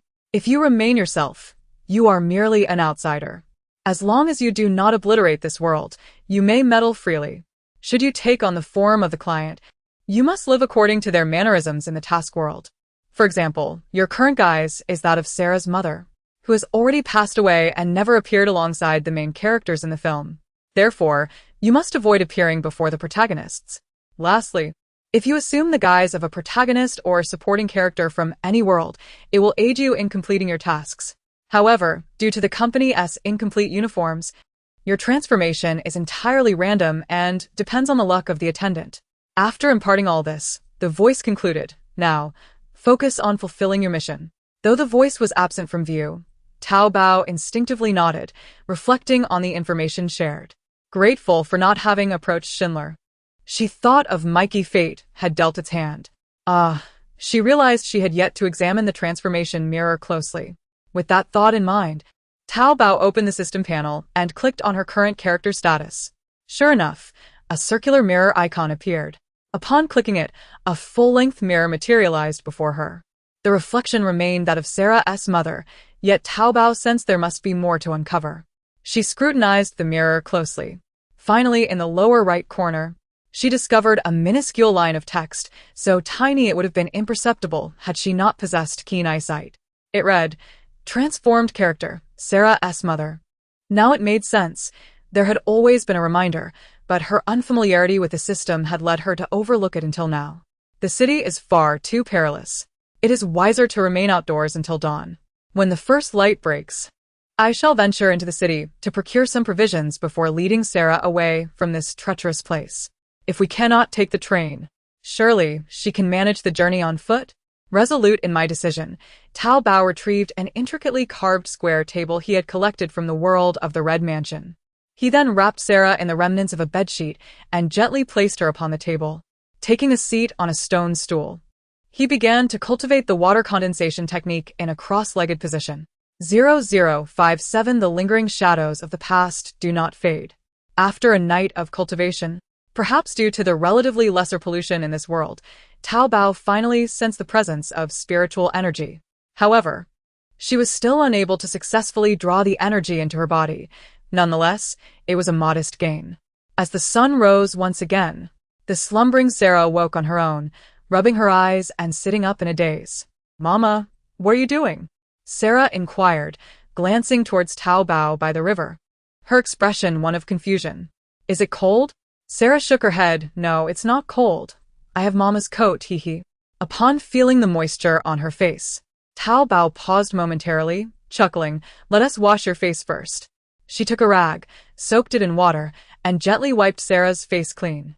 After tidying herself up, Zhao Dabao, under Sarah's curious gaze, stored all the dishes and tables into her spatial pocket and took Sarah's hand, slowly making their way towards the city. The two first stopped at a breakfast shop for a meal, then proceeded to a clothing store where they bought several outfits for Sarah, before finally heading to the grain store. Thanks to the spatial pocket, the well-behaved Sarah did not utter a word. All the purchased clothes were stored away in the pocket in secluded spots, allowing the two to walk hand in hand down the bustling street, unencumbered. The grain store was located on another street, necessitating a passage across the main thoroughfare, which was often frequented by vehicles. Thus, Zhao Dabao lifted Sarah into her arms, planning to wait for the current vehicle to pass before crossing the road. As the car approached, an ominous feeling washed over Zhao Dabao while observing the black vehicle. As she squinted her eyes, the vehicle appeared inexplicably familiar. When it was merely 3 meters away, the faces of the occupants came into view, none other than Schindler, the male protagonist from the film she had seen the night before. At that very moment, Zhao Dabao suddenly heard an unusual whooshing sound. Recalling the fate of Mikey from the previous night, she quickly summoned her inner strength and rolled to the left, clutching Sarah tightly. Just as they moved, a flower pot fell from above with a resounding crash. The pot shattered, scattering soil everywhere. The surrounding crowd dispersed in alarm, exclaiming their relief at having narrowly avoided disaster. Goodness. That was terrifying. The protagonist is truly formidable. Heaven, please spare me from encountering that car and its occupants again. Shaken, Zhao Dabao sheltered the bewildered Sarah as they moved away from the main road. After inquiring with an elderly lady, they found an alternate route and finally arrived safely at the grain store. Zhao Dabao purchased 50 pounds of flour and a pound of wheat seeds, all while under the astonished gaze of the shopkeeper. With one arm cradling Sarah and the other carrying the flour, she exited with an air of nonchalance. On their way out of the city, they passed by a shop selling pots, where Zhao Dabao acquired a pot and a coal stove. She then found an unoccupied alley, instructed Sarah to keep watch, and stored the items in her spatial pocket. Now, with empty hands, they were ready to leave the city. At the exits of several main roads, soldiers stood guard, compelling Zhao Dabao to lead Sarah towards the outskirts. She planned to traverse the hillside to reach the main road, as she was unfamiliar with the paths and did not wish to become lost in the dense forest. The city was too perilous. She wished to take Sarah to the countryside. They crossed the bridge where they had rested the previous night and traversed a vast expanse of wheat fields until they reached the foot of the mountain. As Sarah was too small, Zhao Dabao carried her on her back, using half of a bedsheet to snugly secure her little bottom. Once prepared, Zhao Dabao activated her lightness skill and began darting into the woods. Following the direction of the main road in her mind, she zigzagged through the trees, with Sarah believing that her mother was merely playing a game. This delighted Sarah, who laughed joyously as they frolicked through the forest. They ran until they reached an electric fence, at which point Zhao Dabao paused to test whether the fence truly had electricity. She retrieved an iron spoon purchased at the pot shop and handed it to Sarah. Come, Sarah, hold the spoon tightly. Let us play a game, shall we? Zhao Dabao grinned mischievously. Sarah nodded enthusiastically, gripping the spoon with anticipation. Zhao Dabao pointed toward the wire fence, saying, Do you see the fence before us? Throw the spoon at it and see how far you can throw it, all right? Okay. Sarah eagerly agreed, wriggling in excitement on Zhao Dabao's back. After taking a couple of steps forward, Zhao Dabao instructed, You can throw it now. Sarah, with her chubby face scrunched in concentration, raised the spoon high and, with a puff, hurled it at the fence. Clang. The two collided, creating a shower of sparks as the iron spoon ricocheted far away. Witnessing this, Sarah clapped her hands in glee. Oh, Sarah is so amazing. The fence stood 3 meters high, and while it seemed she could easily flip over it, it was wiser to find a suitable foothold first. Moving around the vicinity of the fence, she spotted a tall tree. Gathering her energy, she leaped onto a branch and then used it to vault over the fence, landing successfully on the other side. Descending the hillside, they encountered a 4-meter-wide cement road. Zhao Dabao set Sarah down and held her hand as they walked. With no specific destination in mind, Zhao Dabao sought a quiet countryside retreat where they could wait peacefully until the war subsided. Suddenly, Sarah presented a beetle to Zhao Dabao, cradling it in her palm like a treasure, which startled Zhao Dabao, prompting her to quickly swat the creature from Sarah's hand. Mama? Sarah looked perplexed, feeling slighted. Zhao Dabao crouched down, forcing herself to explain patiently. These bugs are not toys, you know? Some can bite, and if that happens, your fingers will swell up, and you won't be able to hold the spoon anymore. Would you be scared? Children are often easily appeased, and Sarah, believing her mother, promptly crushed the unfortunate beetle underfoot. Muttering, Can't bite, Sarah. Bugs are bad. Zhao Dabao affectionately ruffled Sarah's hair, praising her as a good child. With that minor incident resolved, they continued on their way when suddenly the sound of an engine roared to life. Remembering the earlier encounter, Zhao Dabao swiftly scooped up Sarah and retreated to the grassy verge, becoming alert. As the black car's front emerged on the road they had just traversed, recognizing the familiar license plate, Zhao Dabao sprang to her feet and took off running. Bang! A gunshot rang out, prompting Zhao Dabao to swiftly roll with Sarah, taking cover. Protectively, she secured Sarah with her left arm while her right hand instinctively reached for her thigh, drawing her gun, aiming and firing. Bang! Bang! Following her shots, the sound of the car colliding with something and flipping echoed in the air. Once the immediate threat was neutralized, Zhao Dabao glanced back at the military motorcycle that had appeared behind Schindler's vehicle, noting the 2 soldiers who had been hit. their motorcycle tumbling off the road. With a smirk, she took off running, still carrying the dazed Sarah. Goodness, why does Schindler always seem to be everywhere I go? It feels like a haunting. Exhausted from running, Zhao Dabao lost track of time until she reached a fork in the road, where she finally slowed down. Observing the tire tracks on the two roads before her, she chose the one with fewer signs of passage and continued on her way with fervor. Finally arrived in the countryside. This time, heaven did not forsake the diligent. I have finally walked the right path.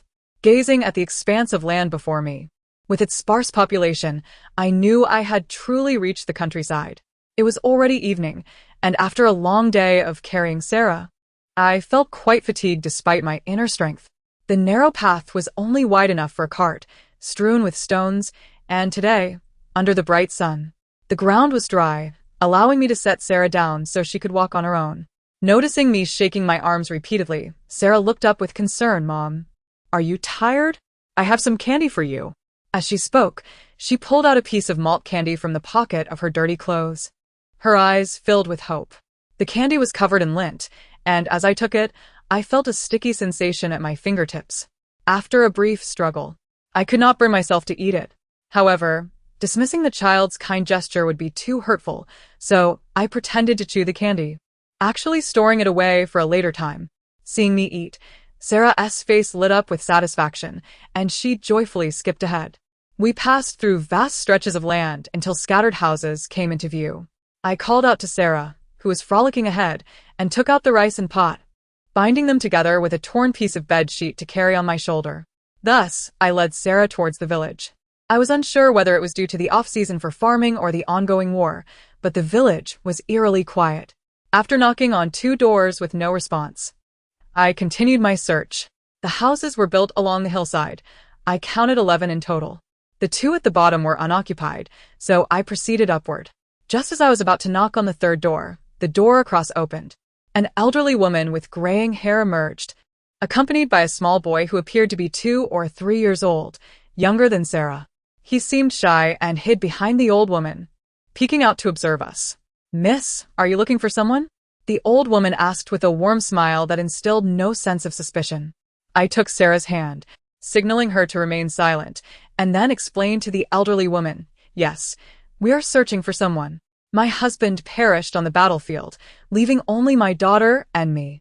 In these chaotic times, I dare not remain alone, so I thought to seek refuge with my sister, who married into this area. After speaking, I cast a sorrowful glance at the surrounding houses, as if trying to discern my sister's whereabouts. The old woman regarded the dirty child with suspicion, then looked at me, whose appearance was overly pristine. However, upon noticing the items on my shoulder, her belief began to take root. While the adult and child seemed mismatched, their similar features confirmed their kinship. After a moment's consideration, the old woman, Mary, inquired with genuine concern, "Everyone calls me Grandma Mary. May I ask your name? And what is your sister's name? Perhaps I can guide you to her home." Gratefully, I replied, "Grandma Mary, my name is Zhao Dabao. But you may call me Tao if that suits you better. This is my daughter, Sarah. She is a bit shy and does not speak much. My sister's name is Ruth. Do you know where she lives?" Upon hearing the name Ruth, Grandma Mary's expression shifted to one of compassion. "You are Ruth's sister? From the countryside of Plasvu?" Though I was not, I nodded earnestly, excitement illuminating my face. Yes, I came from there. Grandma, you must have met my sister, right?" Seeing my joy, Grandma Mary's eyes softened as she replied, "Oh, my poor girl, I must regretfully inform you that your sister passed away 2 years ago. Her husband followed soon after, succumbing to illness. Their son, Horace, left the village, reportedly joining the army. It has been nearly a year since anyone has heard from him. He may have perished on the battlefield." "What?" I gasped, overwhelmed by despair, clutching my chest in a gesture of hopelessness. "Why? How could this happen?" Sarah, unable to comprehend the German language, looked at me with confusion, sensing my sorrow. She hurriedly wrapped her arms around my leg, beginning to cry as well. Noticing that Sarah was merely whimpering without speaking, I was relieved, continuing my performance of grief. I brushed aside the rice and pot from my shoulder and embraced Sarah. "My sister, how could you leave me so suddenly? No wonder I have not received any letters from you. It is as I feared. Now. Only Sarah and I are left, alone in this world. How am I to survive in these times? Oh, my sister. Grandma Mary watched us weep, her heart aching in sympathy. Once my voice softened, she quickly offered words of comfort. My dear girl, I understand your sorrow, but Ruth is in heaven now. We, the living, must endure the trials that remain. It cannot be easy for a woman to care for a child alone. Do you have any plans for what comes next? Seeing my mother weep anew, Sarah's eyes brimmed with tears, her little heart breaking for me, which further distressed Grandma Mary. Mother, let them stay at Ruth's house. A woman emerged, cradling the small boy who had been peeking out from behind the door. She nodded at Grandma Mary and turned her gaze towards me. Miss. We have the key to Ruth's house. It is unsafe outside. Why not stay at your sister's home for now? I wiped my tears and calmed Sarah, who was still sobbing before I looked up at the woman. Can we truly stay there? Grandma Mary sighed in relief. Of course, my dear girl. Thus, by a twist of fate, I acquired a key to a home belonging to someone I had never met. Dinner was served at Grandma Mary's house, where I gleaned the information I sought during our conversation. There were a total of 11 households in the village. 3 families had moved to the city, while one had perished and another had departed, leaving only Ruth's family. Among the remaining 7 households, only elderly people, children, and women remained. In this war-torn era, all able-bodied men had been conscripted into the army, reducing the village's population to less than 20. The woman who had spoken earlier was Grandma Mary's daughter-in-law, Aisha, and the little boy was her grandson named Ruel, just turned 3. Grandma Mary's husband had long since passed, and both of her sons were serving in the military, leaving her to live with Aisha and Ruel. The villagers were wary of outsiders, so when my voice echoed in the village, they hurriedly secured their doors and windows, fearing unnecessary trouble. Throughout her time with Grandma Mary's family, Sarah adhered closely to my instructions, only speaking when it was time to eat. Even when Ruel came to play with her, she remained obedient and did not chatter excessively. I was pleased with her behavior. After unlocking Ruth's home with the key, I rewarded Sarah with a bottle of juice in a cardboard box, complete with a straw. Handing it to her, I instructed her to wait while I searched for candles with my flashlight. The house was wooden, spacious on the ground floor, with a living room, kitchen, and 2 rooms. One room was cluttered with various items, likely a storage space, while the other was a vacant bedroom. There was a large cabinet inside, locked tight. I yanked the lock off, opened the cabinet, and found several pieces of clothing and a few blankets within. On the second floor of the house, there existed an attic, which housed 2 rooms. Zhao Dabao hastily glanced over it before descending. Although he could not locate any candles, he did discover 2 oil lamps by the fireplace. Venturing into the kitchen, he rummaged through the cabinets and found lamp oil and matches. Zhao Dabao pondered the remarkable audacity of the girl. Typically, a child left alone in darkness would have dissolved into tears. Yet, Sarah remained utterly unafraid. Upon reflection, considering her ability to quietly conceal herself beneath the bed, he found no further astonishment. A child nurtured in such an environment is incomparable to those delicate blossoms grown in greenhouses. Finally settled in, Zhao Dabao hung a lantern above the fireplace, illuminating the room as Sarah approached her with a glass of juice. "Mommy, have a sip. It's sweet and tangy, really delicious." Despite her small stature, the little one exerted great effort to lift her hand, offering the juice to her mother.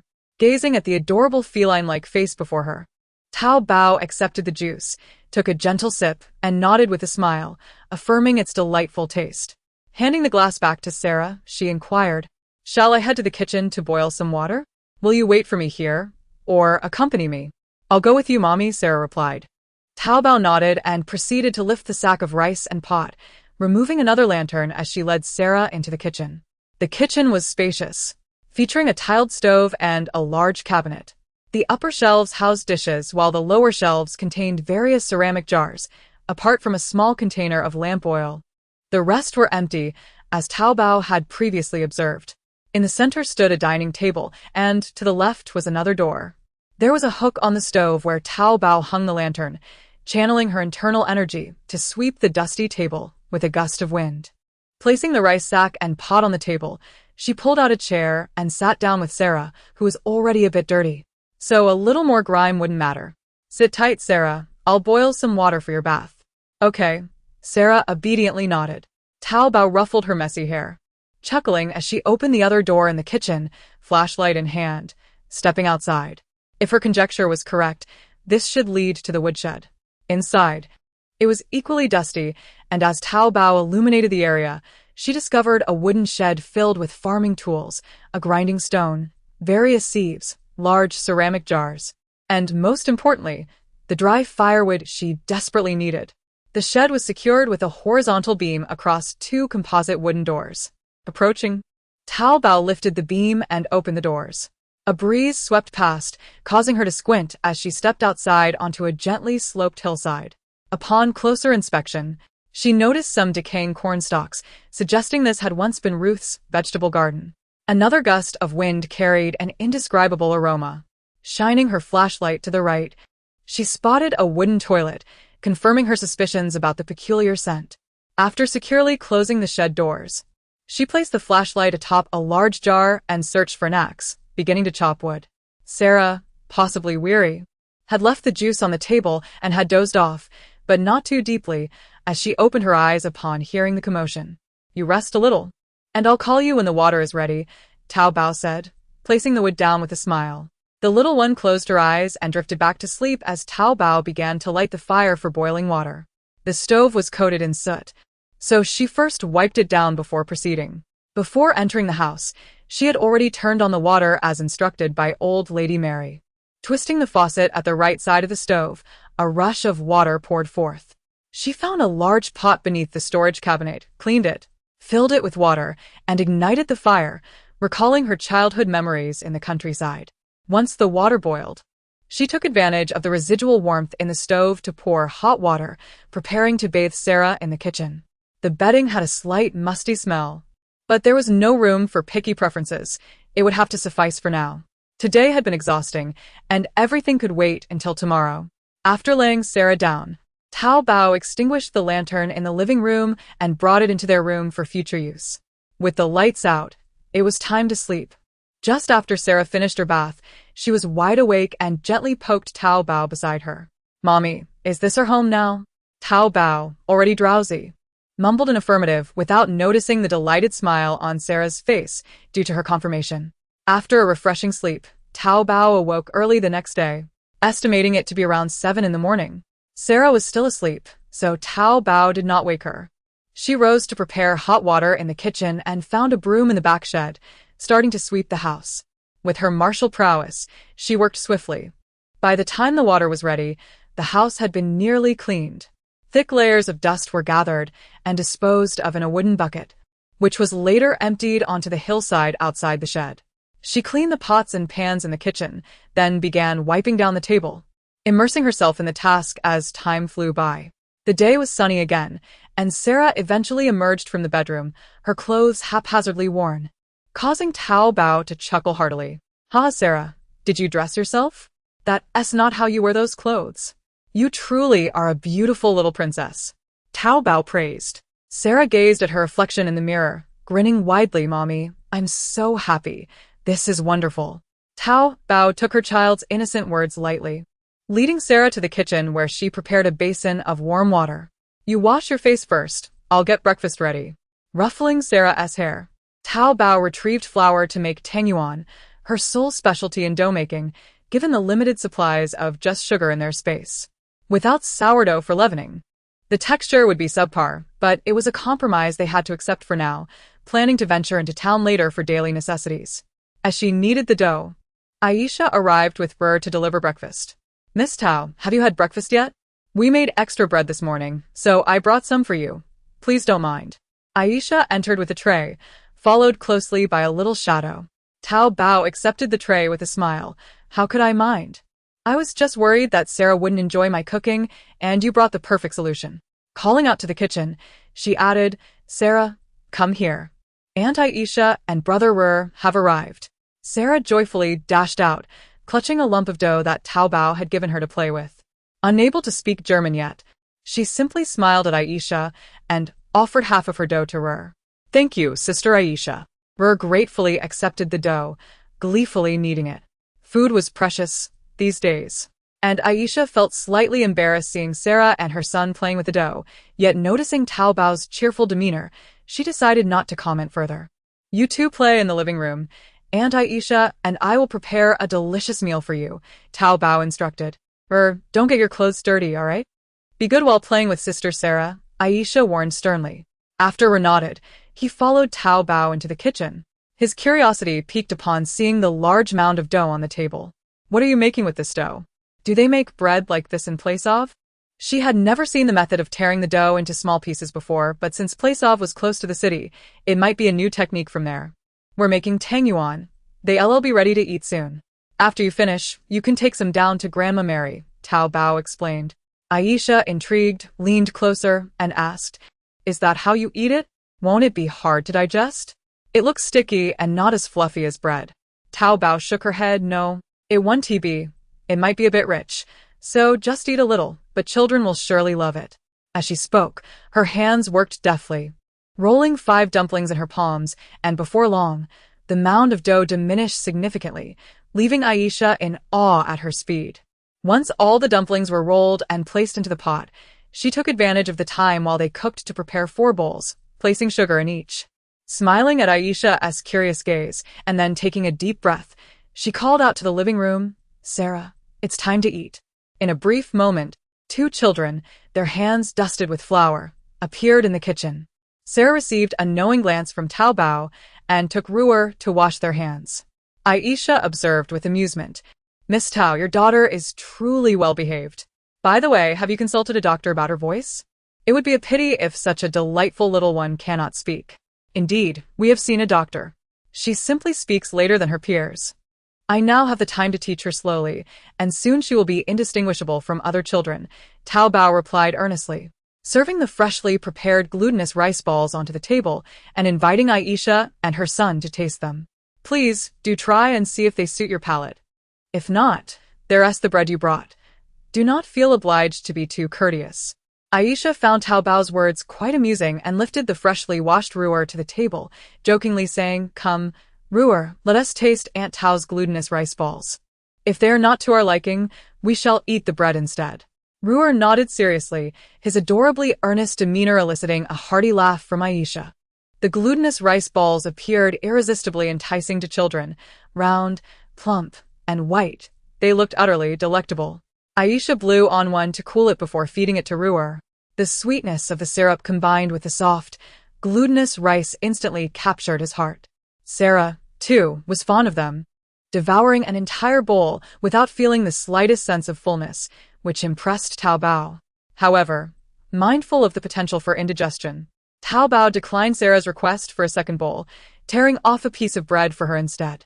Aisha, having already had breakfast, found the glutinous rice balls indeed suited a child's taste, but she herself could not eat much, thus validating Zhao Dabao's earlier remark about relying on bread to cleanse the palate. After finishing breakfast, Zhao Dabao contemplated a trip to the city and asked Aisha to help keep an eye on Sarah, to which Aisha readily agreed. Sarah obediently followed Aisha and her son out, giving Zhao Dabao a playful wink, as if to assure her that she would be well-behaved and silent, putting her mother's mind at ease. On a brisk morning, around 10 o'clock, after a journey of 2.5 hours, Zhao Dabao arrived in Krakow by noon. Her first stop was a watch shop, where she unhesitatingly spent 50 marks on a pocket watch, for accurate timekeeping was indeed essential. It was rather inconvenient to ask little AI every time. After leaving the watch shop, Zhao Dabao proceeded to a grain store to purchase flour and various vegetable seeds, including a generous quantity of wheat seeds. The hillside behind Ruth's house was quite expansive, and with her current status as an unemployed wanderer, she found it rather dull, without something to occupy her time. The war was far from over, and the protagonist's demise and the world's collapse were still many years away. It would be a pity to let this world fall into disrepair over the decades.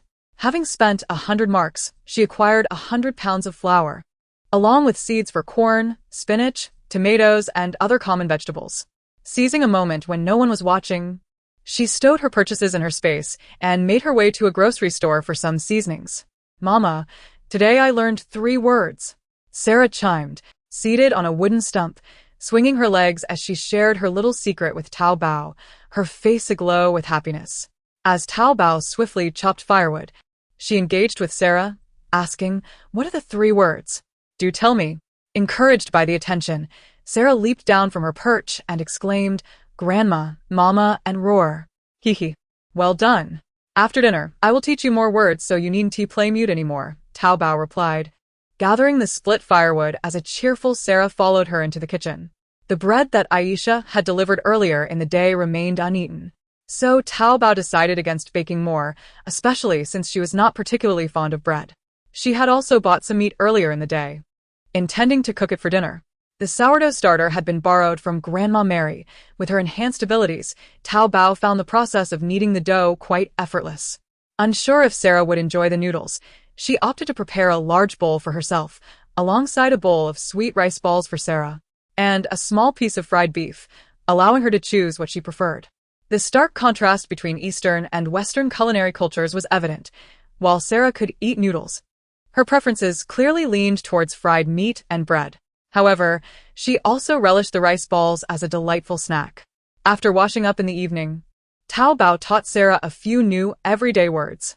Once Sarah had mastered them, Zhao Dabao assigned her some dictation homework for review. Later, she made her way to the storage room, grabbed a hoe, and ventured out to the hillside. Sticking a piece of wood into the ground, she tied a flashlight to it and commenced the task of loosening the soil. In truth, Zhao Dabao had never farmed before. Her confidence stemmed solely from the advanced plant nutrients available in the system shop. While she could tolerate a lack of rice, going without vegetables for days would drive her to despair. Though Grandma Mary cultivated some vegetables, they belonged to her. It was acceptable to ask for a few once or twice, but repeatedly doing so would be too shameful. Hence, she resolved to take matters into her own hands to ensure a plentiful supply. That night, Zhao Dabao did not succumb to sleep. After lulling Sarah to slumber, she continued her cultivation of the water condensation technique. The spiritual energy in this world was far superior to that of the real world, and gradually, she could sense its presence, though she still struggled to draw it into her body. Nevertheless, she understood that it was merely a matter of time.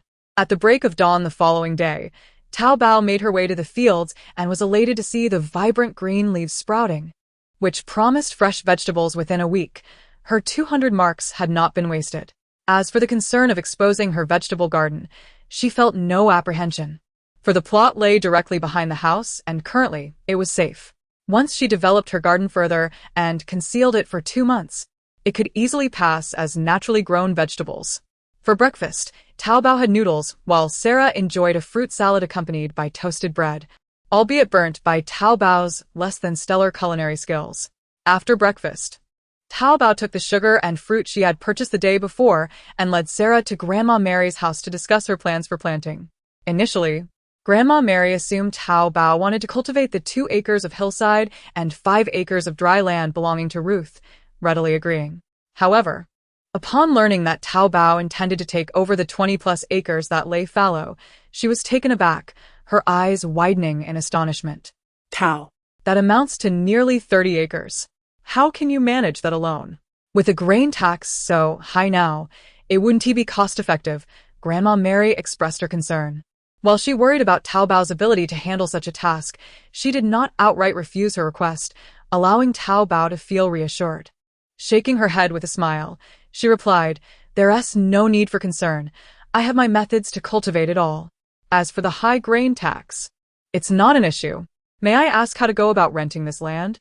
If only the real world had such lenient conditions, she would have considered securing a large plot there, but it was unsafe. Here, the conditions were far more suitable, as even if her activities were discovered, she could easily gather her belongings and leave. Seeing the confidence radiating from Zhao Dabao, Grandma Mary sighed and decided not to impede her plans, instead providing her with the details on renting the land. "Did you report the theft of your documents to the authorities? Having those would simplify matters. You would need to go to the city to sign a rental contract and pay the rent. However, since you appear pressed for time, I presume you haven't taken care of that yet. Without your documents, it may be a bit troublesome." "What sort of trouble are we talking about, Grandma Mary?" "I just arrived here and would appreciate your guidance," Zhao Dabao earnestly replied. Grandma Mary chuckled. No need to be so formal. The land belongs to a few families who have moved away. Before leaving, they entrusted it to the village. Whoever cultivates it must simply provide a portion of their harvest to those families. The taxes are paid by whoever farms the land, so you would be renting from them, not the government. Providing a little extra grain to those families would equate to covering the grain tax, which isn't such a bad deal. Perhaps it would be best to wait until your documents are in order before proceeding with the rental to avoid unnecessary complications. Grandmother Mary's suggestion was quite reasonable. However, Zhao Dabao currently lacks identification, making her no different from an undocumented immigrant. She will eventually need to obtain her credentials, but that is not a priority at the moment. She must wait until the war concludes and until Sarah has mastered the German language. Only then can she apply for German identification under the pretext of having lost her documents. Zhao Dabao has contemplated leaving for another country, but considering Sarah's tender age and her lack of any racial awareness, the mission only stipulates saving Sarah. It does not prohibit her from becoming German. If matters can be resolved easily, there is no need to complicate them. After all, life is the most precious thing of all. 0061, a great undertaking ultimately. Due to Zhao Dabao's lack of documentation, she was compelled to opt for a more troublesome method. Although it seemed cumbersome, it was manageable. Armed with some candies and fruits, Grandma Mary led Zhao Dabao to inform the other households in the village. Zhao Dabao composed a declaration stating that she would personally cover the grain tax and provide each of the 3 families with 200 pounds of grain annually. In the end, several families in the village, including those from the Ruth family with their 7 acres of land, affixed their fingerprints to the contract, granting Zhao Dabao the right to rent a total of 28 acres. The news of Ruth's sister, a newcomer, needing to cultivate 28 acres spread throughout the village, sparking curiosity about how Zhao Dabao would manage this substantial plot. Some speculated she was merely dabbling, while others conjectured she would hire help, leading to a flurry of opinions. In truth, renting such a large area during wartime was not economically prudent due to the heightened taxes. In this era, wheat seeds and various staple seeds had undergone hundreds of years of refinement, yielding an impressive average of 250 pounds per acre, with a tax of 50 pounds per acre imposed regardless of the harvest's success. Furthermore, Germany was currently encouraging farmers to cultivate barren lands, presenting a favorable opportunity. Zhao Dabao had not forgotten the dismal state of Germany in 1945 following the defeat. This was merely the beginning, and with over a year ahead, she aimed to amass sufficient grain. Villagers gathered curiously around the small agricultural robot Zhao Dabao brought, to which she claimed was imported from another country. After showcasing the robot's remarkable efficiency and promising to assist the villagers with tilling, they collectively maintained a respectful silence regarding the advanced technology. With the land secured and machinery in place, Zhao Dabao commenced her preparations. She intended to reserve the 2 acres of hillside behind her house for vegetable cultivation, while allocating 2 acres for wheat to cover taxes and rent. The remaining 24 acres would be devoted entirely to rice cultivation, with 14 acres for wet rice and 10 acres for dry rice. Regarding the seeds for rice and wheat, Zhao Dabao resolved to procure genetically modified energy seeds from the system store. These seeds required no special cultivation or extensive care. Once sown, they would mature in 4 months, yielding approximately 600 pounds of wheat and 3,000 pounds of rice per acre. If supplemented with plant nutrients, the maturation period could be shortened to 3 months, nearly doubling the yield to 1,000 pounds of wheat and 5,000 pounds of rice, an enticing prospect indeed. However, the costs were substantial, 1 pound of seed priced at 100 gold coins, necessitating 140 pounds of seeds for the 26 acres, which amounted to 14 gold coins. Additionally, the required 14 tubes of plant nutrients cost 2,800 coins, nearly causing Zhao Dabao to feel despondent. Fortunately, Sha AI noticed Zhao Dabao's expenditure and, in good spirits, informed her that the energy rice could be sold back to the system at a rate of 20 pounds per coin. After calculating, Zhao Dabao realized that by the 6th harvest, she would break even and could begin profiting, alleviating her concern somewhat. Observing her personal account plummet from over 30,000 to just over 10,000 coins, Zhao Dabao, somewhat disgruntled, took hold of Sarah, dragged the agricultural robot, and set off toward the riverbank. From Grandma Mary's information, Tao Bao learned it was early April, and with a 3-month cycle, she could plant 2 crops before winter. All grains combined could yield up to 240,000 pounds, a thought that thrilled her.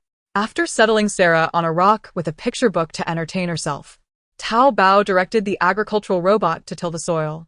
Pressing the switch and clicking the tilling button on the controller, the robot, as large as a soccer ball, transformed into a long-toothed rake and began swiftly traversing the fields. The speed was astonishing. Tao Bao could only catch glimpses of silver shadows while hearing the sound of the earth being turned. The 14 acres of land by the river were contiguous, and once the tilling area was set, Tao Bao began organizing the seeds during the robot's operation. After 2 hours, the robot completed the designated 14 acres, prompting Tao Bao to click the sowing button on the controller. Please place the seeds into the detection scanner. A mechanical voice resonated, and following the prompt, Tao Bao placed the rice seeds onto the small metallic dish on the robot. Detection result: energy rice. Please set the sowing area. A translucent projection panel appeared before Tao Bao, displaying options based on the most recent tilling area, which she decisively selected. Setup successful. Based on calculations, 70 pounds of energy rice seeds are required. Please place the necessary seeds into the sowing compartment. As the robot spoke, it transformed again, now resembling a large funnel with 10 small shovels at the bottom, and a translucent panel for measuring weight appeared atop the funnel. Sarah watched in fascination and insisted on pouring the seeds. Seeing her unafraid, Tao Bao allowed it, and together they filled the robot with seeds. The intelligent machine would dispense any excess seeds from the bottom until the correct amount was reached, before sealing the top of the funnel, leading Sarah to believe the robot was a living being, continually working and in need of water. This startled Tao Bao, as the robot could not drink water. Doing so would cause a short circuit. It required a special oil instead. Anxiously, Tao Bao swiftly swatted the water cup from Sarah's hand, exclaiming, "This robot cannot come into contact with water. If it shorts out, who will repair it?" The cup fell, the water gradually seeping into the soil. Sarah was startled. Having never seen her mother so stern, she realized she had nearly made a mistake, gazing up at Tao Bao with wide eyes, filled with fear, yet on the verge of tears. Mom. Sarah understood she had erred. Witnessing Sarah's pitiful expression, a wave of guilt washed over Tao Bao. After all, she was just a child. How could she know the robot should not be exposed to water? "Sarah, this is a robot. It cannot drink water. If it comes into contact with water, it will malfunction." Crouching down, Tao Bao explained gently, apologizing for her earlier outburst. "I'm sorry. I was too anxious." "You weren't frightened, were you?" Upon hearing Tao Bao's concern that she might have caused the robot to malfunction, Sarah, though unsure of the term, grasped the concept of death and felt a rush of fear. "Will it die? Did I nearly kill it?" Tao Bao coughed awkwardly. "It doesn't have life. So it won't die, but it can malfunction, meaning it won't move anymore. It must not come into contact with water. You mustn't feed it water again, okay?" Though still unclear about malfunction, Sarah nodded obediently. "I understand. I won't let it drink water again. Please don't be angry anymore." "I'm not angry. It was my fault for being too hasty. You won't be mad at me, right?" Tao Bao smiled as she asked. Sarah wrapped her arms around Tao Bao's neck, nuzzling against her, then leaned up to kiss her cheek. "I'm not mad. It was my fault." After soothing Sarah with a few kind words, Tao Bao resumed controlling the robot's operations. Since they had set off that morning, by the time the robot finished sowing seeds and spraying the necessary plant nutrients, it was already noon. Time passed incrementally in this remote village, far from war and disputes, where Tao Bao and Sarah had lived safely for 3 months. Sarah had learned a considerable amount of everyday language and had gradually begun to speak, forming friendships with 3 other children from the village. Tao Bao has become a topic of conversation among the villagers during their leisurely moments. This phenomenon is largely attributed to the remarkable transformation of Tao Bao's 28 acres of land. In just a few days, the crops will reach full maturity, and over the past 3 months, villagers like Granny Mary have witnessed astonishing changes in these crops on a daily basis. From April until now, at the end of July, every acre of the 26 acres rented by Tao Bao is laden with heavy fruits. Granny Mary has personally touched each one, finding them all plump and robust. The astonishingly high yield has left the entire village in a state of shock. The village's wheat, sown in March, has only just begun to ear, and nearly one-third of the seeds in each plant are empty. Without a point of comparison, the villagers might not have noticed, but in light of Zhao Dabao's exceptional harvest, they are left astounded. However, what astonishes them even more is the 20 acres of rice. Granny Mary estimates the yield could exceed 1,000 pounds per acre. Each grain of rice is as large as a child's fingernail, so heavy that it bends the stalks. Granny Mary dares not imagine a yield beyond 1,000 pounds. All the villagers' land has been tilled with the help of robots provided by Zhao Dabao, and a tacit understanding has formed among them not to loudly proclaim the astonishing yields of these crops. This is because Zhao Dabao promised them free seeds. So in this small village of fewer than 20 people, from 2-year-old Ruer to 70-year-old Granny Mary, no one would dare speak of Zhao Dabao's extraordinary results outside. After Zhao Dabao harvested the 26 acres, the villagers accepted her as an exceptional presence. With a harvest of 120,000 pounds, Miss Tao had to construct 2 storage warehouses to accommodate it. To store the grain, she even ventured into the city to purchase numerous burlap sacks, which were actually bought from the system store at a minimal cost of 100 for a single unit, and Zhao Dabao purchased 1,000. Having successfully won over the villagers, Zhao Dabao commenced the planting of a second crop. After harvesting the wheat, the villagers joined Zhao Dabao in sowing a second batch of wheat. Having tasted the rice cooked by Zhao Dabao, they found the flavor unfamiliar, thus requesting wheat seeds instead. To avoid disputes, Zhao Dabao clarified that the wheat yield would not match her own, and the villagers expressed their understanding, content with a yield of 600 pounds per acre. Thus, a vigorous planting endeavor began. 3 months have passed since the completion of the task, and December has arrived. The second harvest has been gathered, marking the official onset of winter. This winter is destined to be unlike any other. Every household in the village enjoys an abundant harvest, with grains so plentiful that they cannot possibly consume them all. Due to the villagers' unanimous decision to maintain secrecy, the grain tax submitted consists entirely of ordinary wheat from previous years, while the genetically modified rice and wheat introduced by Zhao Dabao remain undisclosed. However, Zhao Dabao understands that this is merely a temporary delay. Once spring arrives next year, the surplus grains from the second high-yield harvest will undoubtedly fill the granaries. Driven by profit, the villagers will likely sell their grains externally, a situation that Zhao Dabao cannot single-handedly prevent. She only hopes to contain any leaks until after the war concludes. A new granary has been constructed on the hillside behind Zhao Dabao's home, and now 3 warehouses are brimming with grain, 240,000 pounds, enough to sustain a family of 3 for a century, achieved in just 2 harvests. As winter officially approaches, Sarah has begun to engage in conversations with others. After 7 months of Zhao Dabao's diligent instruction, she can now communicate effectively in daily interactions. A noteworthy achievement is that, through Zhao Dabao's relentless efforts, on the 2nd day of September, she successfully initiated the flow of qi into her body. By December, she is able to condense a water column as thick as a small finger. The most significant transformation occurred after mastering the first layer of the water condensation technique, which doubled her physical and energy metrics and gradually converted her stamina and internal power into spiritual energy. Although the water condensation technique has only one primary attack, its applications are vast, encompassing illusions, healing, various water-based spells, and the foundational 5 elemental spells of the cultivation realm, diverse yet harmonious. Having successfully channeled qi into her body, Zhao Dabao has begun to learn some minor water spells. However, she faces a frustrating challenge. The spiritual energy in this realm may be insufficient, causing her spells to work inconsistently. At times, she struggles to even conjure a water column, repeatedly altering her incantations to no avail, feeling rather foolish. Especially when Sarah catches her in the act, evoking a sense of pity for the bewildered look on Sarah's face. This winter offers rice and vegetables, allowing Zhao Dabao to live quite comfortably, though meat is somewhat scarce. It is now the winter of 1944, a particularly harsh season, without the seeds provided by Zhao Dabao. Granny Mary and her companions would likely face starvation.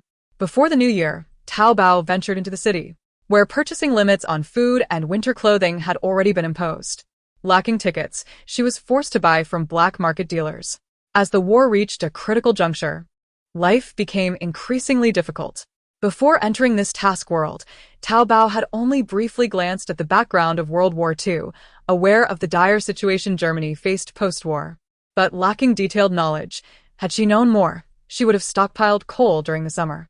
Before leaving the city, she noticed a surge of rural residents moving in. Perhaps due to her cultivation of the water condensation technique, she keenly sensed something amiss with the moisture content in the air. Upon observing villagers sneezing repeatedly, she realized that influenza was sweeping towards the city. Upon returning to the village, Zhao Dabao informed the villagers of her findings, advising them to avoid the city. With that matter resolved, everyone began to hibernate for the winter. The sound of planes buzzing overhead rendered sleep impossible for all. Zhao Dabao held Sarah close, spending the entire night in the room until the early hours of the next day, when the aircraft noise finally ceased and the villagers gathered at Granny Mary's home. Little Rul was frightened. Aisha, with tearful eyes, comforted him, while a dozen villagers sat around the fireplace in Granny Mary's house, with Sarah leaning against Zhao Dabao's arm, listening to the adults' conversation. Smoke was rising from the direction of the city, which Zhao Dabao had just seen from the mountain. Were the enemy bombers attacking? Had the city fallen? Thankfully, they were in the countryside, but what fate awaited their compatriots in the city? Were they American or Russian forces? Would their country face defeat? Granny Mary voiced the collective anxiety of the villagers. At that moment, fear gripped their hearts, etched across their faces, while, unseen by the others, Sarah nestled her head in Zhao Dabao's lap, wearing an expression of hopeful anticipation. The war was about to end. From February until the end of April, the sounds of bombing never ceased. Zhao Dabao felt immensely relieved to have departed the city early. At least this remote countryside did not attract the attention of bombers. By May, the world fell silent as the sound of bombers ceased. On May 9, 1945, Zhao Dabao and Sarah awoke early, adjusting the radio frequency, sitting motionless before it, eagerly awaiting long-anticipated news. "Mom, will it really end today?" Sarah asked uncertainly. Zhao Dabao nodded earnestly. "Yes, today is the day. Pay close attention and do not speak." As soon as she finished speaking, the radio crackled to life. Initially indistinct, the message grew clearer. Today, May 9, 1945, marks a monumental moment in history. Germany has officially signed an unconditional surrender. "My suffering compatriots, you are liberated." A powerful male voice resonated from the radio. Zhao Dabao did not know who he was. But at that moment, the system notification of task completion sounded. "Successfully rescued Sarah. Task completed. Gained 1 experience point and 200 currency. Congratulations. Receptionist level has reached level 6. The system notification ceased, and Xiao AI unexpectedly laughed after task completion. "There will be a time difference between the real world and the task world, so please manage it carefully." Zhao Dabao nodded in acknowledgement. Xiao AI chuckled a little longer before withdrawing from the conversation. The radio's voice faded, and Sarah sat in stunned silence. Her eyes clouded with confusion as she gazed at Zhao Dabao. "Mom? Are you really my mother?" Zhao Dabao was momentarily taken aback by the question. "I heard my mother's voice. She told me to thank you properly. So you're not really my mom?" Upon hearing Sarah's words, Zhao Dabao instinctively opened the system mirror, which still reflected Sarah's mother's image, but the small text below had vanished. Zhao Dabao understood this was due to the task's completion. Seeing the bewildered and helpless expression on Sarah's face, Zhao Dabao embraced her and smiled. "I am your godmother. And a godmother is also a mother. There is no need to fear, for I am still here." Sarah nodded obediently, wrapping her arms around Zhao Dabao's neck and resting quietly against her. "Thank you, Mom." In the quaint village, not only did Zhao Dabao possess a radio, but also Grandma Mary. The news of defeat swiftly permeated the hamlet. The conclusion of the war bore minimal impact on this remote community. No government officials arrived, nor soldiers from the victorious side, and life continued as usual. The harvest of the first crop was complete, and the second batch was sown as summer approached. The wheat had been threshed, seeds scattered, and the outside world was in disarray. Villagers remained indoors. Yet on this fine day, several households gathered at Grandma Mary's doorstep to bask in the sun. Children played in the corridor with mud, while adults engaged in idle chatter, creating an atmosphere of bliss. Grandma Mary glanced at little Rower, engrossed in his muddy play, before her gaze shifted to the path leading into the village. Her eyes filled with longing for the familiar figure she had yearned for day and night. Everyone shared a similar sentiment, except for Zhao Dabao, who was watching Sarah and the other children with amusement, a smile gracing his face that starkly contrasted with the prevailing mood of anticipation, drawing the attention of Grandma Mary. Zhao Dabao, where's Sarah's father? Grandma Mary suddenly inquired, capturing the villagers' attention. Feeling the weight of curious gazes upon him, Zhao Dabao's smile faded. He perished in battle, he replied. Nostalgia lacing his tone, his lips curling slightly as he reminisced. He was a good man, a truly wonderful man. Zhao Dabao, do not be disheartened. You still have Sarah. With your brilliance, you shall encounter your true love once more, Aisha consoled sympathetically. Other villagers echoed her sentiments. God will bless you. Oh, I truly appreciate everyone's kindness. I am well, and there is no need for concern, Zhao Dabao replied with a resilient smile, successfully diverting the villagers' attention once more. Just as they were comforting Zhao Dabao, the children, including Sarah, suddenly ceased their play with mud, exclaiming, Mom, someone is coming to our village. Sarah's voice bore a hint of worry. In stark contrast, the exuberant Yuli shouted, unable to contain his excitement, and dashed off, prompting little Rower to curiously follow suit, his short legs wobbling as he attempted to keep up. The villagers were momentarily stunned. But upon spotting figures on the path, a mix of astonishment and joy surged through them, and they hurriedly pursued the children. Yuli's slow down, Zhao Dabao called out, glancing at Grandma Mary and her family, who wore complex expressions as they gazed towards the village entrance. What is happening? Zhao Dabao asked, puzzled. Rower, oblivious to the adult's demeanor, wanted to join his friends and tugged at Aisha's hand, insisting, Mom, let us go down. I wish to play too. Zhao Dabao realized that the figures approaching from the village entrance did not include Grandma Mary's two sons and, unsure of how to offer comfort, advised Sarah to continue playing with Rower while he approached Grandma Mary. She shook her head with a sigh. Everyone is together. Zhao Dabao found himself at a loss for words. All attempts at consolation felt utterly inadequate. He focused on the 7 men in tattered military uniforms, 2 of whom appeared very young, while the others were in their 30s or 40s. The 2 young soldiers displayed robust health and vigor. Oh, are there more people coming from the end of the road, riding in a cart? Just as Zhao Dabao prepared to inform Grandma Mary, the returning soldiers were quicker to act. The 2 young veterans shouted, Grandma Mary, Brother Yalu, and Qiujia are in the back. Quick, call Aisha out. Their voices rang out loudly, and in an instant, Grandma Mary's despair transformed into hope. Yalu, Aisha cried as she rushed out of the house, scooping up muddy Rower and dashing toward them. Her eagerness sparked laughter among the villagers, while Grandma Mary could no longer hold back her tears, grasping Zhao Dabao's hand tightly. Zhao Dabao gently patted her hand, chuckling, Grandma Mary. How peculiar of you. You cry when happy but not when sad. Grandma Mary laughed through her tears. You silly girl, you're quite oblivious. Hose is here as well. Why don't you go greet him? This statement left Zhao Dabao momentarily stunned. Hose? Who was that? Why should she go welcome him? Before she could process, Hose approached, glancing curiously at Zhao Dabao before looking puzzled at Grandma Mary, asking, Who is this lady? This is Zhao Dabao, Grandma Mary replied, lightly patting Hose's shoulder. She is your mother's sister, your aunt. Upon hearing this, both Zhao Dabao and Hose appeared astonished. Grandma Mary teased, Haven't you ever met? Hose, you can't possibly not recognize your aunt. Hose looked bewildered, glancing between Zhao Dabao and the muddy Sarah, shaking his head in confusion. He had never encountered these two. His mother had only one brother and had never mentioned a sister.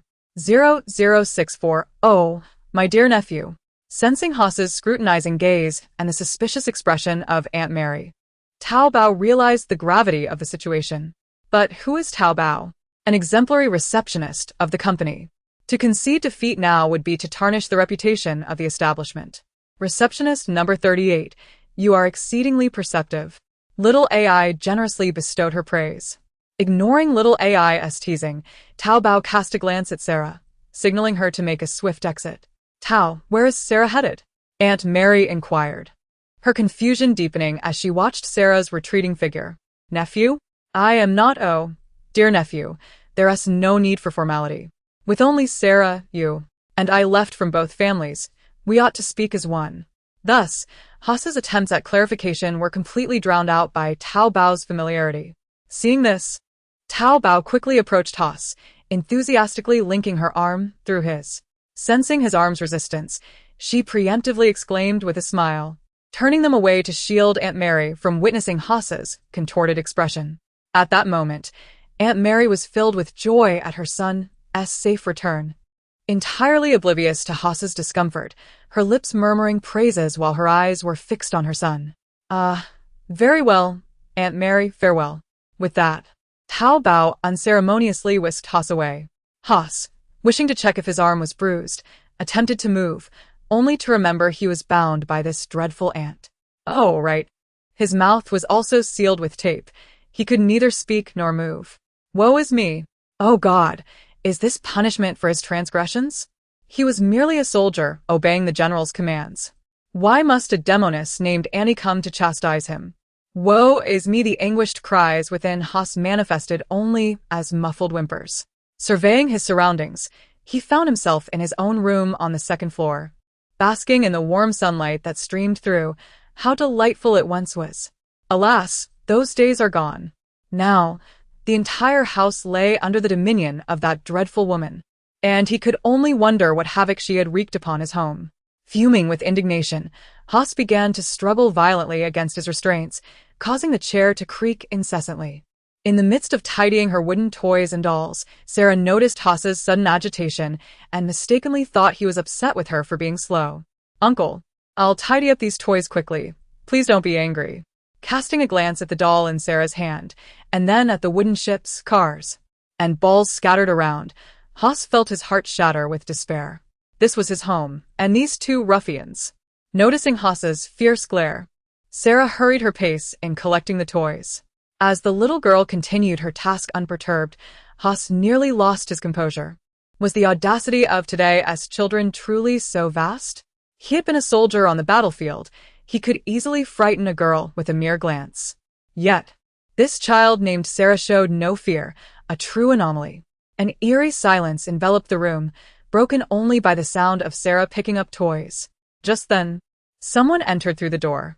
Haas looked up to see the face he loathed, the smiling visage of Zhao Dabao. Dear nephew, I've prepared a bowl of noodles for you, she said, entering with a bowl of steaming noodles. You must be famished after your journey. Placing the noodles on the table, she continued, Oh dear, I almost forgot to untie you. Come here, let Annie release you, but no shouting, all right? Haas stared in terror as Zhao Dabao approached, desperately wanting to retreat, but finding himself utterly immobilized. He could only watch as her hand reached closer to his face, decisively tearing away the tape that bound his mouth. Ah! The sudden pain made Haas gasp. I'm so sorry, dear nephew. I tend to be a bit heavy-handed. My sincerest apologies, Zhao Dabao remarked, her expression one of contrition. Haas remained silent, unable to respond. Mommy, I've tidied up the toys, Sarah announced, dragging a cloth bag towards them, her face beaming with joy. Ruffling the little girl's fluffy hair, Zhao Dabao smiled warmly. What a good child you are. I've made some sweet dumplings. Go help yourself in the kitchen. Uncle, Mommy's noodles are delicious. With that, she scampered down the stairs, dragging her bag of toys behind her. Haas looked at Zhao Dabao in astonishment, only to see her smile as she leaned closer. A chill ran down his spine. How could he let his guard down in front of this thief of a woman simply because of a child's words? She was, after all, a brigand, one who had invaded his home. As Zhao Dabao untied the ropes binding Haas, she noticed his stillness with surprise, teasing, Dear nephew, are you truly too hungry to move? As soon as her words fell, she felt the weight of Haas's glare. Please, do not be upset. Let us converse amicably. First, eat something. Rest assured, it is not poisoned. Who are you? Why do you impersonate my mother-a sister? Haas inquired slowly. He refrained from striking out, knowing he could not overpower this woman. Her demeanor was utterly perplexing, and he could not discern her intentions. However, one thing was certain, he would never relinquish his home.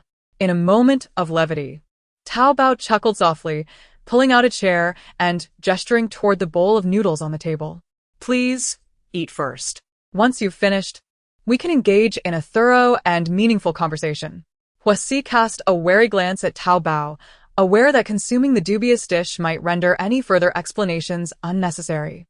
Tao Bao, fully cognizant of Huasi's suspicions, rose in mild indignation and served herself a portion of the noodles, taking a bite.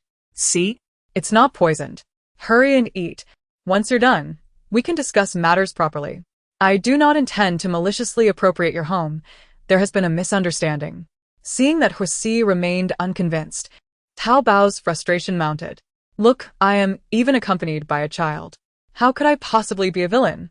She seized Huasi, pressing him down at the table. Eat. We will talk afterward. Huasi was taken aback by her sudden aggression, realizing he had once again fallen victim to her forceful demeanor. As he prepared to glare at her, a swift slap landed on his head. Recognizing the futility of escape from her grip, he resigned himself to lifting the bowl of noodles. If I must perish, so be it. After all, my parents are no longer with me. Perhaps joining them in the afterlife is preferable, and I hope God will receive me. He tentatively tasted the peculiar noodles, chewing thoughtfully. To his surprise, they were rather palatable. Half an hour passed, and 15 minutes after finishing the meal, Huasi found himself still alive, realizing that he had indeed encountered a formidable presence, a woman who smiled and claimed to be his aunt. As he regained his composure, Huasi noticed that Tao Bao's earlier malevolence had dissipated. Her smile now bore a hint of sincerity and embarrassment. Now that I've eaten, please explain, he said, curious to hear her rationale. Tao Bao took a deep breath and began her half-truths. Lulu, your mother, and I grew up in the same village as dear friends. Circumstances led my family to leave our homeland, and I sought out Lulu after losing my own family. I didn't mean to assume her identity. We have always referred to each other as sisters. You can call me Aunt, and I have stayed here because I had nowhere else to go. Your home was vacant, and out of pity, Grandma Mary allowed me to stay. I have only touched the belongings in the first-floor bedroom. Everything else remains untouched. Her words dripped with feigned emotion, yet Huasi remained skeptical, wary of her shifting demeanor and formidable strength. Your explanation is far too contrived. I do not believe you, he stated bluntly. Huasi's skepticism was anticipated by Tao Bao, who acknowledged the incredulity of her claims. I understand your doubts, but I speak the truth. Are you not curious about my strength? She inquired with a teasing smile. Taken aback by her directness, Huasi was still unconvinced. Even if you perfectly explain your strength, you remain suspect. Suddenly, a realization struck him, and he gazed at her in shock. You are not, in fact, a spy for the enemy, are you? That would explain your unusual capabilities. Ordinary people do not possess such strength and composure. Tao Bao rolled her eyes in disbelief. She had expected him to accuse her of being Jewish, but this was an entirely absurd conjecture. A spy? Really? What secrets do you think I harbor? Huasi believed he had uncovered the truth, that she was indeed an enemy agent, surprisingly infiltrating their village. Feeling exasperated, Tao Bao rose, letting out a resigned sigh. Those who have seen battle are often overly cautious. With your intellect, it seems my fabrications would bear no fruit. As she approached him, Huasi instinctively stood, alarmed. What are your intentions? You are not planning to kill me, are you? Seemingly aware of his thoughts, Tao Bao shook her head with a smile. I have no intention of killing you. I need to remain here. If you were to die, I would have difficulty explaining things to Grandma Mary. The more she spoke, the more Huasi's unease grew. As she drew nearer, he instinctively retreated, nearly reaching the door, contemplating an escape. Unexpectedly, the door closed with a gentle wave of her hand. Huasi watched in astonishment as something appeared in her grasp. Are you truly a devil? A devil? Tao Bao shook the contract scroll in her left hand, smirking. I am not a devil, merely an ordinary person. However, I must apologize. What do you intend to do? Huasi stammered, horrified as she advanced toward him. Before he could react, she moved faster, pinching a pressure point that rendered him immobile. Tao Bao grasped his hand, gently slicing his finger with her nail. As crimson droplets emerged, she pressed his hand onto the magical scroll and retrieved a bandage from her storage, wrapping it around his injured finger. She too sliced her own finger, allowing her blood to fall onto the scroll. As her blood dripped, the scroll levitated from her grasp, glowing brilliantly before splitting into two beams of light that pierced both her and Huixi's foreheads. Huixi felt a chill at his brow as an inexplicable pressure enveloped his mind, as if something forbidden was sealed within, compelling him to submit to this woman. Not only did he feel subservient, but also a strange sense of familiarity, as if he would easily believe anything she said. This was utterly terrifying and unfathomable. In his astonishment, Huixi did not even realize he had lost the ability to move. Though it was her first time signing a master-servant contract, Zhao Dabao maintained her composure, concealing her astonishment behind a calm facade. I truly am merely staying here temporarily. I mean you no harm, as long as you obey me. What do you wish for me to do? And who exactly are you? Huixi, now fully resigned, longed to uncover the identity of this irrefutable woman. Who am I? Zhao Dabao patted his shoulder. Dear Huixi, I am your employer and you are my employee. Remember to call me Aunt next time. As long as you keep your mouth shut, you shall encounter no trouble. Rest assured, accompanying your aunt will guarantee you a life of comfort and indulgence. With that, she exited the room, leaving Huixi half an hour to adjust to his new reality. Time was short, as dinner awaited. Half an hour later, Sarah called Huixi downstairs for dinner, and he, now numb to the situation, allowed her to lead him to the dining area. 2 days later, Sarah welcomed a new big cousin, for Zhao Dabao had taken Huixi and Sarah to the city to obtain new identification documents. With the testimony of the veteran complemented by Zhao Dabao's heartfelt performance, the identification documents were swiftly processed, even including the reissuance of a household registration book. With Zhao Dabao acting as the head of the household. From that moment onward, found himself unexpectedly endowed with an additional aunt. He expressed that the entire sequence of events unfolded so abruptly that he still finds it hard to believe, even feeling a touch of bewilderment. At the riverbank, Sarah, holding the little puppy brought by Zhao Dabao, called out to Haas, who was busy catching fish in the water. Her cheeks flushed and beads of sweat formed on her forehead as the autumn heat bore down heavily, making the atmosphere stifling. Haas, clad only in knee-length shorts, splashed in the river, creating a cascade of water droplets. Upon hearing Sarah's voice, he stood up, water glistening around him. Just a moment, Sarah.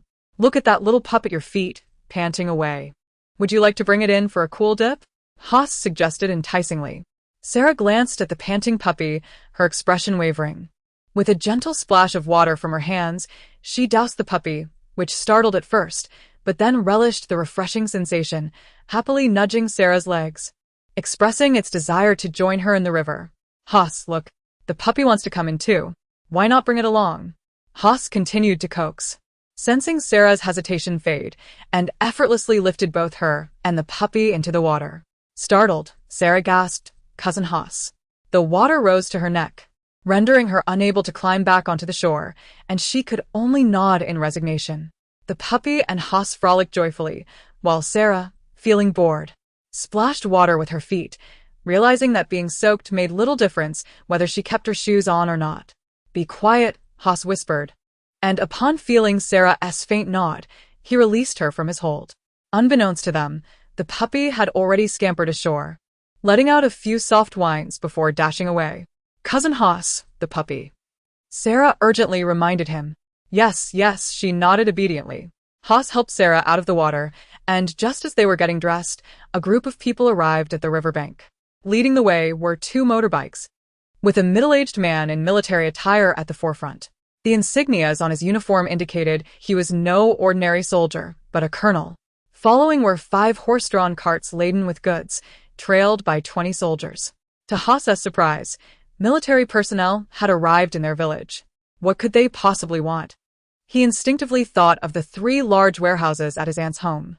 Is this Ellison? The colonel inquired, his tone laced with condescension as he glanced at Haas and Sarah from beneath the bridge. Haas, already accustomed to the disdainful demeanor of these officers, felt little discomfort as he set Sarah down and saluted. Reporting, Colonel, this is indeed Ellison. Haas's response piqued the colonel's interest. Are you a veteran soldier? Yes, Haas affirmed. Very good, Colonel Libby praised, his demeanor softening. Are you from this village? Do you know where Zhao Dabao's family resides? Haas was taken aback, They were indeed seeking his aunt. What could they want from her? Surely they had not discovered her to be a spy for the enemy and come to apprehend her? Hey, you little rascal, have you fallen into the river while trying to catch a fish? Taba stormed down from the village, her voice filled with ire. The puppy trailing behind her, struggling to keep pace. Upon spotting Colonel Libby and his entourage, Taba rushed to the riverbank and seized Haas by the ear. Haas yearned to protest, but the pain in his ear and the instinct to obey silenced him. Poor Sarah, witnessing her mother's fury, felt sympathy for Haas but dared not plead for him, her innocent eyes pleading with Taba to spare her from a similar fate. Unfortunately, the reality was far from her hopeful imaginings. After reprimanding Haas, Taba turned her gaze to the innocent Sarah. You little one. I asked you to call your cousin for dinner, and instead, you're off playing. Don't you know that cold food is unappetizing? I know. I want you to do it again. Please don't spank me, Mama. Sarah pleaded pitifully. Taba, hands on her hips, retorted. You think there will be a next time? Both Haas and Sarah hastily shook their heads, assuring there would be no further incidents. It was then that Taba seemed to notice the colonel and his men on the bridge, raising her voice to scold them. What are you staring at? Have you never seen a parent discipline their child? You all seem so ignorant. At that moment, Taba's expression perfectly encapsulated a disdainful defiance. The colonel remained calm, but his aide could no longer contain himself. He dismounted from his motorcycle and pointed his gun menacingly at Taba, exclaiming, Foolish village woman. Foolish? Who are you calling foolish? You big watermelon? And do you really think you can shoot me? Is it now legal for soldiers to kill civilians? Taba scoffed, sizing up the aide with an air of arrogance. Lieutenant Kors, stand down. Colonel Libby commanded sharply, glaring at his aide. Do you wish to face a military tribunal? We are not the Nazis. The gravity of his words silenced Kors, who retreated, cowed. Taba raised an eyebrow, feigning ignorance. What brings you here? Given the severe shortage of supplies in the city, we have heard that your village is well stocked. We represent the government and have come to procure grain. Can you guide us to Taba's family? Colonel Libby explained. Taba smiled, gesturing for Haas to lift Sarah, and beckoned the men on the bridge to follow her. Come with me. Leading the way back to her home, villagers watched in awe and trepidation as Taba walked with a throng of soldiers behind her, their gazes filled with a mix of admiration and fear. Amidst these looks, Taba sensed a few furtive glances aimed her way, but she had allowed this to happen and felt no obligation to judge those who revealed secrets. I only accept gold. Following Zhao Dabao to the hillside, Colonel Libby quickly realized that she was the person he sought as he watched her produce a key to unlock the door. Entering the house, Colonel Libby wasted no time in expressing his intentions. Having witnessed Zhao Dabao's boisterous demeanor by the river earlier, his tone was considerably more amiable than it had been with Haas. I am the newly appointed colonel stationed in Krakow. Since the war, our nation has faced severe shortages of supplies. I have heard in the city that you possess a substantial amount of grain. The government intends to procure your grain at a rate of 10 pounds for 1 mark. Zhao Dabao was already aware of the reason for their visit. Her warehouse was filled with 500,000 pounds of unhulled rice, which could all be used as seeds. If planted in its entirety, this rice could effectively alleviate the famine in Germany this year. Of course, it was evident that Colonel Libby was unaware of the true value of this grain. 10 pounds for 1 mark was a meager offer compared to its worth. Zhao Dabao remained unhurried, possessing the patience to negotiate with Colonel Libby. She raised her hand to instruct Haas to prepare refreshments. Noticing Haas's reluctant retreat to the kitchen, she smiled apologetically at Colonel Libby. Let's have a drink first. It is unbearably hot. The soldiers should rest for a moment. Colonel Libby contemplated refusing but was silenced by the sight of the soldiers outside, drenched in sweat. Zhao Dabao, focused on her fingers, created an awkward silence that Libby found uncomfortable. He pondered how to alleviate the tension but ultimately refrained from speaking, as he was not a man of many words. Once Haas returned with water for the soldiers, the atmosphere in the living room lightened somewhat. Zhao Dabao poured a cup of water from the kettle Haas had prepared and handed it to Colonel Libby, the water still slightly hot. It's all right, Libby said, taking a small sip and setting it down. Not accustomed to plain water? I apologize, we have no coffee at home, Zhao Dabao replied with an embarrassed smile. Libby found himself at a loss for words, This was the first time he encountered someone offering boiled water on such a sweltering day. And he was unsure how to respond. To say he was accustomed to it would be to invite further offers, while to admit otherwise might provoke her ire. "Colonel, are you silent? Are you tired? We have a guest room if you wish to rest," Zhao Dabao inquired with concern. Observing Libby's growing irritation, she kept her silence, merely smiling at him. £8 for a mark is the highest price the government can offer. If you refuse, we will have no choice but to take the grain under the guise of a personal donation, Colonel Libby declared, now devoid of patience. He felt that wasting time on such matters was a crime. Zhao Dabao remained silent, curious about the limits of his resolve. Seeing her continue to smile without speaking, Libby became incensed. It is the duty of every citizen to contribute to the nation. His implication was clear. Refusal would lead to forced compliance. Zhao Dabao could not help but laugh. Threats were futile. "The price is too low. I will not engage in a losing transaction. Even if you intend to force the issue, it will depend on my willingness." Upon hearing her words, Colonel Libby found it amusing. "Do you believe you can prevent us? I doubt a lady like you can stop us." "You may certainly attempt to," Zhao Dabao replied nonchalantly, conveying indifference. "Madam, I hope you won't find yourself begging me later," Libby warned, narrowing his eyes as he summoned the soldiers outside and strode toward the rear of the house. He was certain that the ensuing spectacle would be entertaining. Colonel Libby commanded the soldiers to kick open the grain store's wooden doors, which yielded easily under their force. As the doors swung open, the neatly stacked bags of grain were revealed, a sight that was astonishing. "Delightful, isn't it? Unfortunately, without payment, you may only look," Zhao Dabao remarked, emerging from the grain store with a mocking smile, much to Libby's chagrin. He turned to two soldiers beside him and instructed, "Take Miss Tao outside to avoid any injuries during the grain transfer." He added, "You'll be compensated according to the £8 per nickel rate."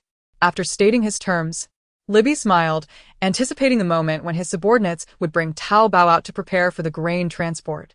However, what he received instead were the two soldiers being thrown out in disarray. The other soldiers gasped as they saw their comrades' battered faces. Libby furrowed his brow. "Who on earth are you?" He had not seen Zhao Dabao make a single move, yet his men were injured, indicating her speed was extraordinary, far beyond that of an ordinary woman. As Libby reached for a sidearm, Zhao Dabao interjected with a smile, "I am a lawful citizen. You initiated the aggression, and I merely defended myself. However, should you choose to draw your weapon now, there are many villagers here. Unless you plan to eliminate them all, the damage to your reputation would be minor compared to the loss of your rank." Libby regarded Zhao Dabao for 3 silent seconds, then withdrew his hand from his waist and replied stiffly, "State your price." Zhao Dabao responded, "Firstly, I only accept gold. I have no use for paper currency. Secondly, I believe you are unaware of the true value of my rice. Allow me to explain." Before Libby could counter the first point, Zhao Dabao continued, "I possess 500,000 pounds of unhulled rice, preserved in excellent condition, which can be used as seeds. With the yield from my rice, planting all 500,000 pounds could produce 150 million pounds of grain, with a growth cycle of less than 4 months. Do you now comprehend its value?"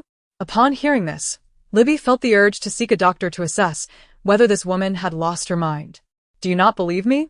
Zhao Dabao asked with a smile. Libby remained silent, gazing at her as though she were a fool. Not wishing to waste further time, Zhao Dabao beckoned him to follow her. Hesitantly, Libby trailed behind as she led him through the kitchen and to the hillside, where there was a patch of vegetables and a pile of unthreshed rice stalks. Zhao Dabao approached and handed him a freshly cut rice stalk, its aroma distinct from wheat yet with a higher yield and delightful flavor. Libby, bewildered by the oversized stalk in his hand, realized that Zhao Dabao's claims were indeed truthful. If calculated as seed, the price of £8 per nickel was embarrassing to even utter. Subsequently, Zhao Dabao returned to the kitchen to fetch a bowl of rice she had not yet tasted herself and offered it to Libby. Witnessing his astonished expression, Zhao Dabao boldly proposed her desired price, 500 pounds of gold. "Madam, are you certain you are not jesting?" Libby exclaimed, incredulous at her audacity. Zhao Dabao saw nothing inappropriate about her asking price. Observing Libby's intense reaction and considering the current state of China's finances, she proposed a compromise. I could accept 200 pounds of gold, but the remainder must be compensated with land. Colonel Libby, you are not a merchant. You cannot fathom the true worth of this transaction. You may present this matter to your finance department for evaluation, and you will soon understand how favorable my offer truly is. As Mei Mei dined, Zhao Dabao remained blissfully unaware that the single ear of rice she had provided had kept the upper echelons of the Krakow government awake throughout the night. This precious grain, regardless of its cost, was deemed essential. Resolute in their intent, these officials commenced the gathering of all merchants within the city to amass gold.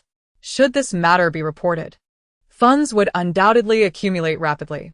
However, the mayor sought to seize this opportunity for personal glory. In a scenario where local merchants could readily contribute, he categorically refused to report it at this moment. 3 days elapsed, and just as Hose believed that no one would purchase Zhao Dabao's rice seeds, the Minister of Finance, accompanied by 7 affluent merchants, arrived on motorcycles.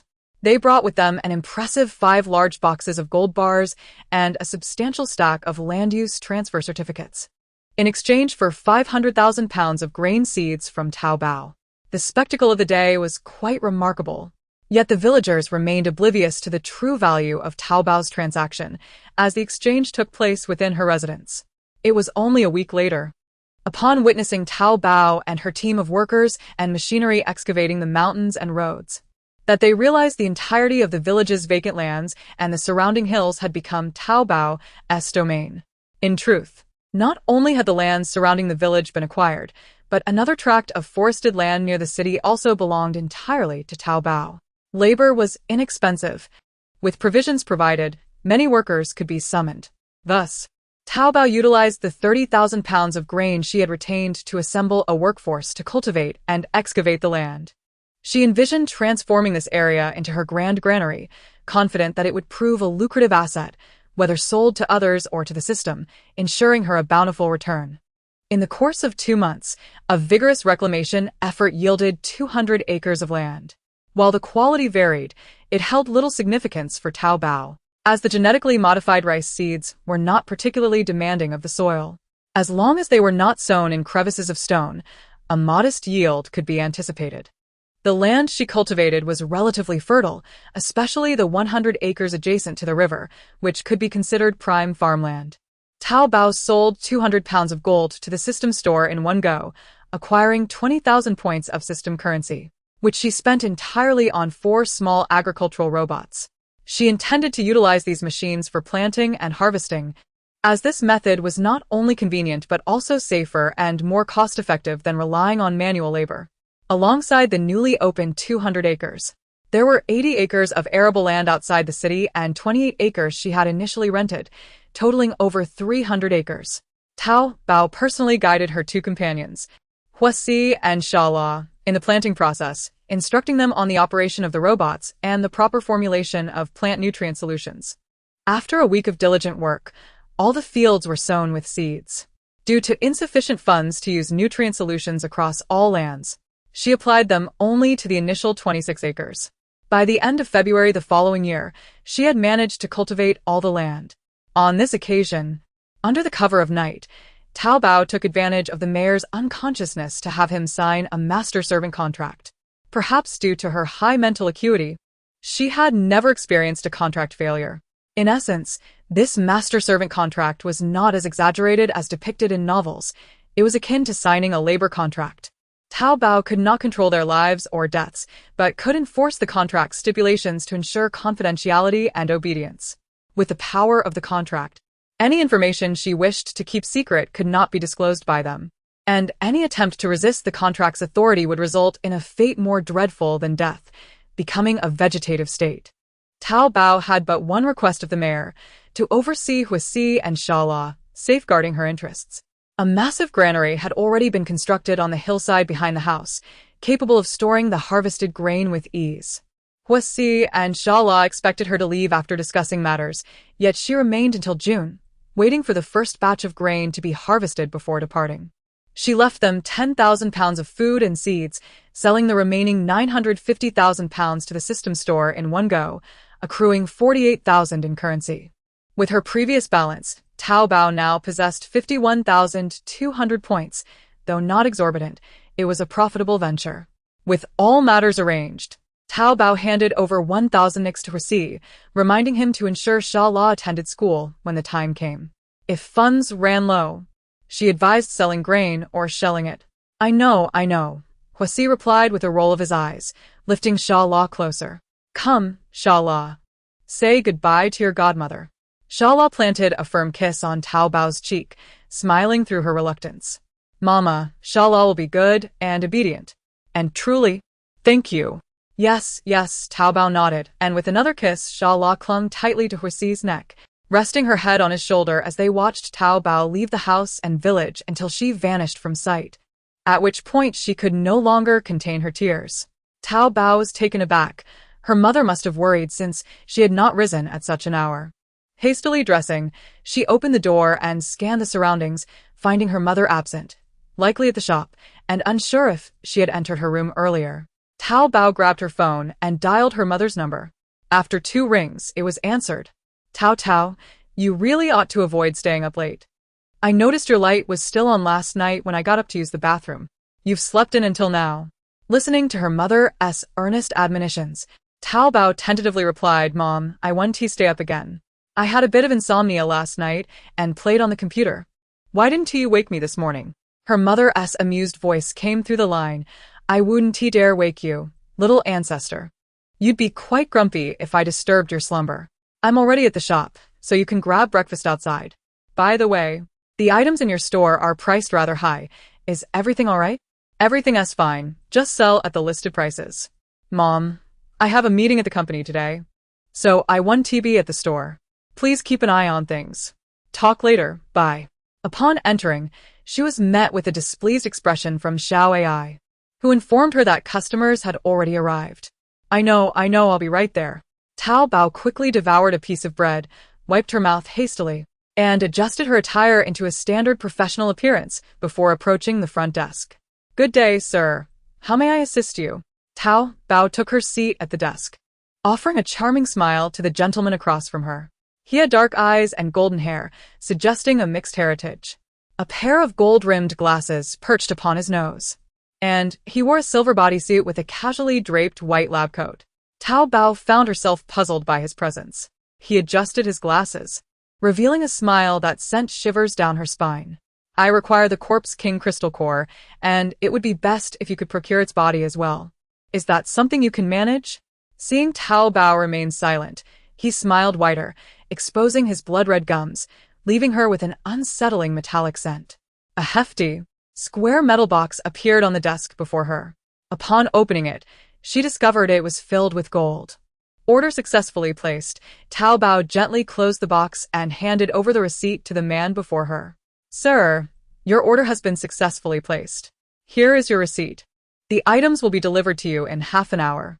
Thank you for your support of our company. Beautiful lady, may I have the pleasure of knowing your name? Perhaps we could dine together sometime? Sir, my surname is Tao. May I ask, what is your profession? Zhao Dabao glanced at his lab coat, questioning if he was a doctor. He continued to smile, even to the point of tears, leaning over the desk to gaze intently at her. I am Lian, a researcher of humanoid species at the 5th Research Institute. I hope to see you again, my beautiful lady. What a predicament. Was she being pursued by a peculiar researcher? No. She hoped never to encounter him again. The train shook its head, casting aside the disturbing image of that twisted researcher from his mind. Zhao Dabao rose to tidy up the box of gold and open the mission prompt.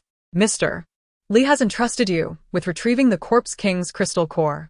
Completion rewards: Experience 1, Currency 1, Auxiliary item, Corpse Concealment Coffin. The monetary reward for this task was unexpectedly generous, and Zhao Dabao eagerly accepted the mission, opting to enter the task world immediately. Run. The monsters are closing in. A woman ahead shouted, blocking the way. Get out of my way.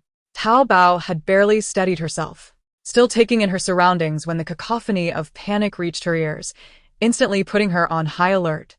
A throng of people surged past her, some running without pause. A particularly burly man sprinted by, stirring a gust of wind that made Zhao Dabao flinch, fearing a collision. She hastily darted to the right, only to find there was no clear space, colliding instead with a chair, its soft cushions offering little resistance. With nowhere to evade, she was struck on the shoulder, resulting in the man being knocked back, provoking ire from those behind him. "You idiot, move aside. Don't block the way," came the shouts from the crowd. The burly man shot her a glance, his expression a mix of irritation and urgency, before continuing his frantic escape, resembling someone fleeing a specter.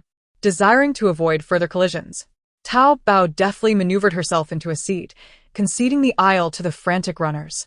Outside, the scenery blurred by, revealing that she was aboard a moving train.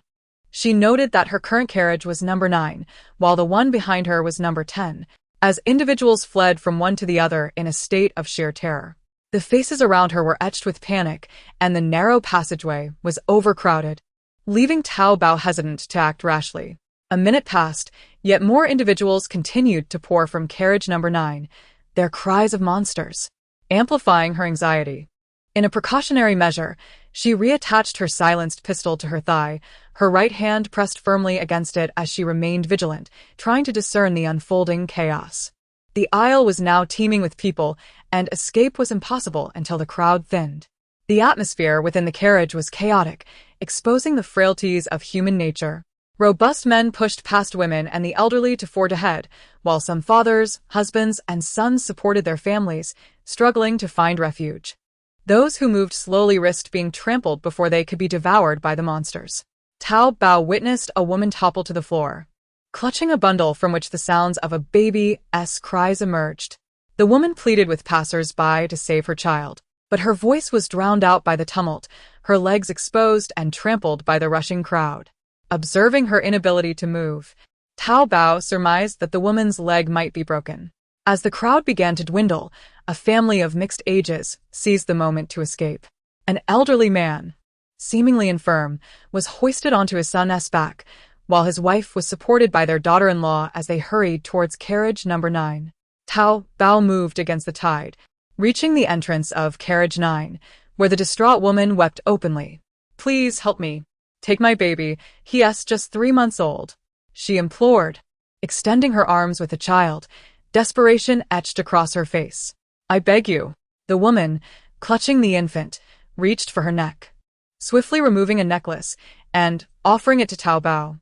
It was a piece of jade, vibrant green, though small, worth a fair sum. Frantic, the woman struggled to hand over the necklace, her leg hampering her movement. "This necklace is valuable. Please, save my child," she urged, her voice trembling. Zhao Dabao instinctively reached out to assist, but the woman recoiled in fear, staring at her wide-eyed before hastily rolling up her pant leg. A bloody mark marred her skin, the surrounding flesh rapidly paling. Realization dawned on Zhao Dabao. This was no ordinary situation. The woman had been bitten.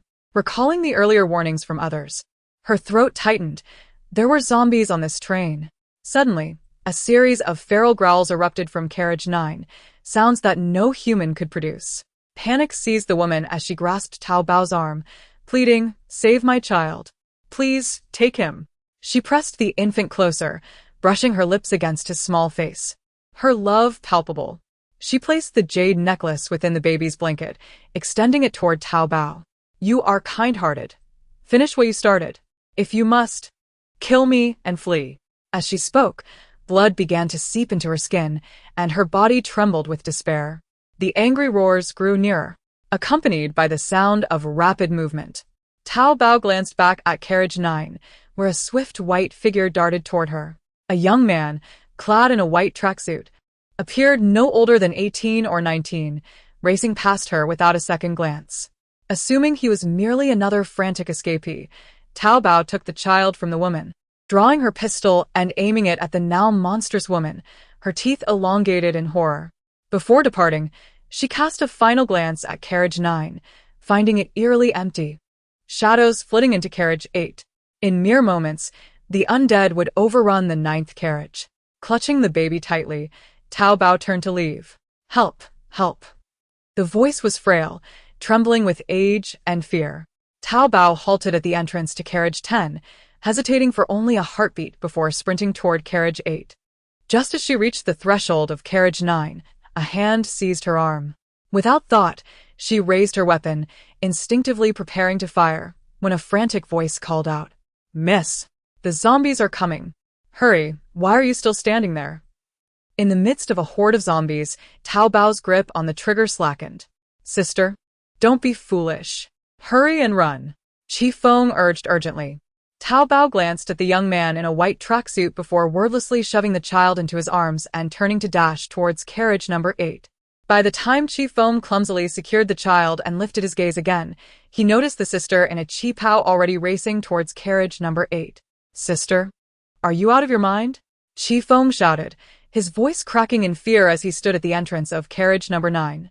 Watching the growing swarm of zombies in carriage number 8, Zhao Dabao, while quickly searching for the source of a faint sound she had heard earlier, calmly instructed, "You take the child and leave. I heard there are still people here.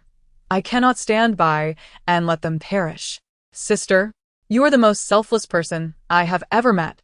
I won't leave without you. If you can't make it, I can still carry you," he insisted. Attempting to move towards carriage 8, Zhao Dabao raised her gun and shot a zombie that had already entered carriage 8, turning to shout, "Get back." Was this young man seeking his own demise? She was armed, while he was unarmed. The shout from Zhao Dabao, combined with the sight of her firearm, compelled Qi Feng to retreat without hesitation, clutching the child and fleeing towards carriage 10. This fierce sister did not need him to slow her down. At that moment, carriage 7 was entirely inundated with zombies, surging towards carriage 8. The sight of countless heads, densely packed together, sent chills down Zhao Dabao's spine. They moved with alarming speed, especially upon detecting the scent of the living, their aggression palpable. Despite Zhao Dabao's relentless gunfire, the zombies continued to flood in. Fortunately, Zhao Dabao had already scouted the entrance of carriage 8. Had she ventured further, she would have been overwhelmed. After searching for some time, without spotting anyone, she noted that her silenced weapon could only fire 30 rounds before needing a 20-minute cooldown, and having already discharged 25. She realized she had to abandon the search if she could not find that person. It was likely that they were too frightened to respond. Otherwise, why had they not answered her calls? Summoning her inner strength, Zhao Dabao unleashed another wave of energy towards the approaching zombies, watching them tumble in a chaotic heap, oddly finding their foolishness somewhat endearing. She had searched every seat and even beneath them. With half of carriage 8 now occupied, she resolved to call out once more. If no one responded, she would have to retreat. If she did not run soon, the small door of carriage 8 would surely be breached, sealing her fate. Taking a deep breath, she prepared to call out with renewed vigor, "Where are you? If you remain silent, I will leave. There are too many zombies. I cannot hold them off any longer." After shouting, she listened intently, only hearing the growls of the zombies. Something was amiss. A strange scratching sound reminiscent of nails on a chalkboard. Zhao Dabao looked up towards the source of the noise, which came from the luggage rack. Kicking away a lunging zombie, she seized the partition and pulled down with all her might. With a crack, the partition fell, revealing an elderly lady, paralyzed with fear. The woman looked up at Zhao Dabao, her lips painted bright red, moving soundlessly as if struck dumb by terror. Understanding that the old woman was unable to speak, Zhao Dabao said nothing and swiftly scooped her up, fleeing. With Zhao Dabao's absence, the zombies quickly flooded into carriage 8. In less than a second, it was overrun, the creatures howling in pursuit of her, eager to tear her flesh apart. Fortunately, Zhao Dabao was too swift for them. By the time she reached carriage 10, the zombies were still lingering in carriage 9. As she contemplated dashing into carriage 11, she suddenly sensed something was wrong. A group of people stood at the entrance of carriage 11, fiercely banging on the locked door. Alarm surged within her. A multitude of zombies had already breached carriage 9, and at their current frenzied pace, they would reach carriage 10 in mere seconds. However, the door proved more resistant than she had anticipated. Despite her considerable strength, she could not budge it. Frustrated, she kicked the door, her anger rising as the zombies drew ever closer. Qi Feng reappeared, having noticed her entrance. Upon seeing her struggle with the door, he quickly grasped her intentions. The occupants of carriage 11 were unwilling to open the door, and if they did not block it soon, they would have nowhere left to hide. The zombies roared excitedly, pressing against the door of carriage 10. Qi Feng's heart raced as he noticed the elderly woman slumped behind Zhao Dabao. He hurried over to her. "Grandma, can you hold the child for a moment? I'm going to help my sister." He placed the child in her arms before rushing back to Zhao Dabao. "Sister, I'm here to assist you." Zhao Dabao fired her weapon, dispatching several zombies that had surged forward, nodding firmly. "Together, let's push." The door is stuck. The two of them pushed against the handle, but it remained obstinately in place, causing sweat to bead on Zhao Dabao's forehead. Was this how it would end? Looking back at the family still pounding on the door of carriage 11, she shouted at the young couple, "You lot, come and help us." The four individuals were the same family that had been trailing behind earlier, now trapped outside. The husband and wife exchanged glances, grabbed a metal tray from a seat, and rushed over. They fought off the encroaching zombies with kicks and strikes, while Zhao Dabao and Qi Feng strained against the door. In this desperate moment, with the door jammed and her ammunition exhausted, Zhao Dabao found herself kicking zombies away for the couple. Truthfully, had it not been for her, Carriage 10 would have already fallen. This stalemate could not continue. The zombies were multiplying, and human strength was limited. Zhao Dabao felt unwilling to surrender. Certain there had to be another way. She had saved two of these people. She could not let them perish. Xiao AI. Does the system have any strength-enhancing elixirs or the like? With no other options, she turned to the system for help, seemingly aware of the urgency of the situation. Xiao AI wasted no time and immediately brought up the system's marketplace interface. Tenfold Strength Enhancement Talisman, 200 points. Would you like to purchase? Zhao Dabao nodded vigorously. Xiao AI, having received the instruction, promptly completed the purchase. "Use," Zhao Dabao silently commanded. As the yellow paper from the system's repository vanished, she felt something affixed to her back, likely the talisman. Summoning all her strength, she pushed against the door once more. Creak. The door shifted slightly, producing a jarring sound as it scraped along the track. Ecstatic, Zhao Dabao exclaimed, "We can close it now." "Young man, push with me." "Understood, sister." Together they counted, 1, 2, 3, push. Bang. With a forceful shove, the door slammed against the frame, severing a grayish hand that fell to the ground outside carriage 10. The door closed just in time. The zombies, unable to open it, pounded furiously against it, their twisted faces pressed against the glass, a truly terrifying sight. The young couple cast aside the grimy iron plate, collapsing onto the ground, drawing deep breaths as they gazed dreamily into each other's eyes, their lips curling into a smile that reflected the relief of surviving a harrowing ordeal. However, Zhao Dabao could not share in their tranquility. He turned and approached the window, swiftly tearing down the curtain and draping it over the glass of the door. He then produced some adhesive tape and affixed the curtain in place. Zhao Dabao's actions were purely motivated by a desire to shield himself from the sight of the zombies' faces. To his surprise, this simple act yielded an unexpected blessing. Once the glass was obscured, the zombies, unable to see the people inside, gradually fell into silence. It was only at this moment that Zhao Dabao released a long, deep sigh of relief. In the dimly lit train compartment, the atmosphere shifted as the small couple offered water to Zhao Dabao and Qi Feng, breaking the ice among the 8 souls gathered. They were confined in the 9th carriage, with a threat of zombies lurking in the adjacent 10th carriage. Zhao Dabao, cradling an infant, sat alongside the sophisticated elderly lady, while Qi Feng occupied the seat next to them. The elderly woman, elegantly dressed and sporting silver hair, sat by the window, her demeanor exuding a blend of refinement and anxiety. As Qi Feng graciously accepted a bottle of water, he turned to Zhao Dabao with curiosity. "Sister, are you a police officer? Your strength is remarkable, and your heart is kind." His innocent admiration sparked a conversation, prompting the man across from them to express his gratitude. "Had it not been for your strength, my wife and I might have been bitten by those creatures." "Thank you." Another voice chimed in. "Indeed, your kindness is evident. That child in your arms belongs to the woman who was bitten by a zombie, right?" The man's wife smiled appreciatively at Zhao Dabao, embarrassed by their compliments. Zhao Dabao replied, "Please, there's no need for such praise. If I can help, I shall. My name is Zhao Dabao. May I know how you all introduce yourselves?" "I'm Qi Feng." He beamed, still fixated on her potential identity. "Are you truly a police officer?" Tao Bao merely smiled, and Qifeng took this as confirmation. His gaze now drawn to the firearm holstered at her thigh. "Could I touch your gun?" "I promise to return it after just one touch," he pleaded, but Tao Bao, noting the childlike innocence in him, declined. "You're too young for such things." Turning her attention to the family across from her, she encouraged, "Why don't we share our names and occupations?" The man responded promptly, "I'm Wang Lei, and this is my wife, Lu Qian. The two beside me are my parents. We run a small shop and thought we'd take a trip during the National Day holiday, never expecting to encounter such danger." Wang Lei's father, with a pained expression, lamented, "I'm just a burden to you. If it weren't for my frail legs, you could have escaped to the 11th carriage." "Father, don't say that. We are a family. We will not abandon you," Lu Qian reassured him, wiping her tears.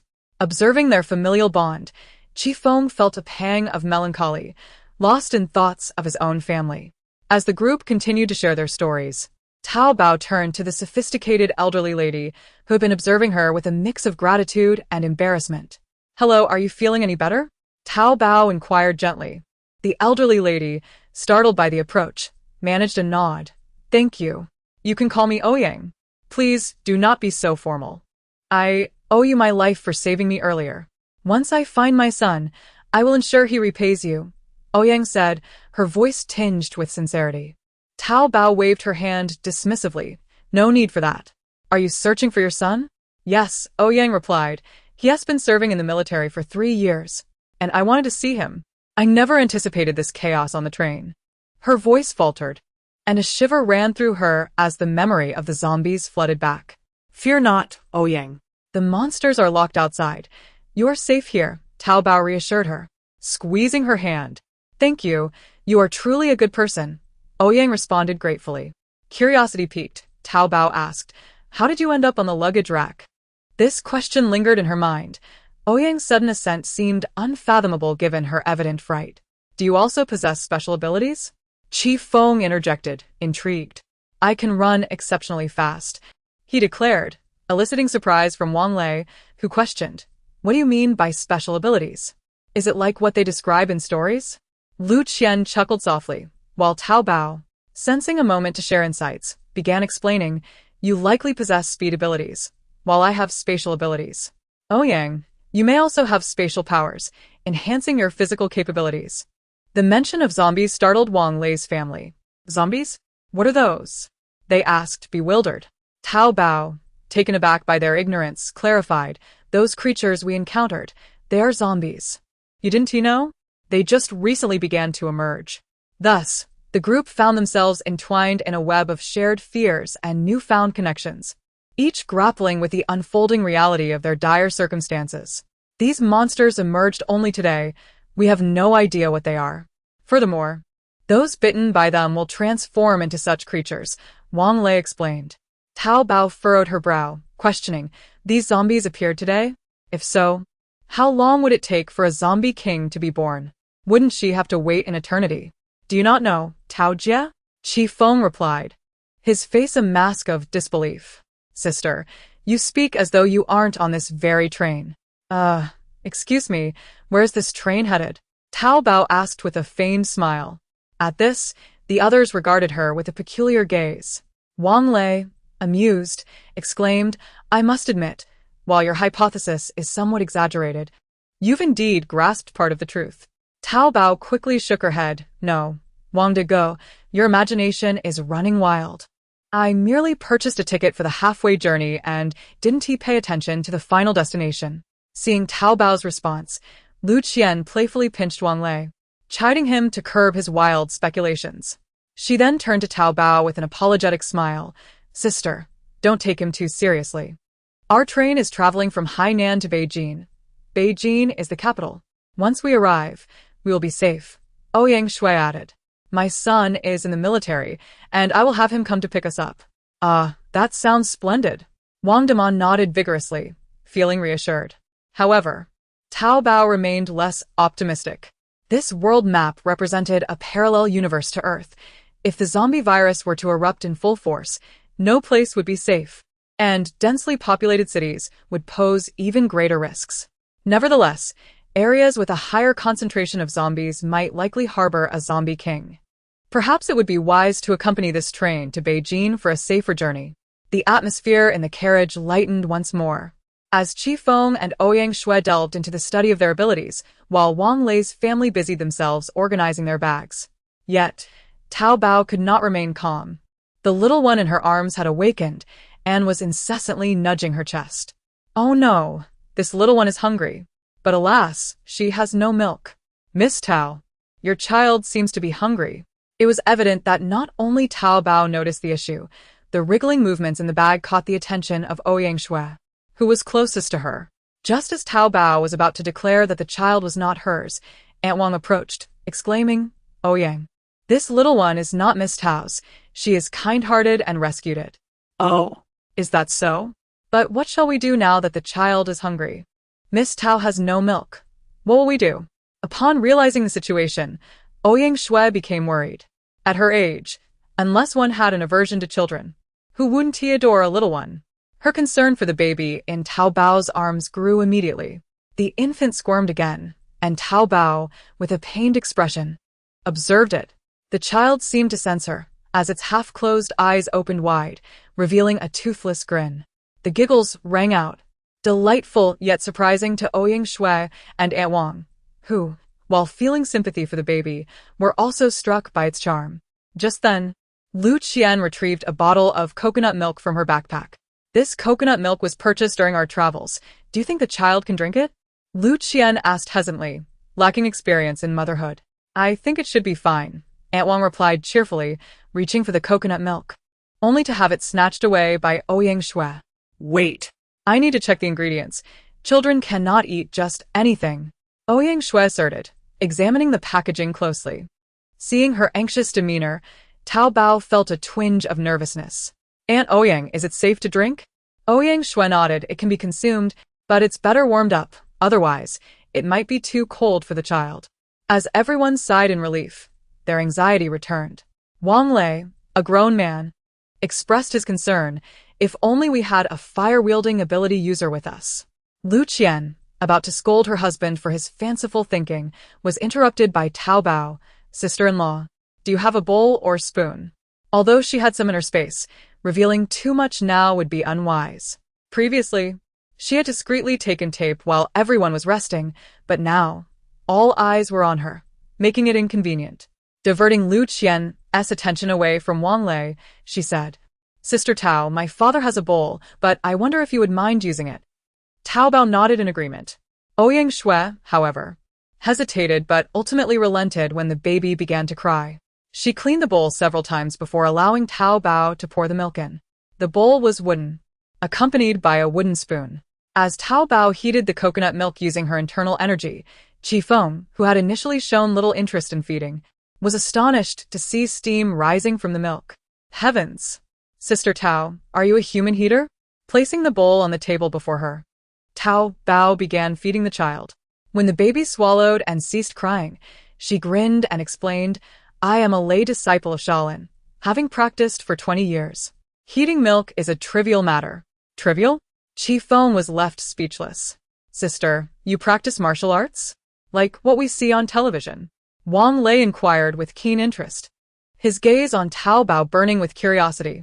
Meanwhile, Ouyang Shui, recognizing Tao Bao's spatial abilities and martial prowess, resolved to firmly grasp onto this lifeline. The terrifying zombies outside were not to be trifled with.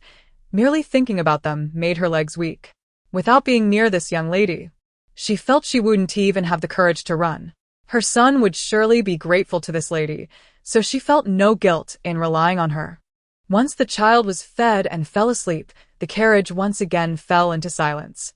Wang Lei's family leaned against their seats, resting with closed eyes, while Ouyang Shui, lost in thoughts of her son, kept her head down. Tao Bao, focused on the child, lacked the energy to engage in conversation, and everyone felt a little fatigued. Qi Feng sat alone in the seat behind Tao Bao, gazing out the window at the changing scenery. The world outside had transformed, occasionally, as the train passed through villages. He spotted a few zombies wandering the fields. The once vibrant greenery was fading, the changes happening at an alarming rate. He witnessed a blade of grass wither in an instant, As the train journeyed on, the landscape outside turned a grim shade of gray and white. The sky remained a deep blue, yet it carried an oppressive feeling. Checking his phone, Qifeng found no signal. He wondered whether it was due to being on the train or the changes occurring outside. In just a few hours, the world had morphed dramatically. Everything happened too swiftly for anyone to react. He worried about his parents, hoping they had not ventured out when the zombies appeared. A more despairing thought lingered in his mind, one he dared not contemplate. What if his parents had become these monsters? The train continued its rhythmic clatter along the tracks. Qifeng intended to observe the external changes further, but a glance out the window startled him. Ahead, a bridge lay broken. "The bridge is down. The bridge is down." Qifeng cried in panic, jolting Zhao Dabao and the others awake. Wang Lei sprang from his seat in alarm. "What's wrong?" Zhao Dabao inquired, furrowing her brow as she turned to look out the window, sensing impending doom. Before she could warn everyone, the train began to shake, screeching against the tracks. The tremors escalated from mild to severe, causing the train to tilt precariously. With Wang Lei and his wife looking after Aunt Wang, Zhao Dabao instructed Qifeng to steady the frightened Ouyang Shui while she braced herself against the window. A deafening screech followed, and the train came to an abrupt halt. Passengers within the carriage experienced a sudden loss of weight, pitching forward. Fortunately, in their compartment, only a few were shaken, while the 10th carriage, overcrowded, was filled with screams. In the 10th carriage, aside from Zhao Dabao, who held the infant securely in her arms, everyone else was knocked about. Thankfully, no serious injuries occurred. Once Wang Lei and Qifeng regained their footing, Zhao Dabao moved to the right window to survey the situation. Positioned in the middle of the carriage, she could clearly see both ends. Now, she couldn't help but thank the train driver for their quick reflexes. Otherwise, they would have all plunged into the river. However, the situation was grim, as the 9th to the 1st carriages were filled to the brim with terrifying zombies. As Zhao Dabao furrowed her brow and gazed out the window, she observed the unfortunate scene. A train had derailed, and the subsequent carriages had toppled over. The prospect of shattered glass from the windows posed an imminent disaster. The moment she shared this grim news, Mr. Wang and his wife immediately succumbed to panic, while Ouyang Shui's face turned ashen with fear. What should we do?" Ouyang stammered, her trepidation palpable. Zhao Dabao raised her hand to signal for calm and continued to scrutinize the situation outside. Suddenly, she spotted several figures emerging from beneath the bridge, swaying as they walked. Zombies. Simultaneously, she noticed a throng of individuals disembarking from the front of the train, and then chaos ensued as they began to flee. Running? They're actually running. A sense of unease washed over Zhao Dabao. Logically, it was too early for such a desperate escape. Without understanding the situation, rushing outside would only heighten the danger.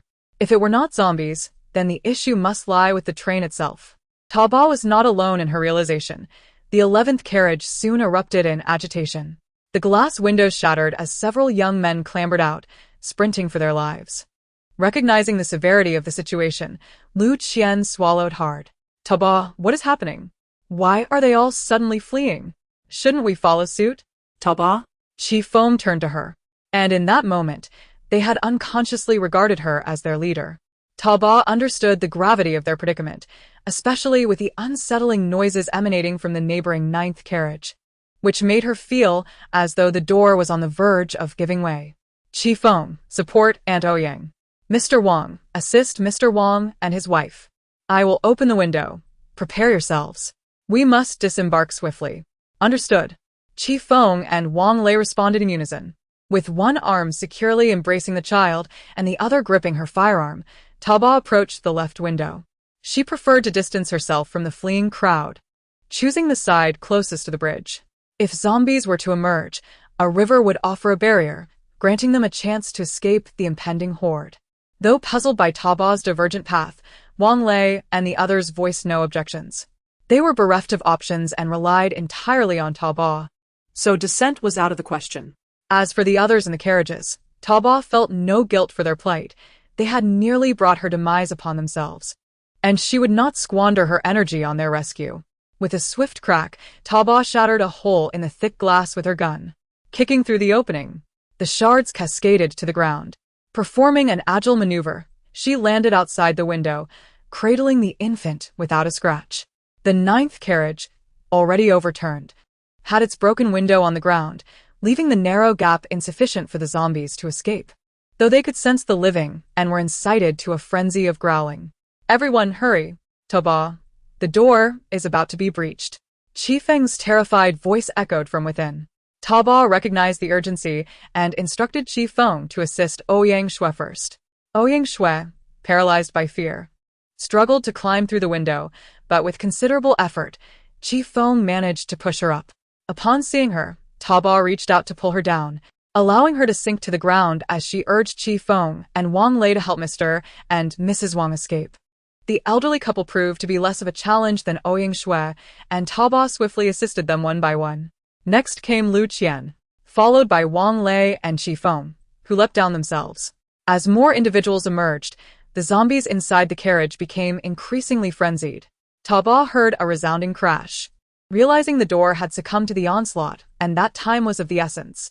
Furthermore, a pungent odor of gasoline wafted through the air, and wisps of black smoke were rising from the front of the train. An explosion was imminent. "Qi Feng, take Mr. Wang. Mr. Wang, assist Mrs. Wang. We must dash toward the bridge, quickly. The train may explode at any moment." Dabao issued her command swiftly, noting that everyone comprehended the urgency. She secured her gun against her leg, cradled the child in one arm, and grasped the trembling Ouyang Shui with the other, commencing a frantic run. Before long, they had distanced themselves from Qi Feng and the others. The group placed unwavering trust in Dabao, confident she would not abandon them. Wang Lei and the others sprinted desperately, striving to keep pace. Thus, Dabao accelerated, no longer concealing her prowess. With agility, she leaped onto the bridge, bounding effortlessly across a 5-meter gap to reach the other side. "Aunt Ouyang, you cannot falter now. I shall go back for them. You wait here with the child." Qi Feng led Mr. Wang onto the bridge. Though the sight of the zombies was unsettling, their inability to escape posed no immediate threat to Dabao and her companions. As ordinary individuals, Mr. and Mrs. Wang could hardly run swiftly, especially with Mrs. Wang in tow. Qi Feng's arrival allowed them to assist Mrs. Wang, and together they hastened to the bridge's edge. The bridge extended a considerable length, with the breach situated nearer to the train. Once Dabao had ensured everyone was safe, she resumed her relentless escape.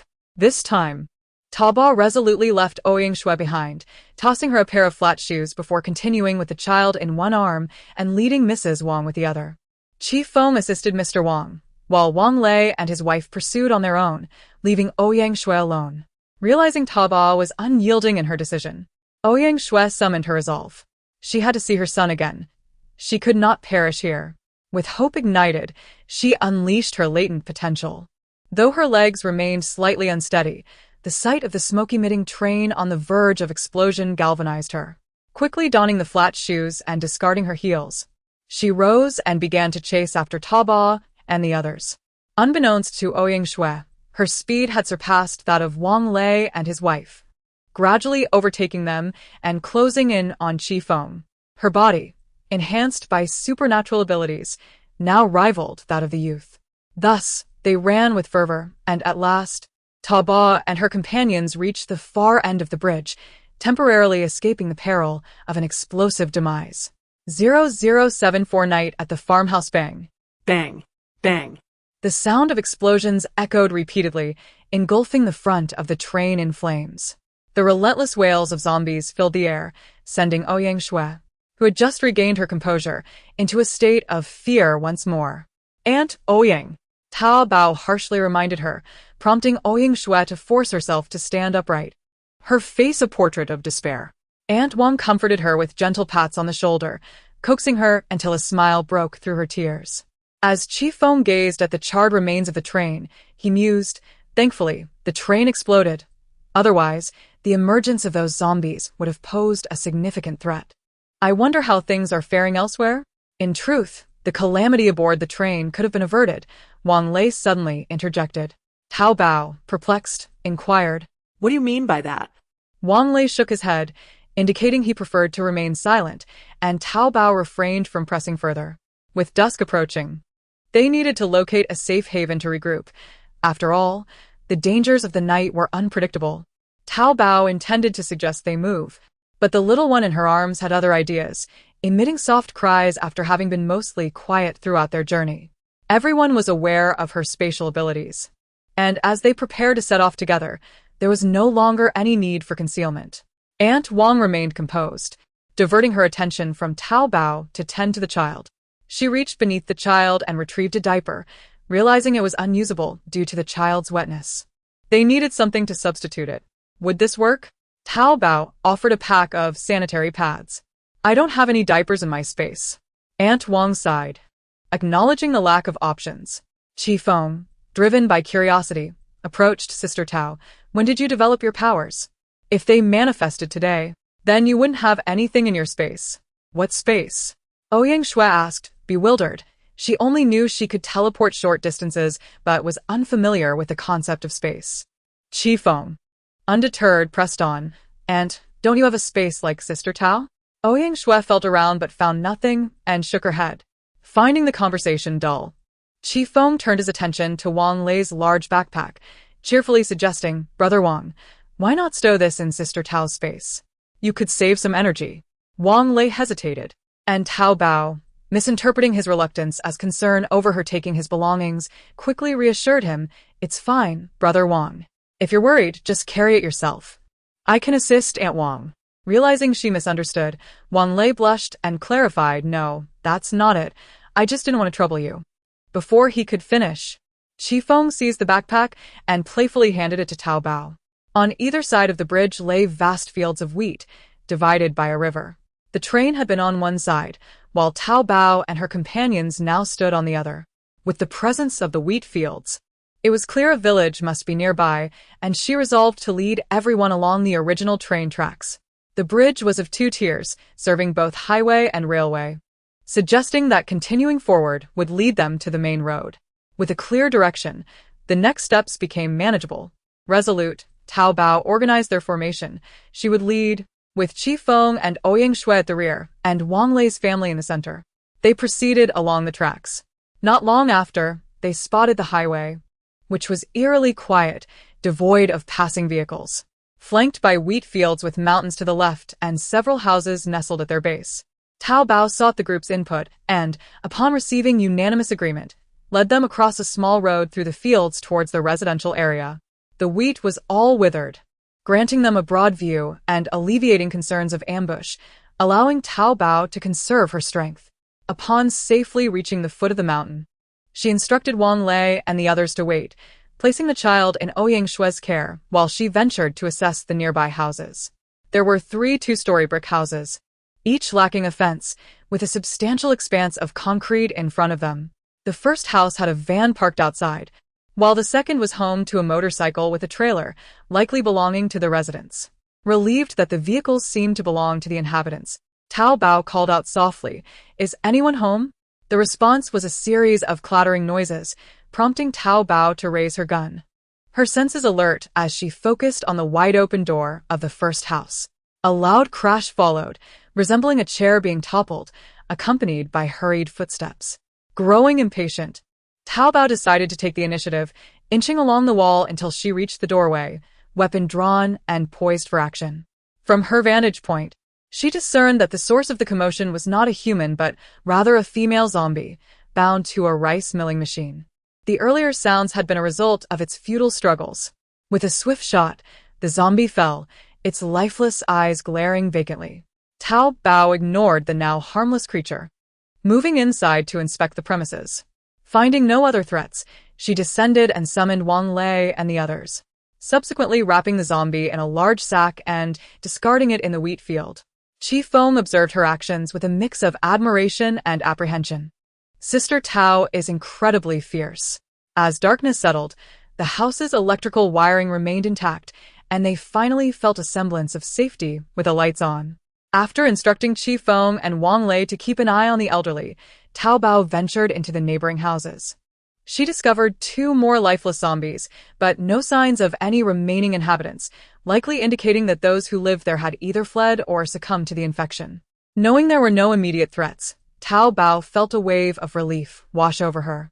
She gathered food from the 2 houses, 2 bags of rice, several vegetables, and a few frozen pork cuts from the refrigerator, even collecting spices to bring back to the first house for their journey the following day. When Lu Qian began preparing dinner, she noted that the water had turned foul and murky. "Sister Tao, this water is undrinkable," she expressed her concern. Tao Bao examined the water, utilizing her training in the water control technique, and quickly identified the dark energy swirling within. "This water is indeed unfit for consumption. I'll check the neighboring house for potable water." "Qi Feng, could you see if there's a water tank on the roof? I recall that rural homes often have them." Qi Feng indeed found a water tank on the rooftop, and due to its proper construction, the water was uncontaminated. They redirected the original water pipe to the tank, temporarily resolving their drinking water issue. Considering the presence of a child, Lu Qian made a pot of rice soup and cooked all the meat Tao Bao had brought, ensuring everyone had a hearty meal. As night fell, the group hesitated to rest in the adjacent house due to fear, resulting in 7 adults crowding into 4 rooms. Wang Lei shared a room with Uncle Wang, Lu Qian with Aunt Wang, while Ouying Shui, anxious to be alone, shared a space with Qi Feng, who opted for the floor. Tao Bao took the child into her own room. Aunt Wang had already prepared a bottle of rice soup for the child, ensuring that with just 2 hours of warming with her inner strength, she could feed the little one without issue. Everything that needed to be prepared is now ready. The mobile phone has no signal, the television has no channels, and there is no internet connection. After finishing dinner and packing the items to take for tomorrow, I turned off the lights and rested.